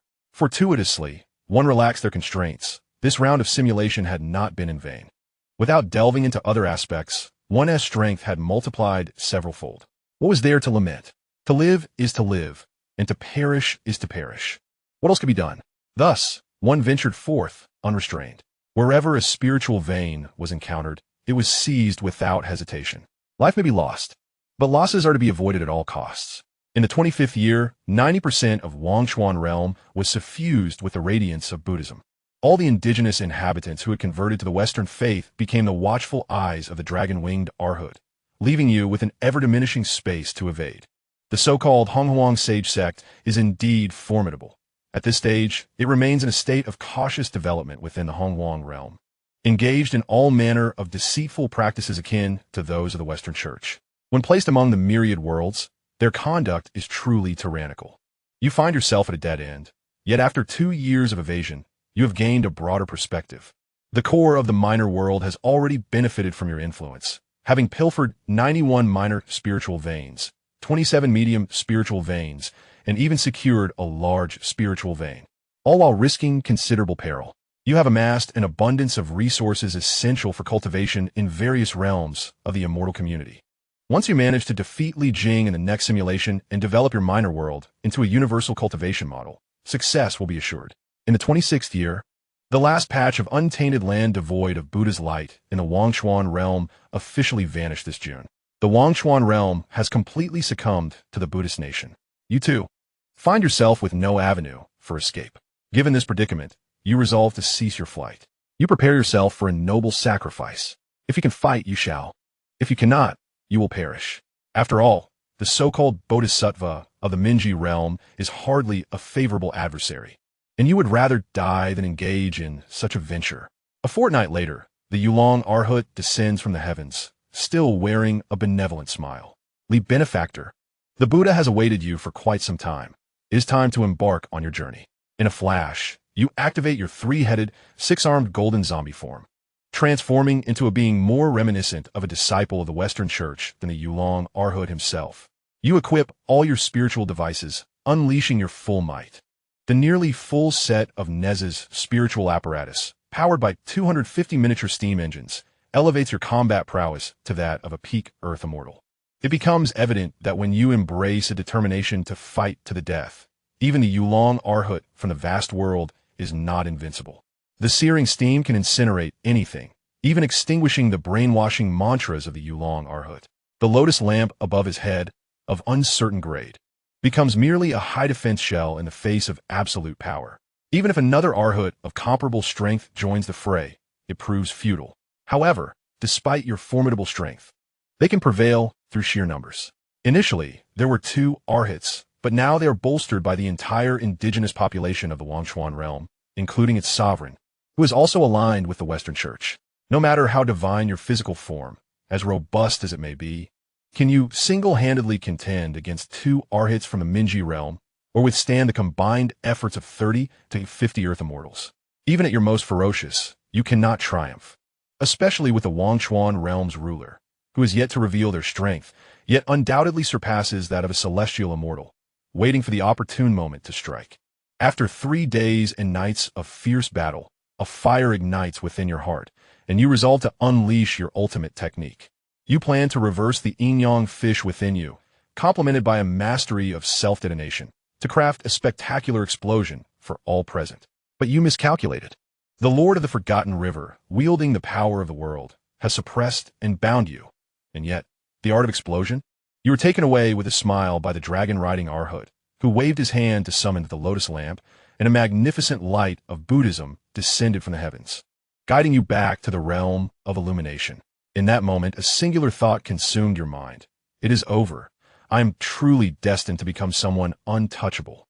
Year 26. Down the vast world, the realm of illumination. Here, the sands swirl violently. The environment is harsh. By day, the scorching sun scorches the earth, while by night, the biting cold wind brings frost and ice. In this so-called vast world, joy seems to be an alien concept. All inhabitants, from the moment of their birth, are imbued with thoughts of atonement. Their lifelong pursuit is singular. They yearn to endure every conceivable suffering of the world, and then, step by step, bowing their way to the spiritual mountain of the realm of illumination to meet the Buddha, cleanse their sinful bodies, and bask in the light of Buddhism. Thus, you found yourself transported to such a realm of illumination. You were brought to the spiritual mountain by the dragon-riding Bodhisattva, where you encountered the omnipotent Buddha he spoke of. He was a towering figure, his visage obscured, seated majestically upon a golden lotus platform, embodying solemn grandeur. You were adorned with a robe embedded with 7 treasures, and had your head shaven, placed upon the 3rd row of lotus seats beneath the Buddha, arranged in a meditative posture. The hierarchy of the spiritual mountain was strict, and as the Buddha's chosen physical bodhisattva, you were entitled and required to occupy one of the front 3 rows. Meanwhile, the dragon-riding bodhisattva settled humbly in the 5th row. Upon entering the realm of illumination, the binding power of the forgotten river dissipated, yet the resplendent light from the Buddha proved even more formidable, rendering you motionless. Your hands could not move, your mouth could not speak, and even your thoughts grew sluggish. The Buddha spoke, showering the spiritual mountain with golden lotus petals. You could not comprehend a single word, only feeling an overwhelming drowsiness. Year 30. You remained on the spiritual mountain for 4 years, the Buddha continuously speaking while you remained in a state of incomprehension. The brilliance in your eyes, the rebellious spark, fading evermore. You were on the verge of forgetting your own name. Suddenly, the Buddha ceased his incessant discourse, and from his solemn lips came the first words you could understand. Bodhisattva, the temple has been restored. It is time to give alms. Chapter 217, 20 years. Respect the Buddha. As the Buddha spoke, you immediately rose from the lotus seat, hands clasped in reverence, a newfound sense of solemnity gracing your features. Why must I acquiesce to him? Why this reverence? Your heart surged with discontent, yet you could not restrain your body as you stepped out of the magnificent temple, boarding a small flatboat, and made your way to a bamboo grove. In the heart of a bamboo grove stands a quaint bamboo house, while outside, a throng of devoted believers kneels in reverence. As you approach the bamboo dwelling, a wealth of teachings, forcibly implanted in your mind by the Buddha over the years, suddenly coalesce into a radiant scroll of scripture within your consciousness. This scripture, titled the Sutra of the Golden-Bodied Bodhisattva of Great Compassion and Joy, is not merely a text, but a profound technique. It is a unique practice that requires no magical prowess for cultivation, far surpassing the dual cultivation methods of the Hahuan sect from the realm of the Forgotten River. Though you have yet to engage in this practice, the moment it manifests in your mind, you grasp its essence with clarity. Even the yin-yang fish residing in your dantian swirl with newfound exuberance. The true magnitude of this technique remains unknown to you, but soon, enlightenment will dawn. At that moment, the door of the bamboo house swings open, and a kind-hearted Arhat peers in, his gentle demeanor exuding warmth. The Bodhisattva is prepared. The line of devotees stands orderly, awaiting their turn. In the 31st year, an entire year has passed within this humble bamboo abode, your designated sanctuary, where day and night blend into a seamless continuum. During this time, 12 new earth immortals have emerged in the realm of Minji, each deemed worthy of residing in the sacred mountain. You finally comprehend the extraordinary nature of this new technique. Your primordial yang has attained a state of true immortality. No longer must you rely on the arduous process of blood rebirth to rejuvenate your yang essence. Now, it flourishes endlessly, unyielding and vibrant. Moreover, the shackles that have bound you for years, the formidable 250 constraints, have quietly shattered alongside your sweat and toil. The Sutra of the Golden-Bodied Bodhisattva of Great Compassion and Joy possesses the remarkable ability to regulate the balance of yin and yang within you. Your once overwhelming yang energy gradually transforms into yin, achieving harmony at long last. With this breakthrough in cultivation, your spirits are markedly lifted. You can distinctly sense the Buddha's mental control over you waning. The monotony of daily life, once dreary and devoid of hope, now glimmers with promise. You envision an escape from the sacred mountain, yet the ominous thought lingers. There is no escape from death. A once noble traveler, reduced to a mere cog in the relentless machine of producing earth immortals.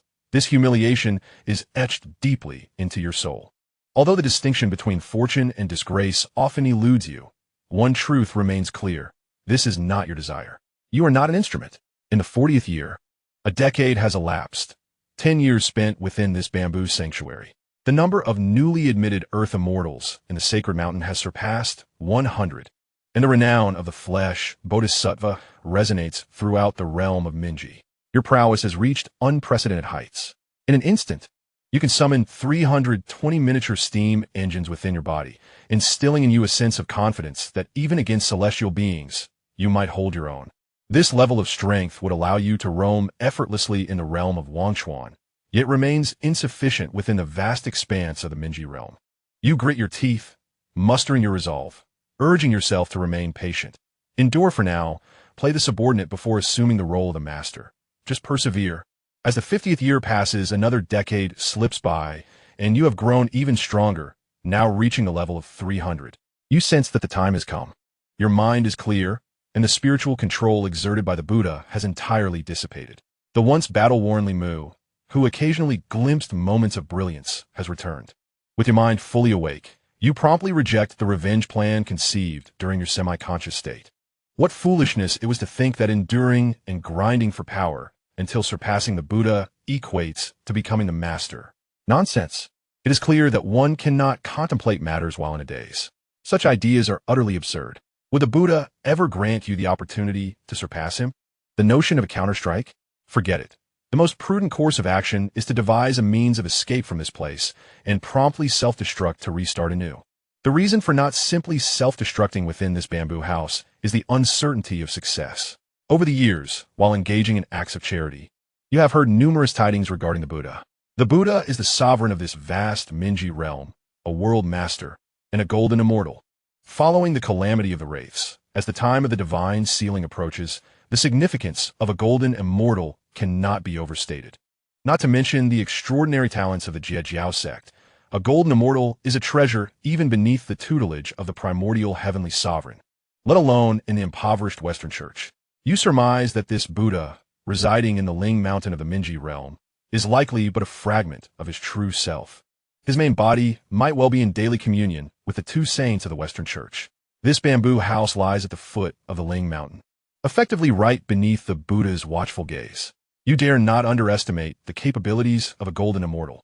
Even a mere fragment of his essence would render any covert actions beneath his scrutiny futile from the very outset. Therefore, the priority is to escape. Only after that can one consider the prospect of a restart.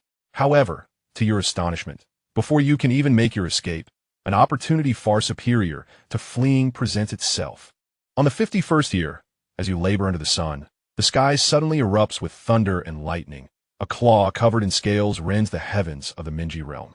Thousands of transformed demon soldiers descend from the sky, unleashing indiscriminate attacks on the indigenous inhabitants of the Minji realm. The ancient demon roared towards the direction of Ling Mountain, demanding the surrender of the Mingyao realm. A colossal demon, whose form transcended heaven and earth, unleashed a deafening roar. In the next instant, the golden statue of the Buddha, equally vast, extended a divine hand and struck down with formidable force. Chaos erupted in the Mingyao realm as the Ling Mountain and the invading demon race engaged in fierce combat, with even the Buddha personally entering the fray, battling against unfathomable monstrous entities, resulting in a cataclysmic clash that shook the heavens and earth. At that moment, one could sense that the opportunity had arrived. Flee? Nonsense. You kicked down the bamboo hut and charged up the vacant Ling Mountain. The righteous demons must hold their ground. Wait for me to clear out the Ling Mountain before perishing. Chapter 218, The Giant Spirit Vein. Year 51. The myriad demons invade the Mingyao realm with ferocity, and the more savage, the better. The eminent monks of Ling Mountain, the Arhats, and the Buddha emerged en masse, embroiled in battle with the demon race. And you could hear the brainwashing chants of the Buddha urging you to join the fight. However, you were no longer the mere 250 of the past. 2 decades of a life unapproachable had elevated you to the 320 realm. Your blood surged like a volcano, breaking free from the constraints of the brainwashing chants. You raced towards the battlefield. Upon witnessing the Buddha and the great demon tearing the sky apart, retreating into the void beyond the Mingyao realm to continue their battle, you realized the moment of righteous action had arrived. Having not engaged in such endeavors for over 20 years, you felt no loss of skill. Where were the treasures of Ling Mountain hidden? It mattered not. Whatever you laid eyes upon would be taken without discrimination. The ethereal bamboo groves? Gather them. Take every acre, even the soil itself. You had but one task today, to package the entirety of the Ling Mountain in the Mingyao realm and take it away. Do not feign modesty. Hurry, for this is the vast world of the universe. Steal the spirit veins from this land. The core of the lesser thousand worlds was also summoned to assist. Time was of the essence, and the burden was heavy. Just get it done. Unbeknownst to the Buddha, who was fiercely battling the invading demon race in the void. His home was being pilfered. Though he could not have foreseen such a turn of events, he had no time to spare. The Buddha, unable to split his focus, sent messages to his arhats to halt your actions, but they too were preoccupied, and so you thrived. With your formidable skills in executing righteous deeds and the capabilities of an advanced simulated space, within less than 2 hours, the entire Ling Mountain was packed away. All that remained was a vast lotus pedestal suspended in midair. This was the lotus seat where the Buddha often meditated. A colossal spirit vein, one that was equivalent to a dozen large spirit veins. Should this object be transported back to the minor world, with just this single item, the spiritual energy concentration of your minor world could surpass that of the Forgotten River realm, a mid-tier world. You would be eager to thrust it into the simulated space. Yet alas, that remains unattainable. The simulated space is capacious, but it is not omnipotent. Just as you cannot directly absorb the attacks launched by your adversaries through the simulated space, the spiritual vein is, in essence, akin to a master artifact within a realm. It cannot be directly taken. You cannot simply package it for transport. However, there exists a method to stealthily acquire the core of the minor world, though it requires time. How long? 10 days. Upon receiving this response, a smile of satisfaction graced your lips. Having accompanied you for so long, the core of the minor world has indeed matured. It previously took a month to steal a mid-sized spiritual vein from the Bliss sect of the Forgotten River realm. Now, with your vigorous nurturing, even a giant spiritual vein requires only 10 days. What progress! You encourage it to strive harder, while you yourself do not rest. Your eyes ablaze as you dash towards the battlefield of the Buddha and demon. The grudge of 20 years cannot remain unavenged. The discomfort is unbearable. Kind-hearted and righteous demons, I have come to assist you. Your thunderous shout astonishes countless shape-shifting demons that are currently indulging in carnage, devouring humans and monks, committing all manner of atrocities. Justice? Kindness? This human possesses discernment, a naturally gifted traitor. En route to the battlefield, you activate your 3 heads and 6 arms, donning the attire reminiscent of Neza. With the fire-tip spear, you eliminate one bald monk after another. With a mixed sky silk, you take the life of another bald head. The yin-yang sword slices horizontally and vertically. The golden bricks are hurled with great force. The Chinquan circle is twisted and flattened into a short club. Your spiritual artifacts can be wielded as you please. As long as they can slay bald monks, they are deemed excellent artifacts. You traverse from the south to the north, and from the north to the west, slaying any who stand in your way, be they human or Buddhist, especially that troublesome dragon Arhut. You derive particular pleasure in vanquishing him. Of course, there are foes you cannot defeat. The Minji realm is a grand world. Theoretically, it can cultivate formidable beings at the golden immortal level. Your current strength, equivalent to that of an average celestial being, is but a meager force in this chaotic battlefield, where there are at least dozens of adept masters from the spiritual mountains of the Minji realm capable of crushing you. Yet, it matters not, for you have allies. Your demon brethren shall surely shield you from those formidable foes. In this battle, you indeed slay with great relish and satisfaction, but joyous moments are fleeting. Even with your assistance, the demon army finds itself in a decline. Since when did the Minji realm gain so many Earth immortals?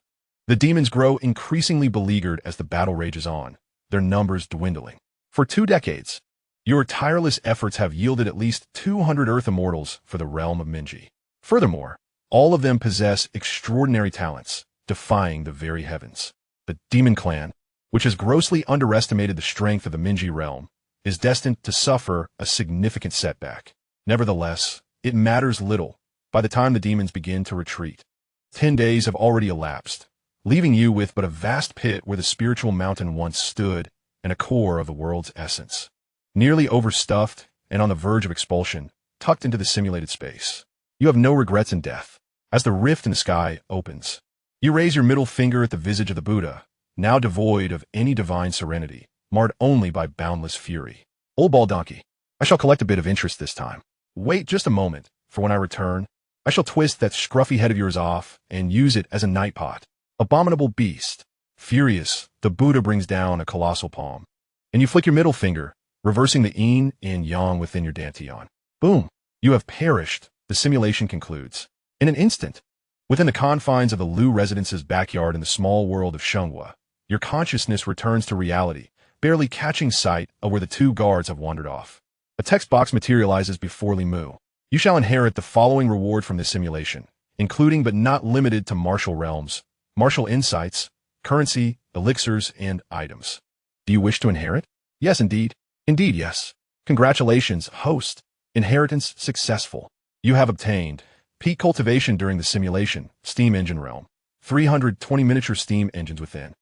Remnant soul of the great Luo golden immortal already devoured. The essence of the small world is currently undergoing restoration, containing 91 small spiritual veins, 27 medium spiritual veins, 1 large spiritual vein, and 1 gigantic spiritual vein.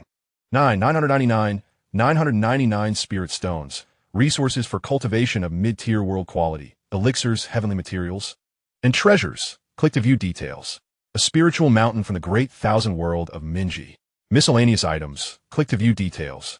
Gazing at the seemingly endless bounty of rewards, Limu grins like a Cheshire cat, causing the nearby servants to edge away from him in trepidation. However, he cannot help but laugh. After 8 simulations, the rewards from this 8th endeavor are overwhelmingly abundant, surpassing the sum of the previous 7. Although the journey during those 20 years in the Minji realm as a bodhisattva was arduous, the returns now evoke a peculiar sense of wonder upon reflection. As per tradition, the 2-second cooldown has concluded. Chapter 219. The 9th simulation commence. Just as the 2 guards of the Lu residence take a step forward, the cooldown for the 9th simulation concludes. Limu adheres to his unwavering principle, resolutely refusing to squander even a single second of real time. As the intention to commence the simulation solidified, I massaged my shoulders, feeling a lingering discomfort in my body following the insights garnered from the 8th simulation. Simulation begins. Year 1. You rub your shoulders, sensing an additional layer of constraint enveloping your form. This is not merely an illusion. You clench your fists and stretch your limbs, instantly summoning the miniature steam engines within you. Indeed, as expected, with a slight grimace, you realize that while you once could conjure 320 miniature steam engines in an instant, you are now limited to just 249. However, this limitation is not your fault, nor an error in inheritance. It is a consequence of the lesser realm's constraints. Having traversed the middle thousand world of the river of forgetfulness, as well as the great thousand world of enlightenment realm, you have certainly gained some insight. Your power has not dissipated. It is merely sealed for the time being. It has been bound by the instinctive will of the world. In the primordial chaos, regardless of size, every realm possesses its limits of endurance. This is akin to prohibiting smoking in a storage area. It is a form of self-preservation by the world. Theoretically, aside from the sovereign of the world, anyone entering any realm will find their abilities suppressed and sealed if they exceed the world's capacity. Of course, there are 2 thresholds. Take, for instance, the lesser thousand world. The power of an earth immortal poses a threat to the overall structural integrity of the lesser thousand world, while a celestial immortal could inflict catastrophic damage. Thus, when an individual's power reaches the level of an earth immortal, the first threshold is triggered, leading to ascension. Surely, no one truly believes that ascension is a result of some celestial summons or a welcoming ceremony from a higher realm. Surviving the tribulation, experiencing a surge in power, and ascending to a higher realm is a process that, while systematic, is not a singular event. The tribulation is distinct from ascension. The world welcomes those who endure tribulations, for although they may disrupt the environment, they ultimately benefit the world's essence and foundation. However, tribulations are governed by the heavens, and they do not concern themselves with ascension. Ascension is entirely unrelated to the higher realm. It is simply the current world triggering its first alert threshold, expelling you. The perceived threat in the form of ascension. It is akin to a callous suitor who, having secured his partner's finances, the tribulation, promptly discards them. The world is a great brute. Thus, ascension represents the first threshold of the world's self-protective will. The second threshold pertains to extraterrestrial visitors like yourself. You, as a being summoned by the will of this lesser thousand world, are, in a sense, akin to the powerful figures from other realms descending upon the lesser thousand world. You, the outsiders, possess strength surpassing that of the earth immortals and even the celestial immortals. The world's intrinsic will for self-preservation cannot expel you through ascension. It can only suppress and seal your power, relegating you beneath the threshold of caution. For instance, at this moment, you can only unleash the pinnacle of earth immortal strength. Of course, this self-protective rule of the world becomes mere scrap paper in the face of absolute power. Yet it is evident that your current abilities fall short of such might. Nevertheless, the peak of earth immortal strength suffices. When you gaze skyward, even the formidable Li Jing, who is yet not an earth immortal, is not beyond your reach. Despite his status as a being of the primordial era, even he, as the master of the world, would be easily overwhelmed by your might. The ninth simulation's initial objective is clear: to vanquish Li Jing and transform this small realm into your own dominion. Long before this ninth simulation, you had already formulated your strategy, sparing yourself the expenditure of precious mental energy. You simply need to adhere to your plan. The first step involves enticing Li Jing down with a pig. Ah, you fortunate one. Butler Liu is in need of a servant. Come along with us. At this moment, two guards from the Liu residence approached you, their eyes widening at your pristine appearance and striking demeanor, ready to escort you to Butler Liu's quarters to witness the acrobatic cat. It is no small feat for them to reach this point. Observing the two guards, you feel a surge of admiration. Though merely 40 seconds have transpired in reality, you genuinely sense their dedication and professionalism. However, for such minor characters, exceeding 30 words in dialogue during simulations is a disservice to the narrative. Enough of this nonsense. Let us proceed. With one guard on either side, they attempt to escort you away, but you merely smile, exerting a subtle force to transform them into a vivid crimson hue, disregarding the horrified gasps of onlookers as you leisurely stroll towards Butler Liu's chamber, hands clasped behind your back. Initially, you had not decided how to lure Li Jing down with that pig, but upon hearing the mention of Butler Liu, your target became clear. Such fortuitous events must first be directed towards Butler Liu, an old acquaintance who has caused your demise in this simulation 3 or 4 times. You kick open Butler Liu's door, startling him as he anticipates a performance of acrobatics. However, you deny him the chance to leap, swiftly knocking him unconscious with a mere finger and dragging him by the hair into the sky. After locating a tranquil cave deep within the mountains, you retrieve an authentic cultivation elixir from the Hahuan sect of the Wangchuan realm and force it into his mouth. Subsequently, you toss a densely annotated martial arts manual onto the ground and clap your hands, departing without a second thought. The elixir is sufficient to transform Butler Liu into an ultimate martial artist in one fell swoop. The martial arts manual in question was left behind after Zhang Yu was absorbed by Li Jing during the prior simulation. With these two preparations in place, in as short as 3 to 5 months, or perhaps a little over a year, Steward Liu is bound to transform into a suitable fat pig, capable of attracting Li Jing from the primordial world. However, one cannot simply wait idly. There are numerous tasks awaiting your attention. Yet, while all matters may be postponed, there is one task that demands your immediate action. You swiftly retrieve the large black cat from the simulation space. Upon emerging in the realm of Wangchuan, the cat, previously appearing as if afflicted by seizures, is now lively and exuberantly healthy. You grasp the cat by its head, smiling as if bathed in spring sunshine.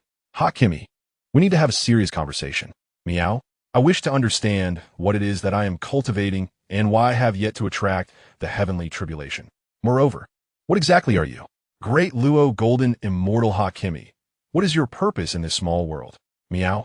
The cat blinks its innocent large eyes, adorably naive. Hey, hey, hey.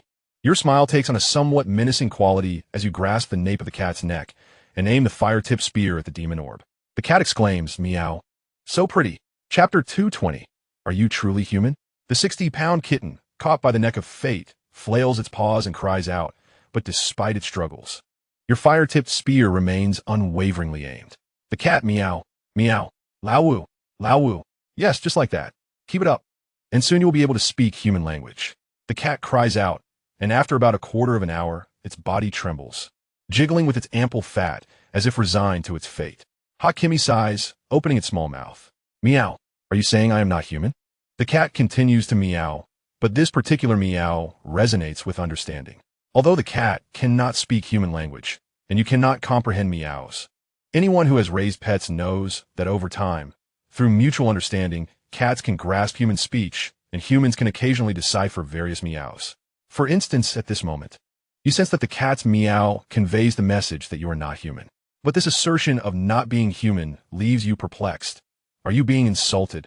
Or is this merely an answer? Meow. Are you telling me to sleep? Meow. Listening to the cat's words and feeling full, you lie down and close your eyes. As an outstanding athlete, you possess the innate ability to sleep anywhere. Within 3 to 5 minutes, you drift into a dream. The cat circles around you twice, its round face filled with melancholy, emanating a faint glow as it snuggles against your head. Kill! A cacophony of battle cries and the clash of weapons shattered the illusions of dreams. You opened your eyes to find yourself as if a specter standing within a canyon. Outside the canyon, a throng of warriors clad in leather armor and furs stood majestically, forming an imposing line.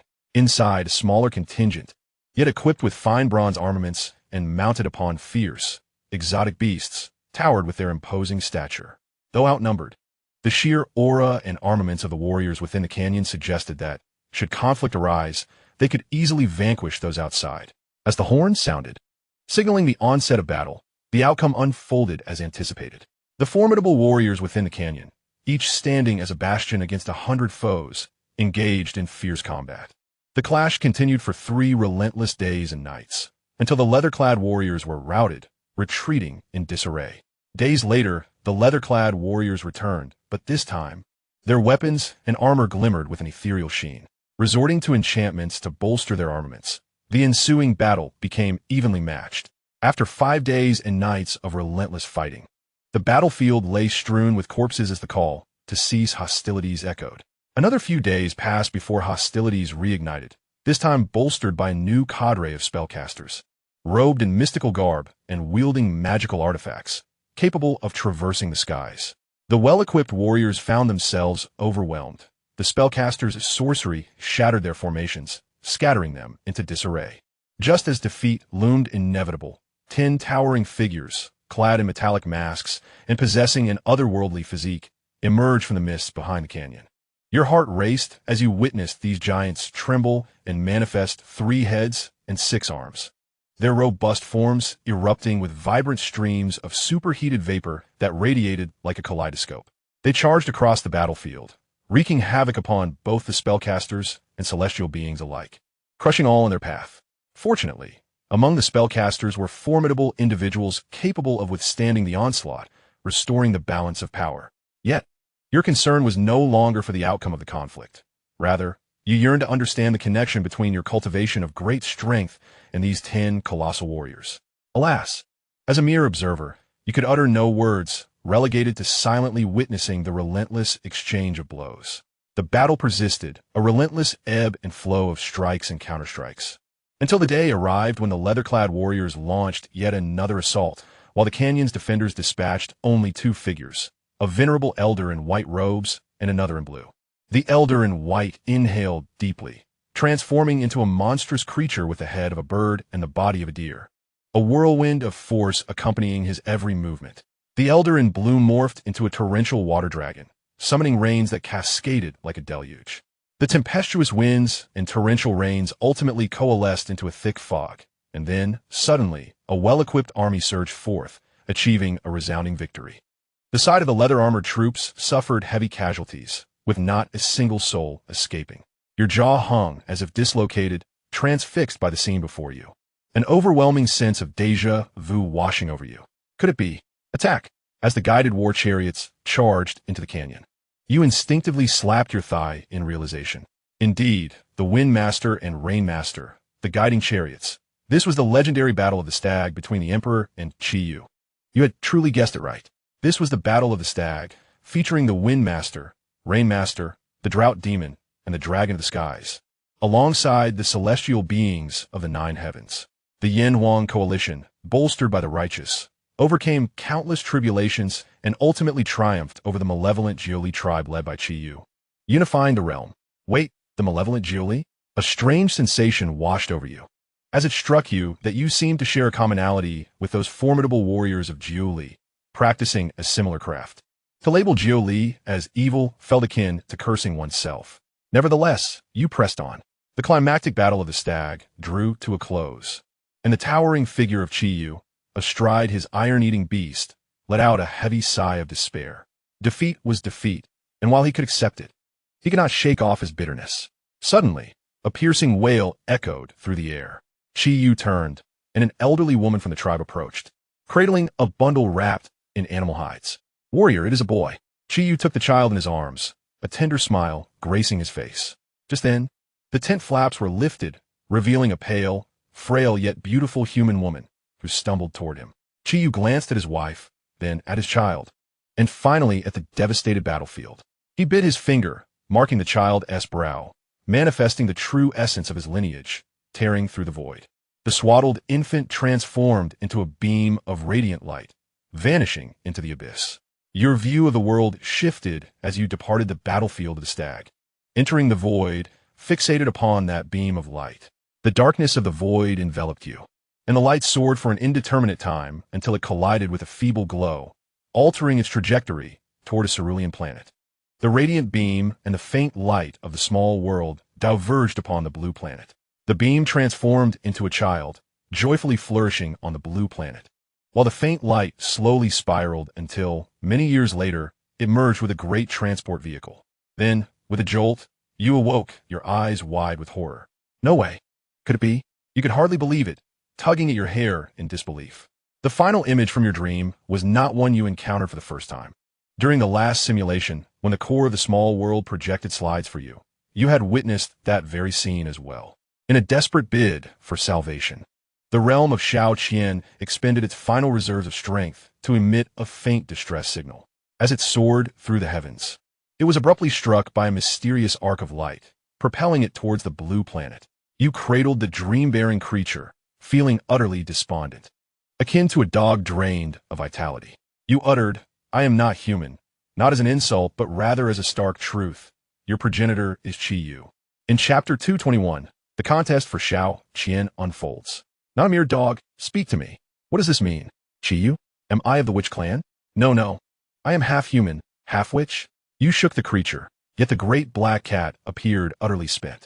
You hastily took it to the 10,000 miasmas of the southern frontier, where it indulged in a feast, regaining its vigor after consuming another dog.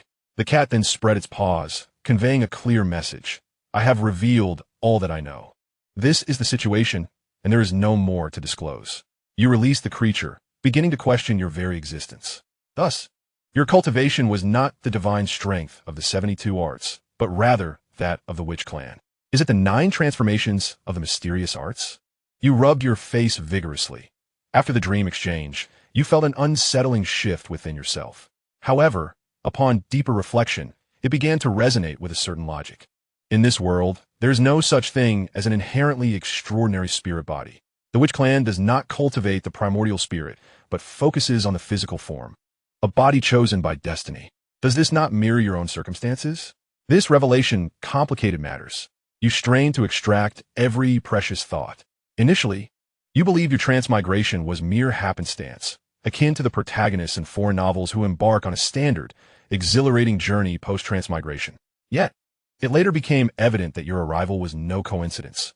It was a result of the Xianxia realm's plea for aid, instilling within you a newfound sense of purpose.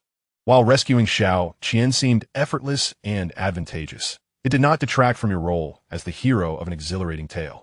However, the situation has since transformed.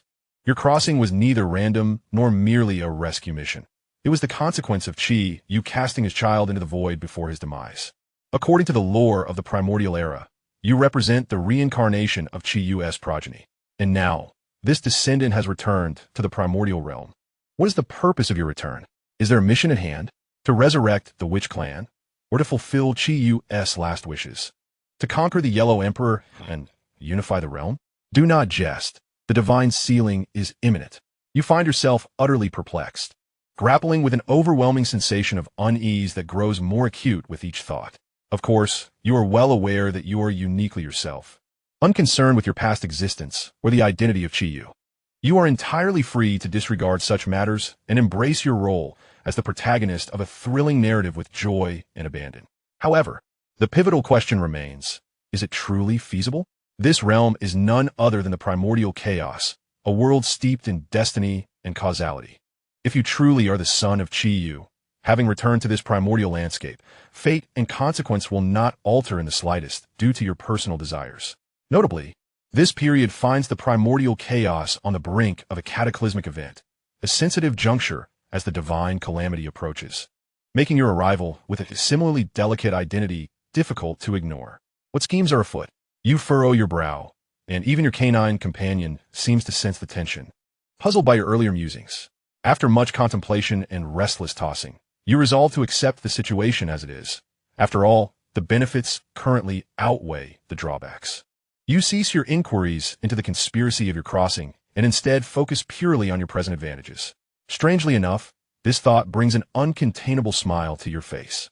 First and foremost, consider the matter of tribulations. At last, you comprehend why, despite your formidable strength, no tribulation has befallen you. In dreams revealed by your canine companion, during the era of the Great Hunt, many adept shamans from the Julie tribe advanced their powers without being subjected to tribulations. Whether this is due to the shaman's unique cultivation methods or the nature of the Nine Revolutions' profound art, the absence of tribulation is undeniably a fortuitous circumstance. Furthermore, the Nine Revolutions' profound art itself is unquestionably the preeminent body-tempering technique in this primordial realm.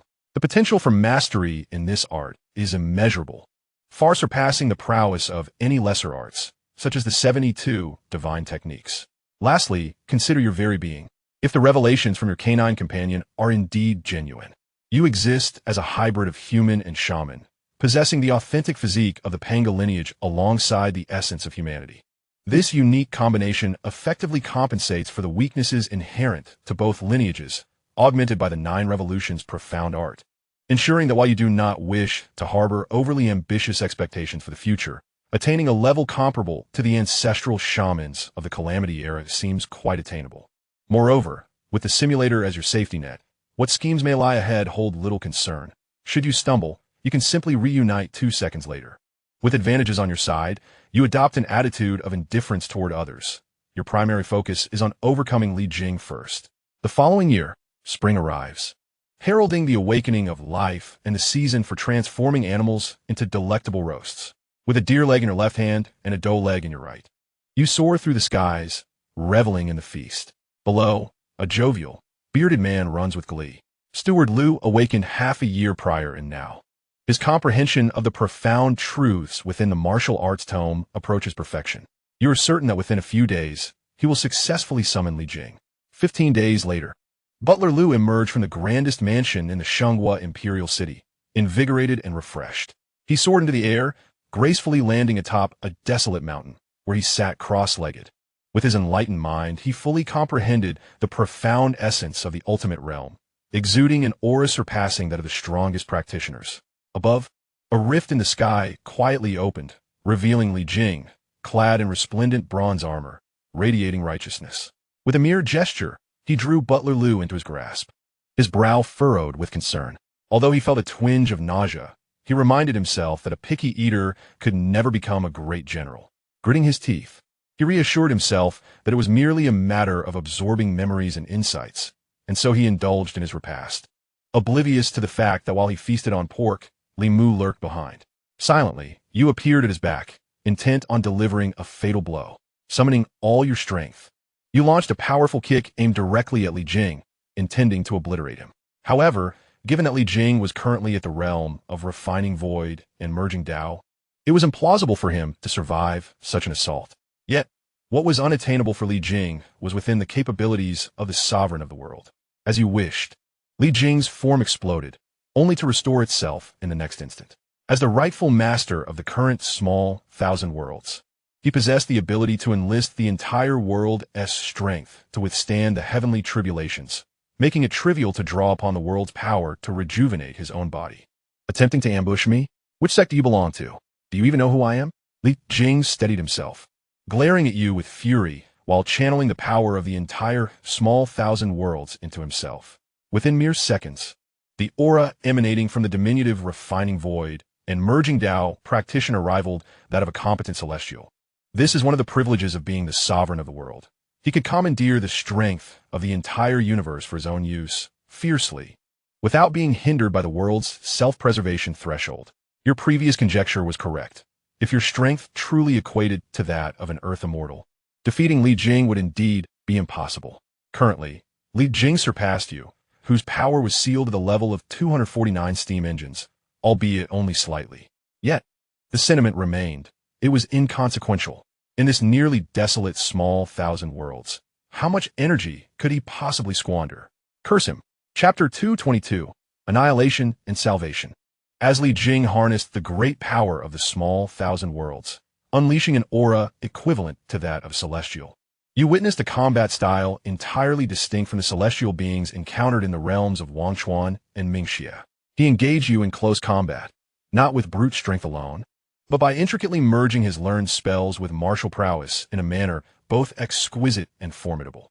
It must be said that in terms of martial prowess, Li Jing is your equal. This is hardly surprising, as all the martial arts you have learned and practiced ultimately trace their roots to him. As a commander of the Imperial Army, one must possess genuine skill.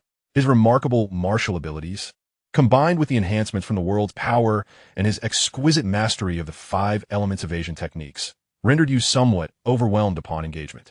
The faint purplish-golden aura enveloping Li Jing added an intricate complexity to your experience, causing you to exert only 60 to 70% of your strength despite having ample energy. This phenomenon, you sensed, might indeed be the fabled luck of the human race. Li Jing, as a merchant and the designated next general of Qintang Pass, is undeniably one of the fated individuals of the divine calamity, and it is only natural that he is under the protection of a modicum of human fortune. Had you faced another celestial being or a peak earthly immortal, it would have been impossible to subdue Li Jing. After a quarter of an hour, you faltered, and he seized the opportunity, severing your arm with a single stroke. Realizing that your blood now stained him, you smiled, feeling a sense of relief wash over you. Now, you could unleash your full potential. You shook your head, loosened your shoulders, and manifested the form of the 3-headed, 6-armed deity, adorning yourself in the attire of Neza, even styling your hair into delightful twin buns. Your portrayal was strikingly accurate. However, it was unfortunate that Li Jing was without his tower at this moment. Li Jing's countenance grew solemn, yet he could never have anticipated that your appearance would haunt him for the rest of his days, leading to sleepless nights and nightmares that would linger in his mind. The battle reignited, and the tide of combat shifted dramatically. In your complete form, your combat strength surged. Yet Li Jing remained steadfast as ever. His fire-tipped spear unleashed 18 strikes in a second, while the yin-yang sword executed 27 slashes in the same span. The swirling heavenly ribbon became a whirlwind of 7 wolves, and the golden bricks struck down with ferocity, complemented by the wind and fire wheels and the Qiankuan circle. The Qiankuan circle twisted into a brutal cudgel, delivering devastating blows to his crown. Li Jing swore to the heavens that throughout his life, even accounting for past lives and the trials endured by his ancestors, he had never experienced so much pain as he did today. Li Jing frantically drew upon the essence of the small thousand world to mend his body, fearing that any delay would result in his utter dismemberment. 5 minutes later, his gaze grew frantic. 10 minutes later, fear clouded his eyes. 15 minutes later, tears glimmered in his sight. You truly did not regard him as human. What filled Li Jing with despair was that the essence of the small thousand world was becoming increasingly difficult to summon, akin to the dregs of tea at the bottom of a cup of milk tea, where no matter how tightly you clench your cheeks, only a few scattered drops remain. This was dire. Li Jing, in a state of panic, had endured several rounds of excruciating pain from being pierced by your fiery spear, and suddenly gritted his teeth. In my small world, how could you dare to bully me? He exclaimed. Earth, fire, water, and wind, I shall forge anew. In his frustration, he declared, in this meager realm, I am prepared to sacrifice it all to vanquish you, the 3-headed, 6-armed scoundrel. With a thunderous roar, he intended to unleash a devastating attack. Of course, this was merely a facade. He had a promising future yet to enjoy, a beautiful fiancée he had recently met, and an abundance of hopes awaiting him. He was not ready to embrace death. Thus, while feigning the reforging of the elements, he siphoned the last remnants of power from his small world to hurl you thousands of meters away, all the while moving towards the rift connecting to the primordial realm. Li Jing calculated perfectly. By the time he leaped into the primordial realm, your speed would leave you at least 800 meters away. Once he returned to the primordial realm, a glint of ruthlessness flickered in his eyes. He was prepared to abandon this small world. This time, the Taoist Master Di was accepting disciples, and not only did he gather numerous students, but he also invited formidable teachers to assist. The lineup was impressive, ranging from the direct disciples of the three pure ones of Xianmen, to celestial officials from the heavenly court and fairies from the Xianxia, down to the elite of the primordial clans and powerful rogue cultivators. The teaching staff was exceptionally robust and plentiful. Among these experts, the two favored pastimes were engaging in philosophical discussions and trading goods in bustling marketplaces. The apprentices often shamelessly approached to partake, regardless of whether they could afford to buy or if their possessions were deemed valuable. What mattered was the opportunity to broaden their horizons. In the exchanges of goods, treasures from various realms, small, medium, and large, were always in high demand. As long as someone was willing to trade, there would be no shortage of buyers. Li Jing had made up his mind to sell this small world upon his return. He intended to part with it at a price akin to that of a low-grade postnatal spiritual treasure. However, there were conditions. The three-headed, six-armed miscreant must perish, without exception. Just then, as he was half immersed in the primordial realm, a manifestation of you furrowed your brow and repeated, "Radish." Li Jing also knitted his brows, tentatively reaching out to pick up the radish. You chuckled, ruffling his hair, "Good dog." A crunch echoed through the air. Li Jing's eyes widened in fury as the radish shattered in his grip, his teeth cracking under the pressure. "What a lunatic!" he exclaimed. "Is there such an insult? Do you truly believe I have no means to deal with you? A gentleman may be slain, but cannot be dishonored." Li Jing's rage surged, his blood boiling. He declared, "By heaven and earth, I shall no longer feign restraint. Fire, earth, water, and wind, I shall summon anew. I demand your demise now." Immediately, a thunderous roar erupted, causing the heavens to shift in hue, the earth to crack, and mountains to crumble into tsunamis. Within the palaces of the Shang and Liang kingdoms, Chao Bao and the phantom of the blood-colored Taoist, entwined with the altar of creation, fled into the void like two frightened dogs, leaving no trace behind. The altar of creation, grand as it may be, was not worth the sacrifice of this dilapidated small world. Yet, witnessing their departure, you smiled more radiantly than the spring breeze. Everything was under your control. Moments later, the world began to collapse, and Li Jing's once dignified countenance turned pale. Just as in the previous simulation, the destructive causality that obliterated a realm transformed him from a promising youth of the primordial age into a cultivator stripped of hope. Without a miracle, by his own merit, he would never achieve any accomplishments in the path of chi refining in this lifetime. With a crack, the core of the small world in Li Jing's hand turned to ash. You seized his head and violently tossed him into the rift of space. As he soared forward, a dark, swirling mass of causality trailed behind him. Li Jing departed, along with Chao Bao and the blood-colored Taoist, heralding the imminent destruction of this small world. But at that moment, you swiftly reached into the simulated space and retrieved the core of the small world, slamming it down onto the ground. A resounding boom filled the air. The spiritual mountain from the Minji realm descended, its surging spiritual energy sweeping across the world like a tidal wave, halting the impending collapse of the earth. With one hand gripping the world's core and the other pulling forth the spiritual veins, you proclaimed, "The heavens may fall, yet I shall mend them. The earth may leak, yet I shall restore it. The seas may empty, yet I shall refill them." Those beings who perished due to Li Jing's summoning of the elements were revived, their eyes fluttering open once more beneath the cascade of spiritual energy and vitality. And you, radiant as a brilliant golden light, emanated from your being. The annihilation of worlds is bound by causality and karmic retribution. To save the world naturally brings forth merit. At last, it has come to fruition. You, resembling the great sage of Bohuang, swept your hair back with both hands, feeling a profound sense of relief. A genuine smile blossoming from within. Chapter 222 marks a moment of modest stability in this year's simulation writing. I have attentively considered every comment, suggestion, and critique, most of which I graciously accept. However, just a few days ago, upon opening the book, some individuals emerged to unjustly slander my work as AI-generated. This is utterly intolerable. AI? Do you truly understand AI? I must inquire, which AI produces content riddled with typographical errors, capable of mistaking 300 for 320? Does their company still hold any value? Furthermore, this narrative is crafted in the second person. I am not being immodest, but according to the conventions here, I have previously authored at least 5 books, allowing this current work to ascend to level 5 in its own right. Thus, my foray into web literature possesses a degree of foundation. If third-person narratives are of ordinary difficulty, and first-person narratives are challenging, then second-person narratives are akin to navigating a perilous gauntlet. This book is on the verge of reaching 500,000 words, with over 490,000 penned in the second person.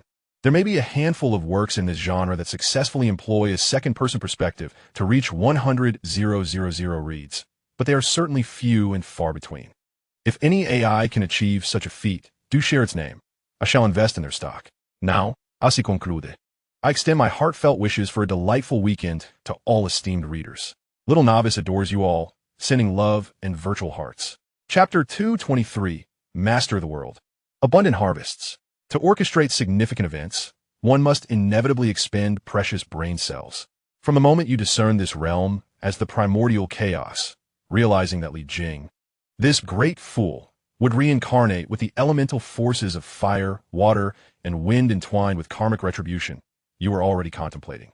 Conquering the world cannot merely be an act of seizing territory. The effort and energy invested ought to yield additional intrinsic value. Otherwise, amidst the multitude of unclaimed minor worlds in the primordial chaos, despite their elusive nature, with the right simulations in play, if one truly desires, there are always means to discover a superior realm. Why toil so laboriously against Li Jing? Your unwavering obsession with this minor world is not simply due to it being your birthplace in this incarnation. Amidst the convergence of fortuitous conditions, the additional value born from seizing Li Jing is paramount. Who claims that athletes lack intellect? My mind is truly exceptional. As you observe the minor world being mended, rejuvenating, and flourishing, you stand proudly with hands on hips, your nose elevated, enveloped in the ethereal yellow of virtue. You pondered during martial training, contemplated during dual cultivation, and even while being captured and paraded as a formidable figure in the realm of clarity, you continued to reflect. For the sake of this victorious fruition, you nearly exhausted yourself. At last, you have triumphed. Destruction bears karma, while salvation begets virtue. However, achieving this requires adherence to numerous conditions. Firstly, a minor world on the brink of annihilation is essential. Furthermore, it is essential to have a world sovereign who is impulsive and easily enthralled. Additionally, you must possess a core of the minor world, akin to the original world's core of that foolish sovereign. This core should be ready to assume its role immediately upon the destruction of the original world's essence. Moreover, the core in your possession must contain an ample reservoir of energy, enabling a flawless transformation from annihilation to perpetual rebirth. Finally, one must exhibit exceptional acting skills and remarkable patience to execute the ultimate plan, while simultaneously expelling Chao Bao and the blood-colored Taoists from the creation altar. Utilizing Li Jing's mastery of the elemental forces of fire, water, and wind. This final aspect is of utmost importance. In your previous simulation, your downfall stemmed from this very creation altar.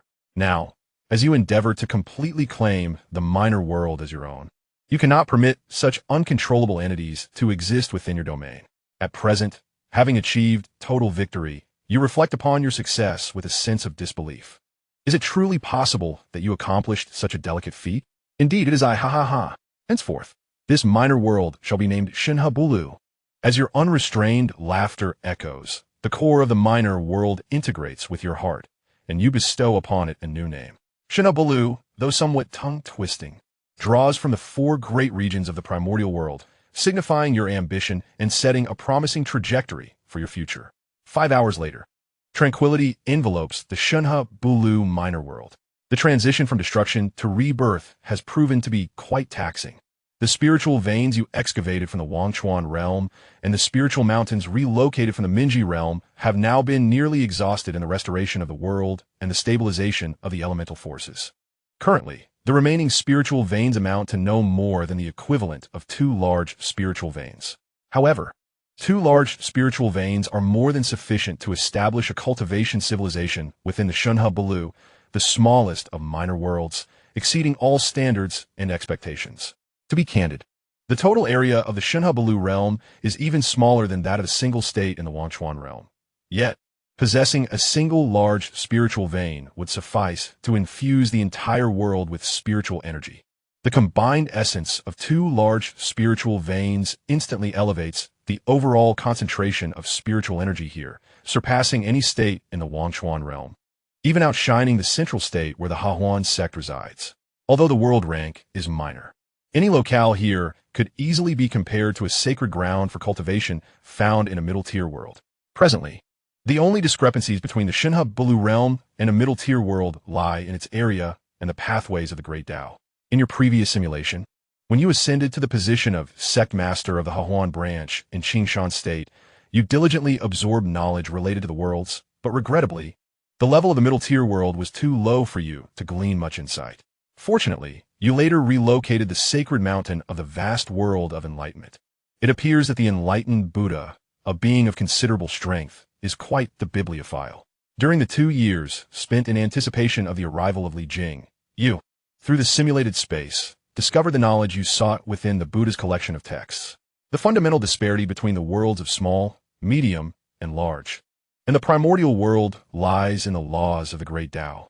To elucidate in terms relatable to a traveler from another realm, if the primordial world were an application, then the myriad paths would represent its underlying code.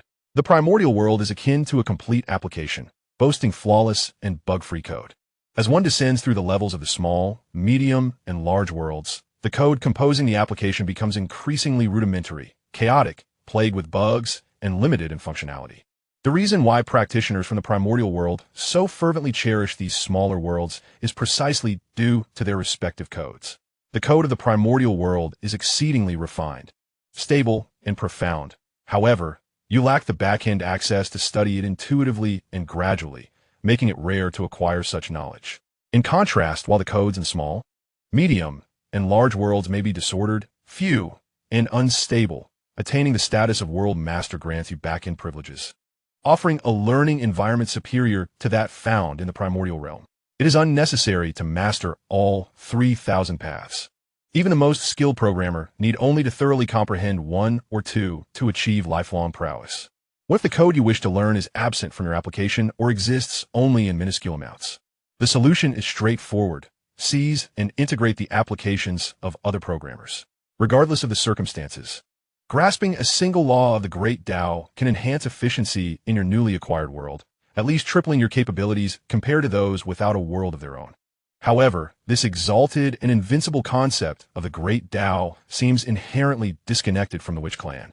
Aside from the 12 ancestor witches, who possess some understanding of the Great Tao, the rest of the Witch Clan, with few exceptions, remain powerless due to the absence of a primordial spirit, left only to lament their fate. Just as one requires a computer to write code, an understanding of the laws of the Great Tao necessitates possessing a primordial spirit. Yet, I possess a primordial spirit. You excitedly rub your hands together, pondering who would dare undervalue such a treasure.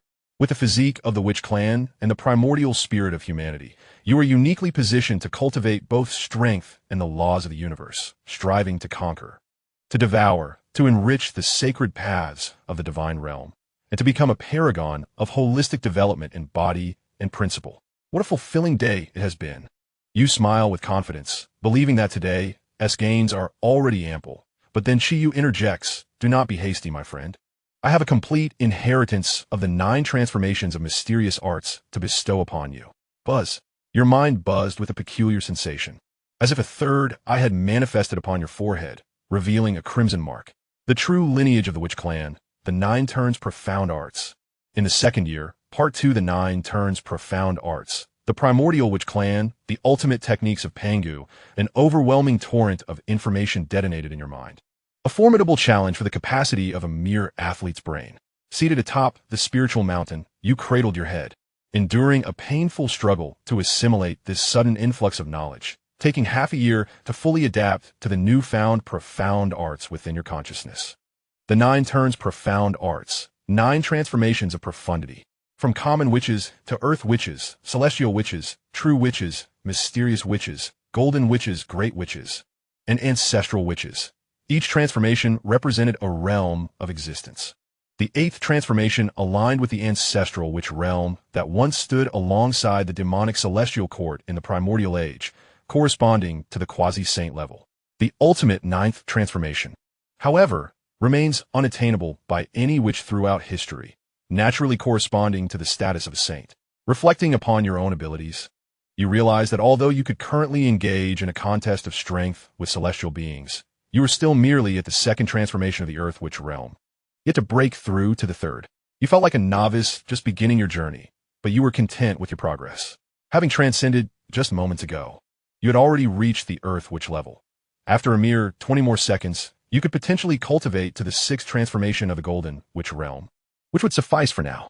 Of course, those considerations were for another time. The most exhilarating aspect at this moment was that you could finally wield spells. Having inherited the 9 turns profound arts, you now possessed the formidable techniques of the Witch Clan. The Witch Clan boasts 2 primary weapons, a robust physique and the Blood Fiend technique. Your high-temperature, high-pressure vapor beam was, in essence, Blood Fiend energy, akin to the magical power of a chi refiner. Previously, you had only possessed the Blood Fiend energy without the means to effectively channel it, limited to the most rudimentary applications. With a sense of delight, you opened your eyes, stretching comfortably as your gaze descended. At that moment, the foot of the spiritual mountain was teeming with people. The newly crowned emperor of the Shang Kingdom, the recently ascended Emperor Xianxia of the Liang Kingdom, and the old king of the northern barbarians all appeared like anxious quails, surrounded by their respective forces, exhibiting a blend of vigilance, trepidation, and curiosity as they gathered beneath the mountain. You nodded, recognizing that it was time to initiate the grand endeavor of universal cultivation in the Lu realm. However, before proceeding, certain matters needed to be settled in advance. With the Blood Fiend technique for summoning rain, you rose to your feet and, after a prolonged struggle, successfully executed your first Blood Fiend spell. The sky within a radius of several dozen miles was suddenly engulfed in blood clouds, and droplets of pale red rain began to fall, drenching the earth and soaking the people below the mountain. Warriors above the level of Xianxia, utilizing their protective barriers to evade the rain, find the pale red droplets unperturbed by their defenses, drenching every individual beneath Ling Mountain to the bone. For some, the rain merely leaves them damp, while for others, it feels akin to being drenched in molten lava, reducing them to ash.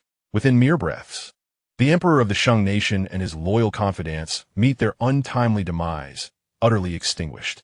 With a mere gesture, you disperse the crimson clouds overhead, summoning the Emperor Xianxia and the barbarian king before you, speaking with a calm demeanor. I grant you 3 months to cleanse the Shang nation of all who have been involved in the collection of the red essence, leaving no one behind. Once completed, gather all martial masters and above within your realm to the Xinnong Hall, where I shall impart the path of cultivation. Now go. Upon finishing your decree, a wave of your hand sends the 2 tumbling down the mountain, leaving them to gaze upon you, effortlessly ascending Ling Mountain. The Emperor Xianxia and the barbarian king exchange bewildered glances, questions swirling in their minds, yet silence prevails. After all, they have witnessed your formidable prowess in mending the heavens, reclaiming the seas, and forging the land. 3 seconds later, they speak in unison, issuing commands to mobilize troops toward the Shang nation. You soar with the mountain in tow, a smile gracing your lips. You are neither a benevolent figure nor a tyrant, yet the Emperor's abhorrent practice of blood collection is deeply disdained by you. Previously, you lacked the means to intervene, but now, as the ruler of an entire small 1,000 worlds, you certainly shall not tolerate such eyesores, relishing the rewards of your hard-won cultivation.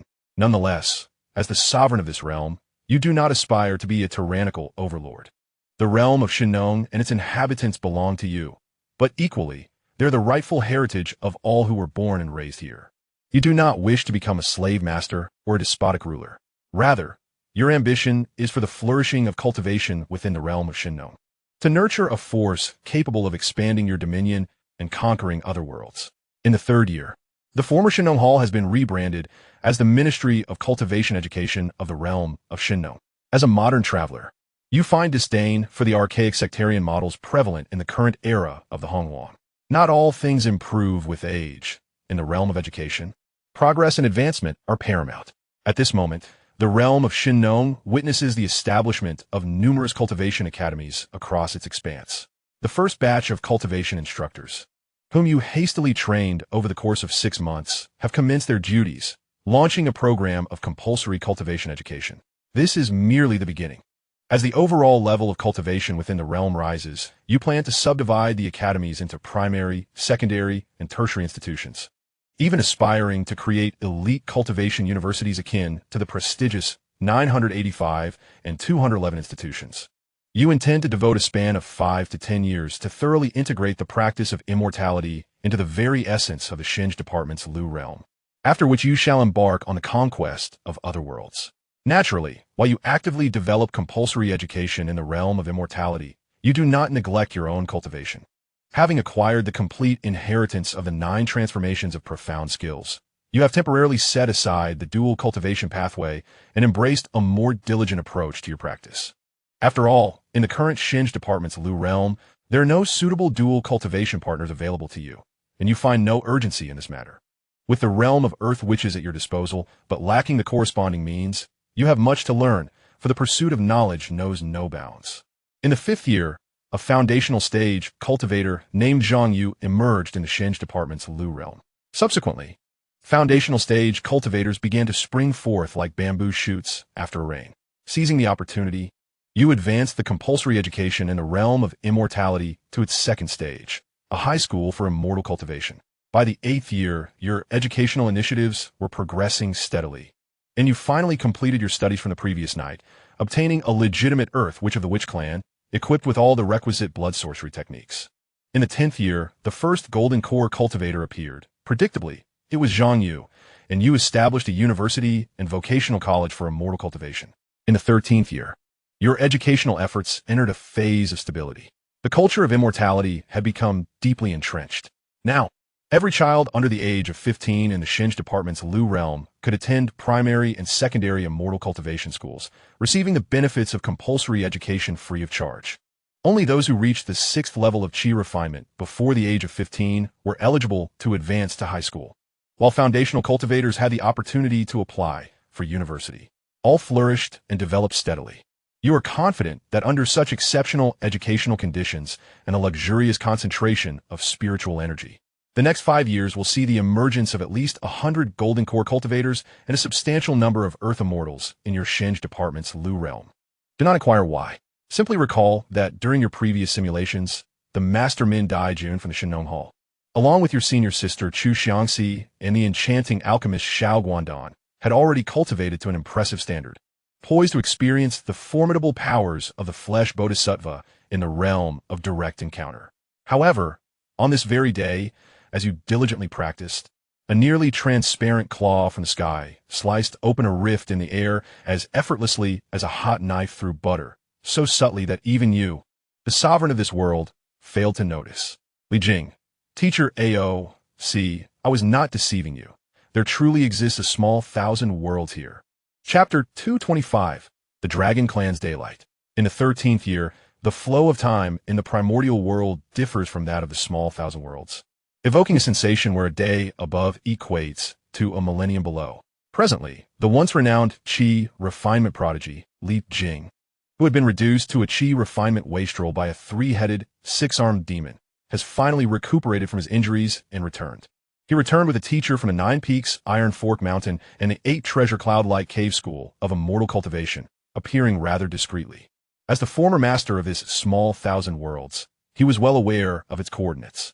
However, upon hearing his handsome and aristocratic companion utter the words, "See, I did not deceive you," both were left in a state of bewilderment. The abundant spiritual energy, the surging vitality, the flourishing sounds of nature. Was this truly a small 1,000 world? Li Jing, unable to believe his eyes, rubbed them in disbelief. Beside him, Ao Guang, the Dragon King of the East Sea, also felt compelled to rub his eyes in confusion. Yet, constrained by the pride inherent in being a true dragon, he managed to maintain a facade of calmness. Soon, however, his heart brimmed with unrestrained joy. Regardless of whether this small thousand world possessed unusual spiritual energy, its excellence was undeniably a boon. Initially, he had not taken Li Jing's claim of presenting him with a small thousand world seriously. To most beings in the vast wilderness, such a realm was indeed a treasure. Yet, to the authentic dragon clan of the Four Seas, a small thousand world was hardly significant. Despite the dragon clan's decline due to past calamities and the burdens of immense karma, they had never known true poverty.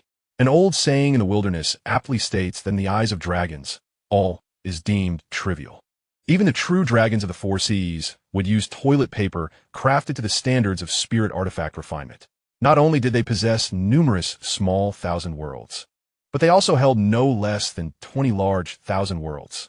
Most of the resources yielded by these realms were merely allocated for paying tribute to the celestial court. Yet now, Ao Zhou was intrigued. The potential of this small thousand world was staggering, reaching heights equivalent to the 12 heavens. If he could seize it and nurture it slightly, it could transform into a middle thousand world. However, Li Jing's sentiments at that moment were in stark contrast to Ao Zhou's excitement. He was on the verge of feeling utterly aggrieved. Why was this happening? Li Jing felt wronged when he last beheld this small thousand world. The total spiritual energy of the entire realm combined was less than what he could exhale in a breath back in the wilderness. Everything had been lifeless and desolate. How could it have transformed into such a treasure in just a few days apart? At this moment, if one were to encapsulate Li Jing's feelings into a book title, it would undoubtedly be, "After the divorce, how did my rustic ex-wife suddenly become a national idol?" Fortunately, Li Jing's dejection was uplifted by Ao Zhou's words. "Well, I shall remember this favor," Ao Zhou declared with satisfaction as he patted Li Jing on the shoulder. "Once I acquire this small thousand world, I will take you to the abyss of sin within my dragon clan and relieve you of your karma. The burdens you carry will be accepted by the dragon clan of the Four Seas." "Thank you, teacher. Thank you, teacher." Li Jing bent down in excitement, his joy mirrored by the dragon beside him. His elation stemmed from the prospect of vengeance, which would not only quench his thirst for retribution, but also allow him to rid himself of the burdens of karma through the dragon clan, thereby reclaiming his status as the renowned prodigy of qi refinement in the Chentang Pass and resuming his fervent pursuit along the path of cultivation. Ao Zhou was equally jubilant, for fortune awaited him. As for assisting Li Jing in transferring his burdens of karma onto the Four Seas dragon clan, he dismissed it as a trivial matter. The minuscule karma that Li Jing bore was something to be avoided by others in the primordial world, even by the likes of golden immortals, let alone the great Luo and quasi-saints, who regarded karma as a venomous snake. Yet, for the dragon clan, this was hardly worthy of the term karma. If one were to inquire within the vast primordial realm, none could rival the dragon clan's expertise in shouldering the burdens of karma. "Teacher, shall we descend and slay him, seizing this small world for ourselves?" Li Jing exclaimed, barely able to contain his eagerness, but Ao Zhou shot him a glance. "Who told you that one can simply seize a Master-S small world by eliminating its lord? The remaining matters do not require your consideration. Return."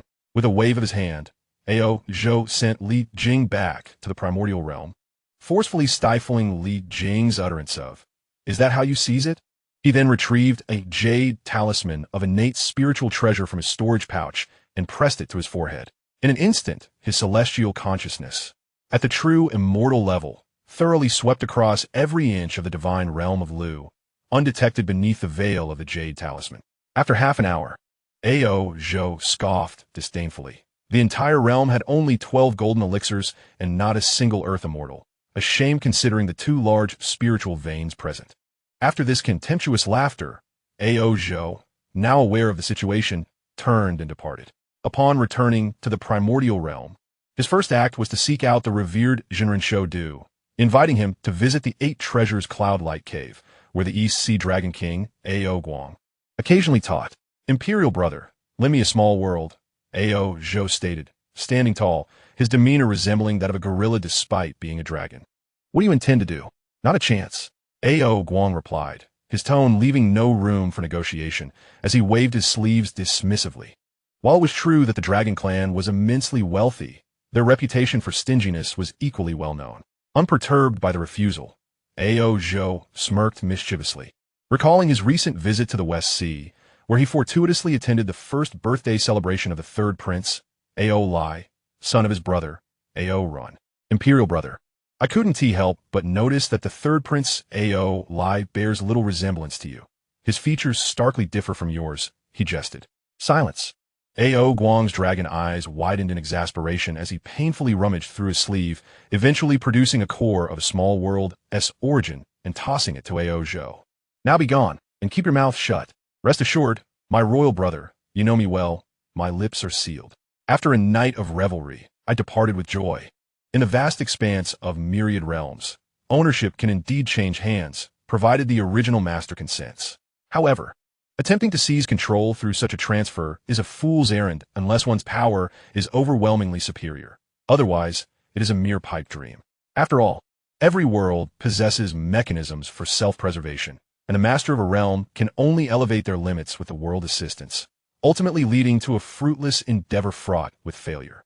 Thus, the most prudent and legitimate course of action remains a world war, utilizing one's own minor realm to engage in a conflict with the target's minor realm. Under the witness and supervision of the celestial order, the victor takes all. Year 18. Time flies, and in the blink of an eye, 5 years have passed. You stand atop the spirit mountain, gazing at the exquisite assembly of your original divine alchemists, who have all now attained the status of Earth Immortals. Their satisfaction evident in their beaming smiles. 33 supreme golden elixir Earth Immortals, though a challenge in the vast realms, constitute an undeniable advantage within the confines of minor realms. Your divine He department of Lu realm now brims with primordial strength, possessing the capacity for astral exploration. Consequently, you resolve that your first conquest will not aim too high. You will first subjugate a few minor realms before eventually turning your sights on the river of oblivion. Boom. Chapter 226, Seafood Takeout. Year 18. Just as you prepare to embark on an astral journey with your 33 beloved disciples in search of a soft target to conquer, the sky suddenly shatters like tempered glass, revealing vast, spiderweb-like fissures. In the next moment, the heavens become transparent, and upon glancing upward, you observe a realm, significantly larger than your divine He department of Lu realm, hurtling towards you at great speed. Your realm's core becomes searingly hot. At this moment, all practitioners within the divine He department of Lu realm hear a cold, emotionless voice echoing in their minds, indistinguishable in gender. After a period exceeding 3 months, the celestial order witnesses, the water cloud realm declares war on the divine He department of Lu realm, initiating a minor universe battle, deciding the fate of the domain. The two realms stand opposed, every inch fiercely contested. The rules of engagement are twofold. Either conquer all the territory of the opposing realm to claim victory, or eradicate their lineage and enslave their beings to triumph. This battle, once commenced, will end in victory or annihilation. The celestial order is clear, and no deviation will be tolerated. Upon hearing the proclamation in your mind, you are momentarily dazed. What is this water cloud realm? Yet, after the initial bewilderment fades, excitement surges within you. The message is unmistakably clear. A minor realm known as Water Cloud is set to confront you in 3 months. To win, you must either seize all of Water Cloud's territories or obliterate their lineage and compel their beings to submit. This is a world war under the scrutiny and supervision of the heavenly path. It is a matter of survival or demise. How fortuitous it is. You grin like a mischievous imp, having just contemplated testing the waters of a minor realm, and before you even embark, a small realm comes knocking at your door. It is as if, just as you were about to doze off, a silk quilt descends from the sky. Prepare well, sharpen your flying swords. The anticipation of a 3-month wait feels excessively lengthy. Why not commence the battle immediately after 3 seconds? Such is your confidence, such is your audacity. Alas, there is no alternative. The Water Cloud realm, a mere minor realm, seeks to engulf your god He department's Lu realm. Having traversed through the middle 1,000 realms and even the great 1,000 realms, you are all too aware of the shallowness of the waters in a minor realm. The 3-month wait has never felt so interminable. At last, the moment has arrived. The Water Cloud realm glides through the void, and the two minor realms are set to clash under the witness of the heavenly path. Yet, as the Water Cloud realm arrives, the two realms do not occupy a hierarchical position. Rather, they border one another in a parallel manner, poised for integration. The seas of both realms merge, and their land masses collide and coalesce. However, a golden line distinctly separates the two realms. This line, a manifestation of the heavenly path, signifies that once the battle commences, there is no possibility of reconciliation. It is a matter of either the left realm devouring the right or vice versa. Ultimately, both realms shall irrevocably merge into one. On the Water Cloud realm side, Ao Zhou is already impatient. These 3 months have felt even longer for him than for you. Ao Bing glances back at the fiercely spirited shrimp soldiers and crab generals, alongside 10 powerful aquatic generals with earth immortal strength, and his lips involuntarily curl into a dragon-like grin. Breathless with anticipation, Ao Zhou revels in the prospect of the future while simultaneously holding you in utter disdain. A perfect minor realm, endowed with 2 major spiritual veins, boasting a concentration of spiritual energy and resource richness comparable to the middle 1,000 realms. Do you truly comprehend what it means to be its realm master? Boom! The 2 realms tremble. The initial fusion has concluded, signifying that battle can commence. Opposing them are merely 12 golden core cultivators, while I possess 10 earth immortals, 40 golden cores, and over 1,000 foundation establishment cultivators. How could I possibly lose? I simply wish to know how I could possibly lose. The barrier obstructing the passage between the 2 realms vanishes. With a confident wave of his hand, Ao Zhou declares that within 10 days, he shall conquer this realm. Attack. A roar erupts from the aquatic forces behind him, a cacophony of monstrous cries as they charge toward the God He Department's Lu realm. They cross the golden line, officially stepping into the God He Department's Lu realm.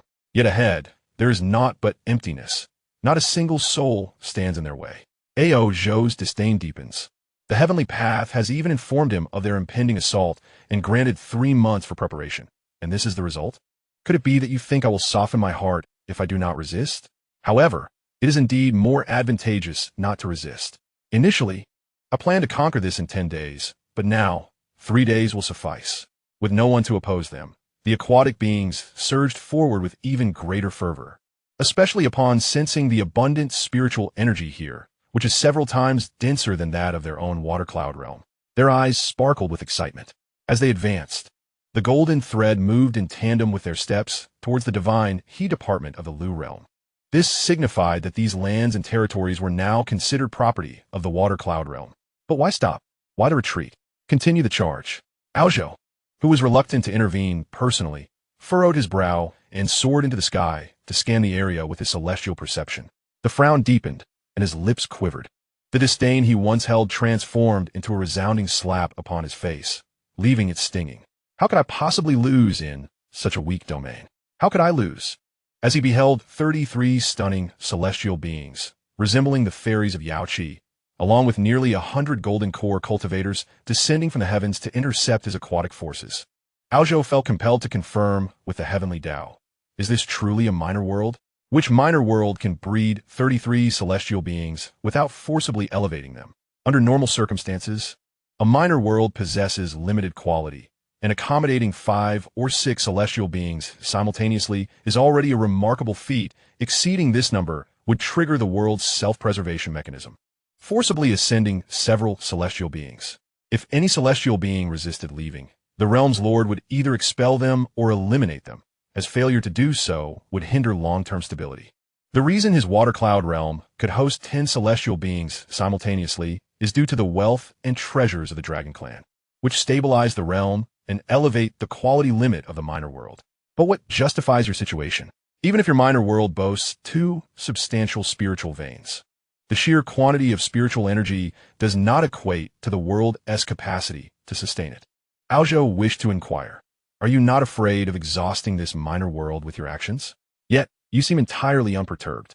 A nondescript mountain stood tall on the lands of Liang Kingdom's original Shenong Palace.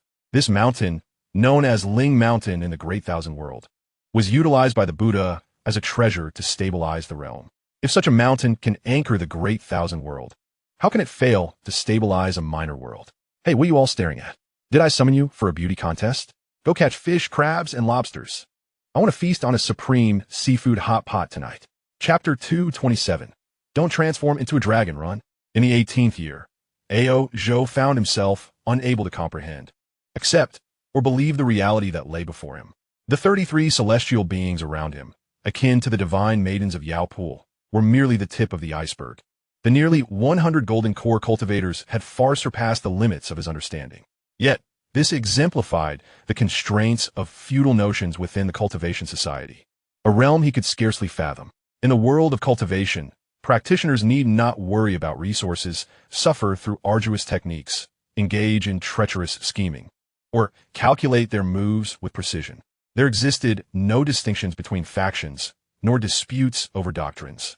And the sheer joy and swiftness of cultivation within a system of utterly equitable obligations was unparalleled.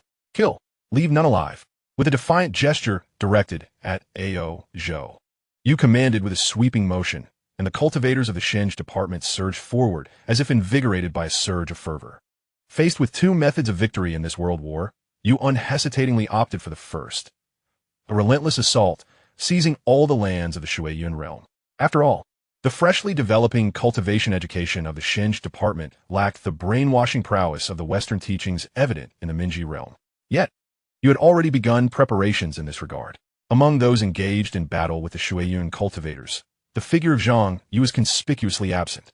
This inherently kind, yet unmatched in verbal combat genius, whom even you regarded with admiration, had been confined within the small chamber of the Spirit Mountain. The various Western scriptures you had plundered from the Minji realm lay, piled high in the room, awaiting Zhang Yu's diligent study. You did not expect him to achieve the same level of hypnotic eloquence as the dragon and Arhut of the Minji realm. Your only desire was for him to grasp the brainwashing techniques of the Western teachings, thereby maximizing the potency of the Heavenly Chosen's rebuke against the holy monk's sacred physique. Beautifully executed. Remember what I taught you. When possible, encircle rather than engage in single combat. If three can confront one, do not settle for two against one.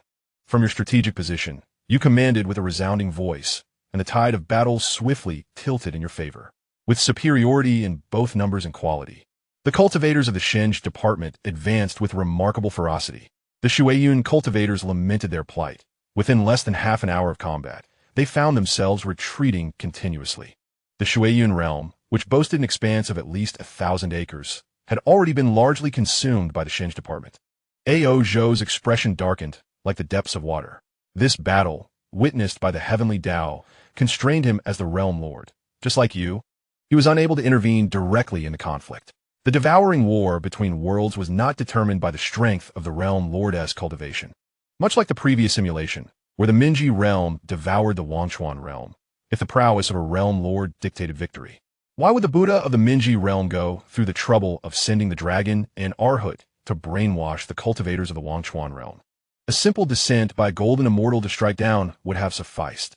At present, it is utterly improbable to expect the practitioners of the Water Cloud realm to conquer the entirety of the divine He department's Lu realm territory. They simply cannot prevail. The absorption of the Water Cloud realm by the divine He department's Lu realm is merely a matter of time. However, there is still hope. No one understands the art of safeguarding their wealth better than our dragon clan. Ao Zhou smirked coldly. In the grand scheme of world warfare, if the realm lord cannot personally engage, then what does that make him? Brother, assist me.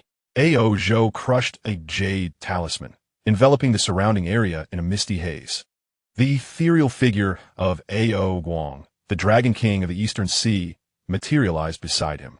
Brother, I was careless. I never anticipated the profound depth of this minor world. Now I must resort to that strategy. Ao Zhou bowed apologetically to Ao Guang's apparition and produced the core essence of the Water Cloud realm. The realm lord of the Water Cloud realm has been replaced by a dragon. Ao Zhou cracked his neck and flexed his fists. The realm lord may not personally engage, but I need not remain a realm lord. Although, without the title, his true immortal cultivation would be suppressed by the quality of this minor world, limiting him to the capabilities of a celestial being at best. Yet, in his eyes, that was ample to deal with you and the practitioners of your world. Ingong. Ao Zhou's dragon roar resonated as he waved his sleeve, casting your practitioners out of the Water Cloud realm as if they were mere plastic bags caught in an 8th-level tempest. Astonishingly, you found yourself taken aback by this display. You had not anticipated that a realm lord could alter their strategies on the fly. Yet if Ao Zhou were to act so shamelessly, it's merely copying homework. Who cannot do that? Here you go. The realm lord has bestowed this upon you. With a swift motion, he extracted a large black cat from a simulated space, transferring the core essence of the divine he department's Lu realm to Fei.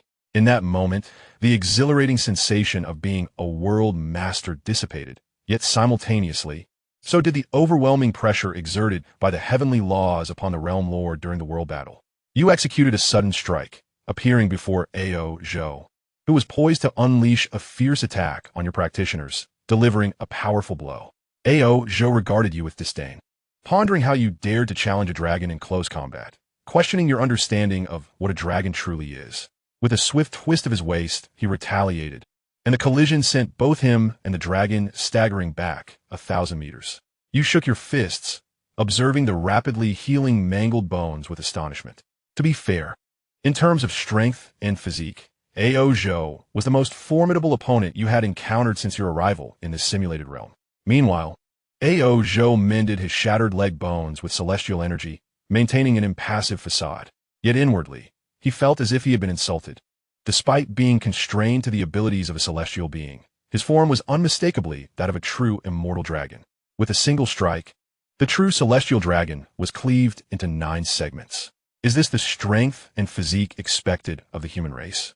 A tremor coursed through Ao Zhou's heart as he suddenly realized that his decision to personally intervene might have been rather rash. Yet, he would not grant his opponent the luxury of regret. Once again, he lunged forward, this time embodying the prowess of 3 heads and 6 arms. Augmented by the bloodthirsty techniques of the shamanic clan's 9 transformations mystique. After years of abstaining from combat, he now yearned for an exhilarating battle. Unfortunately, a flaw in cultivating the 9 transformations mystique is an inclination towards belligerence. Having suppressed this urge for so long, today, to conserve even a modicum of energy would be a disservice to oneself. Thus, Ao Zhou was doomed, even in his prior simulations, without the complete inheritance of the 9 transformations. He managed to hold his own against celestial beings from the Minji realm. Now, Ao Zhou felt like a boneless loach, while on the other side, the spectral visage of the East Sea Dragon King, Ao Guang, narrowed his eyes. Among the myriad races of the primordial era, the Dragon Clan has consistently ranked among the top 5 in close combat prowess. Yet, there exists one race that, before its extinction, eternally reigned atop the throne, forever keeping the Dragon Clan from raising its head in pride. Ao Zhou, still young and inexperienced, had never witnessed the might of that race firsthand, but Ao Guang had. Not only had he seen it, but he had also battled against that race under the leadership of the Yinglong. The tragic memories, long sealed away, surged back to Ao Guang's mind as he beheld Ao Zhou's 3-headed, 6-armed form enveloped in crimson smoke. Run. Do not let him near you. He is a shaman. He is a shaman. Do not reveal your dragon form, or he will seize you. Ao Guang's hoarse warnings came too late. Having been thoroughly dominated, Ao Zhou resolved to fight back, revealing his true dragon form. Little loach, he chuckled. Grasping Ao Zhou's dragon scales and horns, an inexplicable urge surged within him, transformed into Neza. The mere sight of a dragon ignited a compulsion to fashion himself a dragon tendon belt or some such adornment. Chapter 228. The Rain Falls. Yet home is not in sight. In the 18th year, Part 2, you deftly grasp Ao Zhou's dragon horn with one hand to prevent his escape, while your other hand clutches his reverse scale to thwart his resistance. The remaining 4 hands employ the mixed heaven silk to bind the dragon in a straight line, while the dual swords of Yin and Yang and the fire spear clash against the dragon scales. Having never encountered a dragon before, you find yourself bewildered by this newfound familiarity with their anatomy. Why does the sight of one evoke such a visceral response within you? Why does it provoke a primal urge? There's even a sensation of drooling that you struggle to contain. The aftereffects of embodying Neza surely should not be this intense. Yet your limited experience leads to these questions, which if posed to the East Sea Dragon King Ao Guang, would surely elicit a knowing response. In the realm of the primordial, prior to the resolution of the great calamity involving the Lich, 2 races exhibited an insatiable craving for the exquisite taste of dragon flesh. The first was the Witch Clan, and the second was the Golden Crows. These 2 sovereign races of the heavens and the earth truly regarded dragons as mere delicacies. Particularly among the Witch Clan, if a feast was held and dragon meat was not served, the host would feel utterly embarrassed to inquire about gifts from the guests. However, after the cataclysm concluded, and the celestial court of the demons faced its downfall, The dragon clan of the Four Seas believed that their fortunate days were finally at hand. Little did they anticipate the sudden emergence of Qiyu, the great shaman of the Jiuli, who valued dragons above all else and consumed only dragon liver. This prized delicacy has long maintained its position at the pinnacle of the primordial gourmet rankings, a feat largely attributed to Qiyu's influence. Fortunately, Qiyu eventually met his demise, allowing the dragon clan of the Four Seas to bask in the glory of their ancestral dragon, the Yinglong, while forging alliances with two formidable new patrons, the Celestial Court and the esteemed Human Emperor. They diligently developed hybrid dragon breeding techniques, expending considerable resources and efforts to quell the curiosity of the ancient Germans regarding true dragon liver. As a side note, following the Great Calamity, the Dragon Clan introduced hybrid dragon liver, which became immensely popular across the 3 mountains and 5 peaks.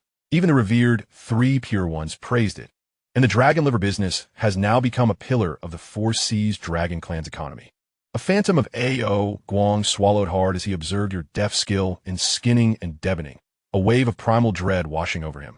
Especially your 3 heads and 6 arms, with eyes glistening crimson and drool cascading, made him feel an acute pang in his liver. Drawing a deep breath, A.O. Guang carelessly discarded the core essence of the water cloud realm onto the ground, dissipating his apparition without a backward glance. He dared not look again. To do so would surely unhinge his dragon psyche. Yet this grudge, before the phantom vanished, A.O. Guang nearly ground his dragon teeth in fury. The dragon clan of the Four Seas had taken note.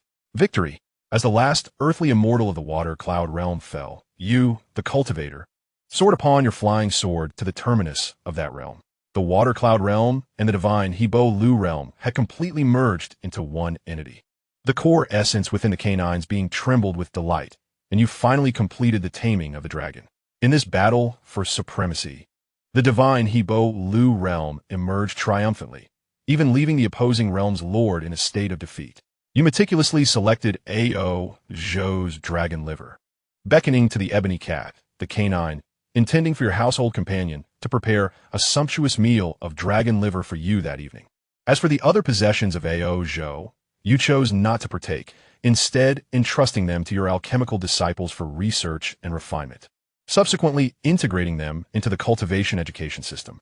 Meow. The canine wagged its tail and scampered over with its round belly, eyes fixated not on you, its master, but solely on the anticipation of dragon liver. Take it away and observe the preparations.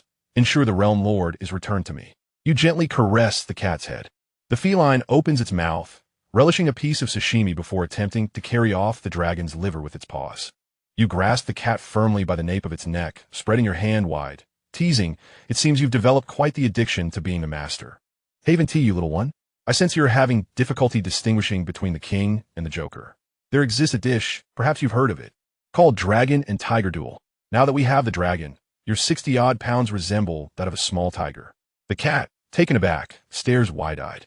In a playful tussle between you and the cat, it becomes evident that a 60-pound cat cannot prevail against a human with 6 arms.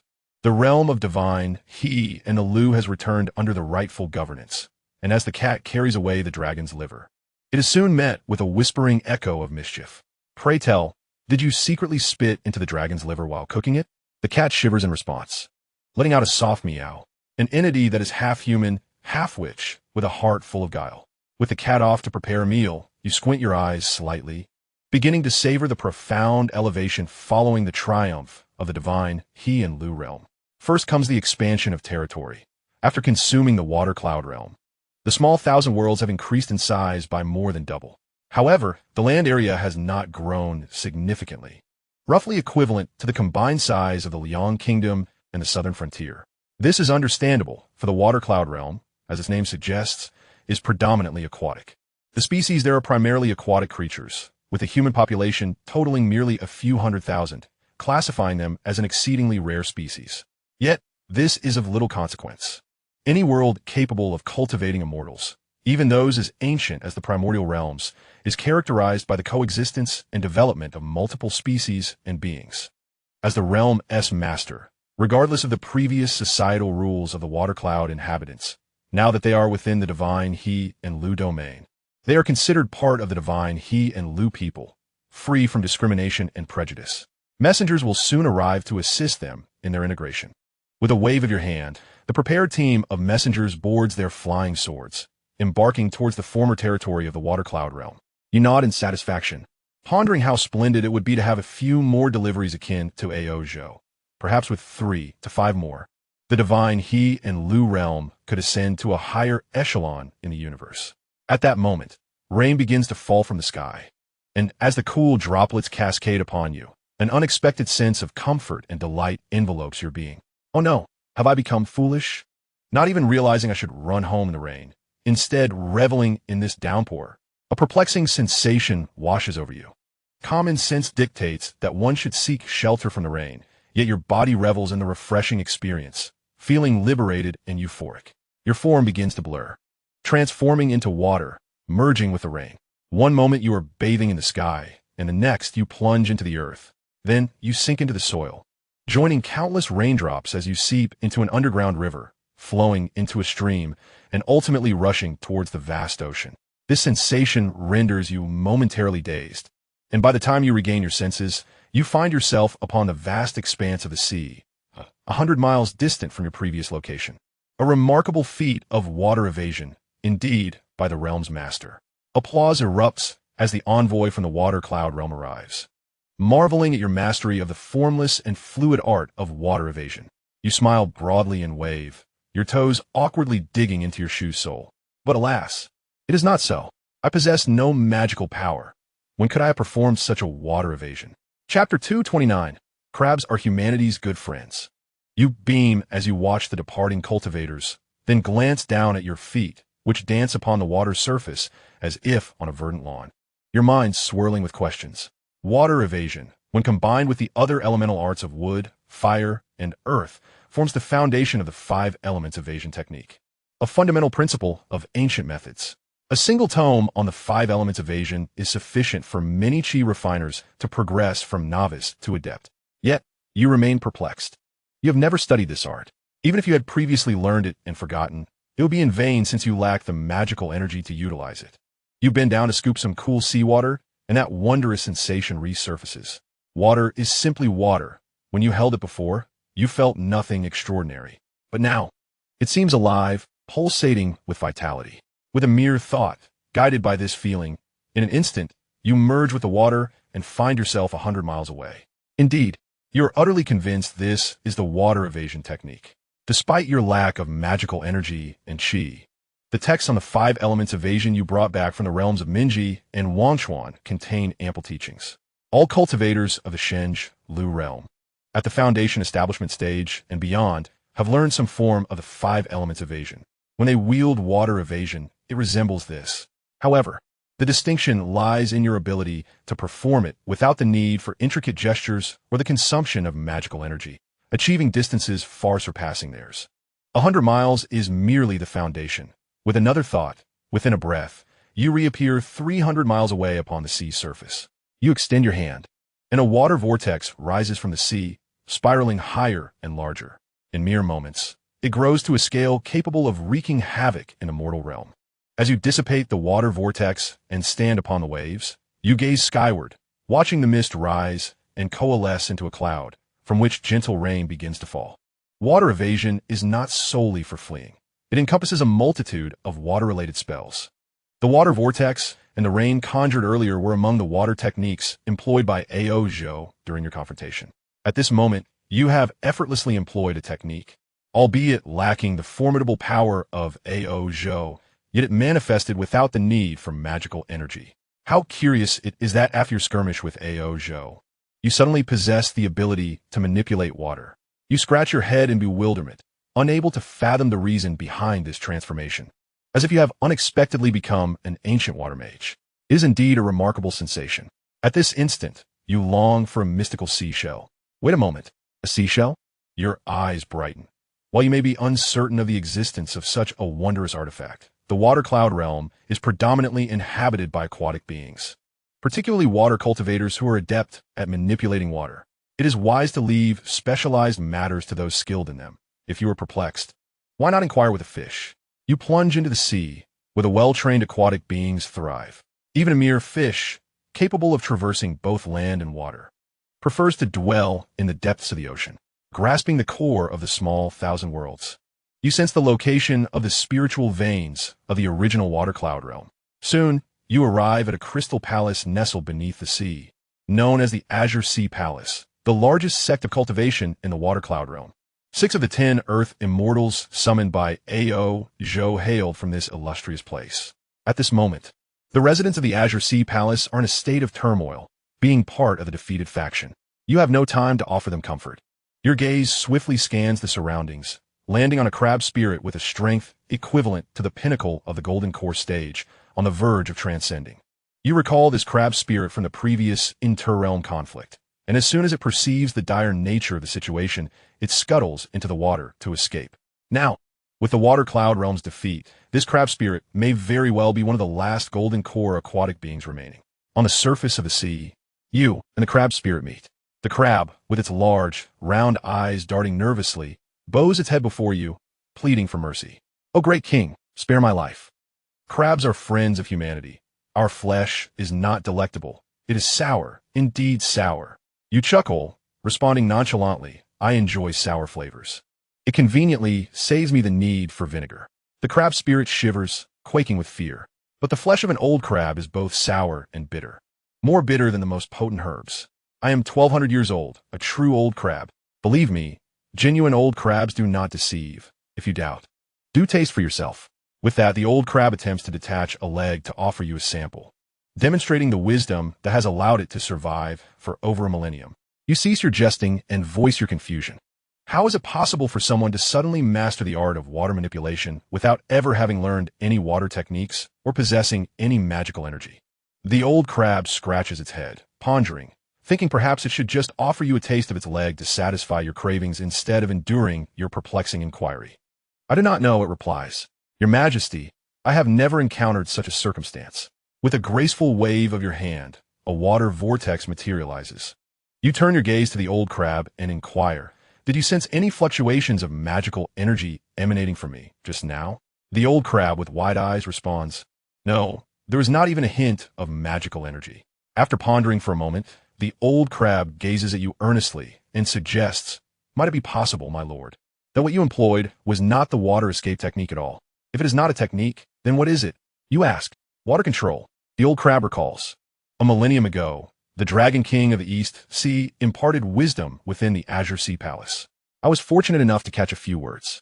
The Dragon King spoke of the distinction between driving water as a technique and controlling water as a principle. Those who do not comprehend the fundamental laws of water, relying solely on magical energy, are merely driving the water.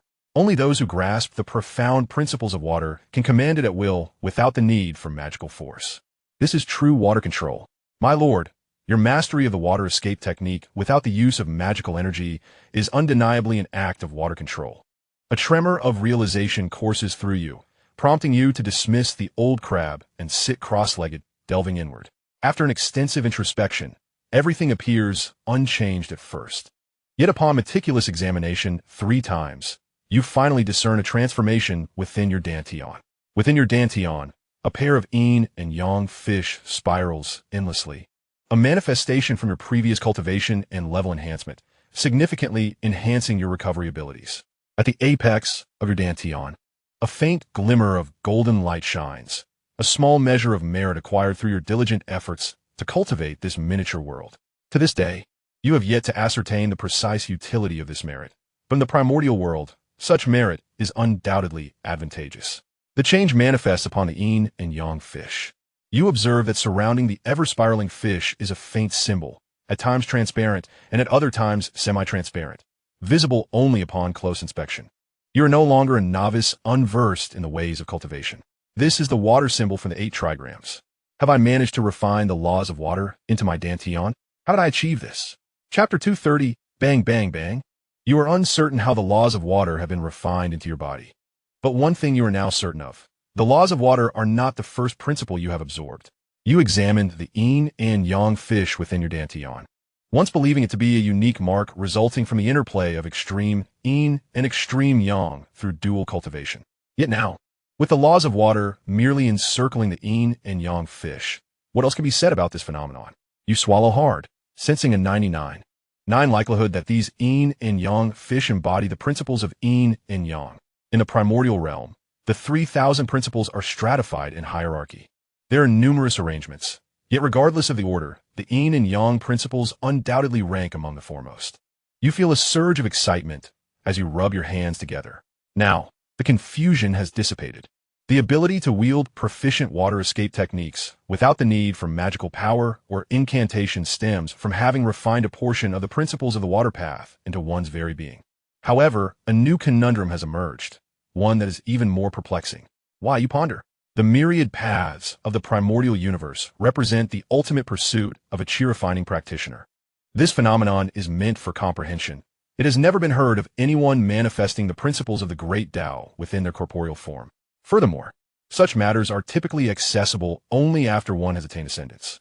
Currently, you are cultivating the 9 transformations of profound arts. Indeed, possessing the pinnacle of the second transformation of Earth Witches, equivalent to the peak cultivation level of Earth Immortals among chi-refining practitioners. This qualifies you to begin the exploration and comprehension of the great Tao. Yet, you distinctly remember that when the yin-yang fish manifested in your dantian, you had not yet ascended. That occurred during your previous simulation, shortly after you had joined the Xianxia faction of the Wangchuan realm. It was after your dual cultivation with Xianxia, when the number of micro-steam engines within you reached 99, that this pair of yin-yang fish appeared. 99 micro-steam engines certainly had not breached the barrier between mortals and immortals. To comprehend the great Tao without ascension is utterly absurd. Yet, more absurd is the fact that there was no comprehension at all. Could this be a reward for winning the world war? You scratch your head in confusion, only to dismiss this thought. Even the ruler of the world must engage in the process of understanding, compared to those without their own miniature worlds. It is merely a more straightforward path to grasping the principles of the great Tao. It has been over a decade since you became the ruler of the divine Heelu realm. As the sovereign of this world, you can indeed perceive the principles of the great Tao within this small 1,000-world realm through the core essence of the world. After merging with the water cloud realm, you have sensed that the principles of the great Tao in the divine Heelu realm have become even more comprehensive than before. A few years ago, during the nationwide initiative for cultivating immortality, you attempted to grasp the great Tao. However, the outcome is unnecessary to elaborate upon. While you could perceive it, the process of comprehension was truly arduous, akin to asking a high school dropout who cannot even solve a quadratic equation to tackle the Riemann hypothesis. This was all while utilizing the simplified mode granted by your status as the world as sovereign. The thought of directly confronting the principles of the great Tao without such privileges is almost suffocating. Thus, as an exemplary athlete, you have decisively chosen to temporarily abandon this endeavor that disrespects your own intellect. You plan to allow yourself some time to solidify your foundation. After all, cultivating the 9 transformations of profound arts, even without comprehending the great Tao, will at least enable you to reach the 3rd transformation of the great witch realm. There will be no issue in challenging the understanding of the great Tao after you have fully explored the path of an athlete. But for now, without contemplation and mental exertion, it merely becomes a conflict, bypassing the process of enlightenment and directly assimilating the principles of the great Tao into one's being. Indeed, engaging in battle with Ao Zhou is a confrontation. Yet one could argue that my dual cultivation with Xianxia is equally a solemn struggle. Of course, the acquisition of the principles of yin and yang may be deemed an exceptional case and not referenced, focusing solely on today's attainment of the principles of water. One perceives but a singular possibility. I can, through combat, absorb the Tao principles comprehended by my opponents into my own essence. This is not a process of enlightenment, but rather one of devouring and plundering. After much contemplation, it seems this is indeed the sole possibility. As for your previous encounters, such as those against the Earth Immortals and celestial beings in the Wangchuan realm, why did they not yield additional Tao principles post-battle? The answer is simple. Those Earth Immortals and celestial beings have either not comprehended the Tao or have only scratched the surface of its understanding, without possessing it themselves. They cannot be consumed. This is intriguing. If I can truly absorb and plunder my opponent's comprehension of the Tao through combat, then I could indeed attain a holistic development in both the arts and sciences, encompassing virtue, wisdom, physical prowess, aesthetics, and labor. The more I ponder this, the more alluring it becomes. I can hardly contain my desire to seek out another formidable opponent for a duel. Alas, where the numerous masters willing to engage in battle with you. This is the realm of the divine heat department, not the primordial chaos. The strongest here is none other than yourself. To find a worthy adversary, one must venture into the primordial chaos or seek out other worlds, participating in interdimensional battles. Regardless of the approach, each is fraught with its own challenges. You must delve deeper into your studies. A.O. Guang. No, it need not be so complicated. Have I offended the Dragon Clan and yet sought to make amends? I shall swiftly confront you. At this very moment, in the headquarters of the Dragon Clan of the Primordial Chaos, Chairman A.O. Guang has convened a shareholders meeting. Attendees include the Dragon King of the Western Sea, A.O. Run, the Dragon King of the Northern Sea, A.O. Shun, and the Dragon King of the Southern Sea, A.O. Qin. This gathering of the Four Seas Dragon Kings is solely focused on one project, devising a means to eliminate you. It is well known that post the Dragon Han calamity, the once dominant Dragon Clan of the Primordial Chaos found itself in a rather embarrassing predicament, akin to a wretched being whom all might seek to bully. However, the Four Seas Dragon Clan has demonstrated that, despite any perceived weakness, they are not to be trifled with. This truth manifests in their unwavering resolve for vengeance. The Four Seas Dragon Clan meticulously exacts retribution. Should you dare to spit upon us, the Dragon Clan shall unite and inundate your home.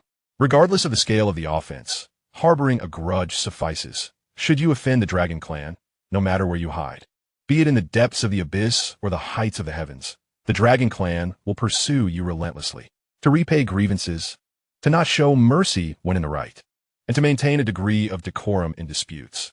These are the strategies the Dragon Clan has refined over many years as the optimal means of survival in the primordial chaos. Now, it is time to implement this survival strategy. Although A.O. Zhou may be deemed worthless, he is still a true dragon, and especially considering that his demise was at the hands of a shaman, it is imperative to regain our honor. The crisis concerning the demand for true dragon liver surpassing that of lesser dragons is on the verge of eruption. As the meeting commenced, Chairman A.O. Guanglong's visage was marked by sorrow, his voice trembling. A.O. Zhou has perished. What?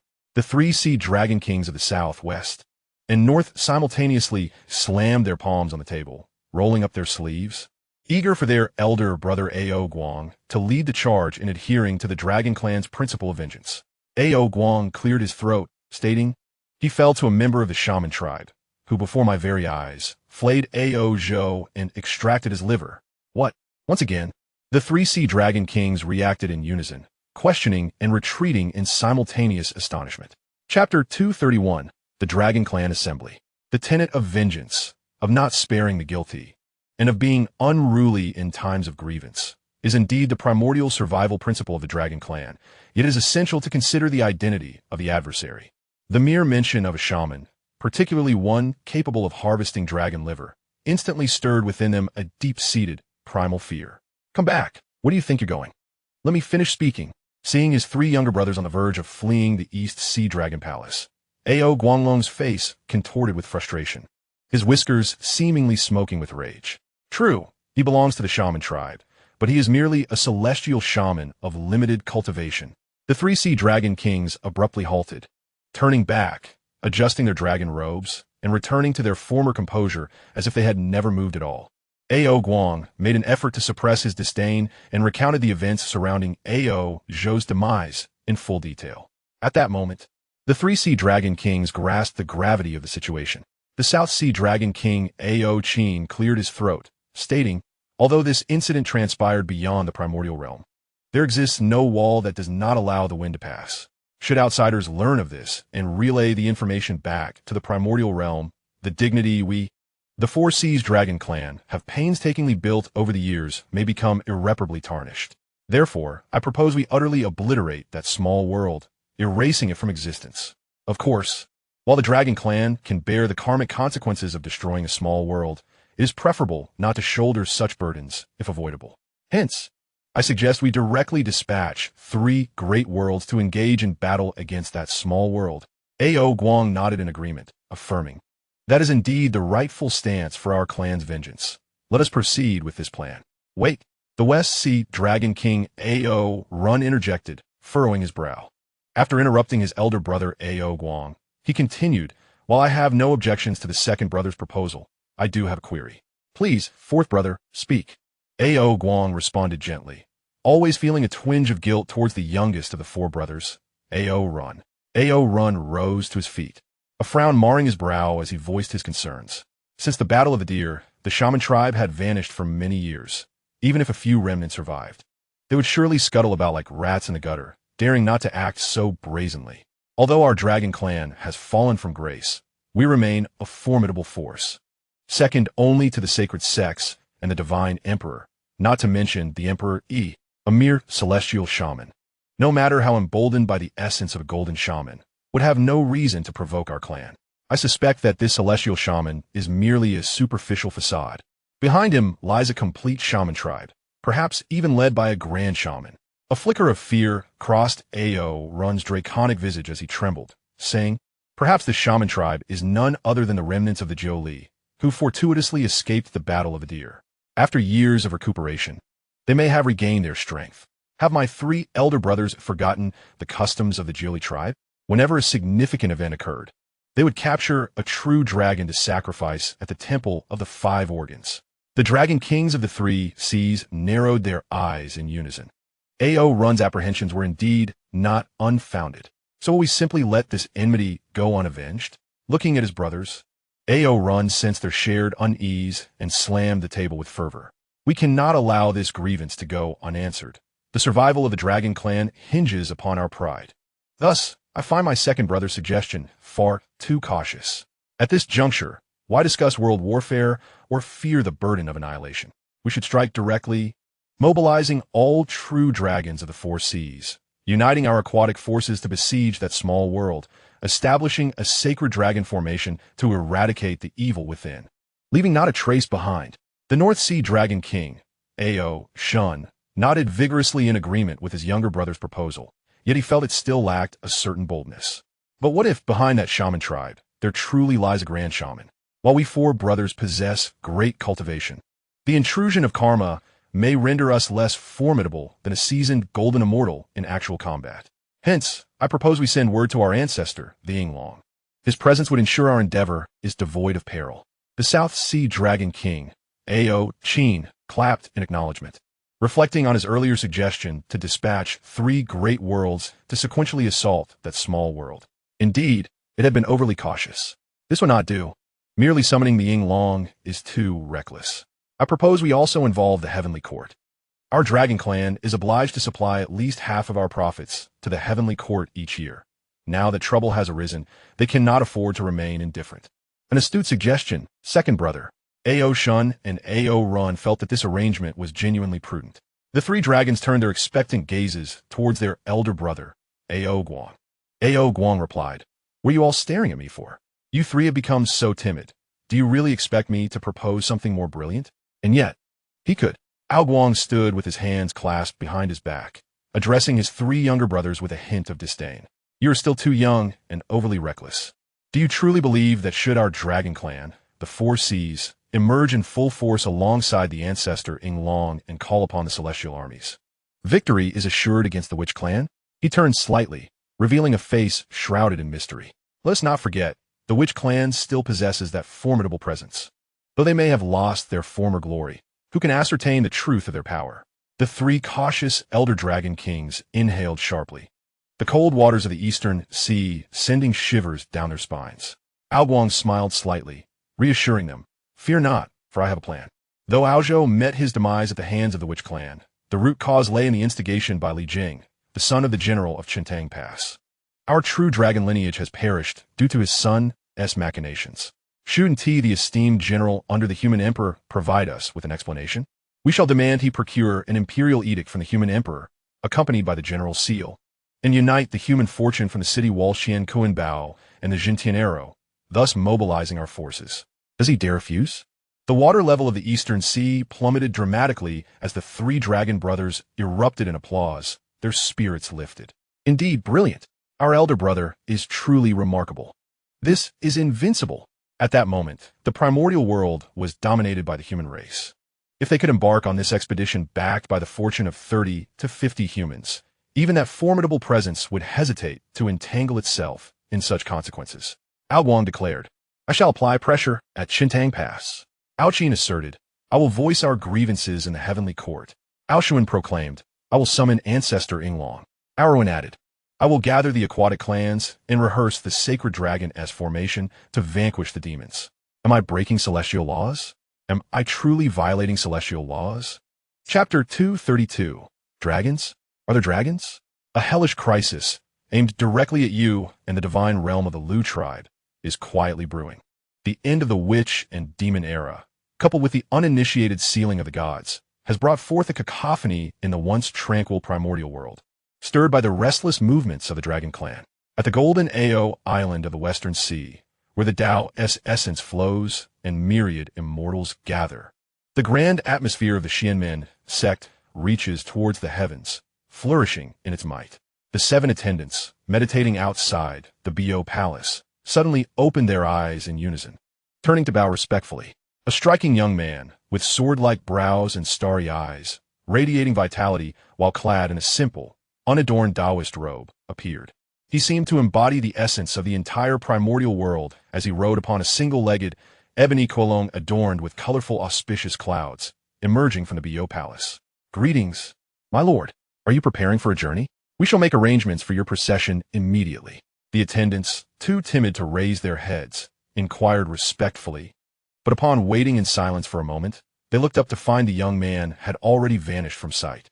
Meanwhile, at Kunlun Mountain, within the Yushi Palace, a middle-aged man, seemingly devoid of any expression, strode slowly to the edge of Qilin Cliff, his heart filled with disdain as he observed the bustling aquatic and dragon tribes below. The clamorous creatures are truly becoming increasingly unruly, he mused, irritation flickering within him. With a mere thought, he vanished from sight. In the Doshuai Palace, fragrant vapors of elixirs lingered in the air, painting a serene tableau of tranquil times. An elderly man, whose benevolent visage resembled that of a humble farmer, beamed as he gazed upon a freshly forged golden pill, his joy akin to that of witnessing an abundant harvest. From his robe, he produced a weathered shoulder pole, intricately carved with dragon motifs, and filled it with 2 baskets of golden pills. Delighted, he set up a small stool and table outside the Doshuai Palace. Young one, these pills are exceptionally exquisite, plump, and beautiful. Go summon some folks to join in the revelry. It seems there's always a gathering in the heavens. Today, I too shall host a gathering for everyone to enjoy some sweet treats.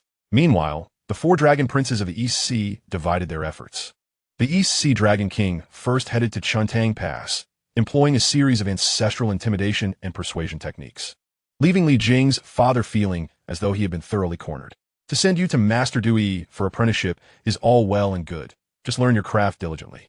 What is all this fuss about? However, there was no recourse. The Li family found themselves on the wrong side of the matter. Had Ao Zhou not been incited by Li Jing, his life would not have been at risk. Very well, let us heed the wishes of the victim.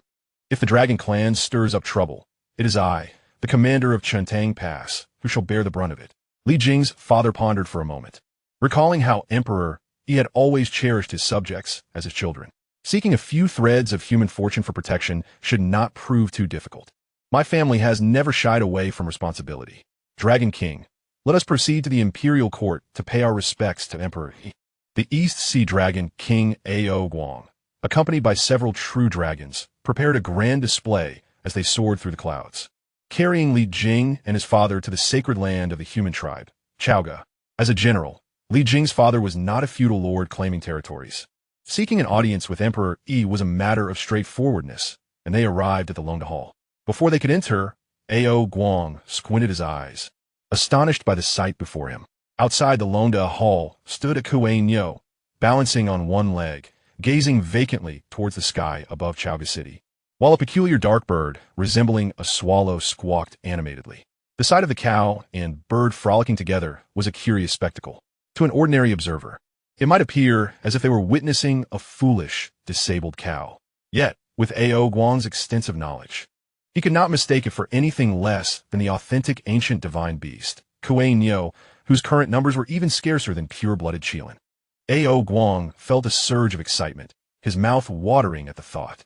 While the world recognized Kuei Nyo as a divine creature, few understood its true significance. The presence of Kuei Nyo could invigorate the fortunes of an entire region's teachings. Ao Guang smacked his lips, contemplating how such a magnificent creature was wasted among the impoverished human tribe, questioning whether they could even afford to care for it. But soon, he lost the inclination to dwell on the Kuainyo.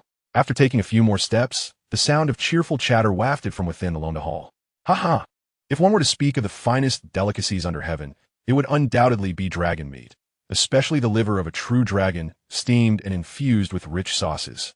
Sliced thinly for a delectable bite, the flavor lingers on the palate, unforgettable for 3 centuries. Oh, is it truly that delectable? When the master next visits, I shall surely dispatch my men to capture a true dragon and provide an exquisite feast. Ao Guang exclaimed, "Wait, who is inside? Are you not being polite?" Ah. The doors of Londa Hall creaked open, revealing a young man engaged in convivial conversation with the emperor, his profile half visible. Ao Guang's heart nearly shattered in fright, and the youth inside, with a beaming smile, turned his head and beckoned with a hand. Suddenly, the true dragon following Ao Guang could not help but revert to its original form, manifesting its majestic body, which was drawn into the Londa Hall. To taste true dragon liver, why wait for the next occasion? The ingredients are readily available. Haha. Ao Guang turned and fled.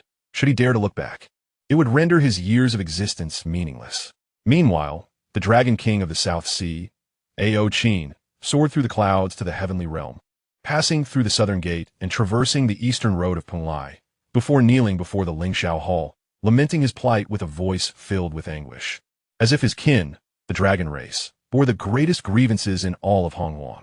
Despite his cries, there was no response from the Lingxiao Palace, prompting Ao Qin to sense something amiss. Why is the heavenly palace so eerily quiet today? At that moment, a patrol of heavenly soldiers spotted Ao Qin, gliding down on clouds. Why has the South Dragon King come? Today, all the gods of the heavenly court have gone to the esteemed human master to appreciate the golden elixir. Do you not wish to join them? Ao Qin replied. No one called for me. Thank you. After expressing his gratitude, Ao Qin waved his hand and, accompanied by his younger brethren, headed straight for the Do Shui Palace. His senior brother had organized the grand golden elixir gathering, leaving his junior brother uncertain of how to reciprocate. The peaches were yet unripe, and the sun and moon lacked sufficient warmth, causing his heart to flutter with anxiety. Haha, no worries, no worries. I have grown weary of that fruit long ago. However, I often find myself reminiscing about the exquisite delicacies from the last calamity period, Sai. If only today, as golden elixir could be paired with a slice of fresh true dragon meat, that would be pure indulgence. Indeed, the appetites of all present were stirred by those distant memories, just as they were salivating at the thought. A sudden sound of weeping echoed from outside the Do Shui Palace. Woo! Our dragon race suffers greatly. The eyes of the gods within the palace brightened. A dragon? There's a dragon. Hey. From the four seas and the dragon abyss, the North Sea Dragon King, Ao Shun, arrived at the secluded retreat of the ancestor Long. Chapter 233, A Debt with its Due. As the Dragon King of the North Sea, Ao Shun felt an overwhelming pressure descend upon him before he even approached. Turning to glance back, his pupils contracted, and he was nearly stripped of his scales in terror. In the next moment, a surge of Taoist essence struck him, sending him flying. Two formidable auras collided beneath the sea, leaving Ao Shun unconscious. Just before losing consciousness, he faintly heard a voice questioning him. Long.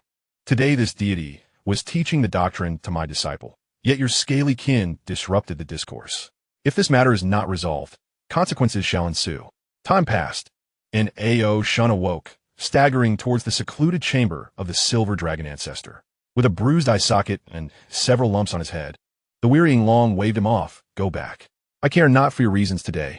I cannot manage your affairs. Oh, my aching back, my poor waist. My hip joints. Ao Shun's lip twitched.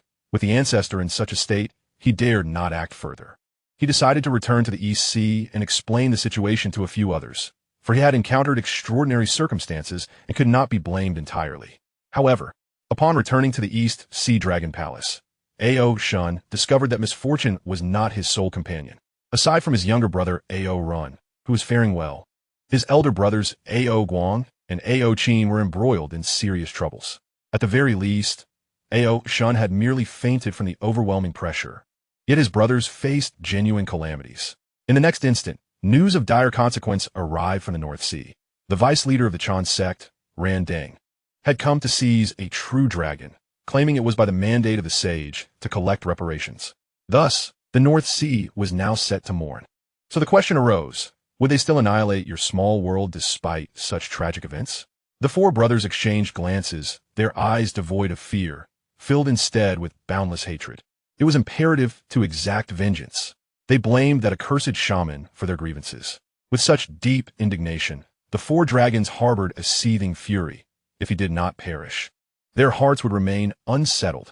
To be fair, although the dragon clan appeared timid before those three, it was merely a strategy for survival. When pushed to the brink, the dragon clan proved to be quite formidable. Their cowardice stemmed from an unfulfilled existence. Yet, when the dragons truly unleashed their might under the heavens of the primordial world, none dared to extinguish their lineage entirely. Sages? Even they would falter. The immense burden of karmic retribution served as a peculiar form of protection. By my command, establish the sacred dragon exorcism formation.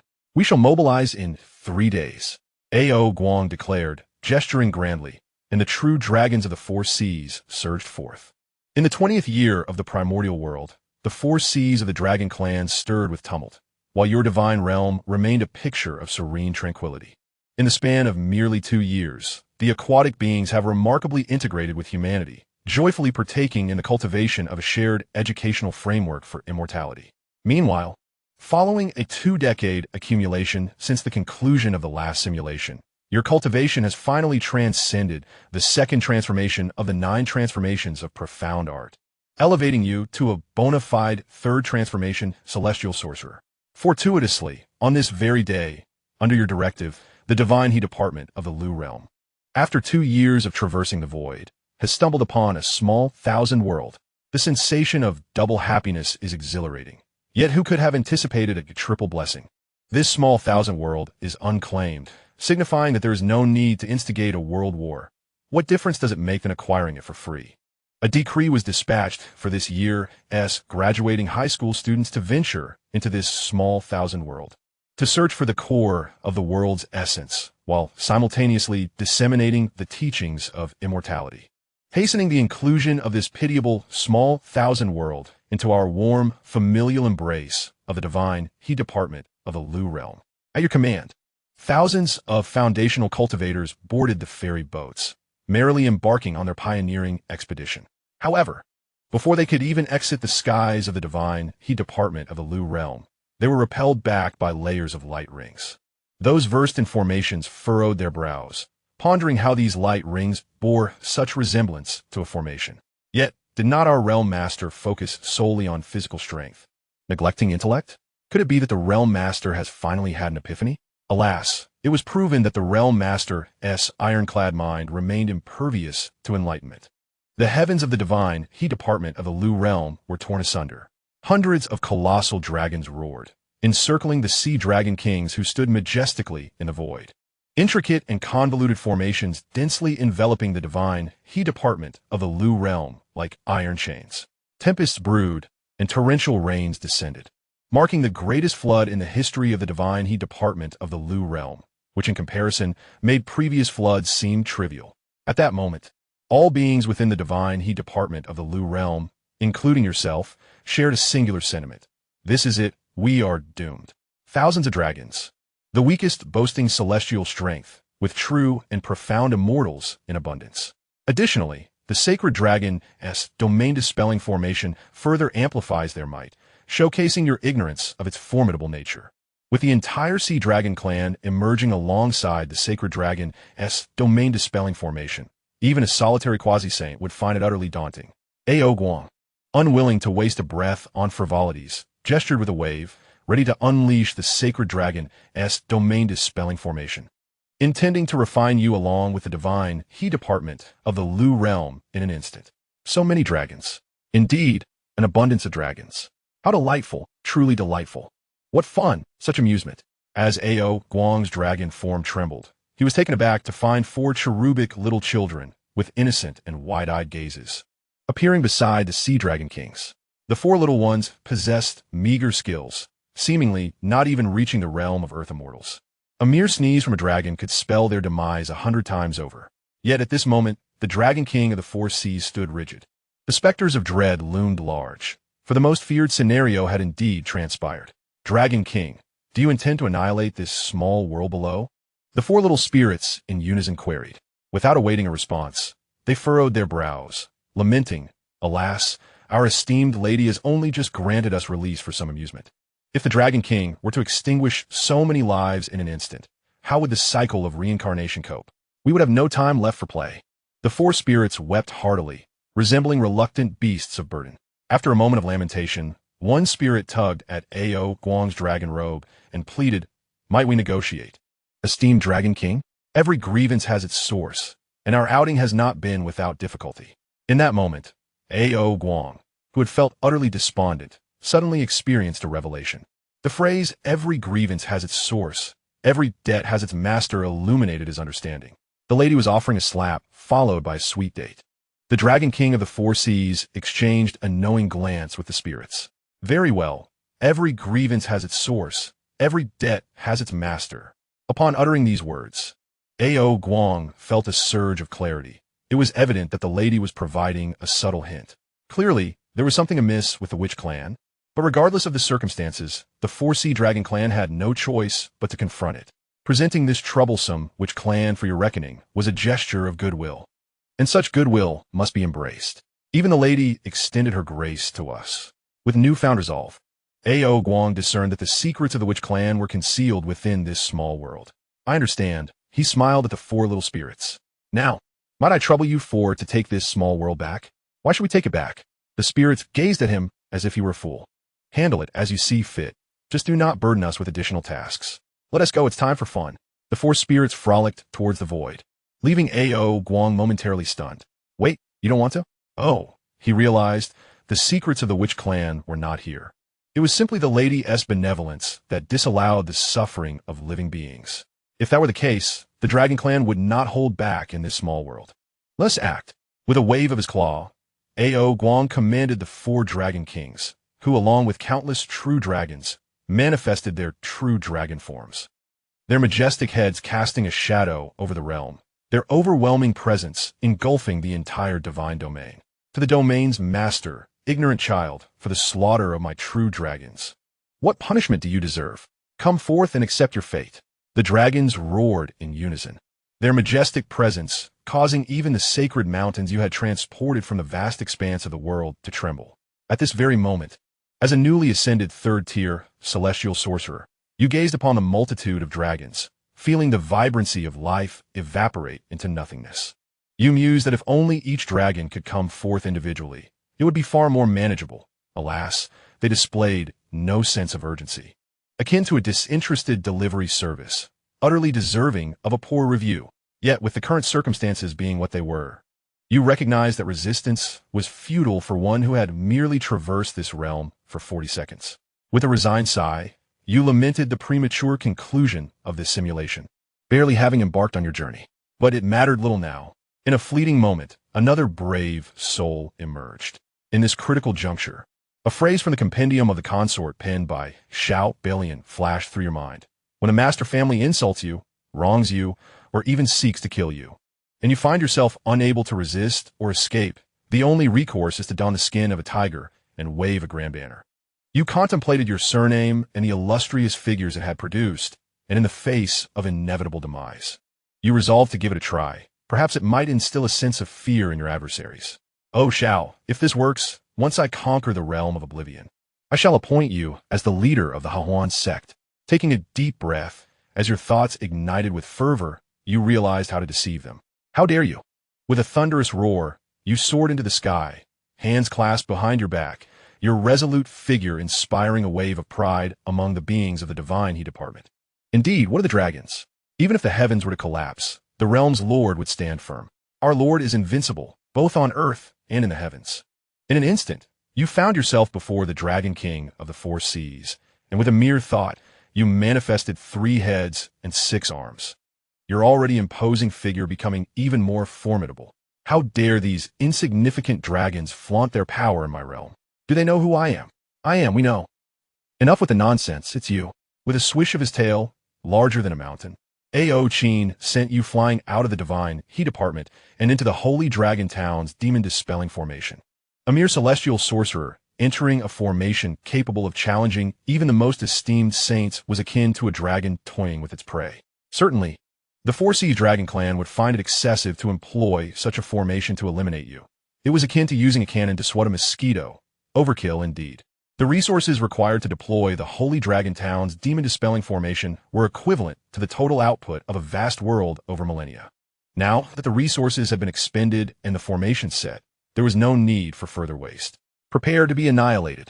Within the Holy Dragon Town's demon-dispelling formation, the might of the Sorcerer Clan, your recovery abilities, in the face of absolute lethality, all else proves to be but a paper tiger.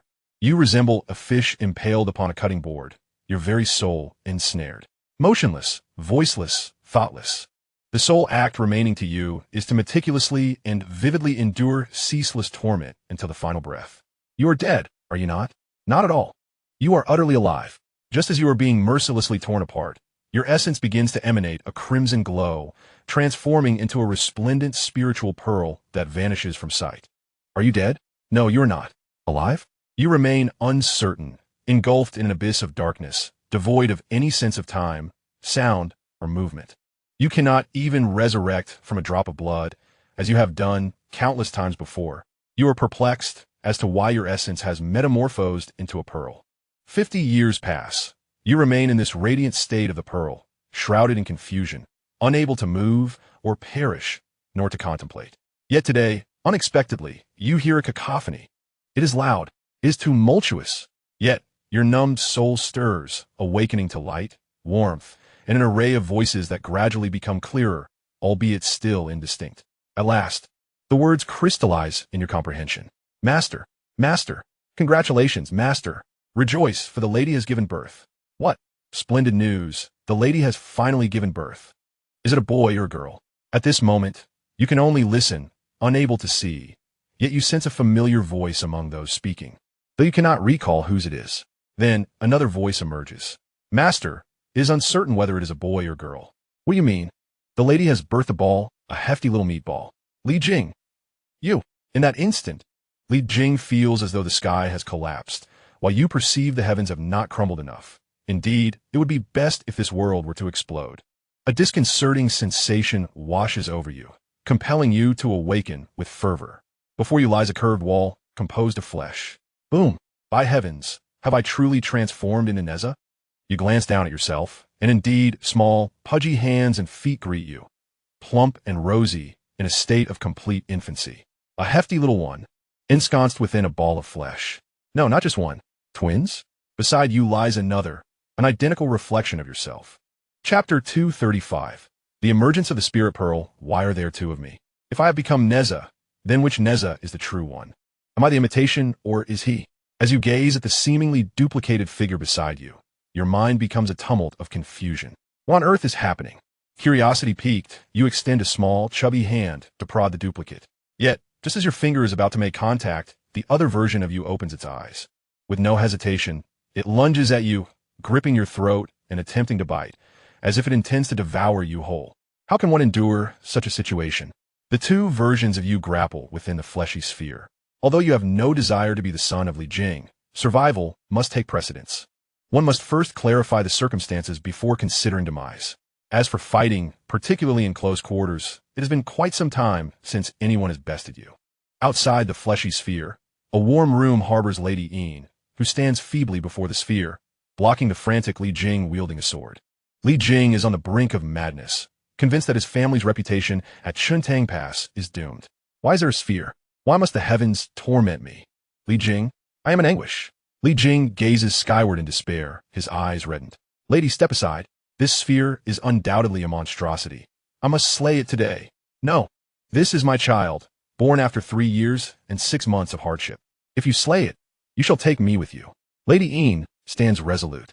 Li Jing trembles, veins bulging, but at that moment, the sphere suddenly leaps, soaring over Lady Yin's head.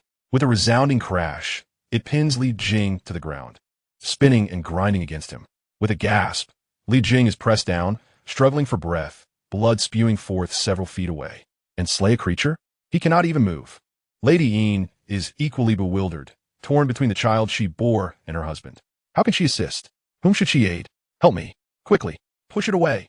Li Jing's eyes plead for rescue, while Lady Yin glances at the rapidly spinning sphere. It cannot be moved. My dear, did you not once study sorcery in the Baibaoyinguang cave? Why not use magic to escape? A sudden spark of inspiration ignites within Lady Yin, recalling her husband's youthful aspirations. Li Jing is taken aback. Indeed, in his panic over the sphere, he nearly forgot his own magical abilities. Lady, quickly, fetch me a handful of earth from outside. Hurry. Of course. Madame Yin hastily took a handful of soil and placed it in Li Jing's hand. Li Jing, with one hand kneading the earth and the other forming a seal, swiftly transformed it into a wisp of blue smoke that burrowed into the ground, only to emerge once more from the earth in the courtyard. Meanwhile, within the sphere of flesh, a battle raged between Control-C and Control-V, ultimately determining a victor. Control-V lay defeated beneath your foot. Though you, now in the form of an infant, had lost your former strength, so too did Control-V lack power. Furthermore, it not only lacked strength but also fighting skills, possessing merely a fierce spirit, which proved futile.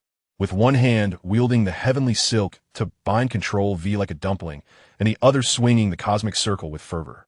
You understood, well, that fighting an unarmed opponent was far easier. With each of your assaults, Control-V diminished in size. Outside, Li Jing, still shaken, returned to the house, sword in hand, yet this time he refrained from declaring whom he intended to slay. The couple exchanged a glance, filled with worry. My lord, perhaps it is best to strike after all. Excuse me? Li Jing turned to regard his wife. Madame Yin promptly shook her head, gently placing her hand upon the flesh sphere.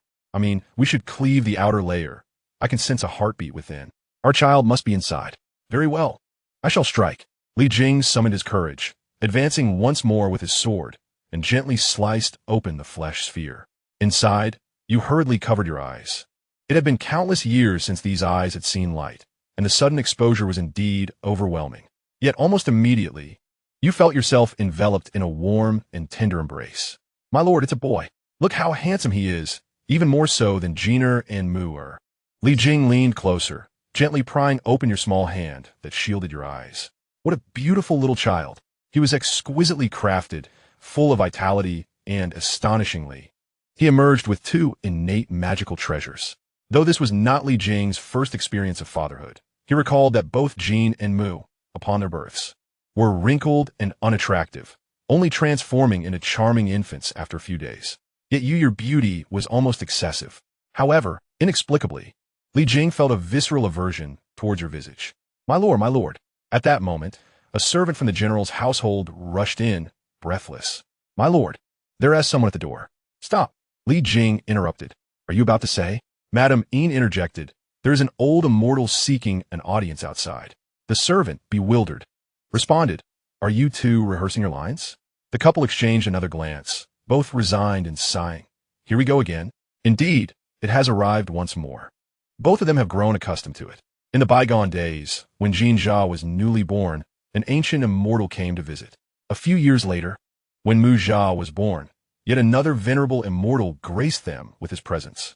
Now, with the arrival of their third child, the absence of an immortal would indeed leave them feeling somewhat unsettled.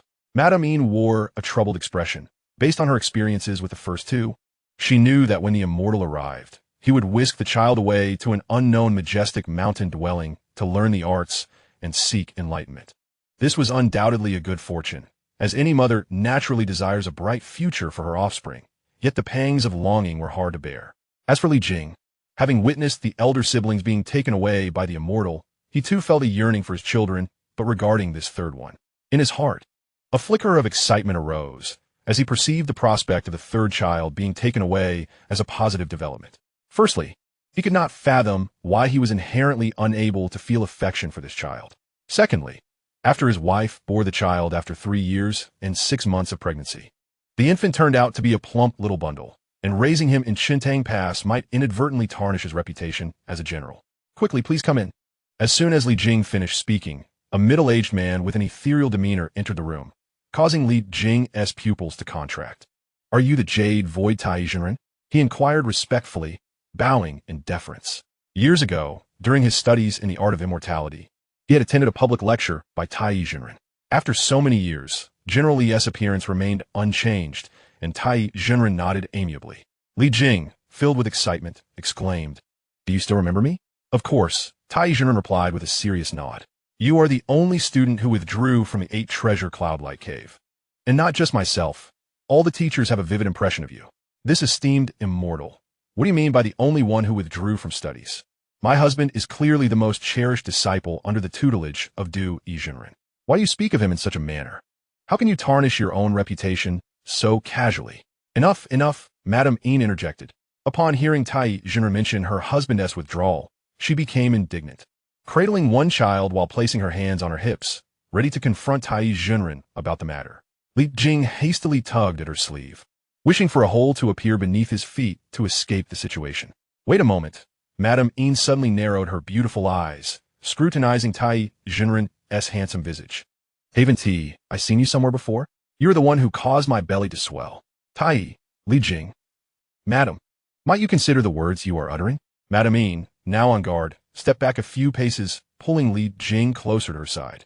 She pointed at Tai Yizhenren and said, My lord, do you recall the dream I shared with you over 3 years ago? That person in the dream was him. He is the one who placed a pearl into my belly, causing our child to become this plump little being. Li Jing was momentarily taken aback. Indeed, there was some truth to it. However, the phenomenon of dream omens is notoriously peculiar, and he had not previously given it much thought. Tai Yizhenren offered a faint smile, providing no further explanation. He performed a respectful gesture and said, Generally, your eldest and second sons have been accepted as disciples by 2 of my fellow masters. As for this third son, shall we adhere to the customary procedures?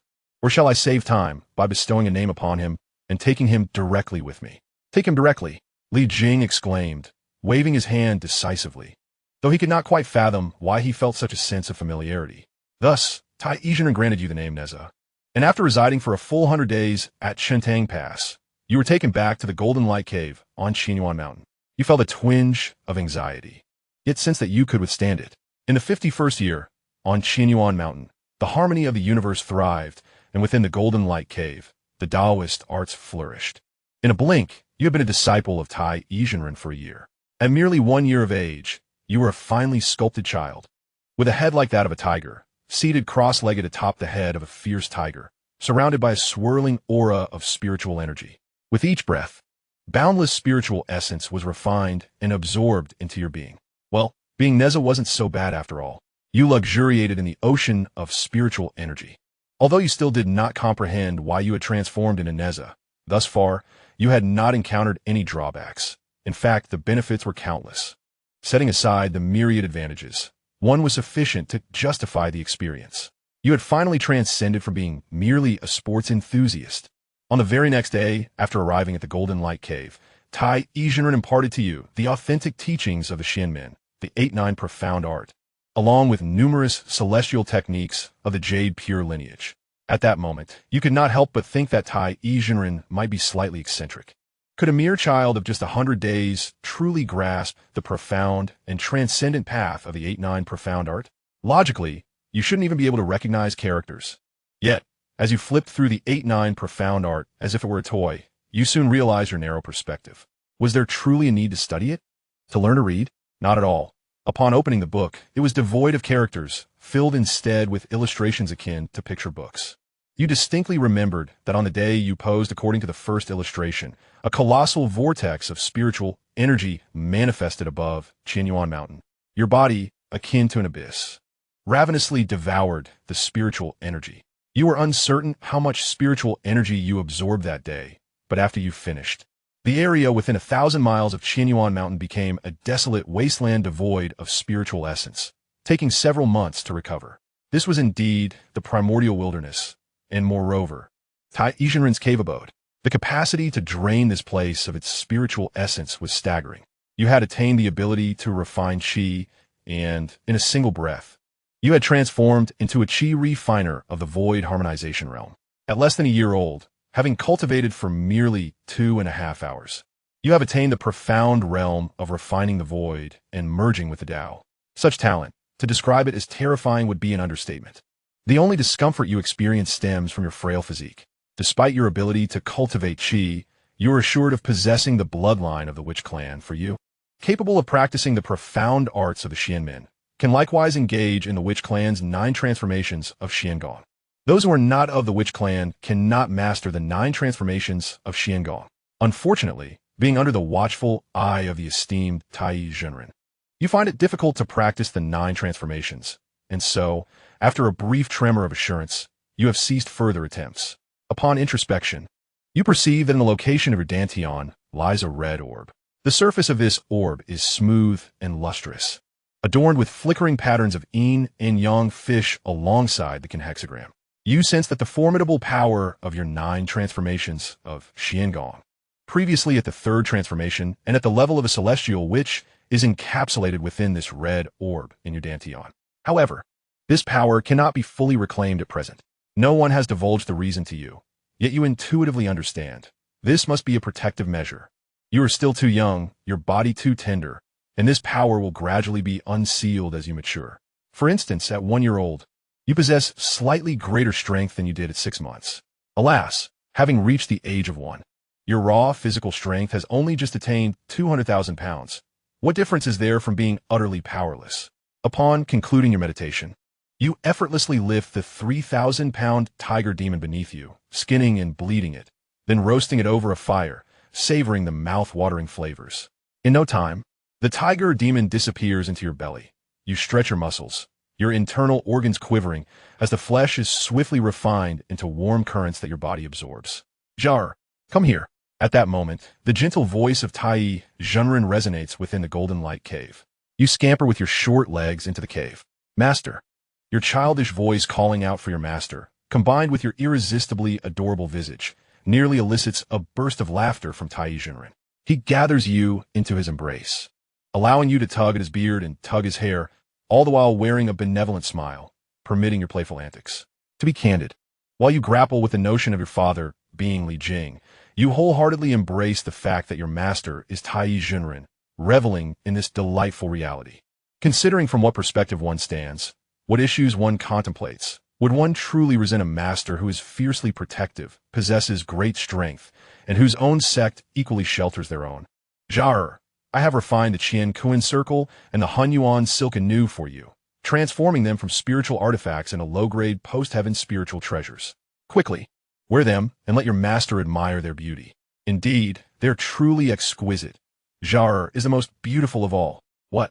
Today, Jar has consumed a small piece of brain meat. How could that be acceptable? You are at a crucial stage of growth. Gulme, Master will take you down the mountain for a nourishing drink, for ample nourishment fosters growth. Master Tai lifted you above his head, allowing you to ride upon his shoulders as you descended the mountain to seek alms. Chapter 237, We Are Children.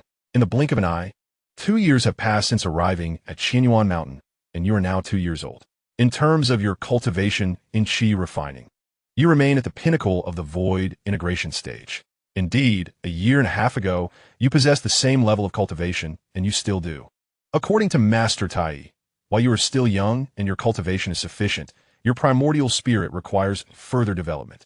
By the age of 6 or 7, the strength of your primordial spirit will be adequate to face your heavenly tribulation, thus becoming a glorious earth immortal. Hence, there is no need for you to rush. Life on Qianyuan Mountain is far from dull. Though the area is sparsely populated, the mountains are alive with delightful companions. Be it the brain meat, the great western creature, or the white-nosed elephant, they are both amusing and delectable. Particularly, the white-nosed elephant possesses exceptionally tender meat that astonishes your worldview, for it is, quite surprisingly, born of a pig. Of course, no matter how entertaining these companions are, none can rival the charm of Dogsy. Who could resist a cat weighing over 60 pounds, capable of cooking and managing household chores? Alas, just like when you simulated a journey to the Wangchuan realm, Dogsy, upon arriving in the primordial world, reverted to a state of convulsions and toxicity as soon as extracted from a simulation space. The days without the comforting presence of the cat are particularly longed for. Yet soon enough, you discovered a method to alleviate the need for diaper changes. Due to your tender age, your Qi refining abilities cannot yet be enhanced, nor is it convenient for you to practice the 9 transformations of mysterious arts on Qianyuan Mountain. Thus, your sole daily pursuit of cultivation is to delve into the vast ocean of the jade, clear, immortal techniques. The first spell you mastered was the summoning of the yellow turban warriors. With a simple wave of your hand, towering and formidable yellow turban warriors descended from the heavens, obediently attending to your commands, rendering the diapers impeccably clean. In the realm of primordial knowledge, the yellow turban warriors are neither spiritual entities nor puppets. They do not belong to any specific race, but share a common trait. They are scattered immortals. In the primordial realm, those who fail their tribulations are as numerous as the fish in the river. Among them, some fortunate souls manage to escape a calamity and tread the path of scattered immortals. While becoming a scattered immortal does not equate to a lack of prospects, the formidable ones can still aspire to stand shoulder to shoulder with golden immortals in the future. However, such a fate is contingent upon talent. Under normal circumstances, if a cultivator possesses the talent to cultivate the path of scattered immortals and grow to a level comparable to that of orthodox golden immortals, it is unlikely that they would fall into destitution and become scattered immortals. The ultimate fate of the vast majority of wandering immortals is to be shattered into oblivion amidst the relentless onslaught of heavenly tribulations, their true spirits scattered, never to attain rebirth. The plight of these immortals is indeed lamentable. Thus, securing the allegiance of a formidable celestial being or obtaining the esteemed position of a Huangjin warrior from a prestigious sect has become their most viable means of survival. Once one ascends to the rank of a Huangjin warrior, they're granted access to a unique cultivation system exclusive to warriors. Although even the most accomplished Huangjin warrior, achieving the rank of Zijing is only comparable in strength to an Xianxia, with potential far beneath that of wandering immortals. At least they are spared the fear of being struck down by divine retribution. Every respectable abode of cultivation typically harbors its own Huangjin warriors. Only the master of a sect and disciples recognized by the master are entitled to command these warriors and learn the incantations necessary to summon and direct them. For instance, the Qinyuan Mountain, presided over by the esteemed Tai Zhenren, is home to 12 Huangjin warriors, 2 Huangjin warriors, and 1 Zijing warrior. With your current mastery of the Tao, you are only capable of summoning a single Huangjin warrior, yet this suffices. The warrior designated as 996 possesses domestic skills that rival those of a certified nanny. In the 53rd year, you are 3 years old, yet this year, instead of spending it at Qinyuan Mountain, you have journeyed to Kunlun Mountain. The sage is to assess the progress of his disciples, and Tai Zhenren has taken you along to the Yushi Palace. You have finally arrived at the ancestral grounds of the Xianmen. Although you did not meet the legendary Xianxia sage in person, you encountered the illustrious Master Randang, the Southern Polar Immortal, and the complete second generation of the 12 celestial boys of the Chan School, all of whom indulged in playful antics with you. In the future, regardless of the passage of time, they will confidently reminisce, saying, "Little one, I once held you in my arms." Naturally, you remain indifferent to this group of venerable elders. Despite their thoughtful gestures of greeting, the gifts they offered, mere trifles meant to amuse children, hold little significance for you. They provide none of the treasures you truly desire. For instance, when you clutched the Fan Tian Yin of Guangchengzi, your wide, innocent eyes nearly sparkled with enchantment, yet the elder feigned ignorance of your intentions, prompting you to retaliate by soiling his celestial robes. Guangchengzi was understandably vexed, yet what could he do? At 3 years old, your prowess is indeed remarkable. Shortly thereafter, the elders departed to attend a lecture with the sage. On Kunlun Mountain, it became the realm of you, the third-generation disciples. The revered Wenshu Guangfa, Tianzuan, along with the real person of Puxian and Yuding, brought their own disciples along as well. You encountered your elder brother, Jinjia, who is 7 years your senior, and your second brother, Mujia, who is 5 years older, along with the charming and handsome young Jiaoanjuan. The 3 brothers are utterly enamored with your adorable self. And soon, the disciple of the Southern Polar Immortal, Baihe Tongzi, joined the ranks of those who cherish your company, playing alongside you. Although the splendor of Kunlun Mountain is captivating, after 3 months, one may tire of its allure.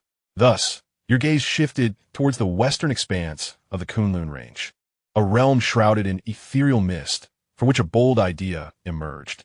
Brothers, shall we venture to the western Kunlun for a soak in the hot springs? Jin Jiamuza and Baihe Tongzi exchanged sidelong glances, with Baihe lowering his head shyly. Dear third brother, Jinjia spoke gently. The western Kunlun is the sacred ground of Yaoqi. Without the approval of the goddess, no man is permitted to enter. Muza nodded earnestly, taking your small hand. If you wish to bathe in the hot springs, we shall wait for our master to return, and I will speak with my uncle to take you back to Jugong Mountain's Baihe Cave. where a grand hot spring awaits your enjoyment. The hot springs at Yulong Mountain Xianxia Cave are also delightful. You may visit me there, Xianxia added softly. With your innocent, wide eyes, you inquired, elder brother, how old are you? 10, replied Xianxia. And you, second brother? I am 8, Muzi answered. What of you, brother Yang? I am 11, Xianxia replied. You nodded thoughtfully, spreading your small hands. Then we are all children. Children are not men. Hence we can go. By the way, how old is brother Baihe? I'm already 3,672 years old, Baihe, Tongzi responded. You all continue your conversation. I must attend to the medicinal fields in the back mountain, he said, transforming into a large white crane and soaring away. With a little rub of your hands, you pointed towards the west, exclaiming, Brothers, let us depart for Yaoqi. Chapter 238. Jar, what troubles you? The enchanting elder sisters, particularly those of the western Kunlun Yaoqi, are especially accommodating towards adorable children. Given that the 4 of you are all esteemed disciples of the Xianmen, the direct successors of the Yuling 3 generations, and still mere children, what harm is there in allowing little ones to enjoy the hot springs? Dressed in a crimson outfit, with your chubby legs swinging, you were led by the hands of the beautiful fairy sisters of Yaoqi, confidently striding into the sacred realm of Kunlun, a place revered by countless male practitioners of qi. Jinjia, Muza, and Yang Jian lowered their heads in bashful humility, as the gentle and lovely Yaoqi fairies prepared a small pool for them to soak in. Yet you, at merely 3 years of age, lacked the capacity for self-care. Engaging in such a perilous activity as bathing in hot springs necessitated the assistance of an adult. Therefore, the elder sisters of Yaoqi cradled you and brought you to the true essence of Yaoqi, the expansive pool at the back of the sacred grounds. Here, it was not merely a hot spring. It was also a place where the fairies of Yaoqi engaged in their daily cultivation. A lesser-known fact of the primordial Yaoqi is that the cultivation of its fairies primarily occurs while immersed in the waters of the pool. When your adorable little face appears here, you realize something has gone awry. The question arises, what should one do upon becoming the cherished pet of the Yaoqi? The answer is uncertain. It seems disastrous, surrounded by countless little fairies who can scarcely afford garments. However, it must be said that the true Yaoqi is indeed a realm of comfort, although you find yourself being tossed around like a ball among hundreds of Yaoqi fairies. The lack of tranquility matters little. What truly counts is the ability to soak in this divine water. You notice within your dantian, the red orb symbolizing the yin-yang path spins rapidly. Streams of pure yin energy are absorbed, prompting you to instinctively cultivate the 8-9 mysterious art. This vast amount of pure yin energy, through the transformation and balance with the yin-yang fish, morphs into waves of warm pure yang energy, establishing a connection with the entire Yaoqi and maintaining a delicate equilibrium. The yin-yang path within your dantian is gradually expanding. While the water temperature of the Yaoqi rises a few degrees, what was once pleasantly warm now feels slightly hot, yet enhances the comfort of those immersed within. Such pure yang energy is not merely pure yang. It is the utmost yang. The venerable Yaoqi fairies, possessing profound cultivation, are the first to sense this change. Most cultivation techniques in the primordial world rely on the balance of yin and yang. One of the reasons Yaoqi fairies practice daily in the hot springs is the continuous generation of pure yang energy, which facilitates their cultivation journey. However, the Yaoqi is limited in size, with 1/5 reserved for the Saint Mother's practice, another 1/5 for the cultivation of celestial treasures, and yet another 1/5 for other purposes. Ultimately, what remains for cultivation is, at best, barely sufficient. But now, this utmost yang energy is far more potent than mere pure yang, proving significantly more beneficial for the Yaoqi fairies' cultivation. And the source of this utmost yang energy? 1, 2, 3. More and more Yaoqi fairies fix their gaze upon the adorably captivating little creature in the hot spring. A commotion is imminent. A mature elder sister rises, gracefully gesturing for her companions not to rush. The little one is right there and won't escape. Let each of us hold him for a quarter of an hour, ensuring everyone gets a turn. Let the younger sisters go first. From a line, please. Outside the Yaoqi, 3 brothers, Jin, Mu, and Yang, feeling somewhat bored after ample soaking, contemplate returning. After all, their respective masters have assigned daily tasks for them to cultivate, and they cannot dedicate all their time to leisure. Yet, what does it mean that my younger brother has not had his fill of soaking and wishes to remain? Should we notify them to return, only for him to stay in the Yaoqi forever? The three young men stared in bewilderment at the imposing figure of the lady from the Xianxia, utterly perplexed by how such a charming cherry-lipped woman could utter such nonsensical words.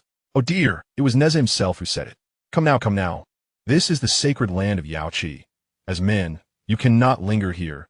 The little fairies pouted and fibbed, their faces devoid of any blush as they ushered the three out of Xianxia. The trio, feeling somewhat flustered, were at a loss as to what to do. They contemplated seeking help from their master, but the sage's teachings could not be interrupted. In desperation, Xianxia sent a message summoning the white crane boy, who, being older, might possess more wisdom. Before long, the white crane boy landed gracefully before them, flapping his wings. After listening intently, he mused, Neza must have been consumed. I once had a companion who was turned into soup by the residents of Xianxia. Xianxia, Muza, and Xianxia gasped in horror. What? The three little ones burst into tears and fled back to Kunlun Mountain. 54 years later, the long-closed doors of the Yushu Palace finally swung open. The Southern Pole Immortal, the Lamp Master, and the 12 Immortals of Yushu emerged with expressions of fulfillment. Everyone, please proceed first. We shall gather again during the next teachings of our master. They announced. Those who had not brought disciples either rode the clouds or employed golden light to depart gracefully, while those who had brought their apprentices naturally returned together. The heavenly venerable Manjushri pulled Xianxia closer.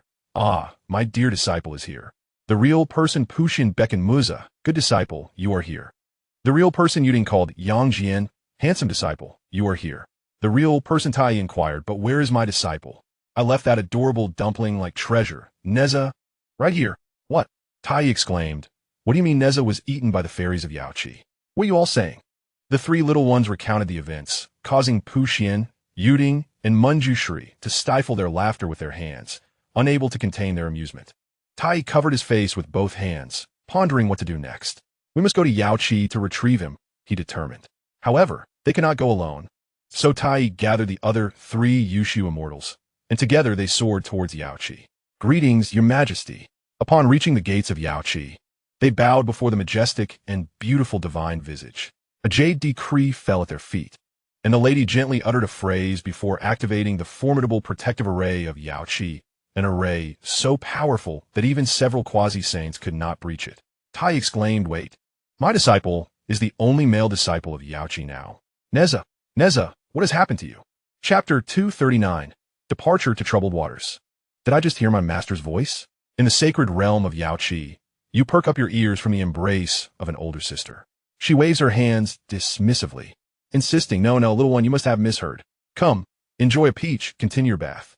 This is the purple-patterned peach bestowed upon you by the goddess, exquisitely sweet. You take a bite of the large peach and express your thoughts, finding it less delectable than the peaches from your sister's home, noting its firmness.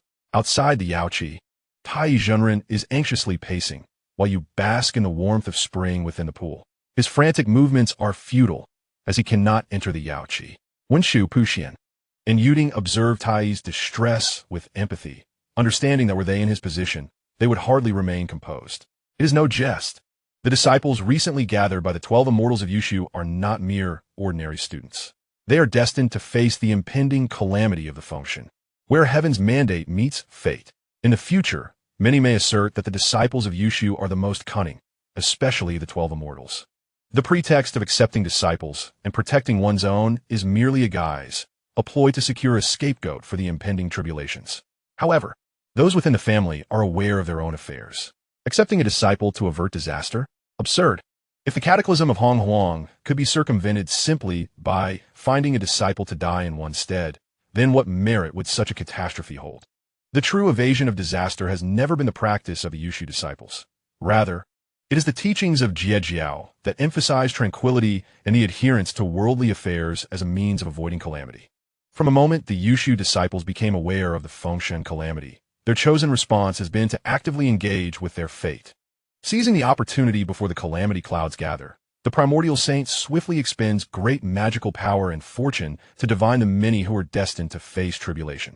He instructs the Yushu disciples to gather and nurture them, as this aligns with the unified approach of the Chan teaching to navigate through the tribulation.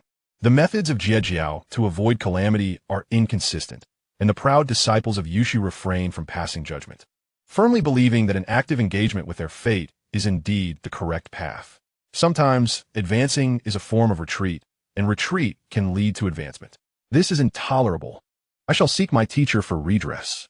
After much ado, Tai Zhenren, nearly wearing out the dust in his hand, grits his teeth, stomps his foot, and flies towards the Yushu Palace.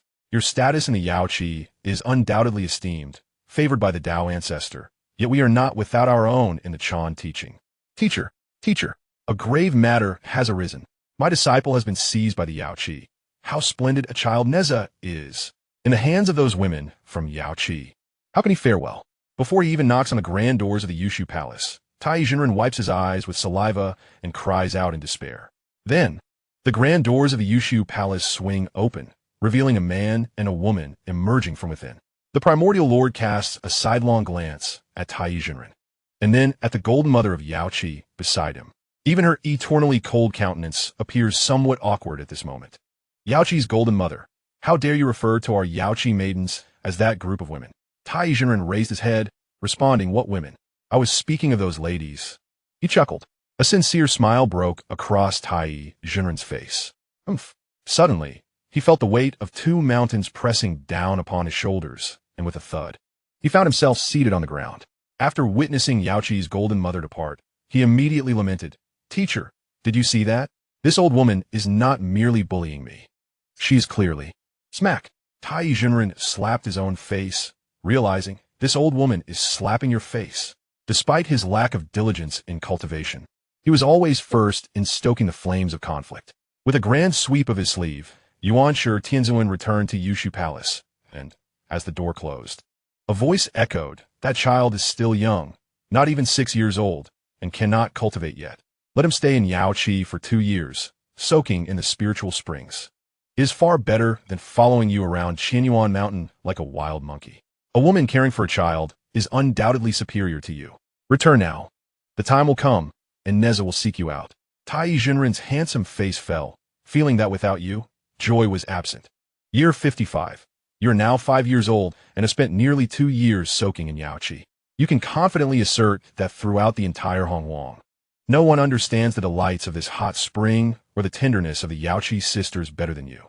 By the year's end, the yin-yang fish in your red spiritual pearl finally ceased its rotation.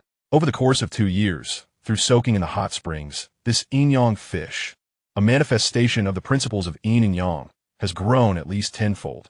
Regrettably, you have yet to attain immortality, leaving you unable to fully comprehend the myriad applications of the yin-yang principles. In just 2.5 months, you will turn 6. You do not wish to leave. You feel you have not indulged enough. Yet, you are aware that departure is necessary, for Neza's fate involved 1,700 killing prohibitions, the first of which is destined to occur in this 6th year. Of course, no one has informed you of this, but as a transmigrator, you understand. You also recognize the perils of the Fengshen, but as you ponder, you think, what is there to fear? With the simulator at your disposal, since you have become Neza, aligning yourself with his destiny is undoubtedly the most advantageous choice.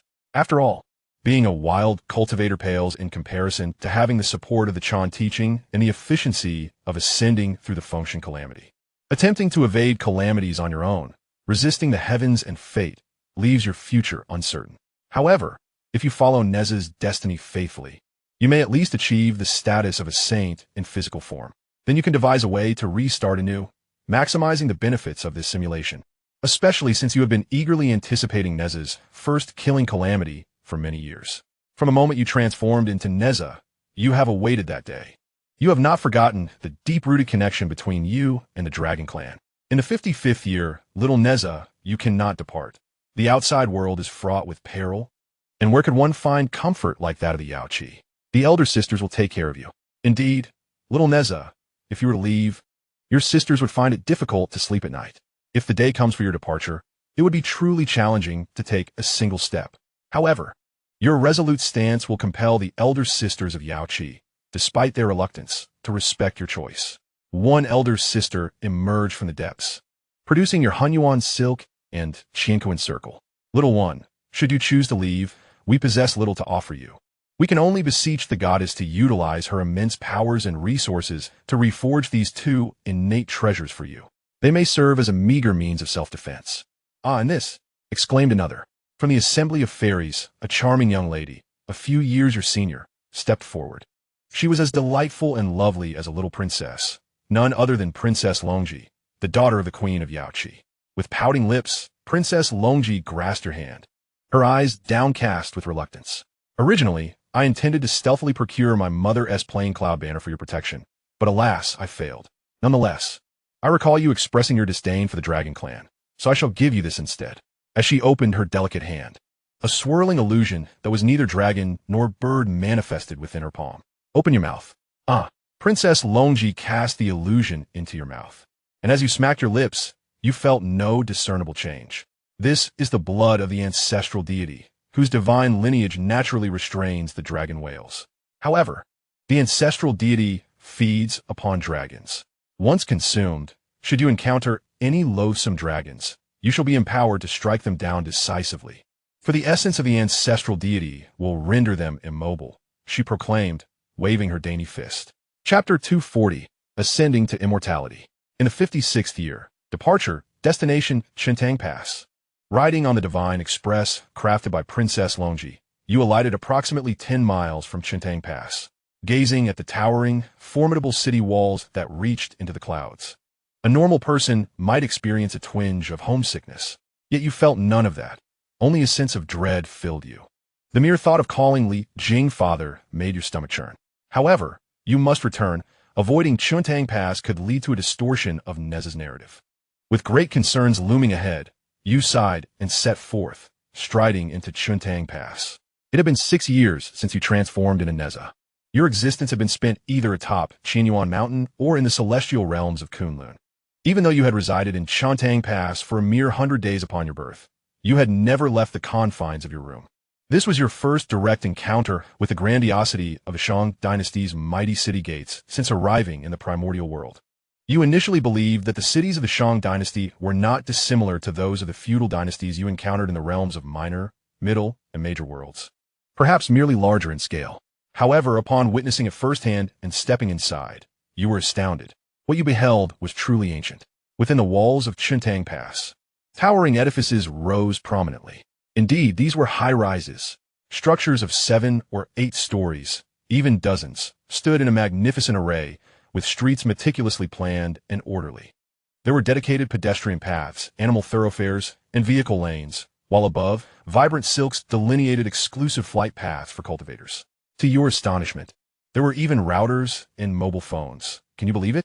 Upon entering Xianxia Pass, you noticed that every 100 meters or so, the inner walls were adorned with bronze artifacts resembling routers, occasionally emitting sparks of electricity. You might have thought they were mere artifacts crafted in the shape of routers. Given that Xianxia Pass served as a bulwark for the Shang dynasty, making it quite normal to have formations and artifacts upon its walls. Yet, when you witnessed a man casually strolling while swiping a bronze slab that displayed flowing text and images, your mind was utterly bewildered. The presence of a mobile phone was one thing, but a touchscreen? Was life in the Shang dynasty truly this extravagant? Your thoughts raced, and you found yourself contemplating whether it was too late to establish an internet company during this era. Shaking your head to dispel such fanciful notions, you followed the pedestrian path until you arrived at the general's office. At the entrance stood 2 soldiers clad in bronze armor, brandishing short spears, radiating an undeniable vigor. You were certain that their primary role was not merely to guard the gate. The gaps in their bronze armor revealed traces of blood that had yet to dry, and the spear tips exuded a chilling aura. Even during your journey to Xianxia Pass, you had sensed that although the calamity of the deification had only just begun to unfold, the Shang dynasty was never truly at peace. Particularly in a strategic location like Xianxia Pass, skirmishes occurred daily. Whether they were purging the malevolent creatures of the surrounding wilderness or suppressing the wild deities that had established their own shrines. More frequently, conflicts arose from battles with water tribes and aquatic demons, as well as the ambitions of restless lords. Since the rebellion led by Yuan Fudong in the North Sea a few years prior, the hearts of the lords across the realm had begun to stir with unrest. This led to the soldiers of Xianxia Pass, each seasoned in the art of war, with a palpable aura of bloodlust when gathered in numbers. They could render even the most adept cultivators of the Qi transformation realm incapable of casting spells smoothly, unable to conjure even a fireball. Who goes there? As you ascend the steps of the general's residence, the two guards exhibit no sign of leniency, despite your being an adorable 6-year-old child. In the primordial chaos, when spirits cause turmoil, they most delight in transforming into the forms of beauty, children, or the elderly.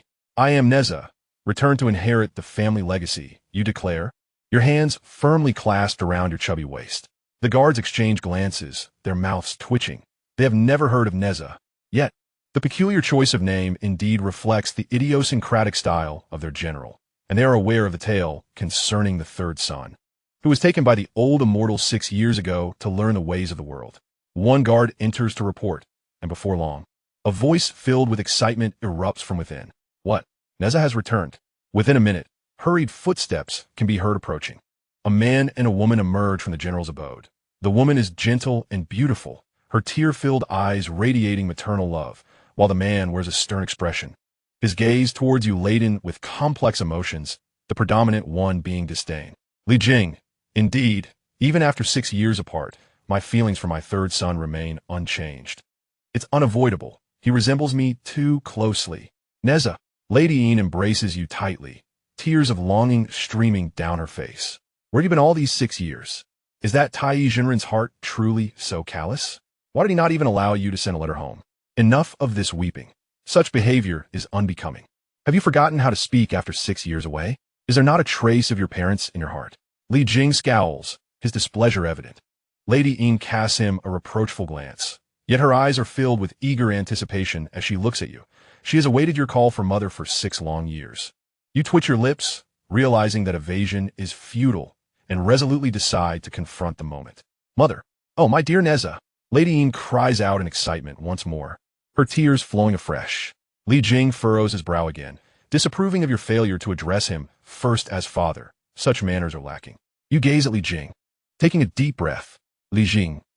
You cup your ears, pondering whether the word father is somehow taboo, for you distinctly heard a beep just now. He wishes for you to articulate the word properly, but at this moment, Lady Yin, who has been longing for you, has already whisked you away home, eager to prepare delicious meals and hear the tales of your 6-year journey. When Li Jing learns that you spent more than 2 years indulging in the hot springs of the Xianxia sacred land during your training, he nearly grits his teeth in frustration. And upon discovering that you attained the realm of qi refinement in merely 2.5 hours, he feels as if his teeth have shattered. Yet, narrowing his eyes, he slams his hand upon the table, finally seizing the opportunity to assert his authoritative paternal presence after listening to your words. You were sent to Qianyuan Mountain to hone your skills, with the expectation that you would diligently cultivate yourself. Yet, 5 years ago, you achieved the state of refining the void and merging with the Tao. What, pray tell, have you been doing in the intervening 5 years? Have you been indulging in frivolities and neglecting your training? Do not deceive yourself. It is evident you have grown complacent. Otherwise, why have you not yet attained immortality? As Li Jing spoke, he reached for a switch. You wiped the grease from your lips and gazed at him with innocent eyes. Your master mentioned that you, too, practiced the ways of immortality and cultivated your qi in your youth. Are you not aware that before the age of 6, one cannot achieve immortality due to incomplete development? Moreover, what difficulty lies in becoming an immortal? I have already turned 6. You set down your chopsticks and exited the room, bowing towards the heavens. Disciple Neza, I beseech the heavens to test my merits. With a thunderous roar, dark clouds enveloped the skies above Chintang Pass. In that instant, a thread-like bolt of earthly, immortal tribulation descended, gently and languidly landing upon your head. With a soft crack, you scratched your head, surrounded by a swirl of celestial energy. Mother, I have become an immortal. May I indulge in a few more roasted chickens?